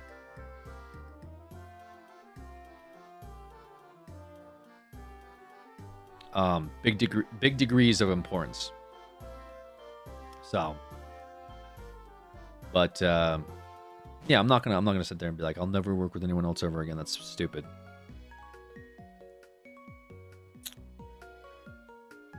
Motivations for con need to be the same. It can't be a cloud chaser, monetary chaser, prioritization. I mean, yeah, people just have to have their. People just need to have like an agreement on what the goal is, an agreement on what the vision is, an agreement on how much effort everyone's putting in. Because if you don't get those things in checked, like, you're gonna have issues down the road. And again, I think the creatures and stuff like were very, very popular, but I remember like coming in and as like, you know, I was like a younger dude. I was like 20 something, barely 20. And I remember just kind of being like, what is going on? Like, there wasn't like a structure. There wasn't really, it just seemed kind of like everyone's just kind of chilling, you know? And I thought it was like a big group project, but it really was like everyone kind of had their own version of what they should be doing, and no one really like gave too much of a fuck about what was gonna happen, you know. And there was like, I think that had more like regrets about what could have done with the creatures, especially early on. Like, as big as the brand was, I think there was just way more that could have been done. And that's one reason why I was like, hey, I know a guy from LA. His name is Brett. I think he could be really helpful, because what the fuck are we doing? Like, this whole thing is a mess. Like, there's no... Like, the vibe can't be like, yo, let's get a video shot and then someone just edits it eventually. Like, that's not a good way to run a channel, you know? Yo, why don't we just like record a video at some point this weekend and maybe somebody will edit it? Like, yeah, so definitely some stuff there that was a little chaotic, but maybe that's also what made it entertaining, is like you don't really know what you're gonna get. Maybe that's why people liked it too. There's an argument there to be made about that, but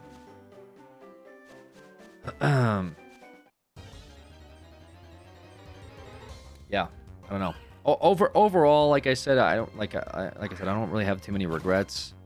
It's just stuff I think about sometimes, you know. I think most of my regrets are about like, could I have been a better person in a situation that involves X, Y, and Z, you know? Not. Could I have stayed in the cow chop house for another year? And would the content have been better?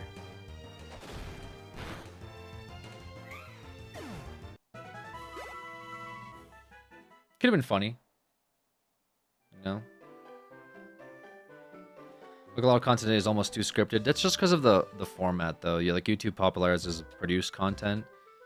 You know, basically the way it works is, if I own YouTube, I'm gonna put on the front page what I want to sell advertisement.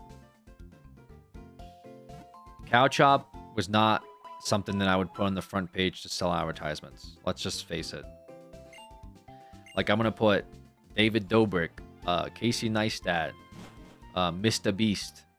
I'm gonna put stuff that I can show to advertisers who are gonna see it and say, we can sell Coke products on this. We can sell Michelin tires on this.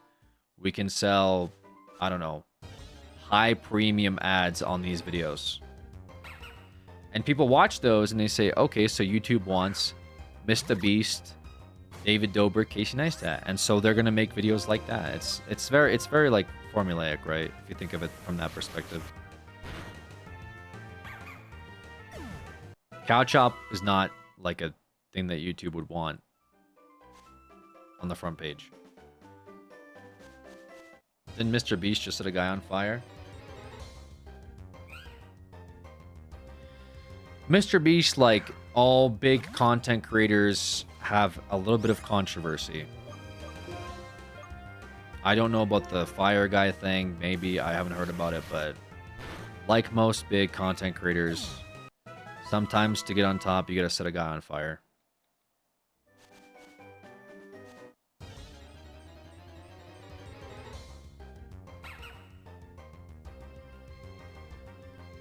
Or like locked him in a burning room or something.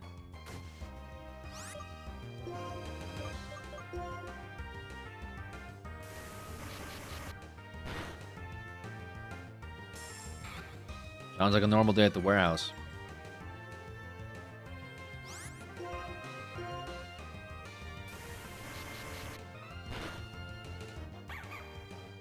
Like, what am I gonna say, dude? I can't believe he would do that. I would never do something so crazy. Fuck. What am I, Mother Teresa? Like, guys, I'm sorry, guys. That sucks for the guy that got set on fire. But like, keep in mind, like, who you're talking to here. I'm not exactly the Pope of YouTube content. Not that I've actually done anything like maliciously crazy or purposefully hurt people with the intention of really hurting them. Asterix.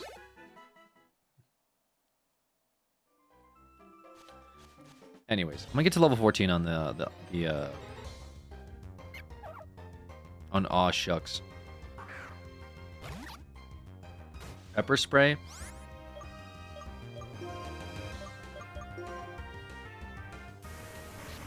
Oh no.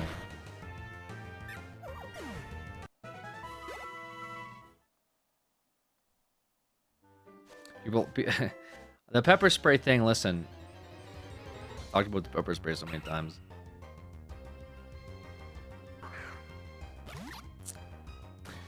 I pepper sprayed my friends a little bit, okay? Is that really a big deal, guys? Like, come on, you never pepper sprayed your friends? And then feel bad and apologize. And so you say, hey, pepper spray me back. And then to get you back, they use 3 bottles of fucking pepper spray.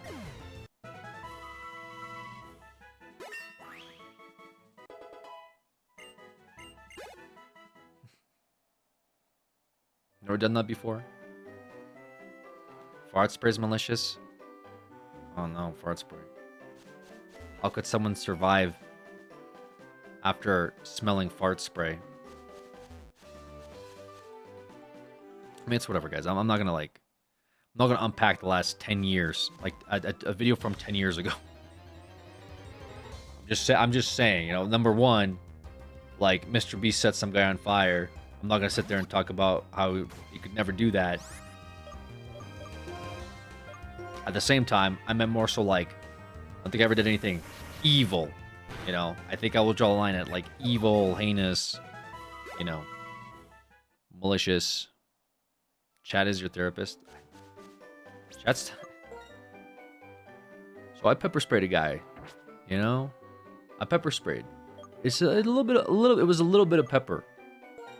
It was a tiny bit of pepper, okay? And I may have not told them about it. Okay, you know?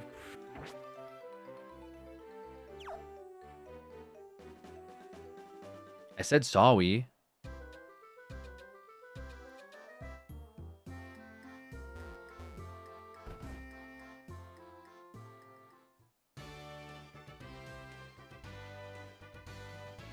I mean, I remember the fucking time, like, James, opened a fucking, like, fire popper in my face, dude. And I felt like I felt like literally somebody punched me in my fucking, like, nose.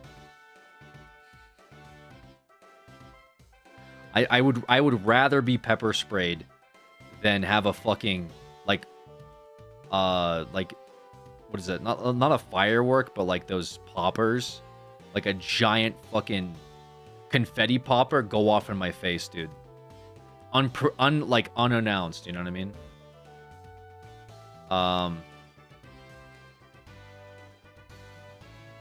Yeah, there was a few. I mean, there was a few different like instances. Like I think I remember I shot with the fucking.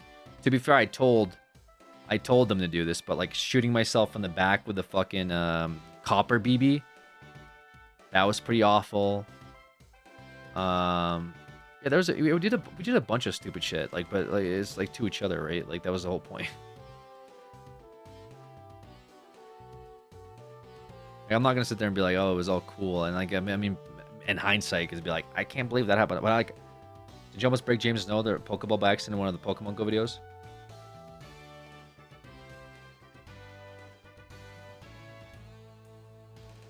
I know James would do the thing a lot, but then James also played a toilet roulette game where he played a toilet roulette game and he was hoping that one of us would get bleach in our eyeballs. And I played that with him. At the time I was like, James. He's like, oh, I got a sick idea. What? I'm gonna take this toilet bowl. I'm gonna take the water out. I'm gonna put bleach in it. I was like, so is the bit that we're gonna play a little toilet game that shoots water in you, but instead of water, it's gonna be bleach? He said, yeah. So one of us is gonna get bleach in our eyes? Yeah. I was like, bro, I don't want to fucking do that. He's like, just do it, man. Come on. Okay. And then he bleached himself in the eyeballs, and I was like, this is the fucking dumbest thing I've ever. Like the whole bit is one of us is gonna get bleach in our eyeballs.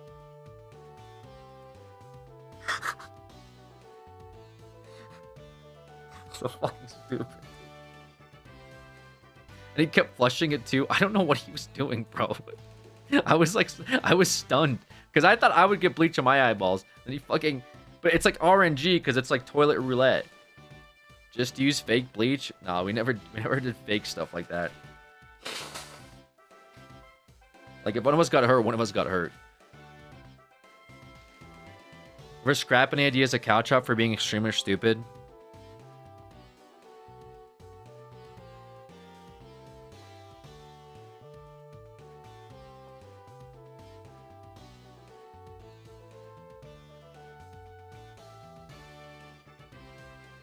I don't remember, dude. Maybe.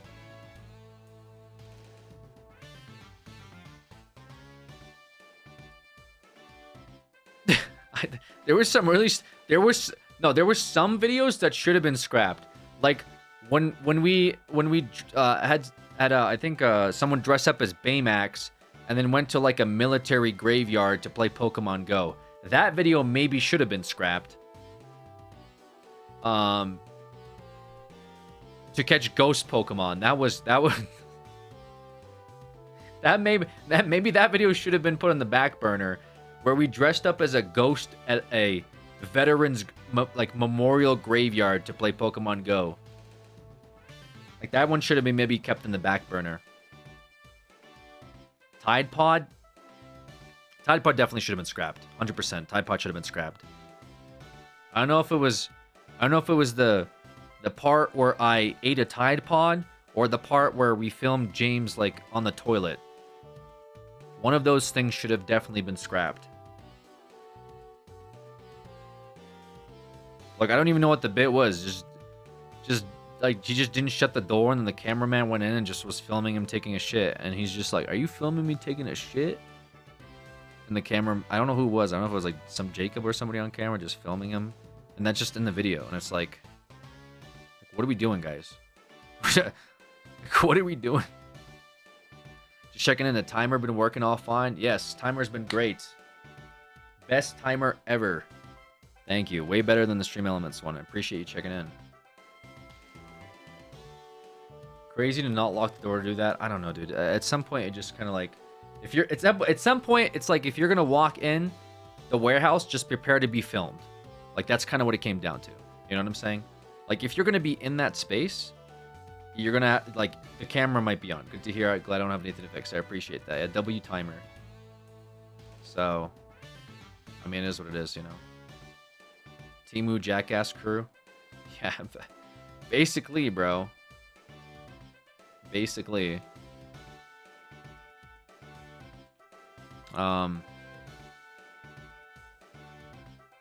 Probably should have.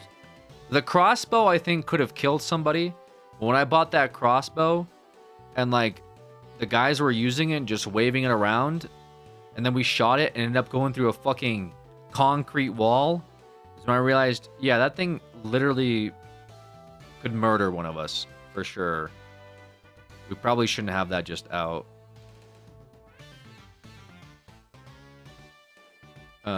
Didn't Jeff eat out of a bathtub with cereal in it? Yeah.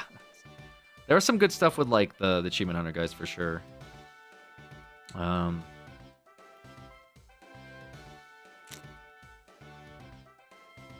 there's a bunch of videos that were like, I mean, they just kind of progressively got unhinged, right?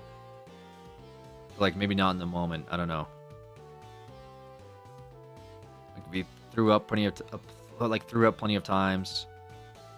The RV was fine. RV, surprisingly, I think one of my favorite things to shoot because of it was just fucking funny, bro. I don't know what else to say about it. The RV was fucking funny. Pissing out of the moving vehicle. I mean, that's whatever. Like, the RV was content, dude. Having said that, like, belligerent, drunk, high content, but pretty funny. Like, just filming a video in the back of a moving RV on our way to the Grand Canyon. Just beating the shit out of each other and drinking. Pretty good.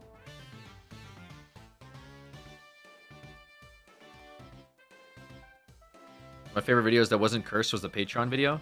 Oh, like the Patreon AVI, like the movie, where I rented like the Lambo and we had that whole desert shoot. I mean, stuff like that was pretty fun. Yeah, I'm glad you like that. Yeah, some of the highly produced stuff that we did, like you know, the account of Alex and like Patreon AVI and like there's some other stuff too that we shot that was pretty cool. That I'm happy we did. D&D series, that was pretty funny too. Yeah. Tabletop series is peak. Yeah, there's some good tabletop games we played. There was a bunch of cool stuff that I'm like very like happy that we shot. You know. The account of Alex was one of my favorite videos, and it was like a giant shit post. The account of Alex was a giant shit post. Do you miss it? Believe it or not, I miss the stuff outside of it. I miss being able to just film stuff whenever I want. That was always nice. Because there's some stuff over the years that I wish I could like have a crew for and just be like, yo, let's go film this real quick. For sure. But I don't miss... I don't know, dude. That was a weird point in my life too, where like I used to like get high a lot as well, and like I don't know what like half the stuff I filmed was. Like, I would just show up, smoke weed, and be like, all right, let's just fucking film something, and it would just be like a mess. But I do miss that like I had a cool like production center, and you know, living in LA. Like that was definitely a really good experience. Not necessarily that I'd go in and film like crazy shit, but sometimes I didn't want to film certain stuff. Like I didn't like filming like the Pokemon Go shit. I really didn't, because we would go to like these public places and we would just become a spectacle. And I really hated that a lot. Like I hated being like a public nuisance, and I always felt like a public nuisance with the Pokemon Go stuff. It was funny, but it just like made me cringe. So there were some days where I'm like, I don't want to go in because I know what we're filming today, which is we're gonna dress up as Pokemon trainers and go to the Santa Monica Pier and get like laughed at. Like that to me is like annoying, and it's gonna be like several hours. So stuff like that was not fun.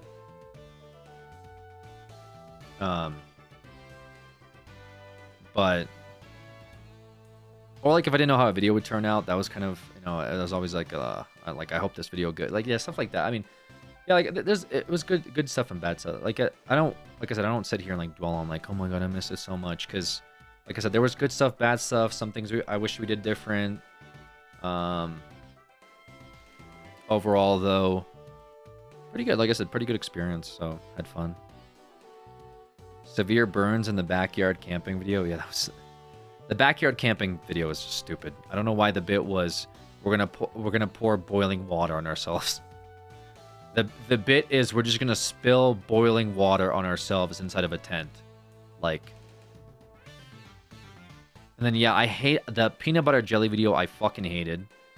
Like I just had to stand out in the Colorado cold in like a fucking essentially like in my swim trunks, just covered in jelly for like 3 hours. Like, and the bit is we're a peanut butter jelly sandwich. And that shit took forever to clean up. I was freezing cold the whole time. I hated it. It took me forever to get fucking jelly out of my hair, and like it was just it was a mess. Some stuff like that I didn't enjoy. I mean, it was funny. Like I'm not gonna sit there and be like, I you know, I have PTSD from jelly. Like I don't really care about that. You know, I'm just saying like there's just some stuff that like I'm not like, oh dude, I miss being covered in jelly, because I obviously didn't. Yes, some videos are just like really boring to shoot too. Like some of the games that we did, I was just like, what the fuck even is this? This thing is like, this is the most boring thing I've ever played. There's just like moments that were really good, moments that were like kind of, it could have been better.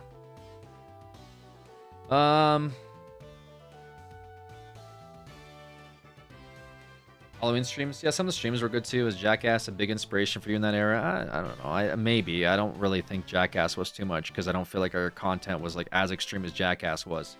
Because Jackass literally was like, how badly can we hurt ourselves? And the worst we came was like James taking the skateboard and actually breaking his foot. Like that was pretty Jackass. But the rest of it was more like frat light, you know, where we just are hazing each other and doing stupid shit, you know, pepper spraying, pouring bleach in our eyes, tasing each other, shooting ourselves with airsoft guns and whatever the fuck else, filming some cool skits. That was always a good time. Drinking, smoking weed. Yeah. I mean, all that good stuff, you know, overall. I love that the makeshift spa episode, that was an electric hazard. Stuff like that. A lot of hazards, you know. All good vibes. A frat without an oversight. Yeah, basically. Frat without oversight. Good stuff. Good experience. Got to make a bunch of stuff I wanted to. A lot of fun. No real regrets. Good times. I don't think I miss it now, because I don't think I'd be as compelled. Like, if you're like, hey, do all that stuff again, I don't think I would do it. Like, I don't think I would jump in line to go get maced, pepper sprayed, tased, get shot by BB guns, or like eat horrible food while taking excessive shots of alcohol. I think I would rather not do that personally. So like, it was definitely funny at the time and I probably enjoyed it, but nowadays I'm not. Like I wouldn't jump at that opportunity. I would have to be like, hold on a second. But I asked if you're okay with people making independent edits of your VODs or uploading them. Yeah, go ahead. I don't care. You guys can make any edits, anything you want. The only thing that I'm not happy with is like when people copy my channel name and pretend to be me, and then upload full videos like as if I'm the one that made them. I don't like being like impersonated. If you make it clear that it's like fan edits or just something that says like you're not me, I don't care. But I've had to like cease and desist some people because they're like really weird. Do you still smoke or did you quit? I quit a long time ago. Maybe socially, but I haven't smoked in 3 years, 4 years. Yeah, I don't really like to smoke.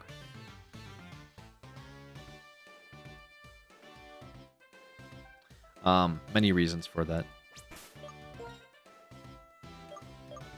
If it's a bit, I'll do it or something, you know. But like you know, I'm not opposed to doing it for like a as a funny bit. But I've had a lot of issues with like anxiety, like personal anxiety, and unfortunately, weed does not help me. Oh yeah, I don't have my. I just realized I'm going against a grass guy, and I have a fucking otter. Where's the monkey? Didn't I get the monkey from the guy at the end? What's going on? I was like, I swear, like I was about to fight him too. I was like, I know I'm missing something.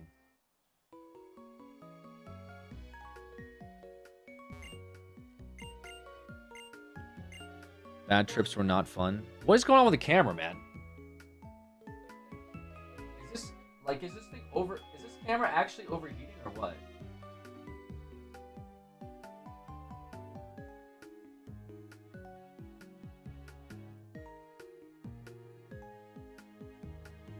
I don't know what it's doing.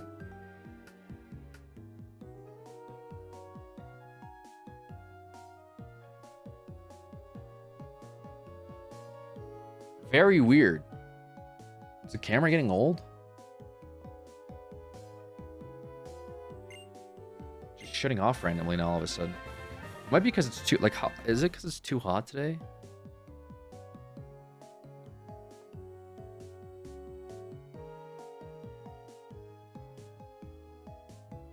Not really. Maybe I need to turn on my AC. Or I might have to turn it off to let it cool down too, actually. It has been running for 2 days. Should be fine. Alright, what's the monkey's name? Maybe turn it off when you sleep? Yeah, maybe it's a good idea, but I don't think it should really matter. It's not like actually recording anything. See my card haul today, Unk? Which one was your card haul?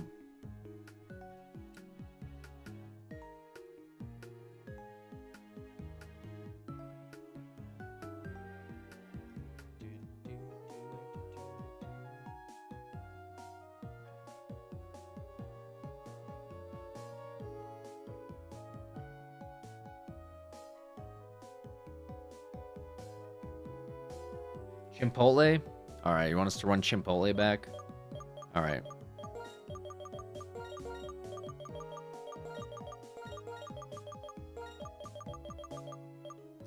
Yeah, I guess my goal, outside of like my nostalgic tangent that I sometimes bait you guys on, and then you sit here and you're like, oh, now's the time for me to ask questions.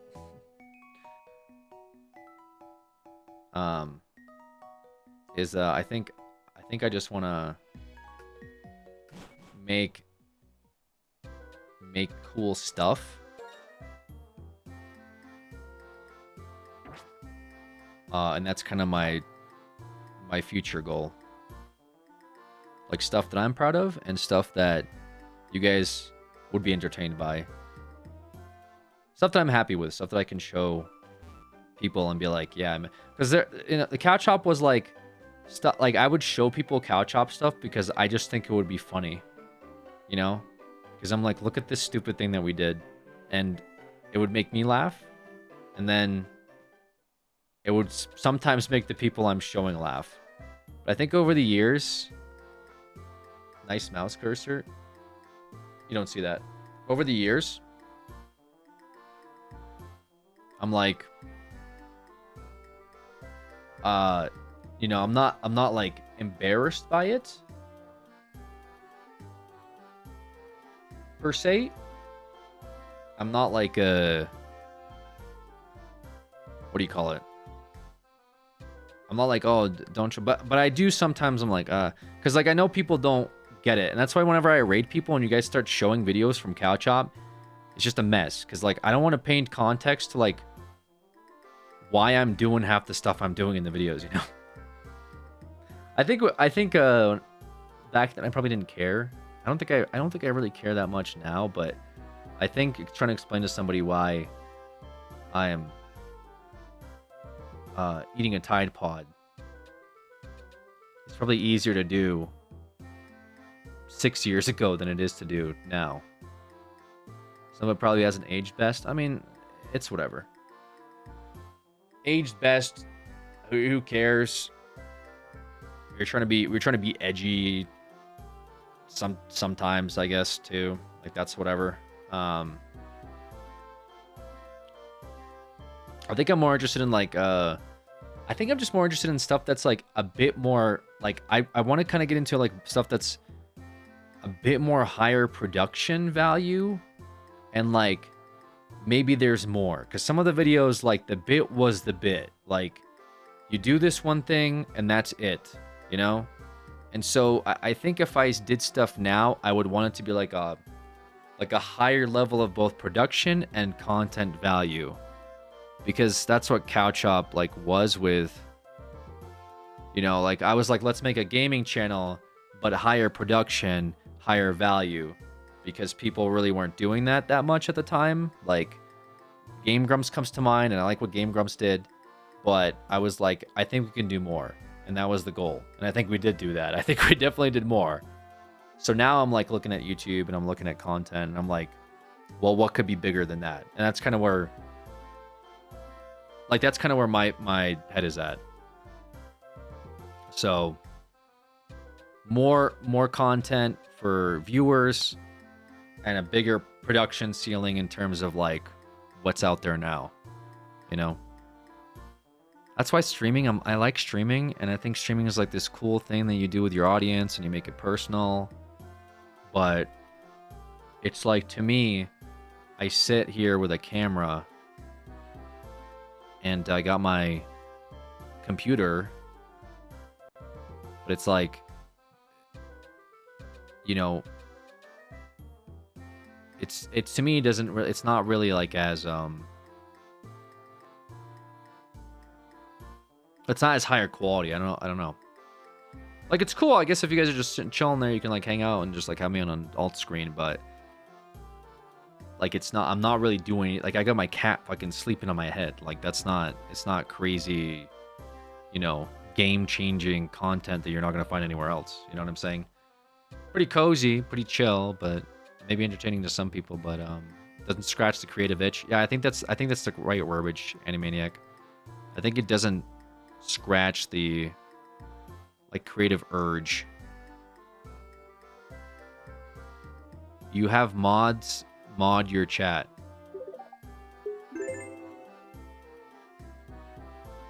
Pet the Celia. Is that 10,000 bits? Is that $100, Lindsay? Okay, I'll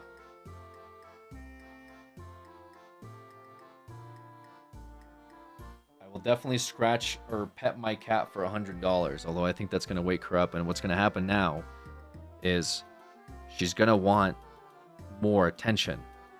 So that's gonna be the thing now. This is the deciding moment.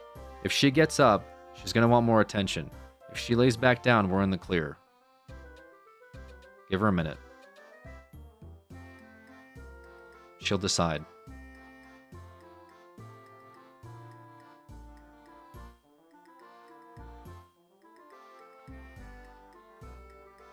It's giving her a sense. She's still contemplating.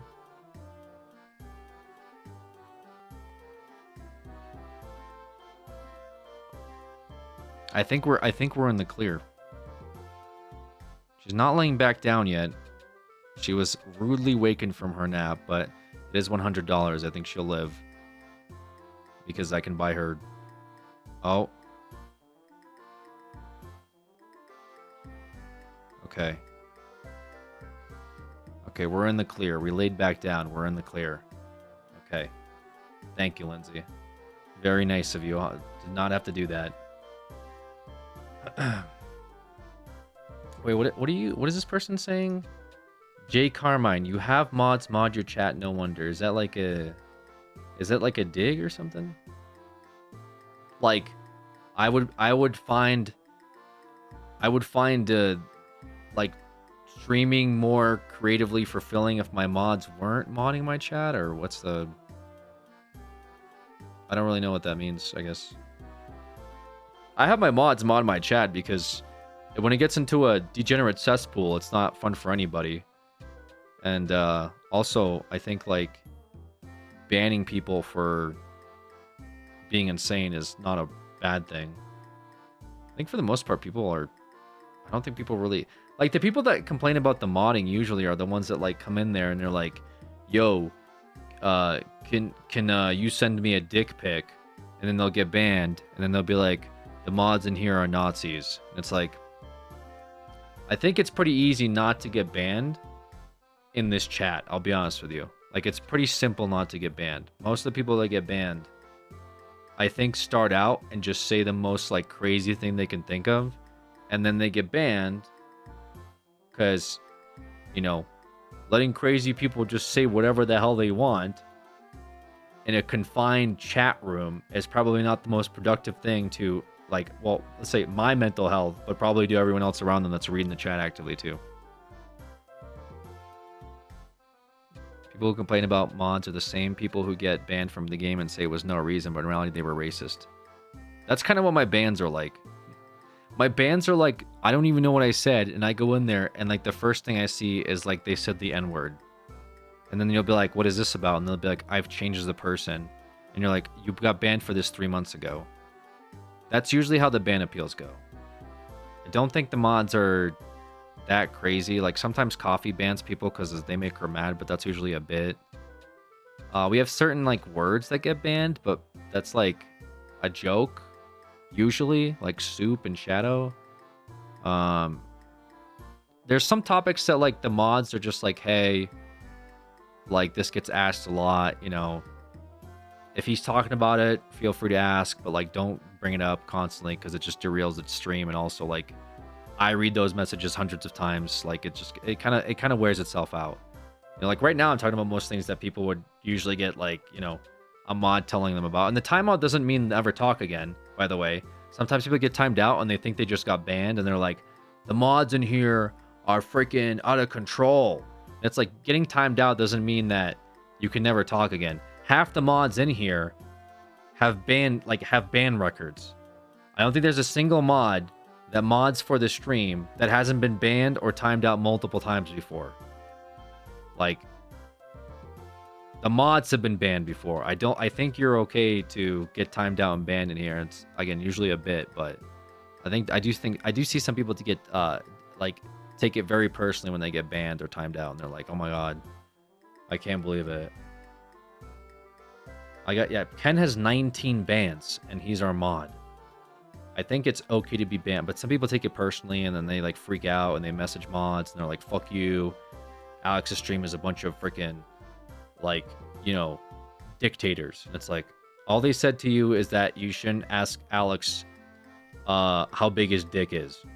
Like, that's not that crazy. But then they get really mad. I thought this was a free country. And it's like, bro, yeah, but like, keep in mind that maybe you were joking, but also we do have weird people sometimes that show up and we don't know they're joking. Like, I don't know who you are and the mods don't know who you are. I've generally had very, very weird interactions with people, you know, like showing up at my house and like stalking and, you know, that kind of stuff that I don't know that someone's coming in here and is just like joking around. Like, I don't know them. I don't know you. Like, we don't hang out IRL. I don't know what you, if you're, oh, you're being sarcastic. I don't fucking know. So, yeah, it's just how it goes. But, and also, oh yeah, politics. Yeah. Like, people come in there, you guys are a bunch of libtards. I hate Trump. That usually gets canned. Like, I don't need my chat room to turn into a fucking Reddit thread. You know what I'm saying? I don't need this to be our politics. So, yeah, that just gets banned outright. Nobody needs to talk about this stuff. You got plenty of places to talk about it. DM each other if you want. I don't care. Just, I don't want to read it. Nobody else wants to read it. You know? So, yeah, those are like really the only two things, I guess, like that gets kind of banned. I don't know. I changed my Discord server to Pride one year and got an email about how I'm not who this one dude thought I was. People are funny. Yeah, I don't know why people get really butthurt about Pride. Like, we've had our Twitch badge our Discord badge is still Pride, which I think that's okay. Like, it doesn't hurt anybody really. I don't know why people get upset about that. And we've had like our mods like targeted in our Discord. Like, who gives a fuck? Like, okay, I mean, all right, you're not gay. All right, great. I'm not gay either. I don't really get offended by seeing a rainbow flag on my Discord. I don't know. That's such a weird thing to freak out over. So, yeah, it's just like, and our mods have been messaged about stuff like that. People get really upset. They're like, what the fuck? I didn't know this guy. I didn't know this was one of those communities. What the Pride, love, fuck the haters. That changed the icon on the Discord badge every once in a while.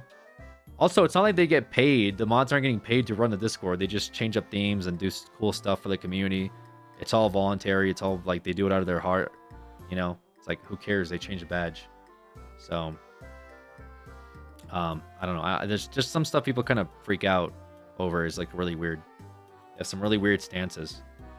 You know, I think it's okay. Like, I think people should, yeah, freedom of speech pretty important. You know, I come from a country that currently voicing your opinion is a little frowned upon.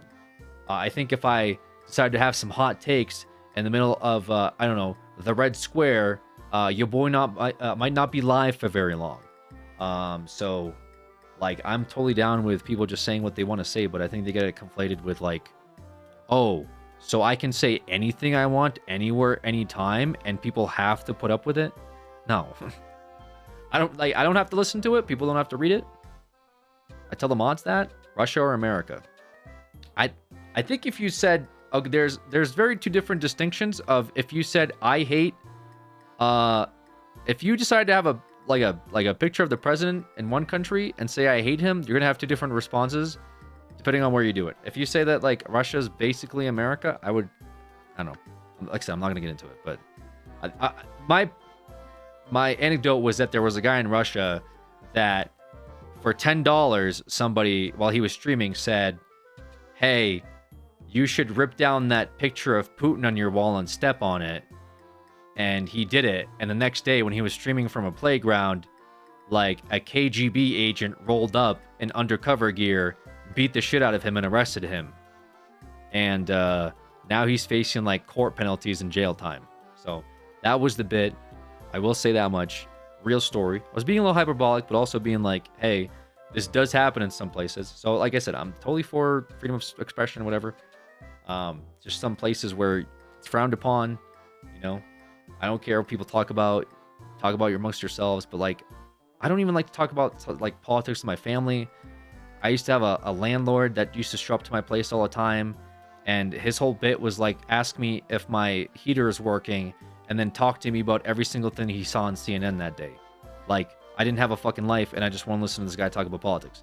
So I don't like friends and stuff. I don't really discuss politics with. I think it's better overall, and yeah. So that's why I don't do it on Twitch. It's just something I do personally as well. So don't take offense to it. If you get banned for talking about politics, I don't know. Just don't do it. Go do it somewhere else, I guess. Or like if you find someone in here that's like-minded like you, and you both want to talk about the state of the world, DM each other. Like, just be like, hey, you know, I see that you and I both hate taxes. Let's talk about that. And then do it amongst yourselves, you know what I mean? But I just don't want to read that stuff. People don't want to read that stuff. Like, I never have good experiences with it, and yeah, it is what it is. I'm an immigrant in America right now. It's impossible to talk about anything without being brought up. It's rough. And it's impossible to talk about anything without that being brought up. Oh, that you're an immigrant in America? Yeah, I mean, I'm an immigrant in America too, and you know, I have opinions and stuff like that too. But it is what it is. Like I said, I just want to when I stream, I just want to stream and like just do like entertaining stuff, and that's about it. I don't really want people to come in here and be like, oh, I had a shitty day, but I wonder how Alex feels about tariffs. To be fair, I do talk about tariffs sometimes, but in the context of like video games, because that it does inadvertently affect like gaming and stuff. But I don't want to sit there and be like, here's what I think the GOP should be doing right now for me as a white dude in Colorado that plays video games. No one wants to hear that.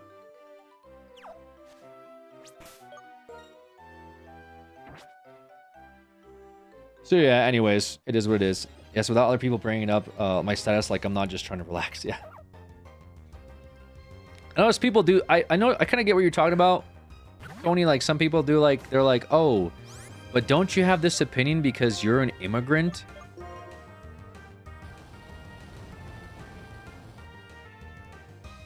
So I do get what you're saying.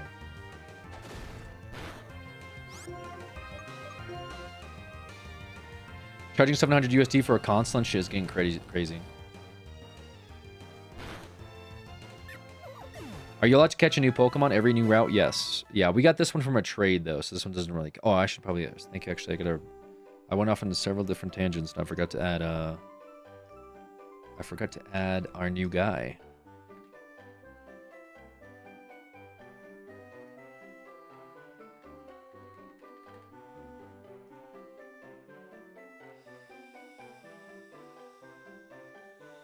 So this is just to buy land in Vermont and build a house yourself. It's the best economic decision.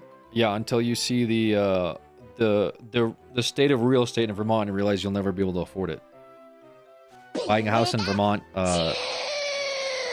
you'd be better off buying a property in LA.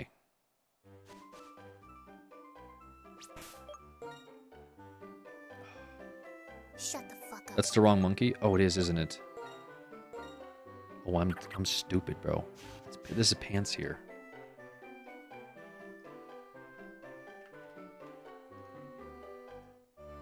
Oops.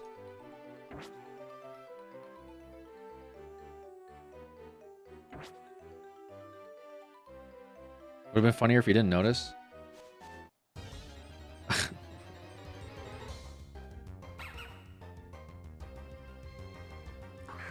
I love the Infernape, such a cool mon.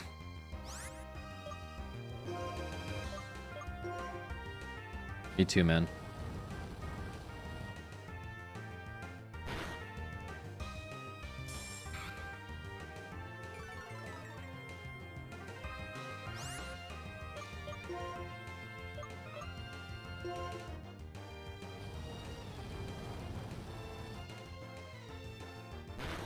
You don't get a lot of XP here. This kind of seems like it's gonna waste my fucking time. I'm pretty sure this thing can just like dox the gym leader without an issue. I don't want to sit here and farm like level 3 Puchianas. Maybe we just squat up and we roll out. I double leer the green guy and then fucking ember him twice. GG. So far, so you prefer Nuzlocke or randomizer in Nuzlocke? Well, it's tough to say because we're barely even like one gym into Nuzlocke here on Black, but I thought the randomizer was pretty fun. I actually enjoyed the randomizer a lot until we got to Lugia, and then that ruined my life. But randomizer was pretty cool. I think I would do. I actually, you know what, dude? I actually really enjoyed Ultra Sun. That's the thing. I actually did really enjoy Ultra Sun. I liked the characters. The story was starting to pick up a little bit, so that's why I'm a little bit like, dang. Like, I'm excited for Black, but Ultra Sun Randomizer was a lot of fun. I'd be down for like an actual run if I could. We'll see with time permitted. W3DS, the Sun Moon games are still very cheap physically. Yeah, I did enjoy it. I also got the pass from Razer for like Nintendo Pass, so we're gonna do some stuff with that too, hopefully. Soon my Switch works. What's the newest Pokemon game you've played through? Sword and Shield. Legend of Arceus, I played a little bit, but didn't get very far in it.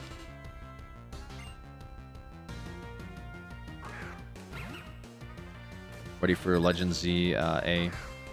I just like Sword and Shield. Okay, are we gonna do this again, bro? Okay, let's do let's set up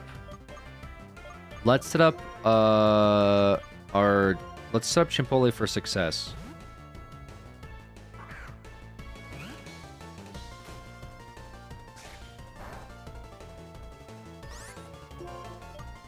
Do you want to Fury Swipe this? He's gonna get advantage, I think, but that's fine.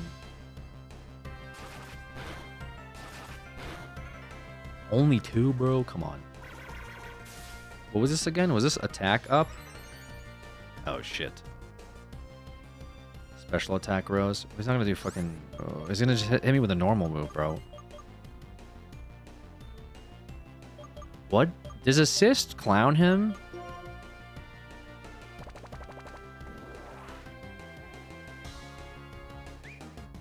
Honestly, that's fine.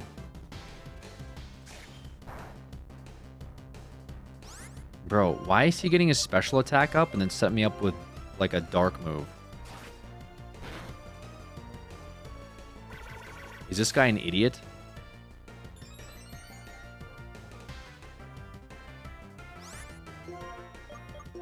Alright, I guess we'd... Okay. Well, if he potions here... I think I still win. Or this could be a problem if he griefs me. He might be really strong now.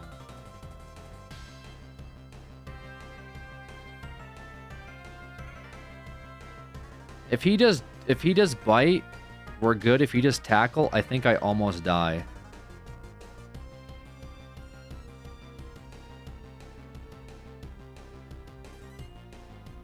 Camera down. Yeah, I'm gonna turn the camera off.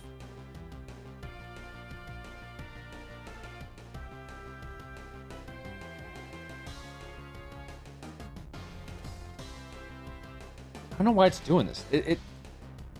I've not seen it do this before. I literally think it's overheating. Yeah, I generally think the camera's overheating. Put fishing over camera overlay? Okay. Fine.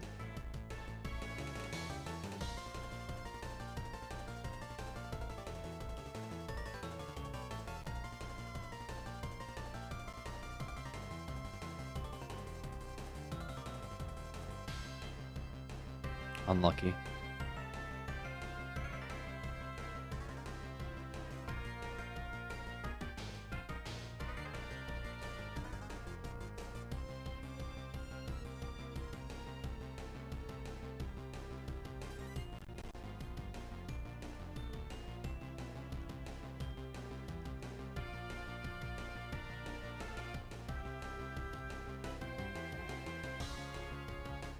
I guess the camera's cooling off.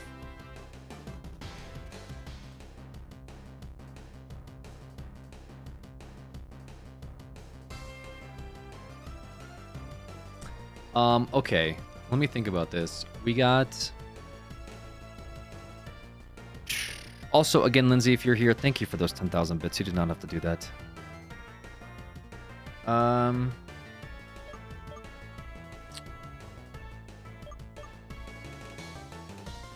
I think sand attack's probably fine.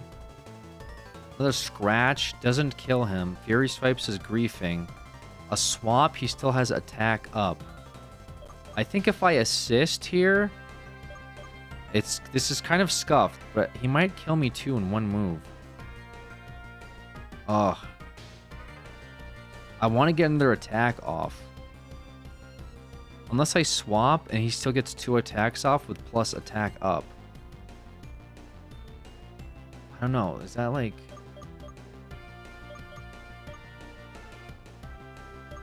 Scratch doesn't kill him. Fury swipes doesn't kill him. Sand attack is kind of going to be gambling his accuracy. Assist, I can do a defense curl, swap, and kill him in one move. Unless this is like a weird, he also might kill me. Wait, how much health do I have? I think he might almost kill me. You know what? Let me be smart here. I'm gonna potion to like. I'm gonna potion to health check him. Or damage check him. This might also be unironically griefing though. But at least I'll be full health. Let's stat check him.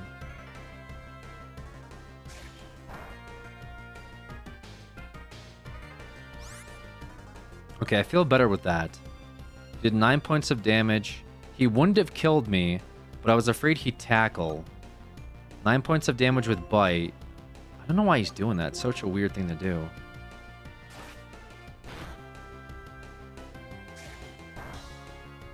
Okay. Still not very effective. Let's pot up again. We bought pots for a reason. I don't want to lose Sirloin, but if he's going to spam bite, this is like a really good mon to have out. Okay, we're going to Gamba because you guys love the Gamba.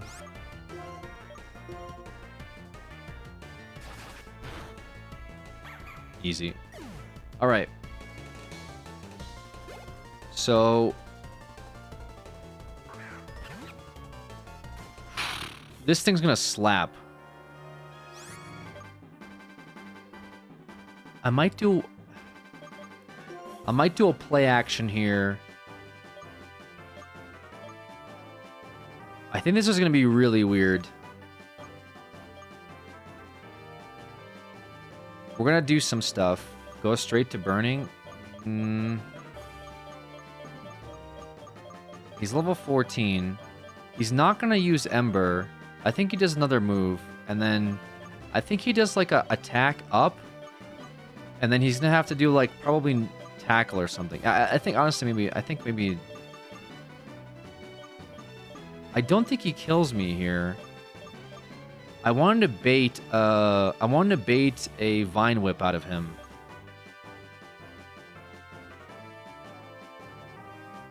$20 damage with Vine Whip.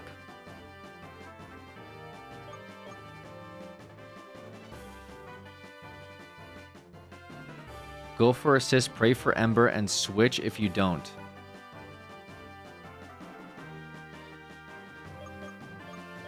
I think I can pull off something here. I'm going to pull off something here. This is going to be kind of scuffed, but bear with me. I think he just goes for attack up here.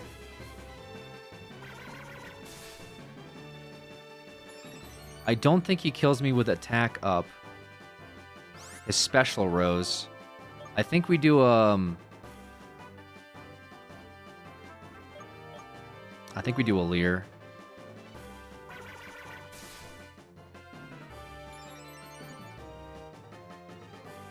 We do a Leer into detect.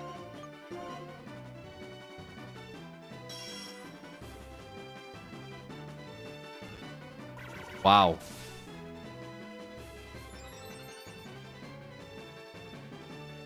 Okay, that's not good. That's really not good. That is really not good.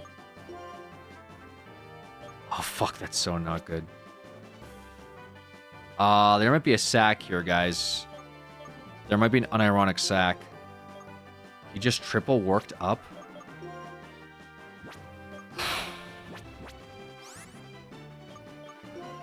I don't even think like a...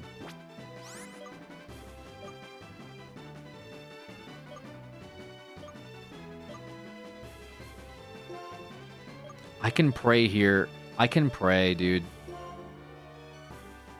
Oh my god, bro.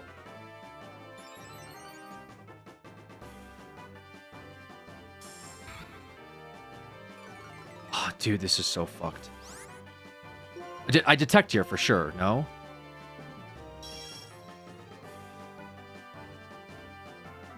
fuck is this guy doing?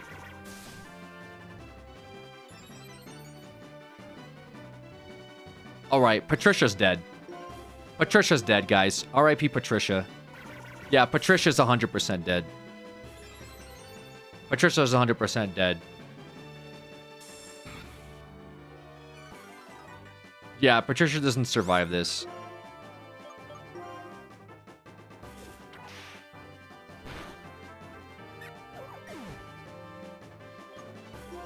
Now. Now, how confident are we in this? Now, there is a calculator, but we're not going to use it.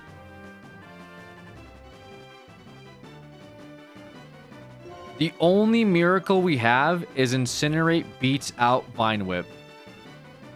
Or he sees that I'm switched. He works up again.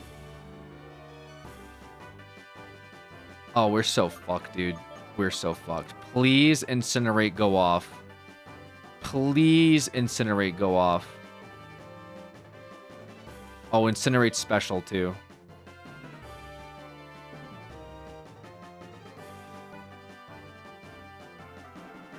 That's okay. We still have a tackle angle from Otter to make it work. If we lose Chipotle, we still can make the Otter angle work.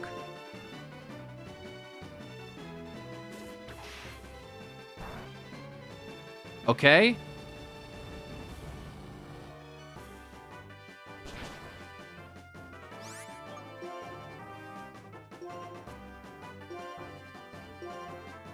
Okay.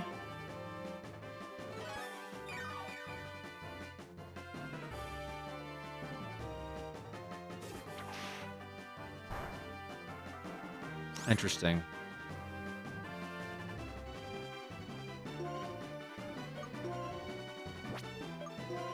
You want to go band for band?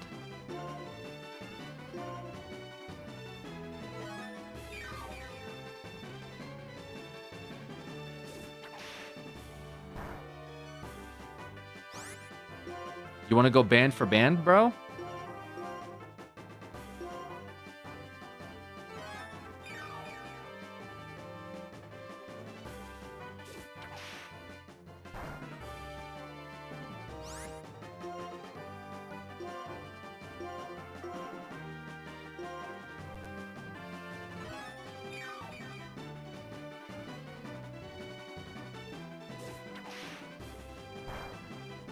One miss, you're done, brother.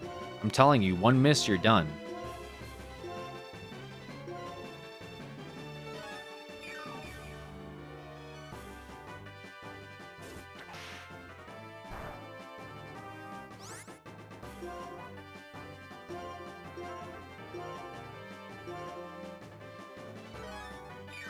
I griefed.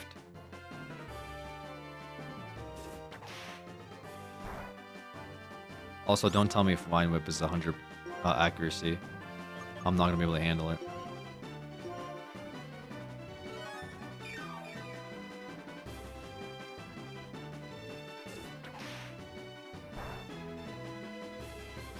Okay. So we're band for band right now. I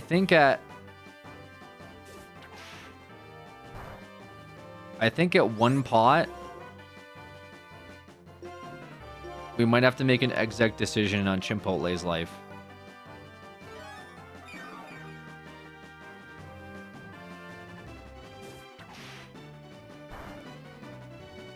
I should have used Sand Attack.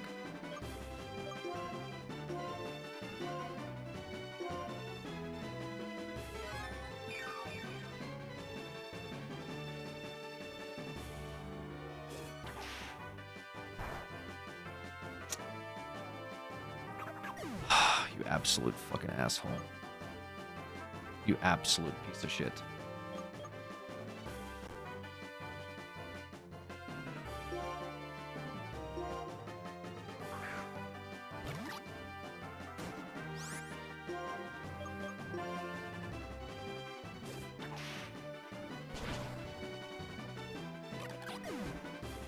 Oh my fucking god, dude.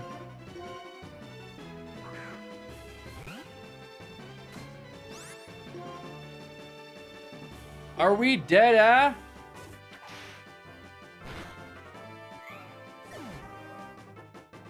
Oh my god, bro. You've got to be shitting me with this.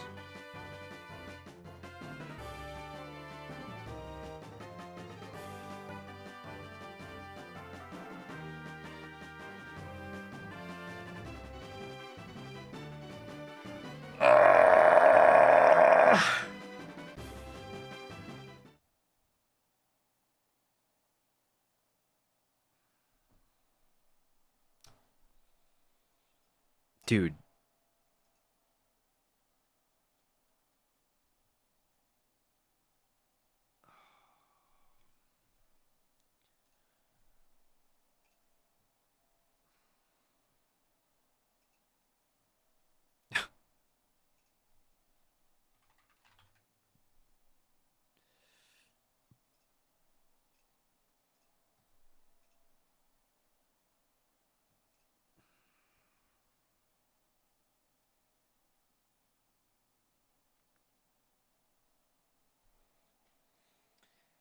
Oh my god.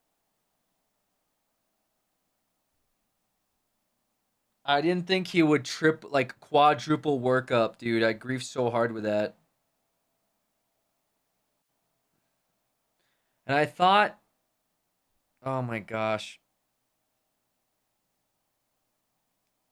Oh my god.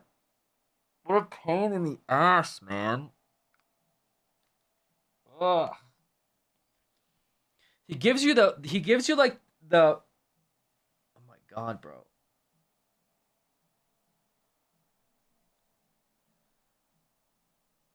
Okay. Give me a second, bro.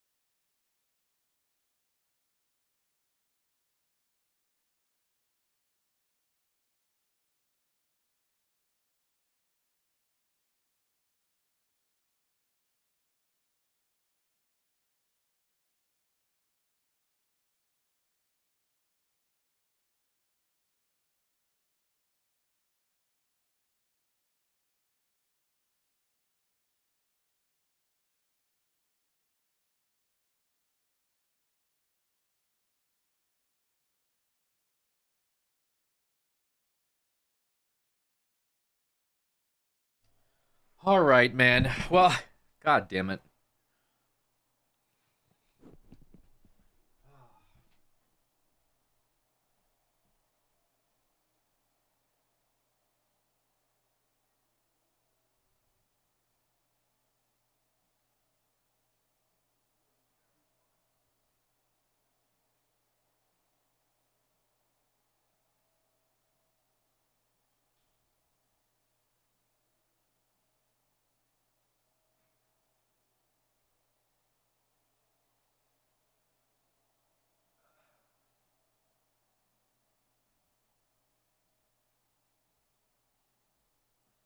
We lost, bro. We lost it, man.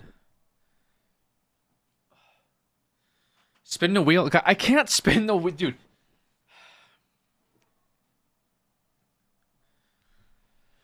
I don't want to spin the wheel after, like, not even one gym. That's cooked.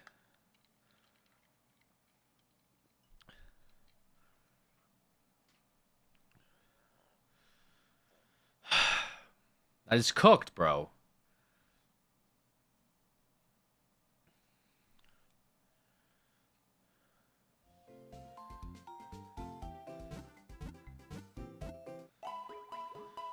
Maybe a Tepig starter this time. T-Pig start? I don't know. We gotta change something up. I'm gonna go crazy if I have to level another otter.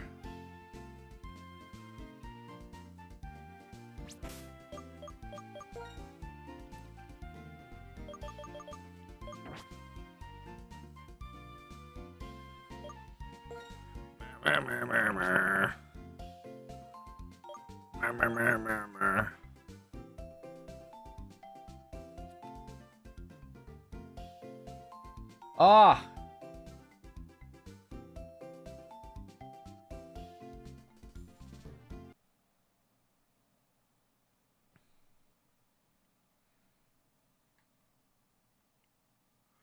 This is why some creators use rare candies.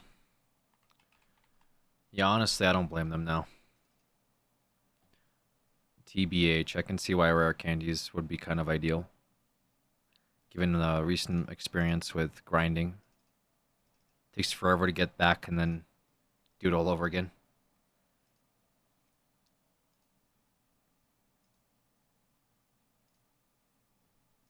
That or the speed up button. Let me see if my DS has that.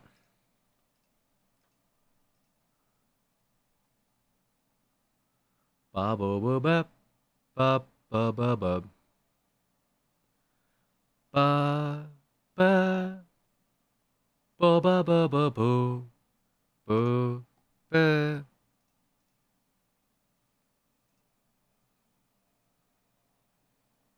Um.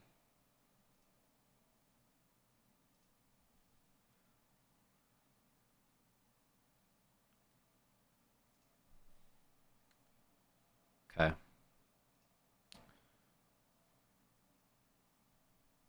First message, buy my shirts. That's not a bad first message. That first message is fine. I thought it was funny. Also, Dina, thank you for the sub to Coney B. Angelic Roar, appreciate you as well. Zen Gaming, good to see you as well. I haven't seen you for a while again, Lindsay. Thank you for being an absolute legend and MVP of this stream. I'm not sure how much longer the Valorant thing lasts for. I mean, they're supposed to end, I think, today. This was the last day for the Valorant sub matching.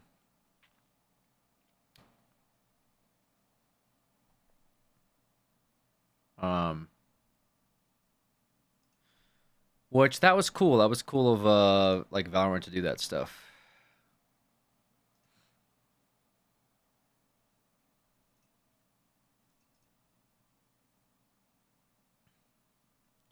Nice, nice, nice.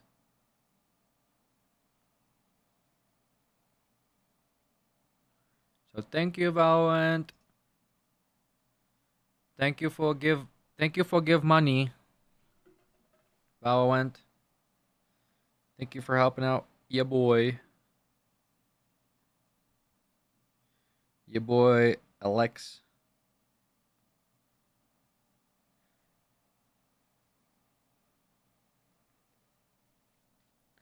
Alex.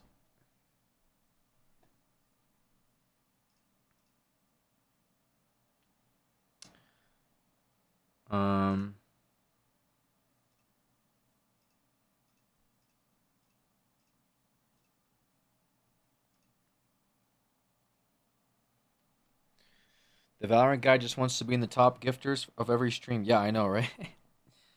Freaking Valorant guy, bro. He wants to ruin everything, this Valorant guy. Oh,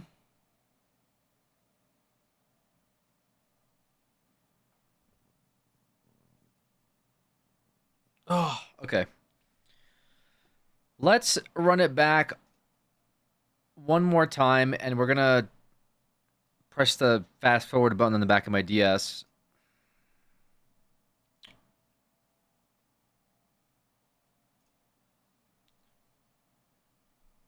And maybe we'll do a T-Pig this time.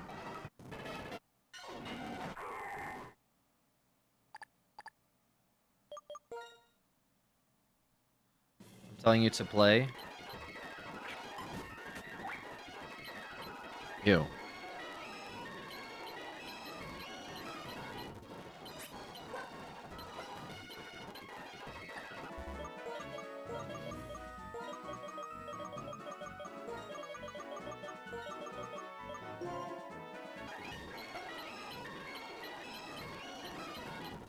Ah! All right, let me see. I turned the well. I guess you guys like fishing, so I probably don't need to turn my camera on. I was gonna say. Where Unc? I'm here. I'm talking. My camera got too hot.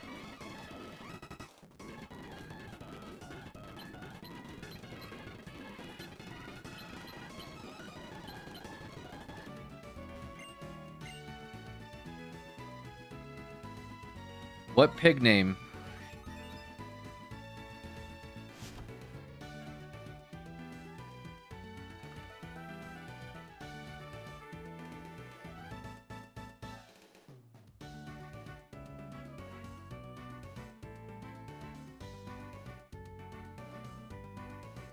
Pork chop?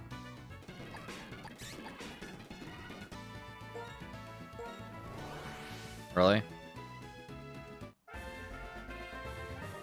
John Pork?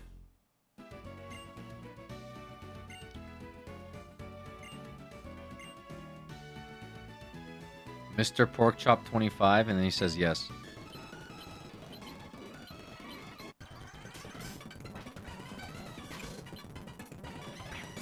Base cam where? I'm so ugly right now. I'm so ugly.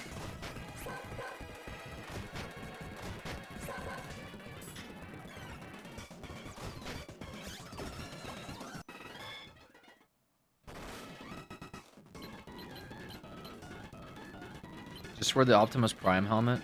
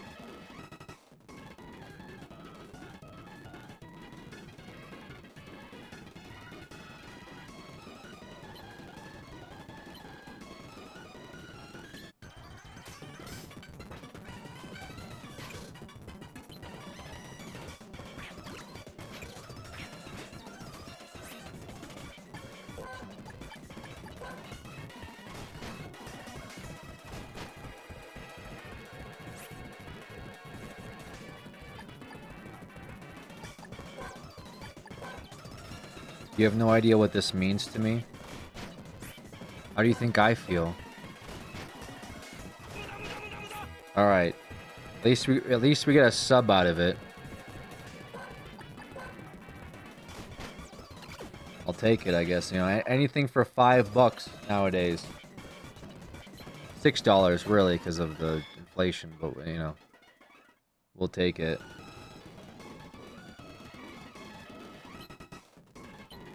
You happy now?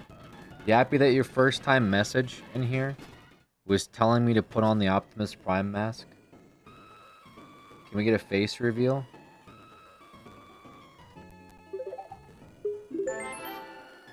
It's Bradley Kipling, 10 subs. Let's go, guys. Outfit reveal? Guys, I'm not taking my helmet off because the kids at school will bully me. It's like, is it dusty in here?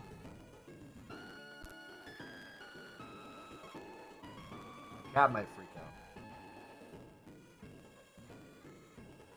What? It's me under all of this. It's me.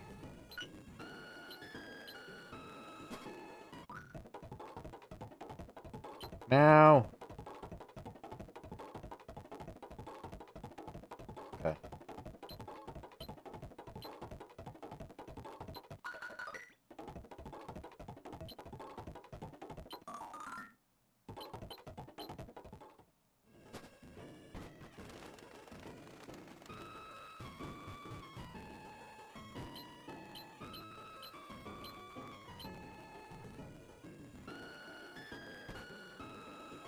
Man, I love Generation 5 Pokemon. Also, I'm pretty sure I lost viewers since I put on the mask, guys. I just want to point that out.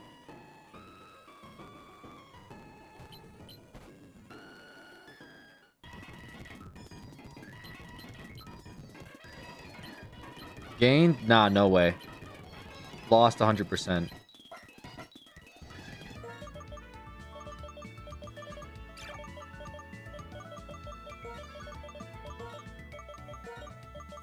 I don't like John. I kind of want John, because this will be funny. John Hamm.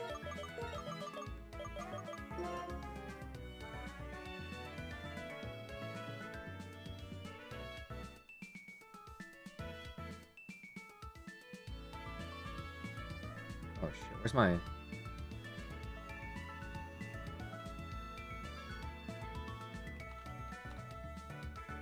Oh.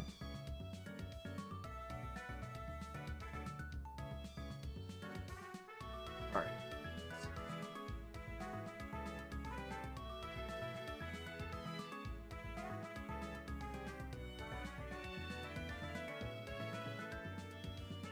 Oh, come on, man.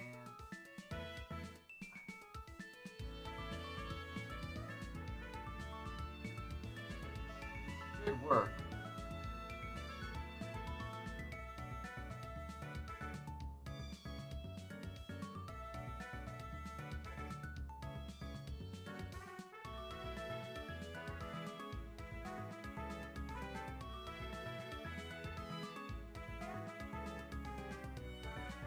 God, this camera's being so cringe.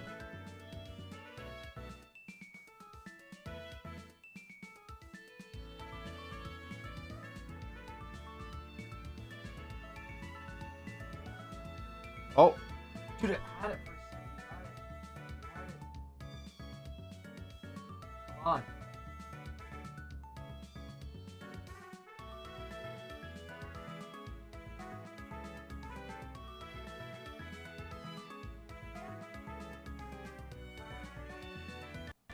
Oh.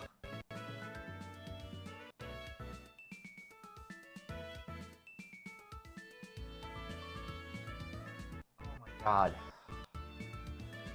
Bro.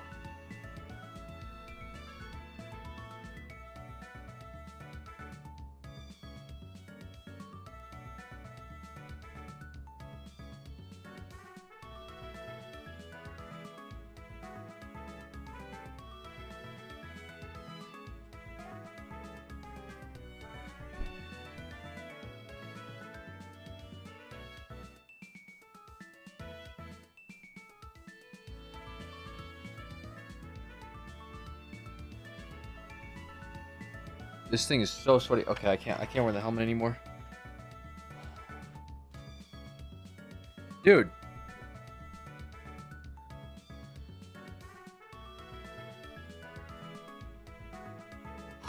Now they can't, dude, this thing, dude.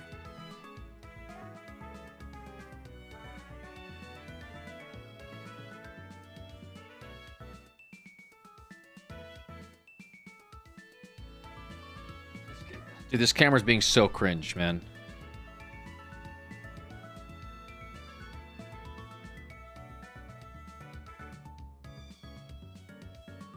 Okay, whatever. Hey guys, it's really me. Doesn't even zoom in. Or autofocus, I mean. Okay, whatever.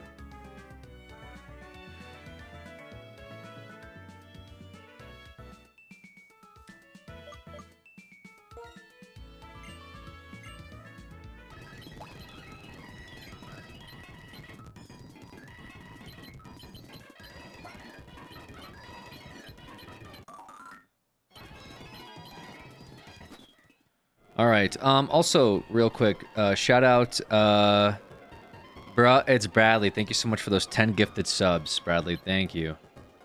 Blurry Alex, I know, bro. It's not supposed to be on this setting, but the camera is not able to load the other setting now. My camera is really just being not cooperative right now. So I'm giving it a second. Sometimes it works after it's on for a minute, and I can change it. It's usually not on this particular setting.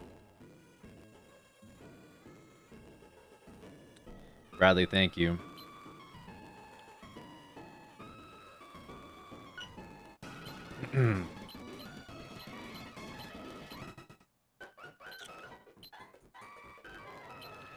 Free Botox. Let's go, Crip. Free Botox.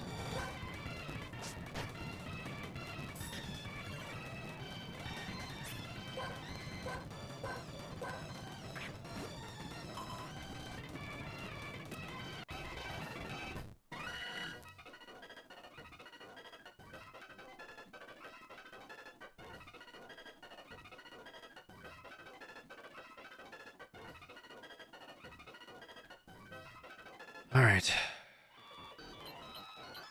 I will run this back one more time, and if we're like, if I'm like, I didn't realize how god awful I would be at this, by the way. I could have leveled up Chipotle, but like, I was like, oh, surely level 10, he just, I didn't think the guy would do wake up 4x and then fucking sweep me, dude. Like, that's disgusting.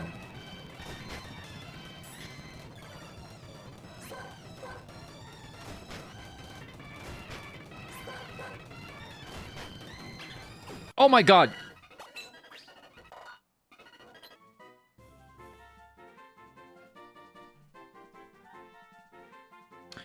Well, that's Route 1.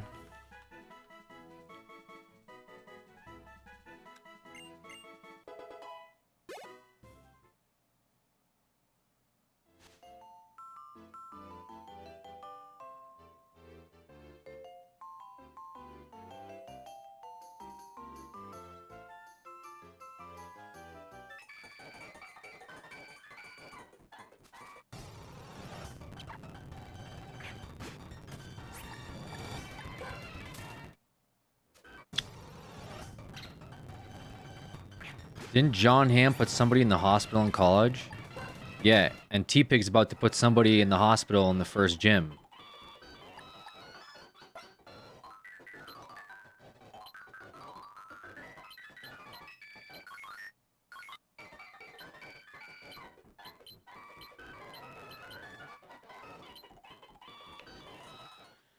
Okay.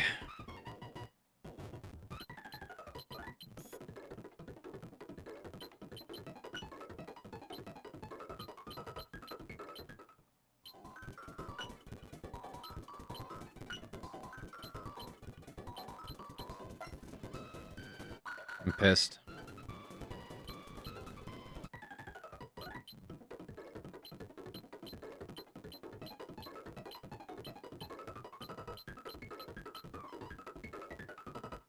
It's fine. It's okay. At least you get to see the top of Cillia's head. Usually, like, the camera cuts that out. And yeah, I know it's out of focus and blurry because, I don't know, the camera's doing something cringe.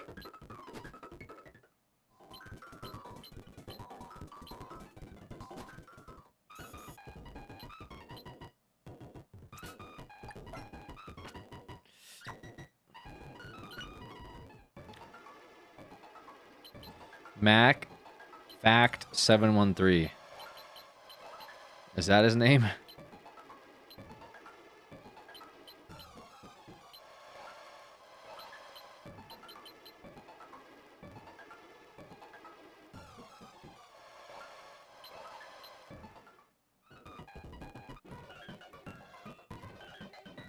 Alright, maybe I'll give you guys fishing as a result of my horrible awfulness.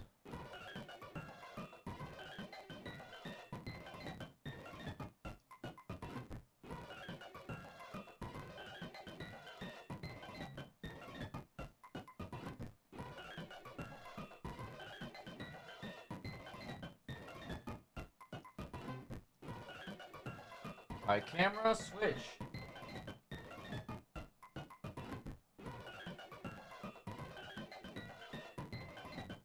Oh, come on, man.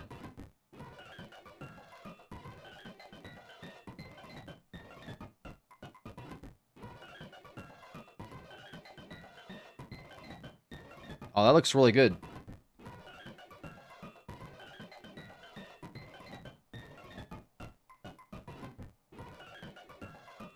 Yeah, that looks even better than before. Wow.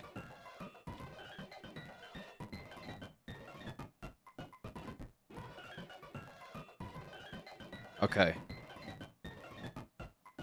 I think that's the way it is normally. Okay.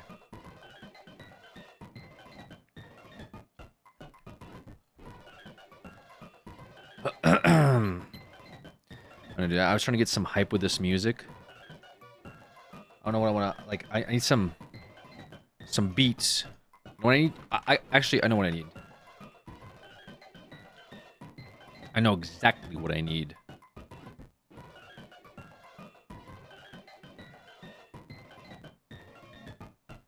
Here we go.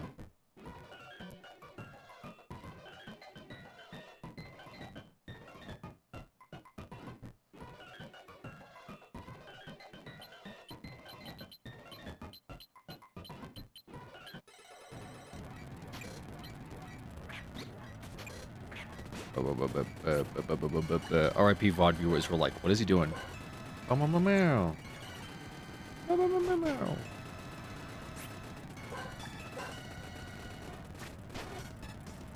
Don't you tell me to stop. You didn't make it worth your while. Stop. Profile. To the Nile.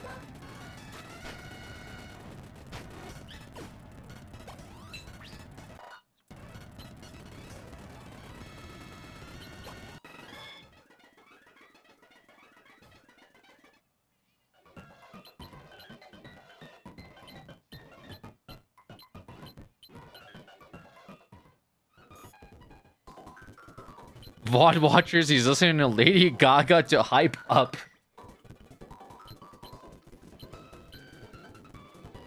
Drop the whole scene.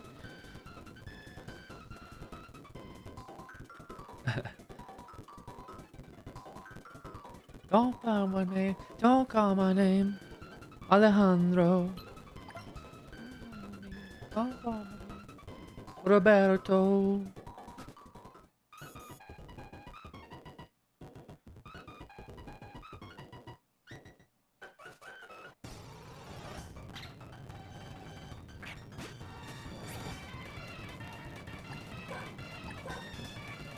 John Hamm is about to bring down the house. We went against vote for some reason, but it had to be done. Oh my god, crit.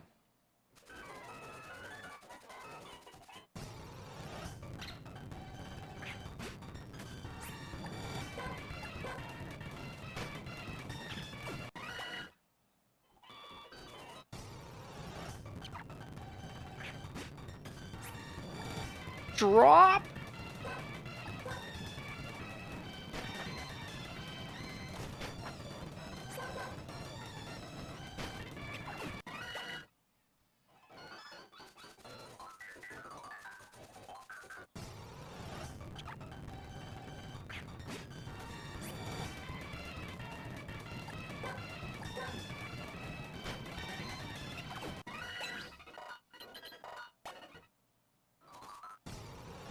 We don't even need a second mon. Actually, we will. I lied.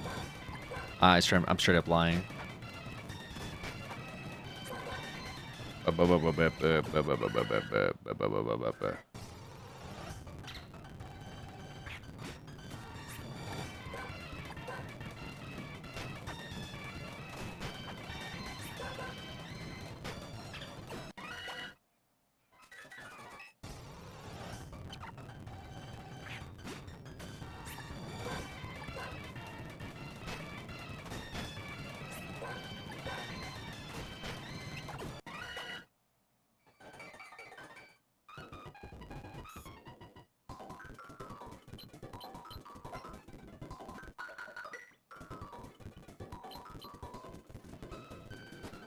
Why would this ever play?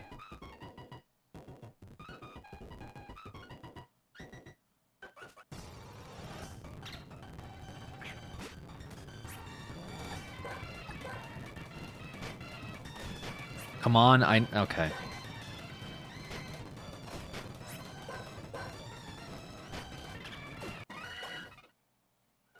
The other day. Away. Do not say.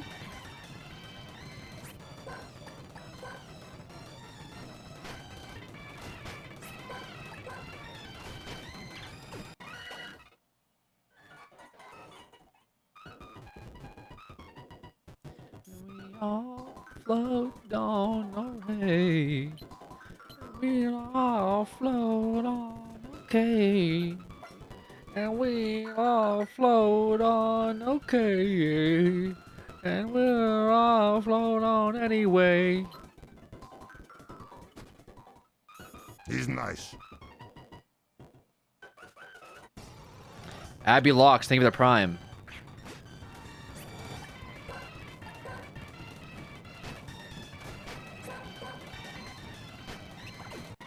Are we matching the music style to the game release time?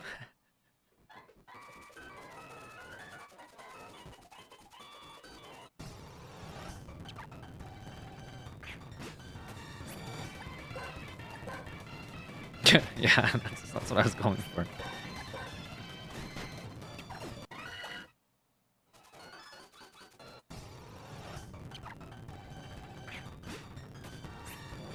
I don't think Alex liked that. I mean, it's pretty funny. Never say it again.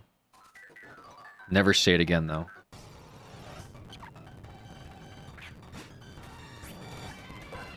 Oh, float on. All right.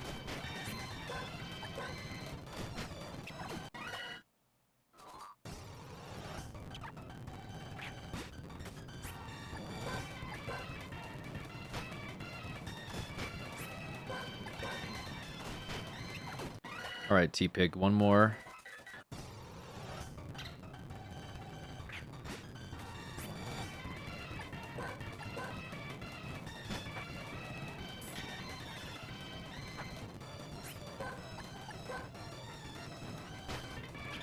You know how to swim? Of course, bro.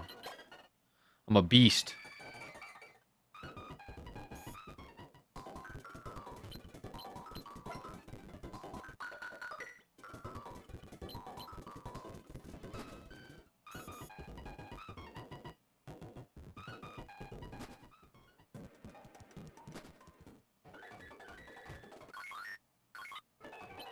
New route. Give me my shoes, Mom. Oh, I'll float on. All right. Nice, huge purloin. Ooh. Oh, someone mentioned this the other day. Eep.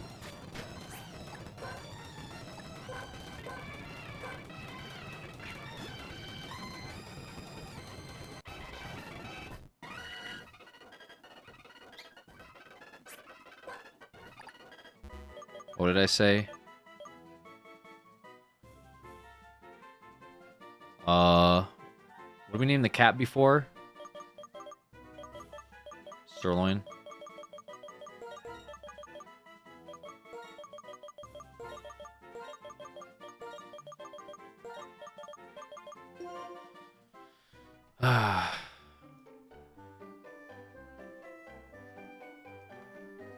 Insane the membrane. Insane the membrane.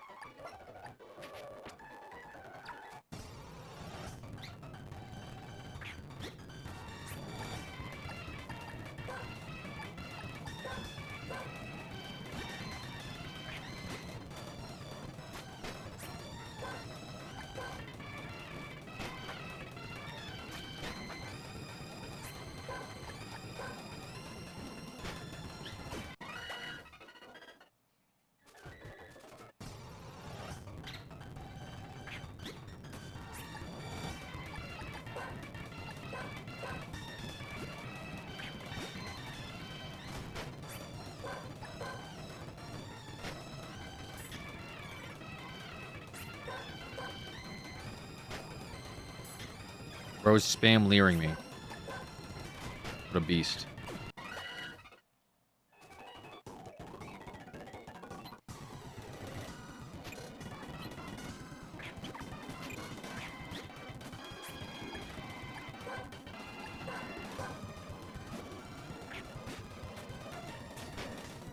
Oh!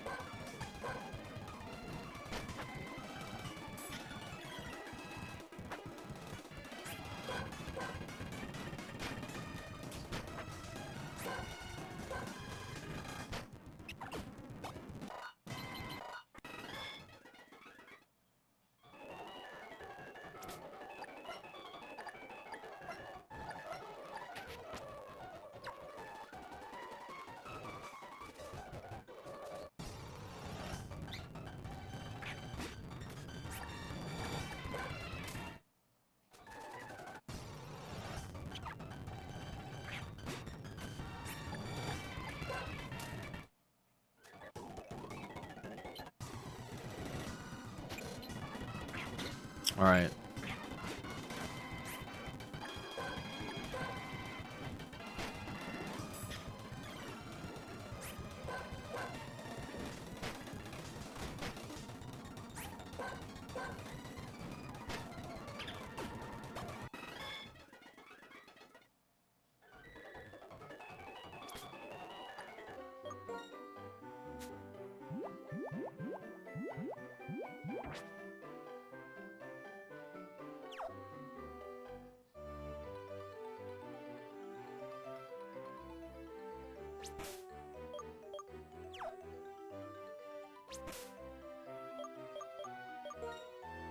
Is there a...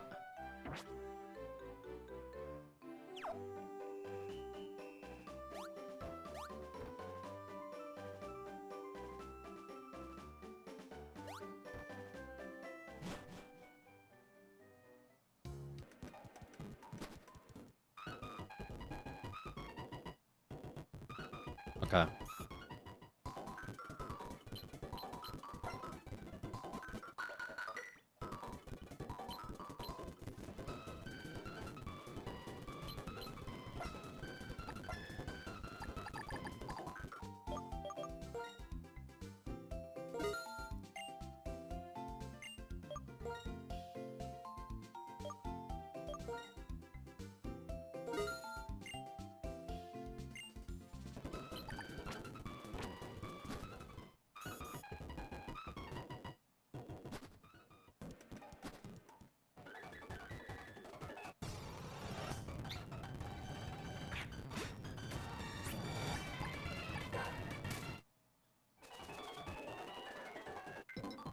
Oh God.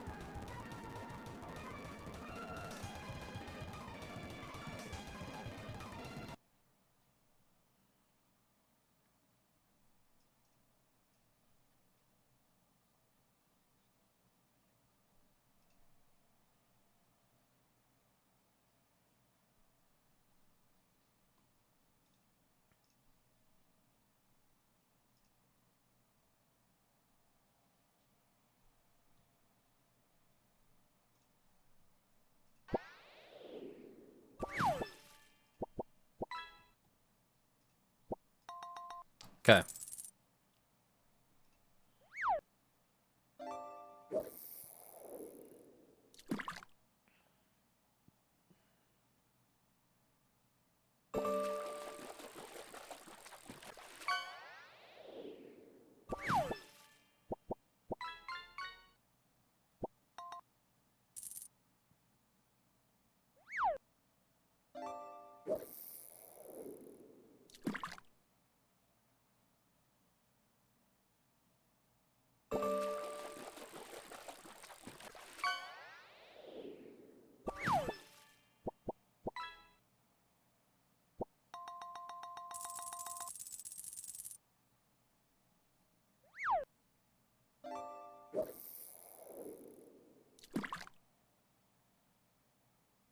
Okay. All right.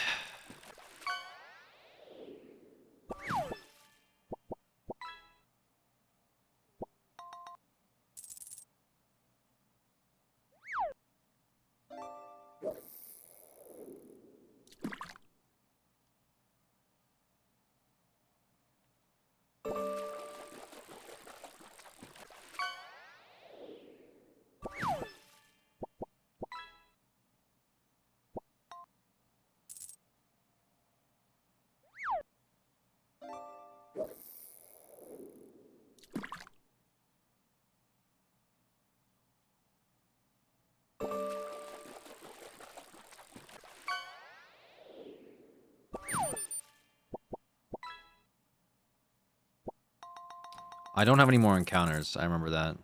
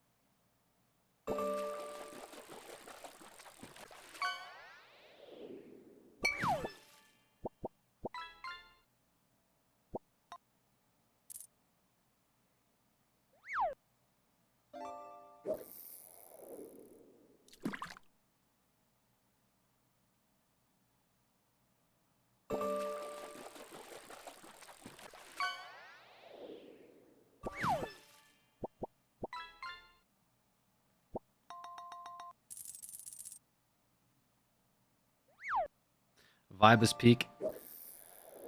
We're definitely vibing for sure.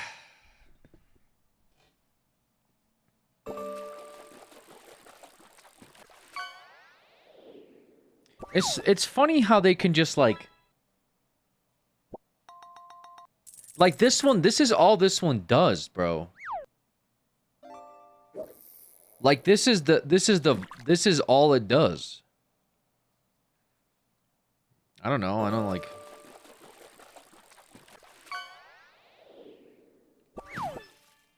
Doesn't really do much else.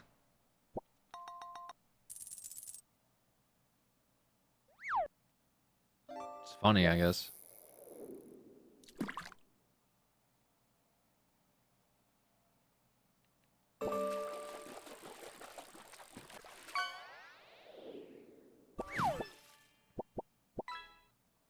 So what you're saying is your chair is very cat friendly, I guess.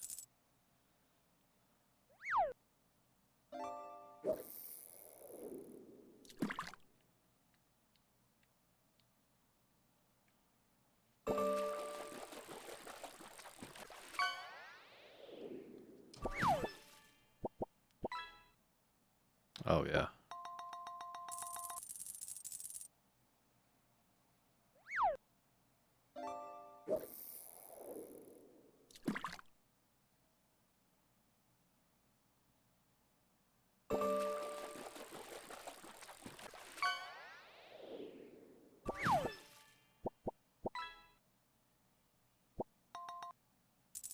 This song makes me want to do crime. Do it. Live your best life, bro. What's stopping you?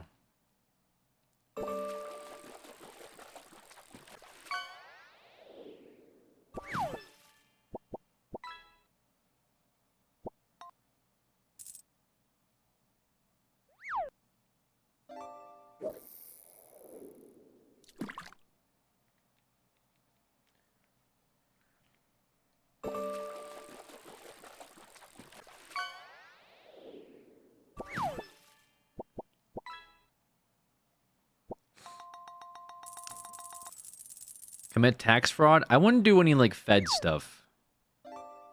Maybe commit some minor misdemeanors, you know? Don't get the feds involved. You don't want that.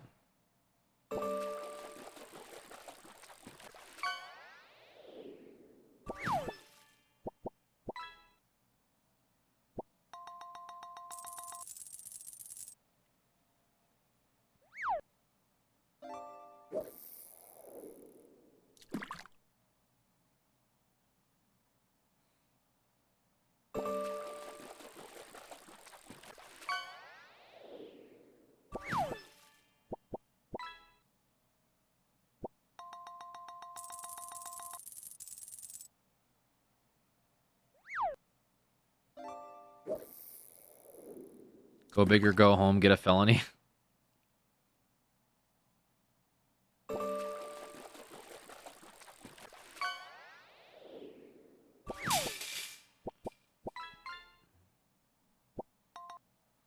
No, it's sabotage. Listen up, y'all. It's sabotage. Listen up, y'all. It's sabotage.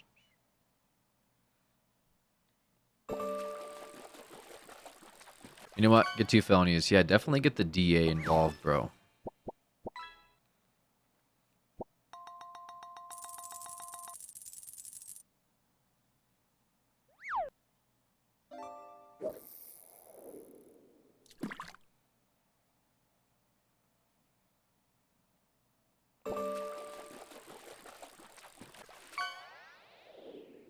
Double it, give 4 felonies to the next guy.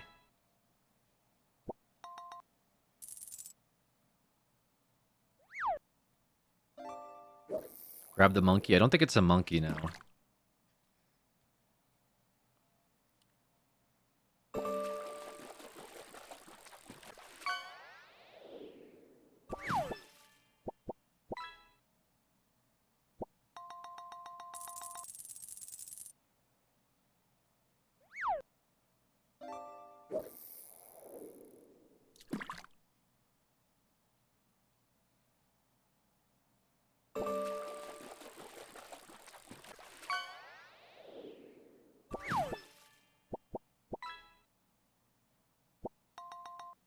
It's a new encounter. No, this is trainers.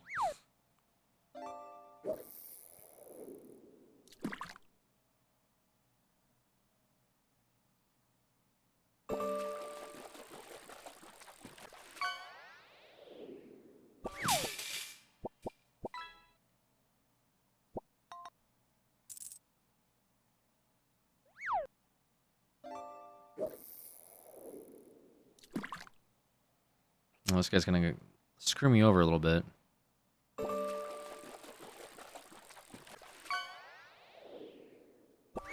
Yeah, we're gonna have to swap before he decides to one-shot me.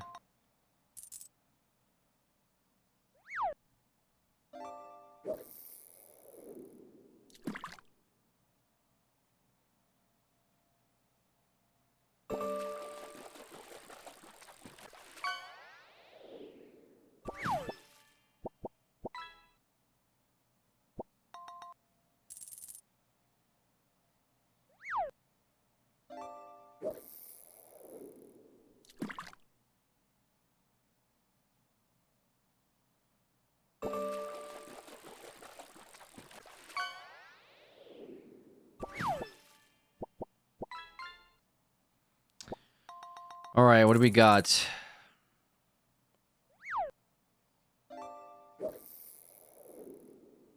Pan Sage?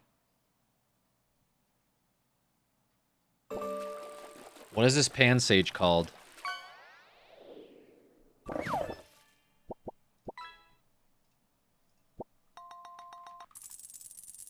Spinach? Okay. Let's do it.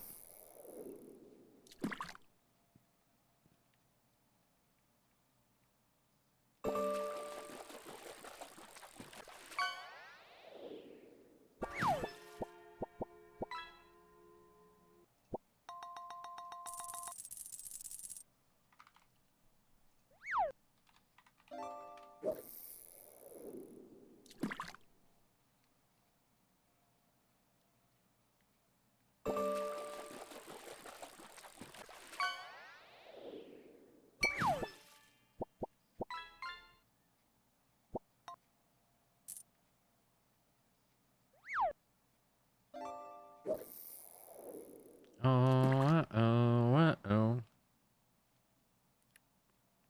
Did you finish Sun and Moon? Yeah, we beat it. It was really easy. No, unfortunately, we didn't. Okay. Man, leveling really sucks in this.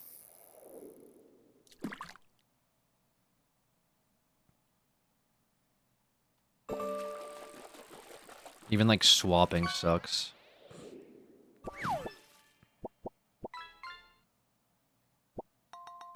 Acro candies, I don't know. I might get desperate, we'll see.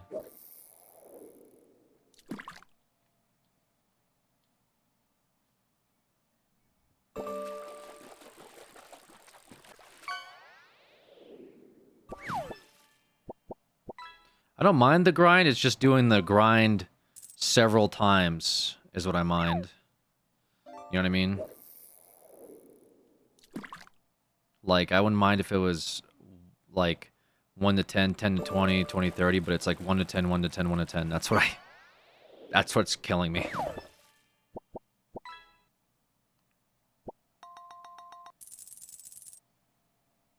Are you playing Pokemon? Do you have an emulator?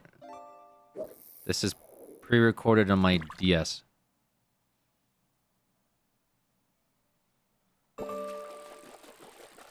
Guys, chill. The feds are here.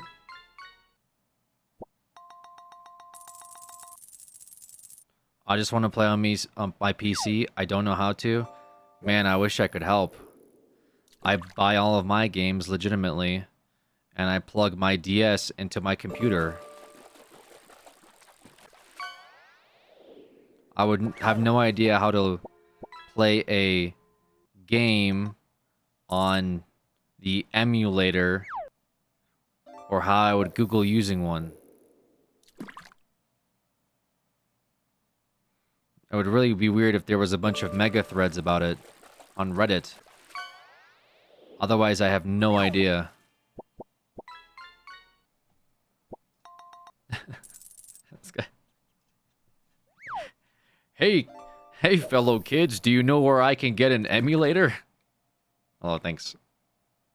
Hello, fellow kids, do you know where I can find ROM hack? I sure wish I could jailbreak my Switch. Does anyone know any cool links for that? Okay, level 4. What the fuck? Why is there no, like, higher level bushes here is my question. Like, why is there no...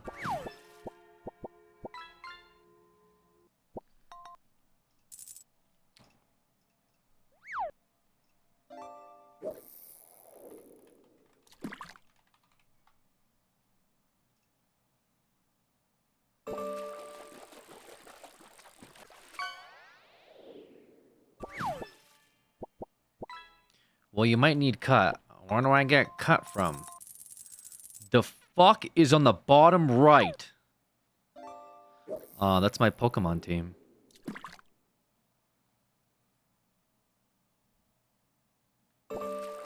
Left.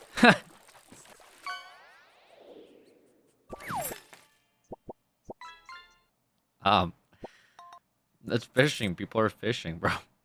I'm getting so upset.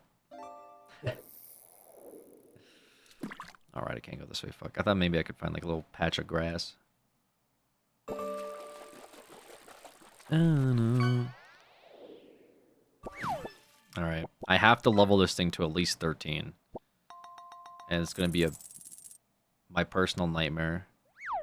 Because all of these are level 4. What the fuck? The ruins have better bushes to grind in, Alex? Where the hell's the ruins? I can't get anywhere past anywhere.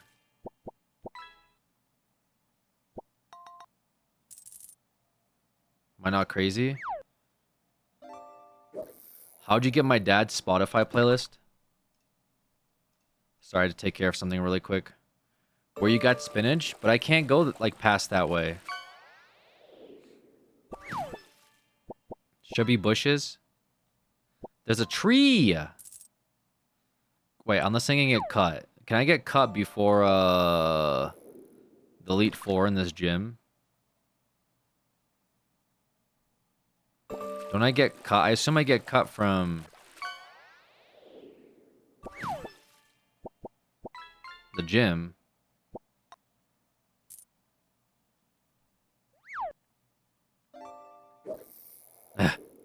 Please, bro. Please, bro. Please, bro. You gotta defeat the gym first side-eye? Wait, real? Wait, have I been... Has it been a ruse this entire time? No shot. Have I been rused? Have I been rused? Fucking great ball. So it gives a great ball at the start?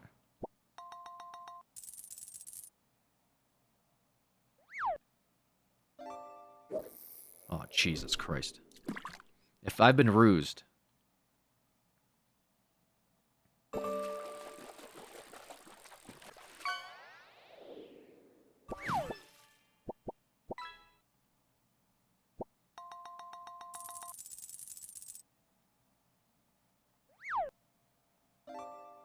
What?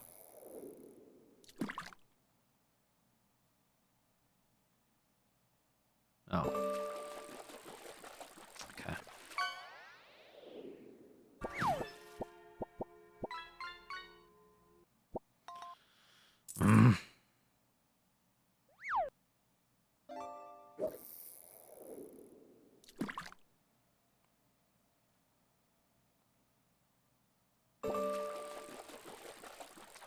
Okay, so, no, I haven't been rused. There's no way you get cut from... You definitely get cut from the gym. Like,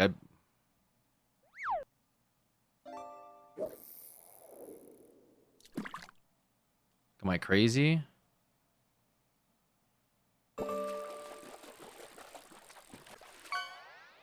Crazy. I was crazy once.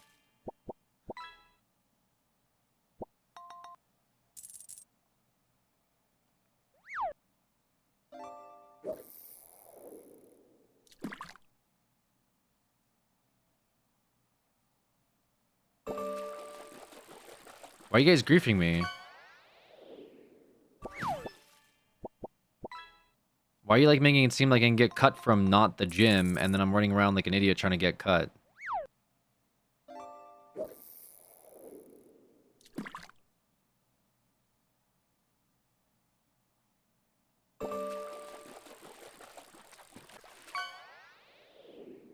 Or give me a berry.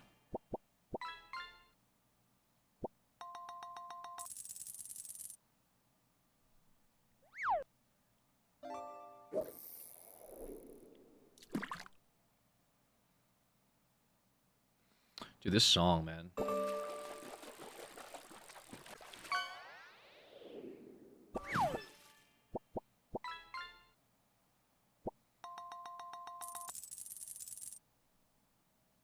This is like a really cool story behind this song too. How like this wasn't like a real well-known band and then this song came out and they just blew up and they like were being flown around the world to play this song. And they just made it like really just crazy. Like they're just like, yo, let's just like there's this guy that's like the one that sang was part of the band and okay. Okay.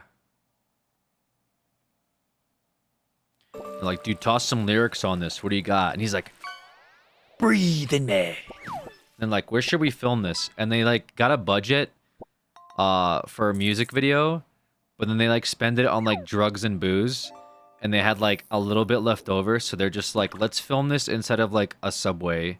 And so the entire music video takes place inside of like a train tunnel, and that's why they're just like on the walls climbing, and it looks like everything was shot in like one day. But then like this song was like extremely popular for no reason.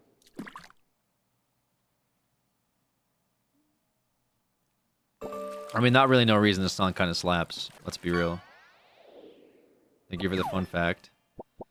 It's that and like, you know, another band, a song like that is, was it like Mr. Blue or something? Is that what it's called? You know the, I'm blue, abu-dee-da-boo-da, abu-dee-da-boo-da. Like that song? The guys that made that literally were just some like French dudes inside of like a random music studio. And they made a song like splitting an apartment between the four of them, and that song just went global for no reason at all. And they just became like platinum artists, like at Eiffel 65, like basically overnight.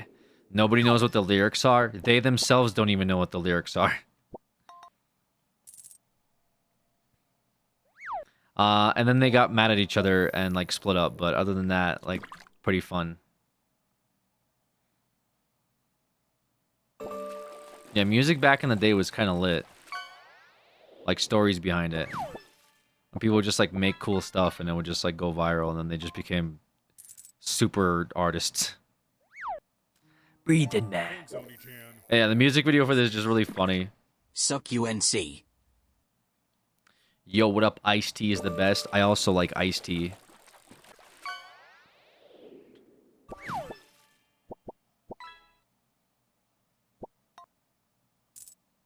Bring the pressure. Alright, so we need level 7 pulls, bro.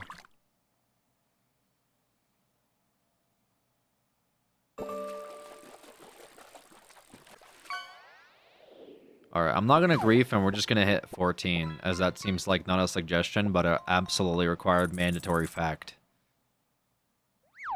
Or you are griefing your run.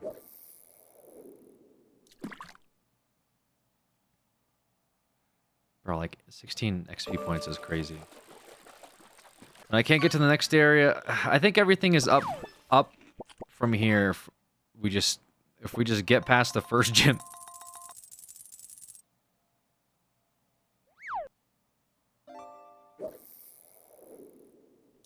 Surely.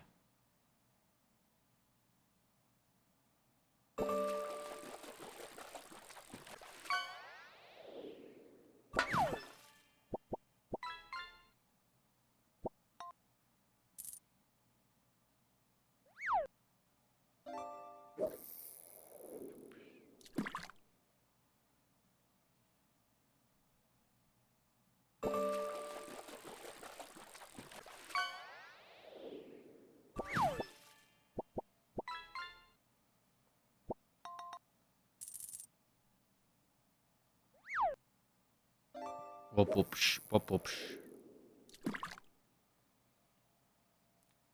Breathe with that. Can I get a level 7, please, bro? Give me level 4 lily pups.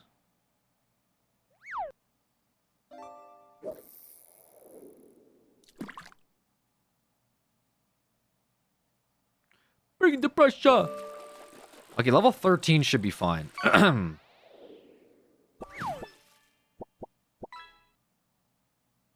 Mods. Orbital bombardment. Mize's house.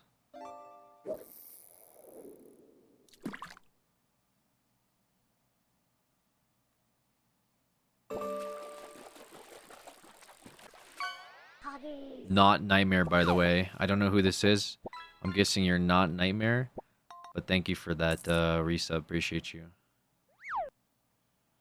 Guys, we're almost at 25 hours. Maybe the timer will go down.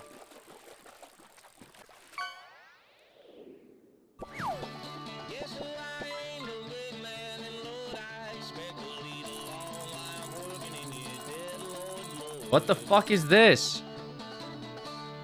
Okay.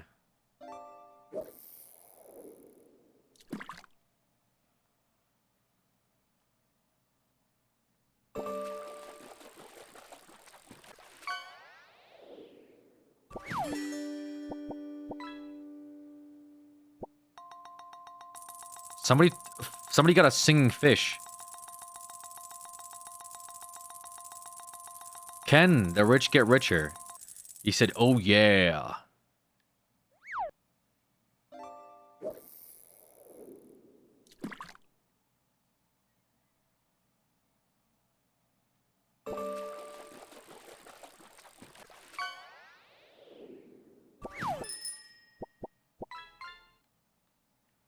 Come on, man. Hey, Casey, does Logie have his internet back yet? Are we ever gonna play Borderlands again?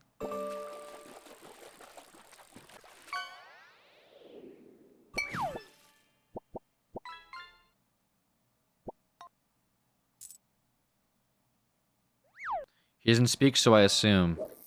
Damn, that's crazy. His internet got like rocked that hard, bro. Yeah.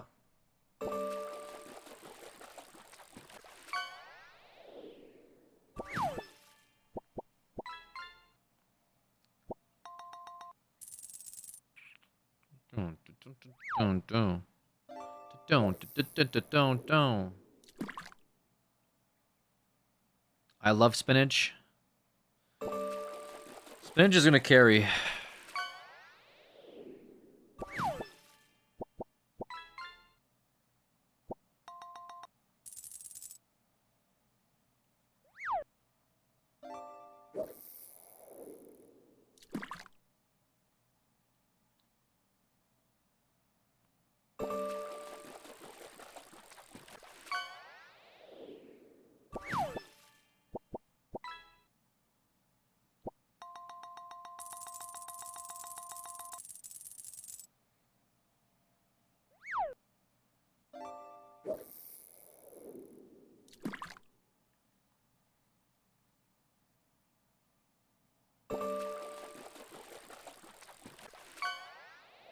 Yeah.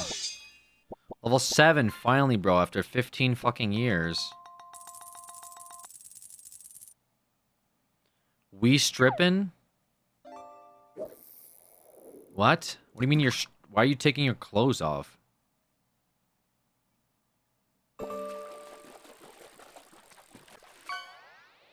Guys.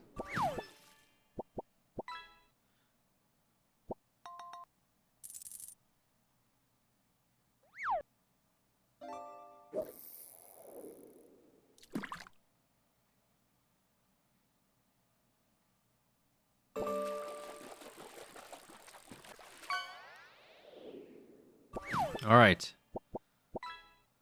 Level 13.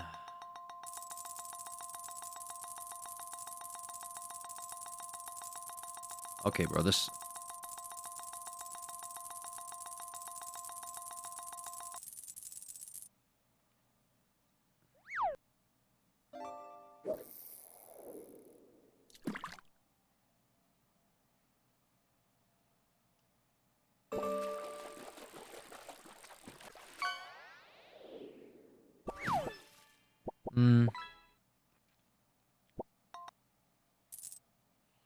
Alright, certainly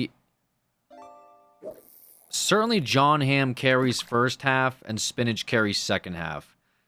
Please, for the love of God. I need this. I cannot do this anymore.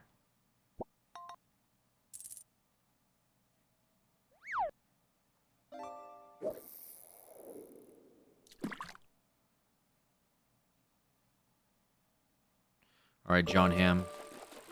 You're the front line.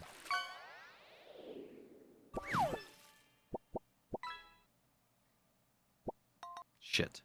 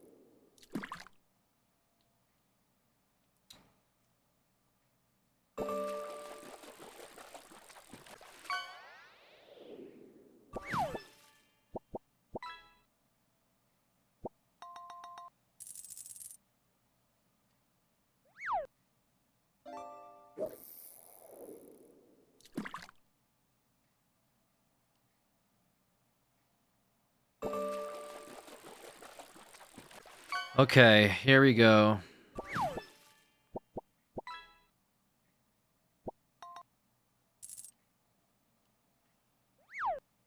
All right.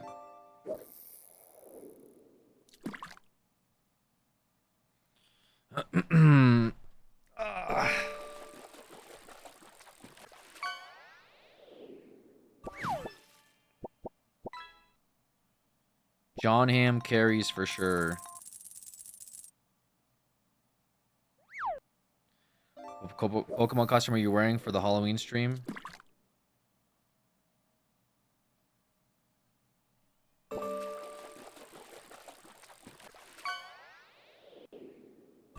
I'm wearing D's. All right. Do not let this next idiot spam wake up.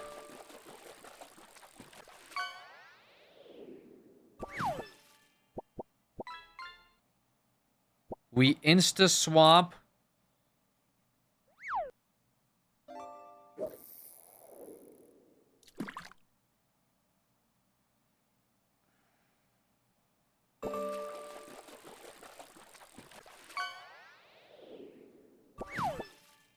Spinach should just win this 1v. He's spamming wake up already. We just go all in on Vine Whip. He wakes up again. We go all in Vine Whip. There it is.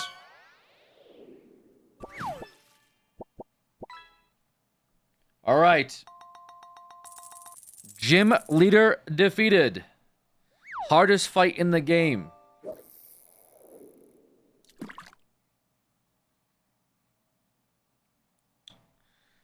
Pokemon League's rules, so please take this badge. Badge acquired, baby. Tepig carry.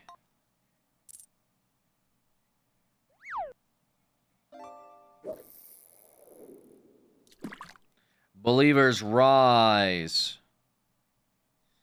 Level 20s obey.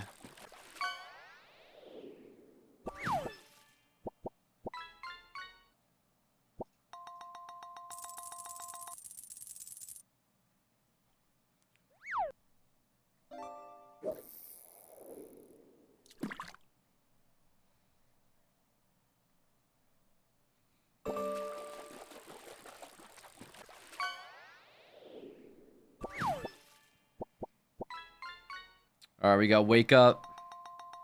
Grab brush up with a little makeup. I don't want to makeup. Grab brush up with a little makeup.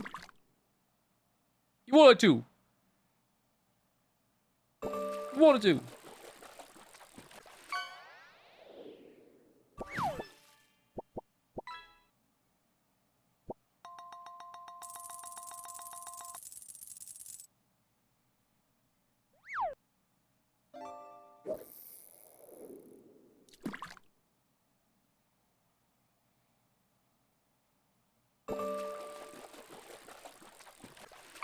Well, that was kind of an L, but that's fine.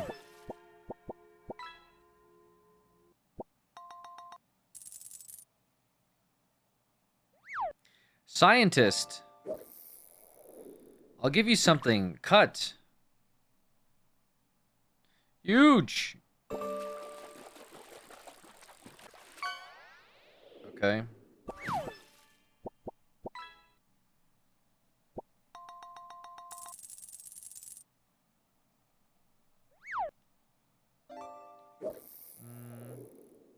I mean, what is it? It's a normal. We kind of want a normal over, I'll take it over Lear.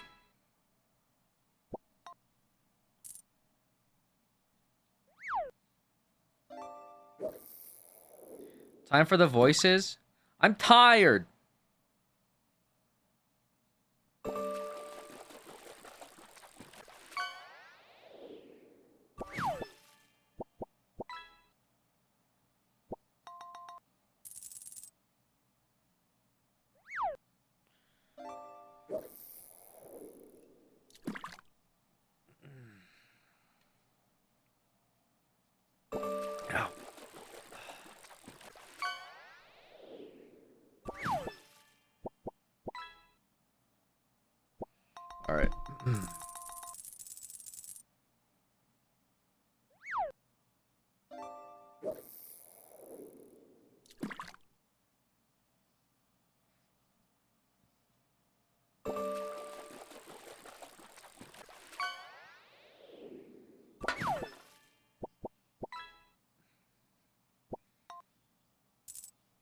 House.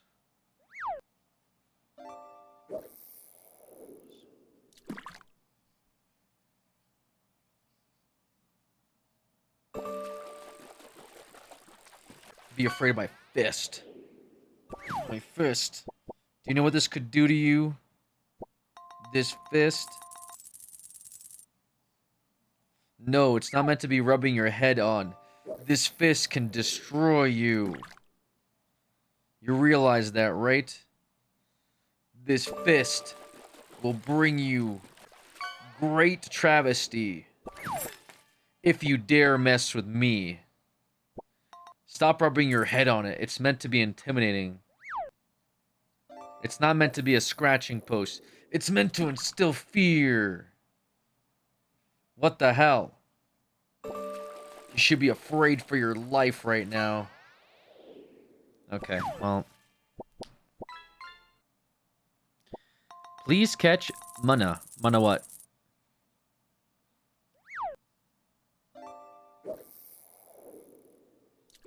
House. Yo, you want to fight? Hi, Ox. Are you looking for the mysterious Pokemon too? Girl. I'm out here cutting down trees. What are you doing? I just really wonder how showing dreams works. The fuck?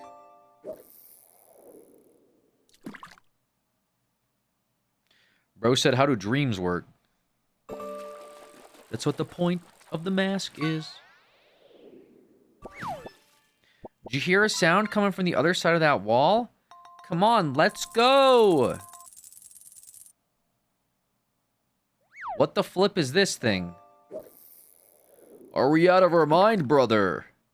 Are we having a bit of a memery? Are we having quite the laugh? What the hell is this thing? Mun? Bro, it looks like a fetus.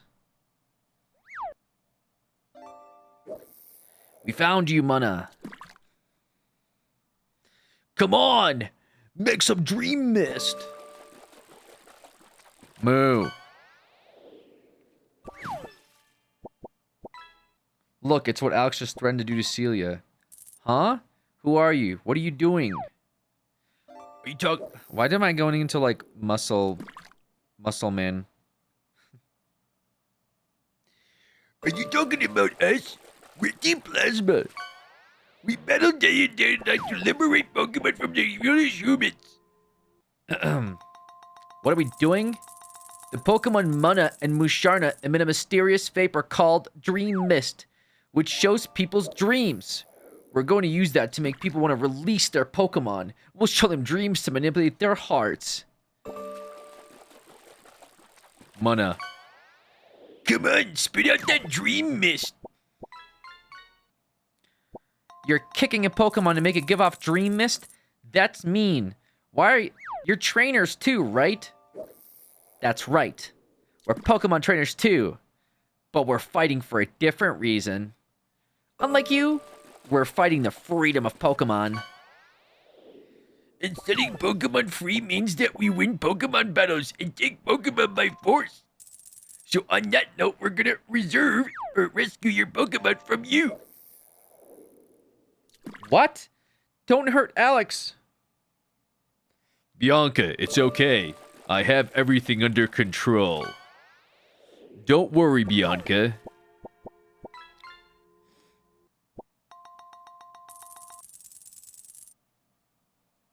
Go, John Hamm.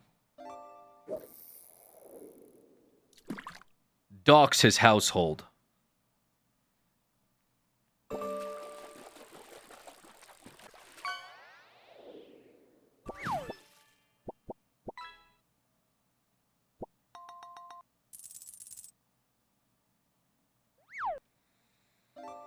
Are you intentionally doing Yajirobe.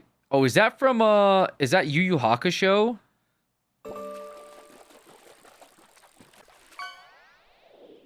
I choose paper. Oh. I win. No, Dragon Ball. I know. If you're so eager to die, who am I to stand in your way? I'll be eating you Why is soon. Let's see why is how like much you like Mr. dancing. Kitty? Is that what it's called? Playing? Attack!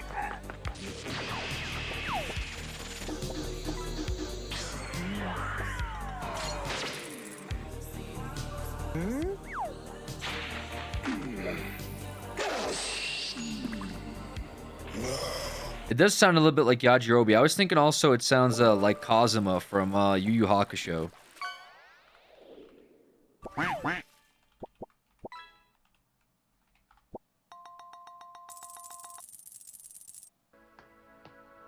Get any stupider. That's Yu Yu. Here it is. You're a meshy. Hey, You're a Grandpa, meshy. you're conscious. I'm not used to that. That was a cheap shot last time, and I was only knocked out for a little bit, okay? It does sound a little bit like Kazuma. That's funny, bro. No, it's supposed to be Muscle Man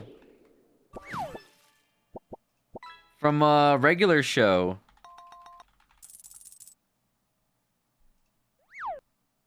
To our bilingual system. No! 0, 0, 0! Hola, Yamaste Radio, kill it. I don't understand what you're saying!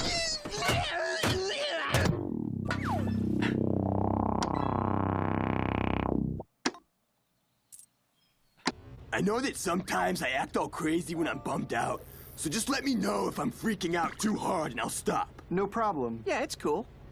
You dudes want to listen to some tunes? Yeah, we do.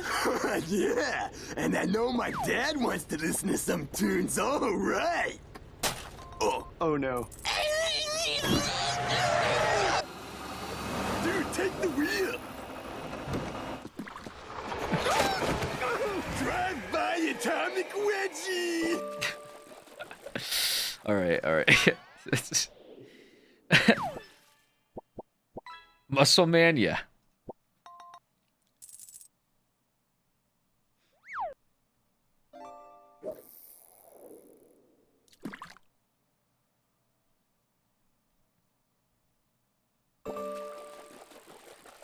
Stop, and you can't, you won't, and you don't stop.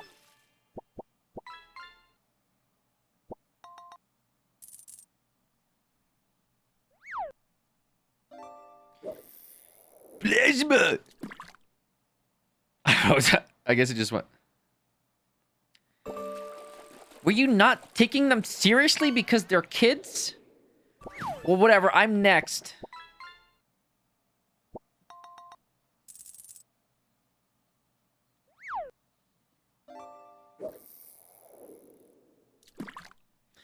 Do you think that ham will taste good, Unk? It's got it, right?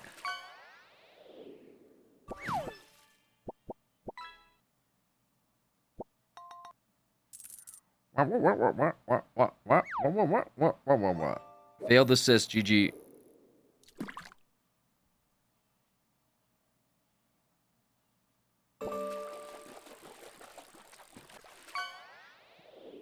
Burn kills, take the free tick, switch out for the shared XP. Oh, I think so.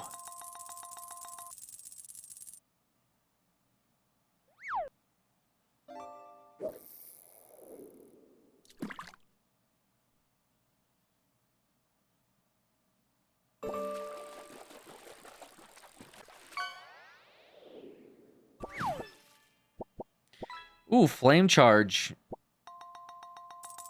Okay.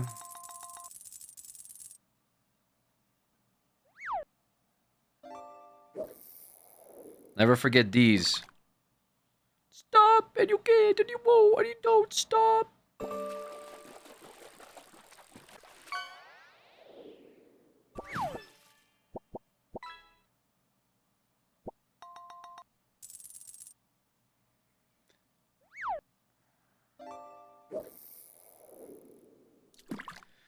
I can't believe we lost.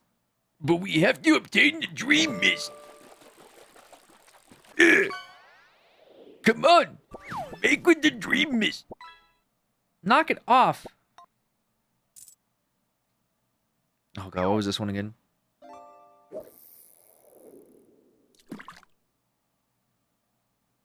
It was like a... It wasn't Snape, it was like... I had a very specific... What are you two doing, goofing off? I think it was that. We, Team Plasma, shall separate Pokemon from foolish people. If you cannot fulfill your duties... This isn't... Gets us when he's gathering followers, or gets us when he's trying to control people by tricking them with speeches. Yeah, this is gets us when a plan is failed and he's about to issue punishment. At any rate, let's hurry and say we're sorry so he forgives us. Brother, what the hell is this? Char. What was that just now? That person called Getsus appeared all over the place and it wasn't real, right? Could it have been a dream? And that Pokemon. Oh. Oh, God. Oh, it's Fennel. I couldn't wait, so I came over. Is that Musharna? Musha. Mooney. Did something happen? Oh, Fennel. Well, you see, Muna was here, but Team Plasma and Muna and Musharna, and it showed us something like a dream, and then Team Plasma... I think I followed that.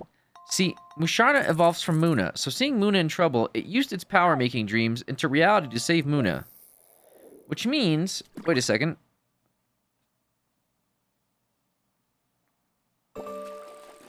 Is this Dream Mist? With this, I can complete my research. You two come to my house later, okay? Phew, how random was that? Alex, why don't you go to Fennel's house? Me? Well, I'm gonna go look for that Pokemon we just saw.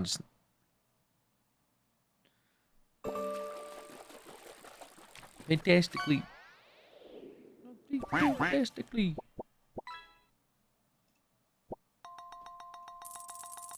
New encounter? New encounter!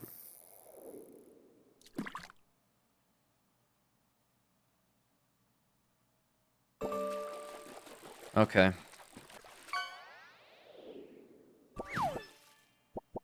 I see my nightmares follow me.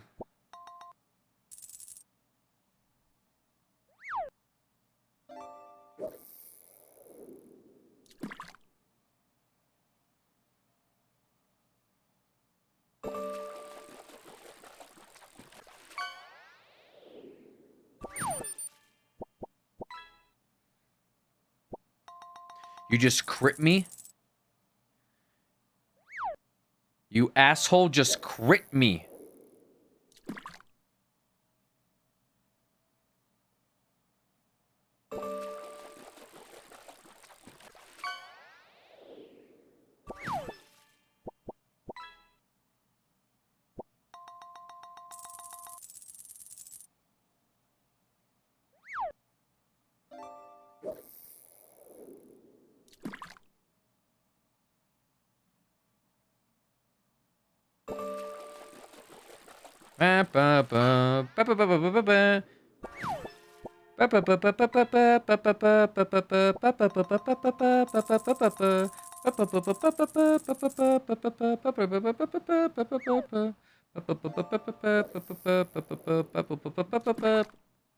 Call him what? Pat Rat?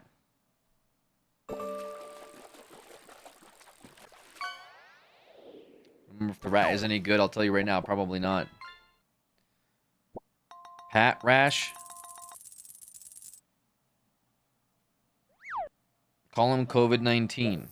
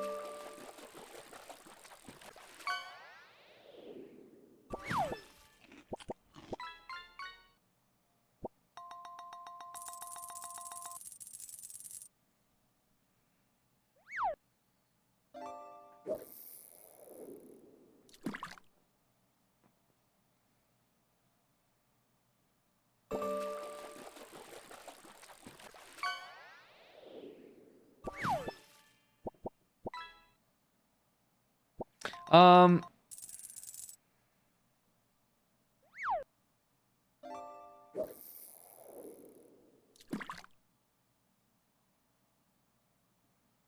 Plague.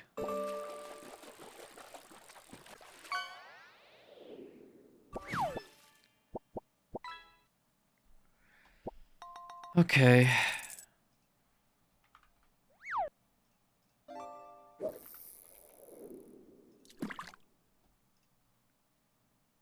Yippee! I got a really cool Pokemon, guys.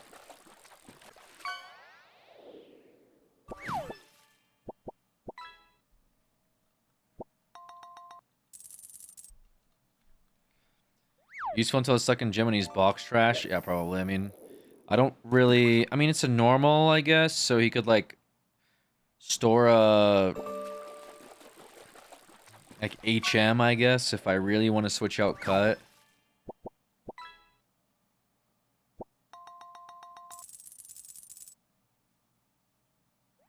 Fortnite and cola drinking? Don't you have school tomorrow?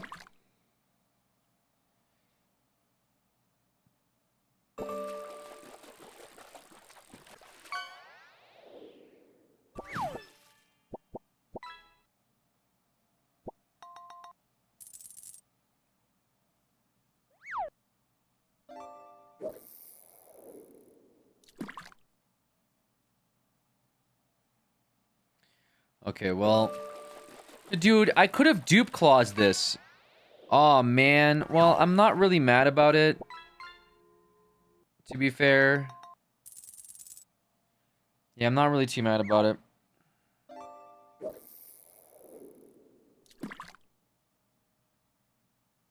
Because we still got Purloin. But I could have maybe dupe claused this.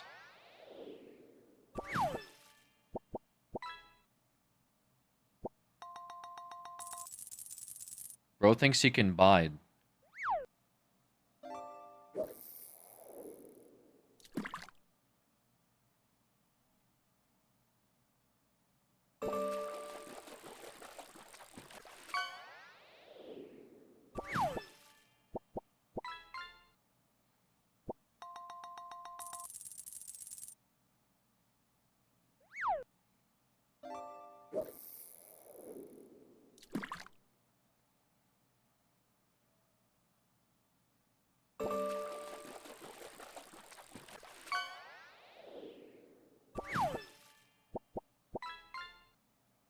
Gonna have to like do some training again, I guess.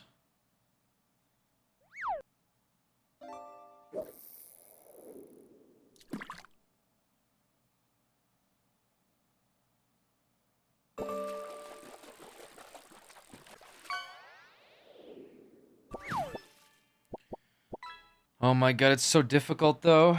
Oh, level 11 here.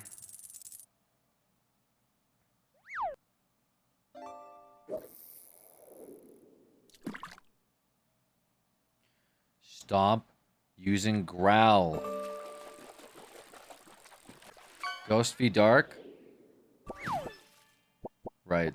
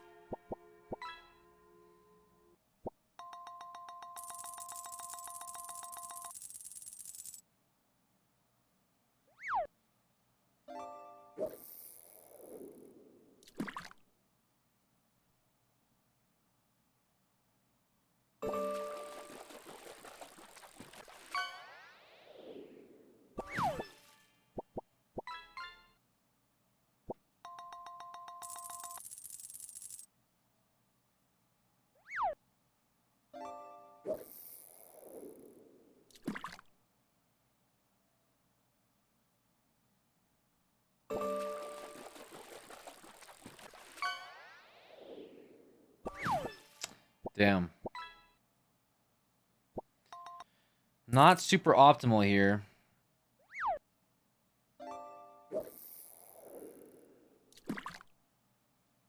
What the hell?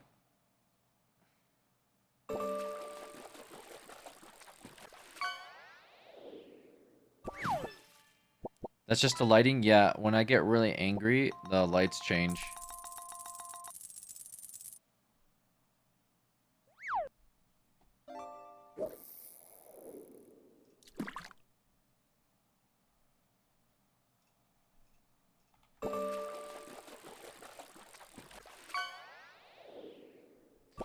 Good night, Emperor. What the fuck?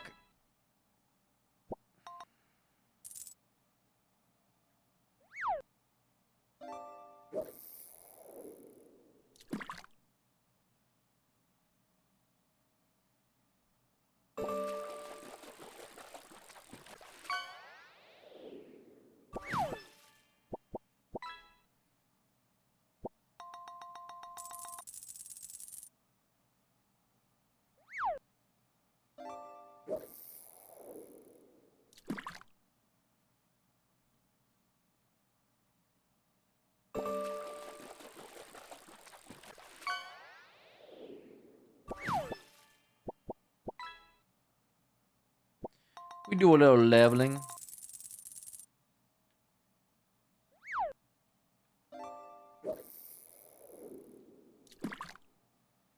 Would you use repel? Like, Jesus. Oh, I guess it wouldn't have mattered because it's still... Okay, it really wouldn't have mattered because our only other option would have been purloin.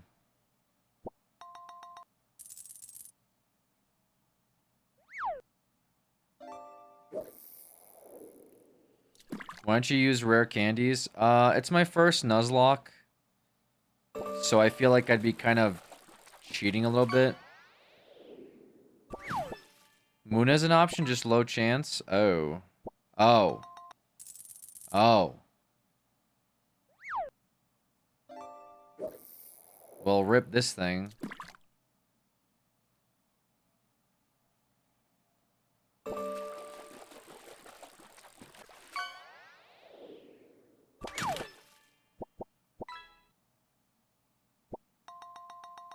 This thing kind of pops off a little bit. Low-key scared of it.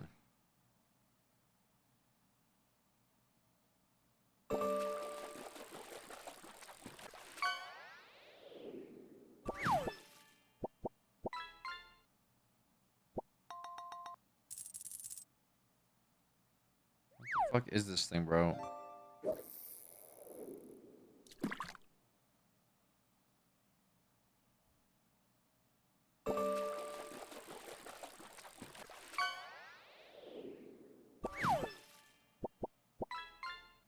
Avoid the attack in the sleep.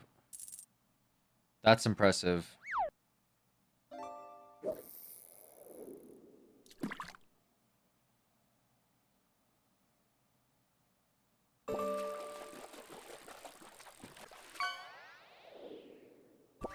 Right, Plague is level 10.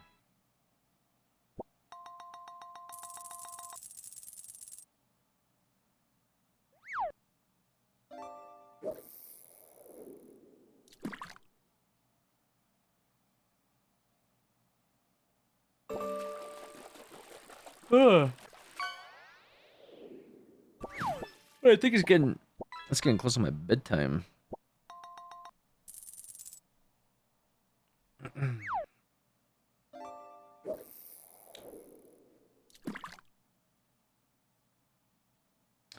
I woke up at 6 a.m. It's almost 11 p.m. Been giving as many hours as I can here on Twitch for y'all. Hopefully it's been fun. Huge day, yeah, a lot done. We got past the first gym in Pokemon Black. Pretty crazy.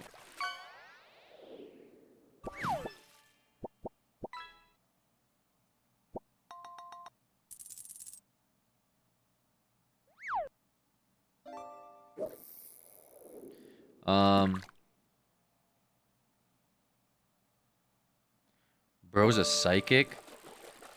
What the hell? Wait, that's huge.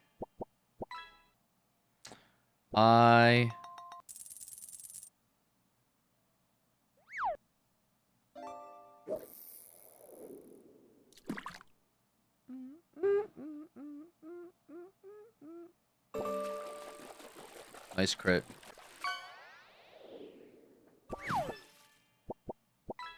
Brass monkey chunky, the monkey monkey. In it for the long haul. Like I said, it's been fun. I'm in it for the long haul too. I'm not sure, like, people ask me about a cap. I don't know how I'm gonna do the cap. The only thing I will say is on October 17th, I literally am leaving the state, like I'm flying out for 2 days.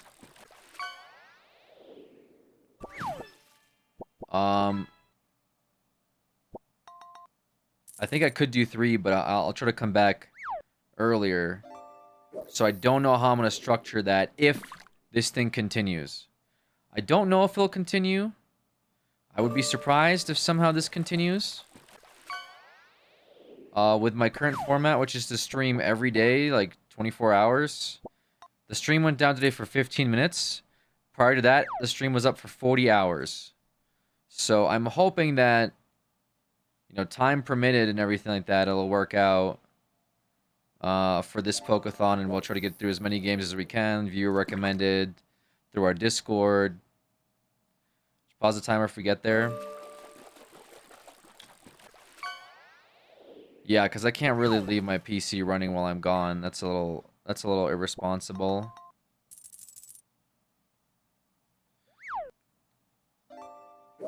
I could maybe stream while I'm out, like where I'm going. I don't know if I'll do that. Like I said, that's like 2 weeks from now. I'm just thinking ahead, you know, as far as like what obligations I have. Unfortunately, I would even delay it, but I can't.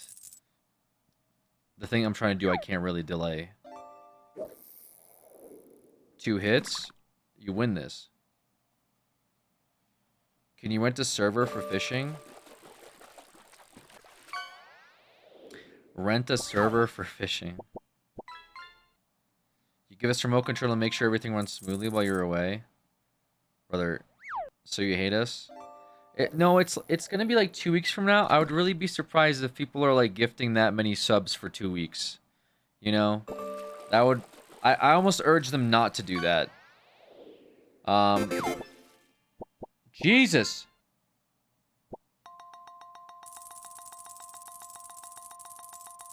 That's what you said last time? Yeah, but last time I wasn't streaming every day. Like, for 24 hours. Last time I was taking breaks and, like, going offline, you know? Whoa! What is this thing? Audino. This was also in the spawn pool? Damn. All right.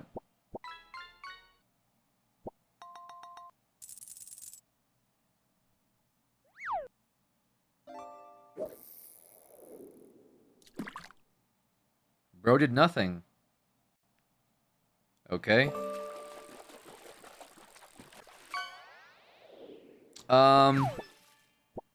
Yeah, like, when I cross that bridge, you know, we'll deal with it.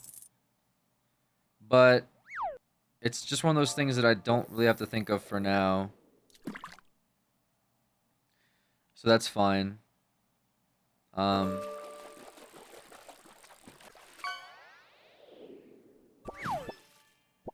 do plan on streaming the launch of Z to A.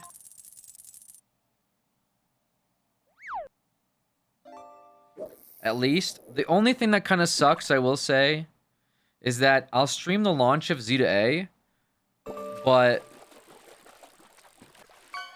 What about A to Z? Yeah. But unfortunately, like, I'm not going to be able to stream it the next day.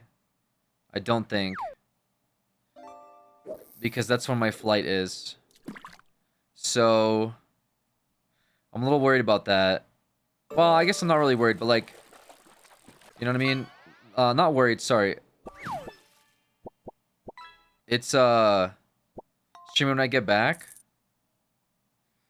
But like, I feel like at that point people probably already played it, beat it. They don't really like. I don't know. I guess I could still continue the playthrough. It's either that or I like, or the next time I stream it, would do like shiny hunting or something. You know what I mean?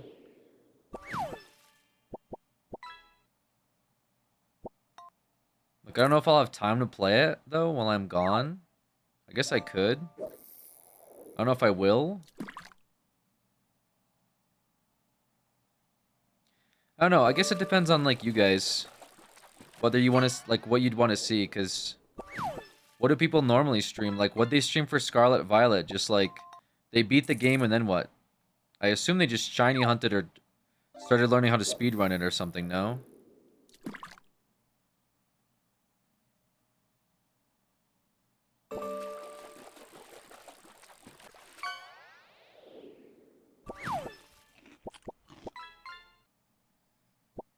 You can just play it for us. Hype will be over. I'm not worried about the hype. It's just more like for you guys, it will be more entertaining.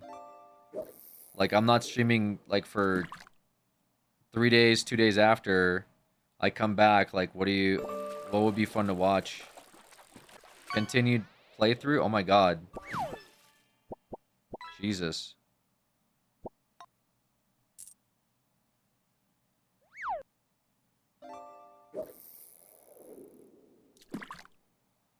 Guess I could figure it out. It's not really a big deal.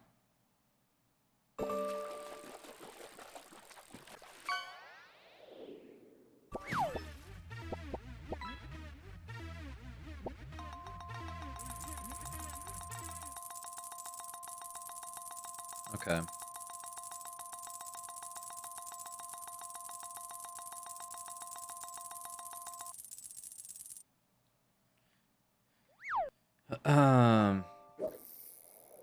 I'm going to be getting Legends Z to A. I would enjoy watching a playthrough of it.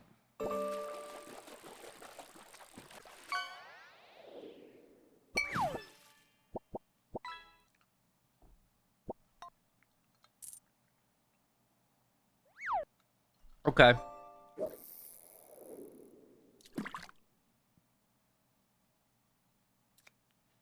I guess there'll be a delay date. I guess they'll be fine because you guys won't get spoilers if you beat it yourself. I'll come back in a couple days and then I would like beat it after I come back. And then you guys can like, assuming you played it yourself, you probably already gotten past me. And then that won't be spoilers. I guess that's fine.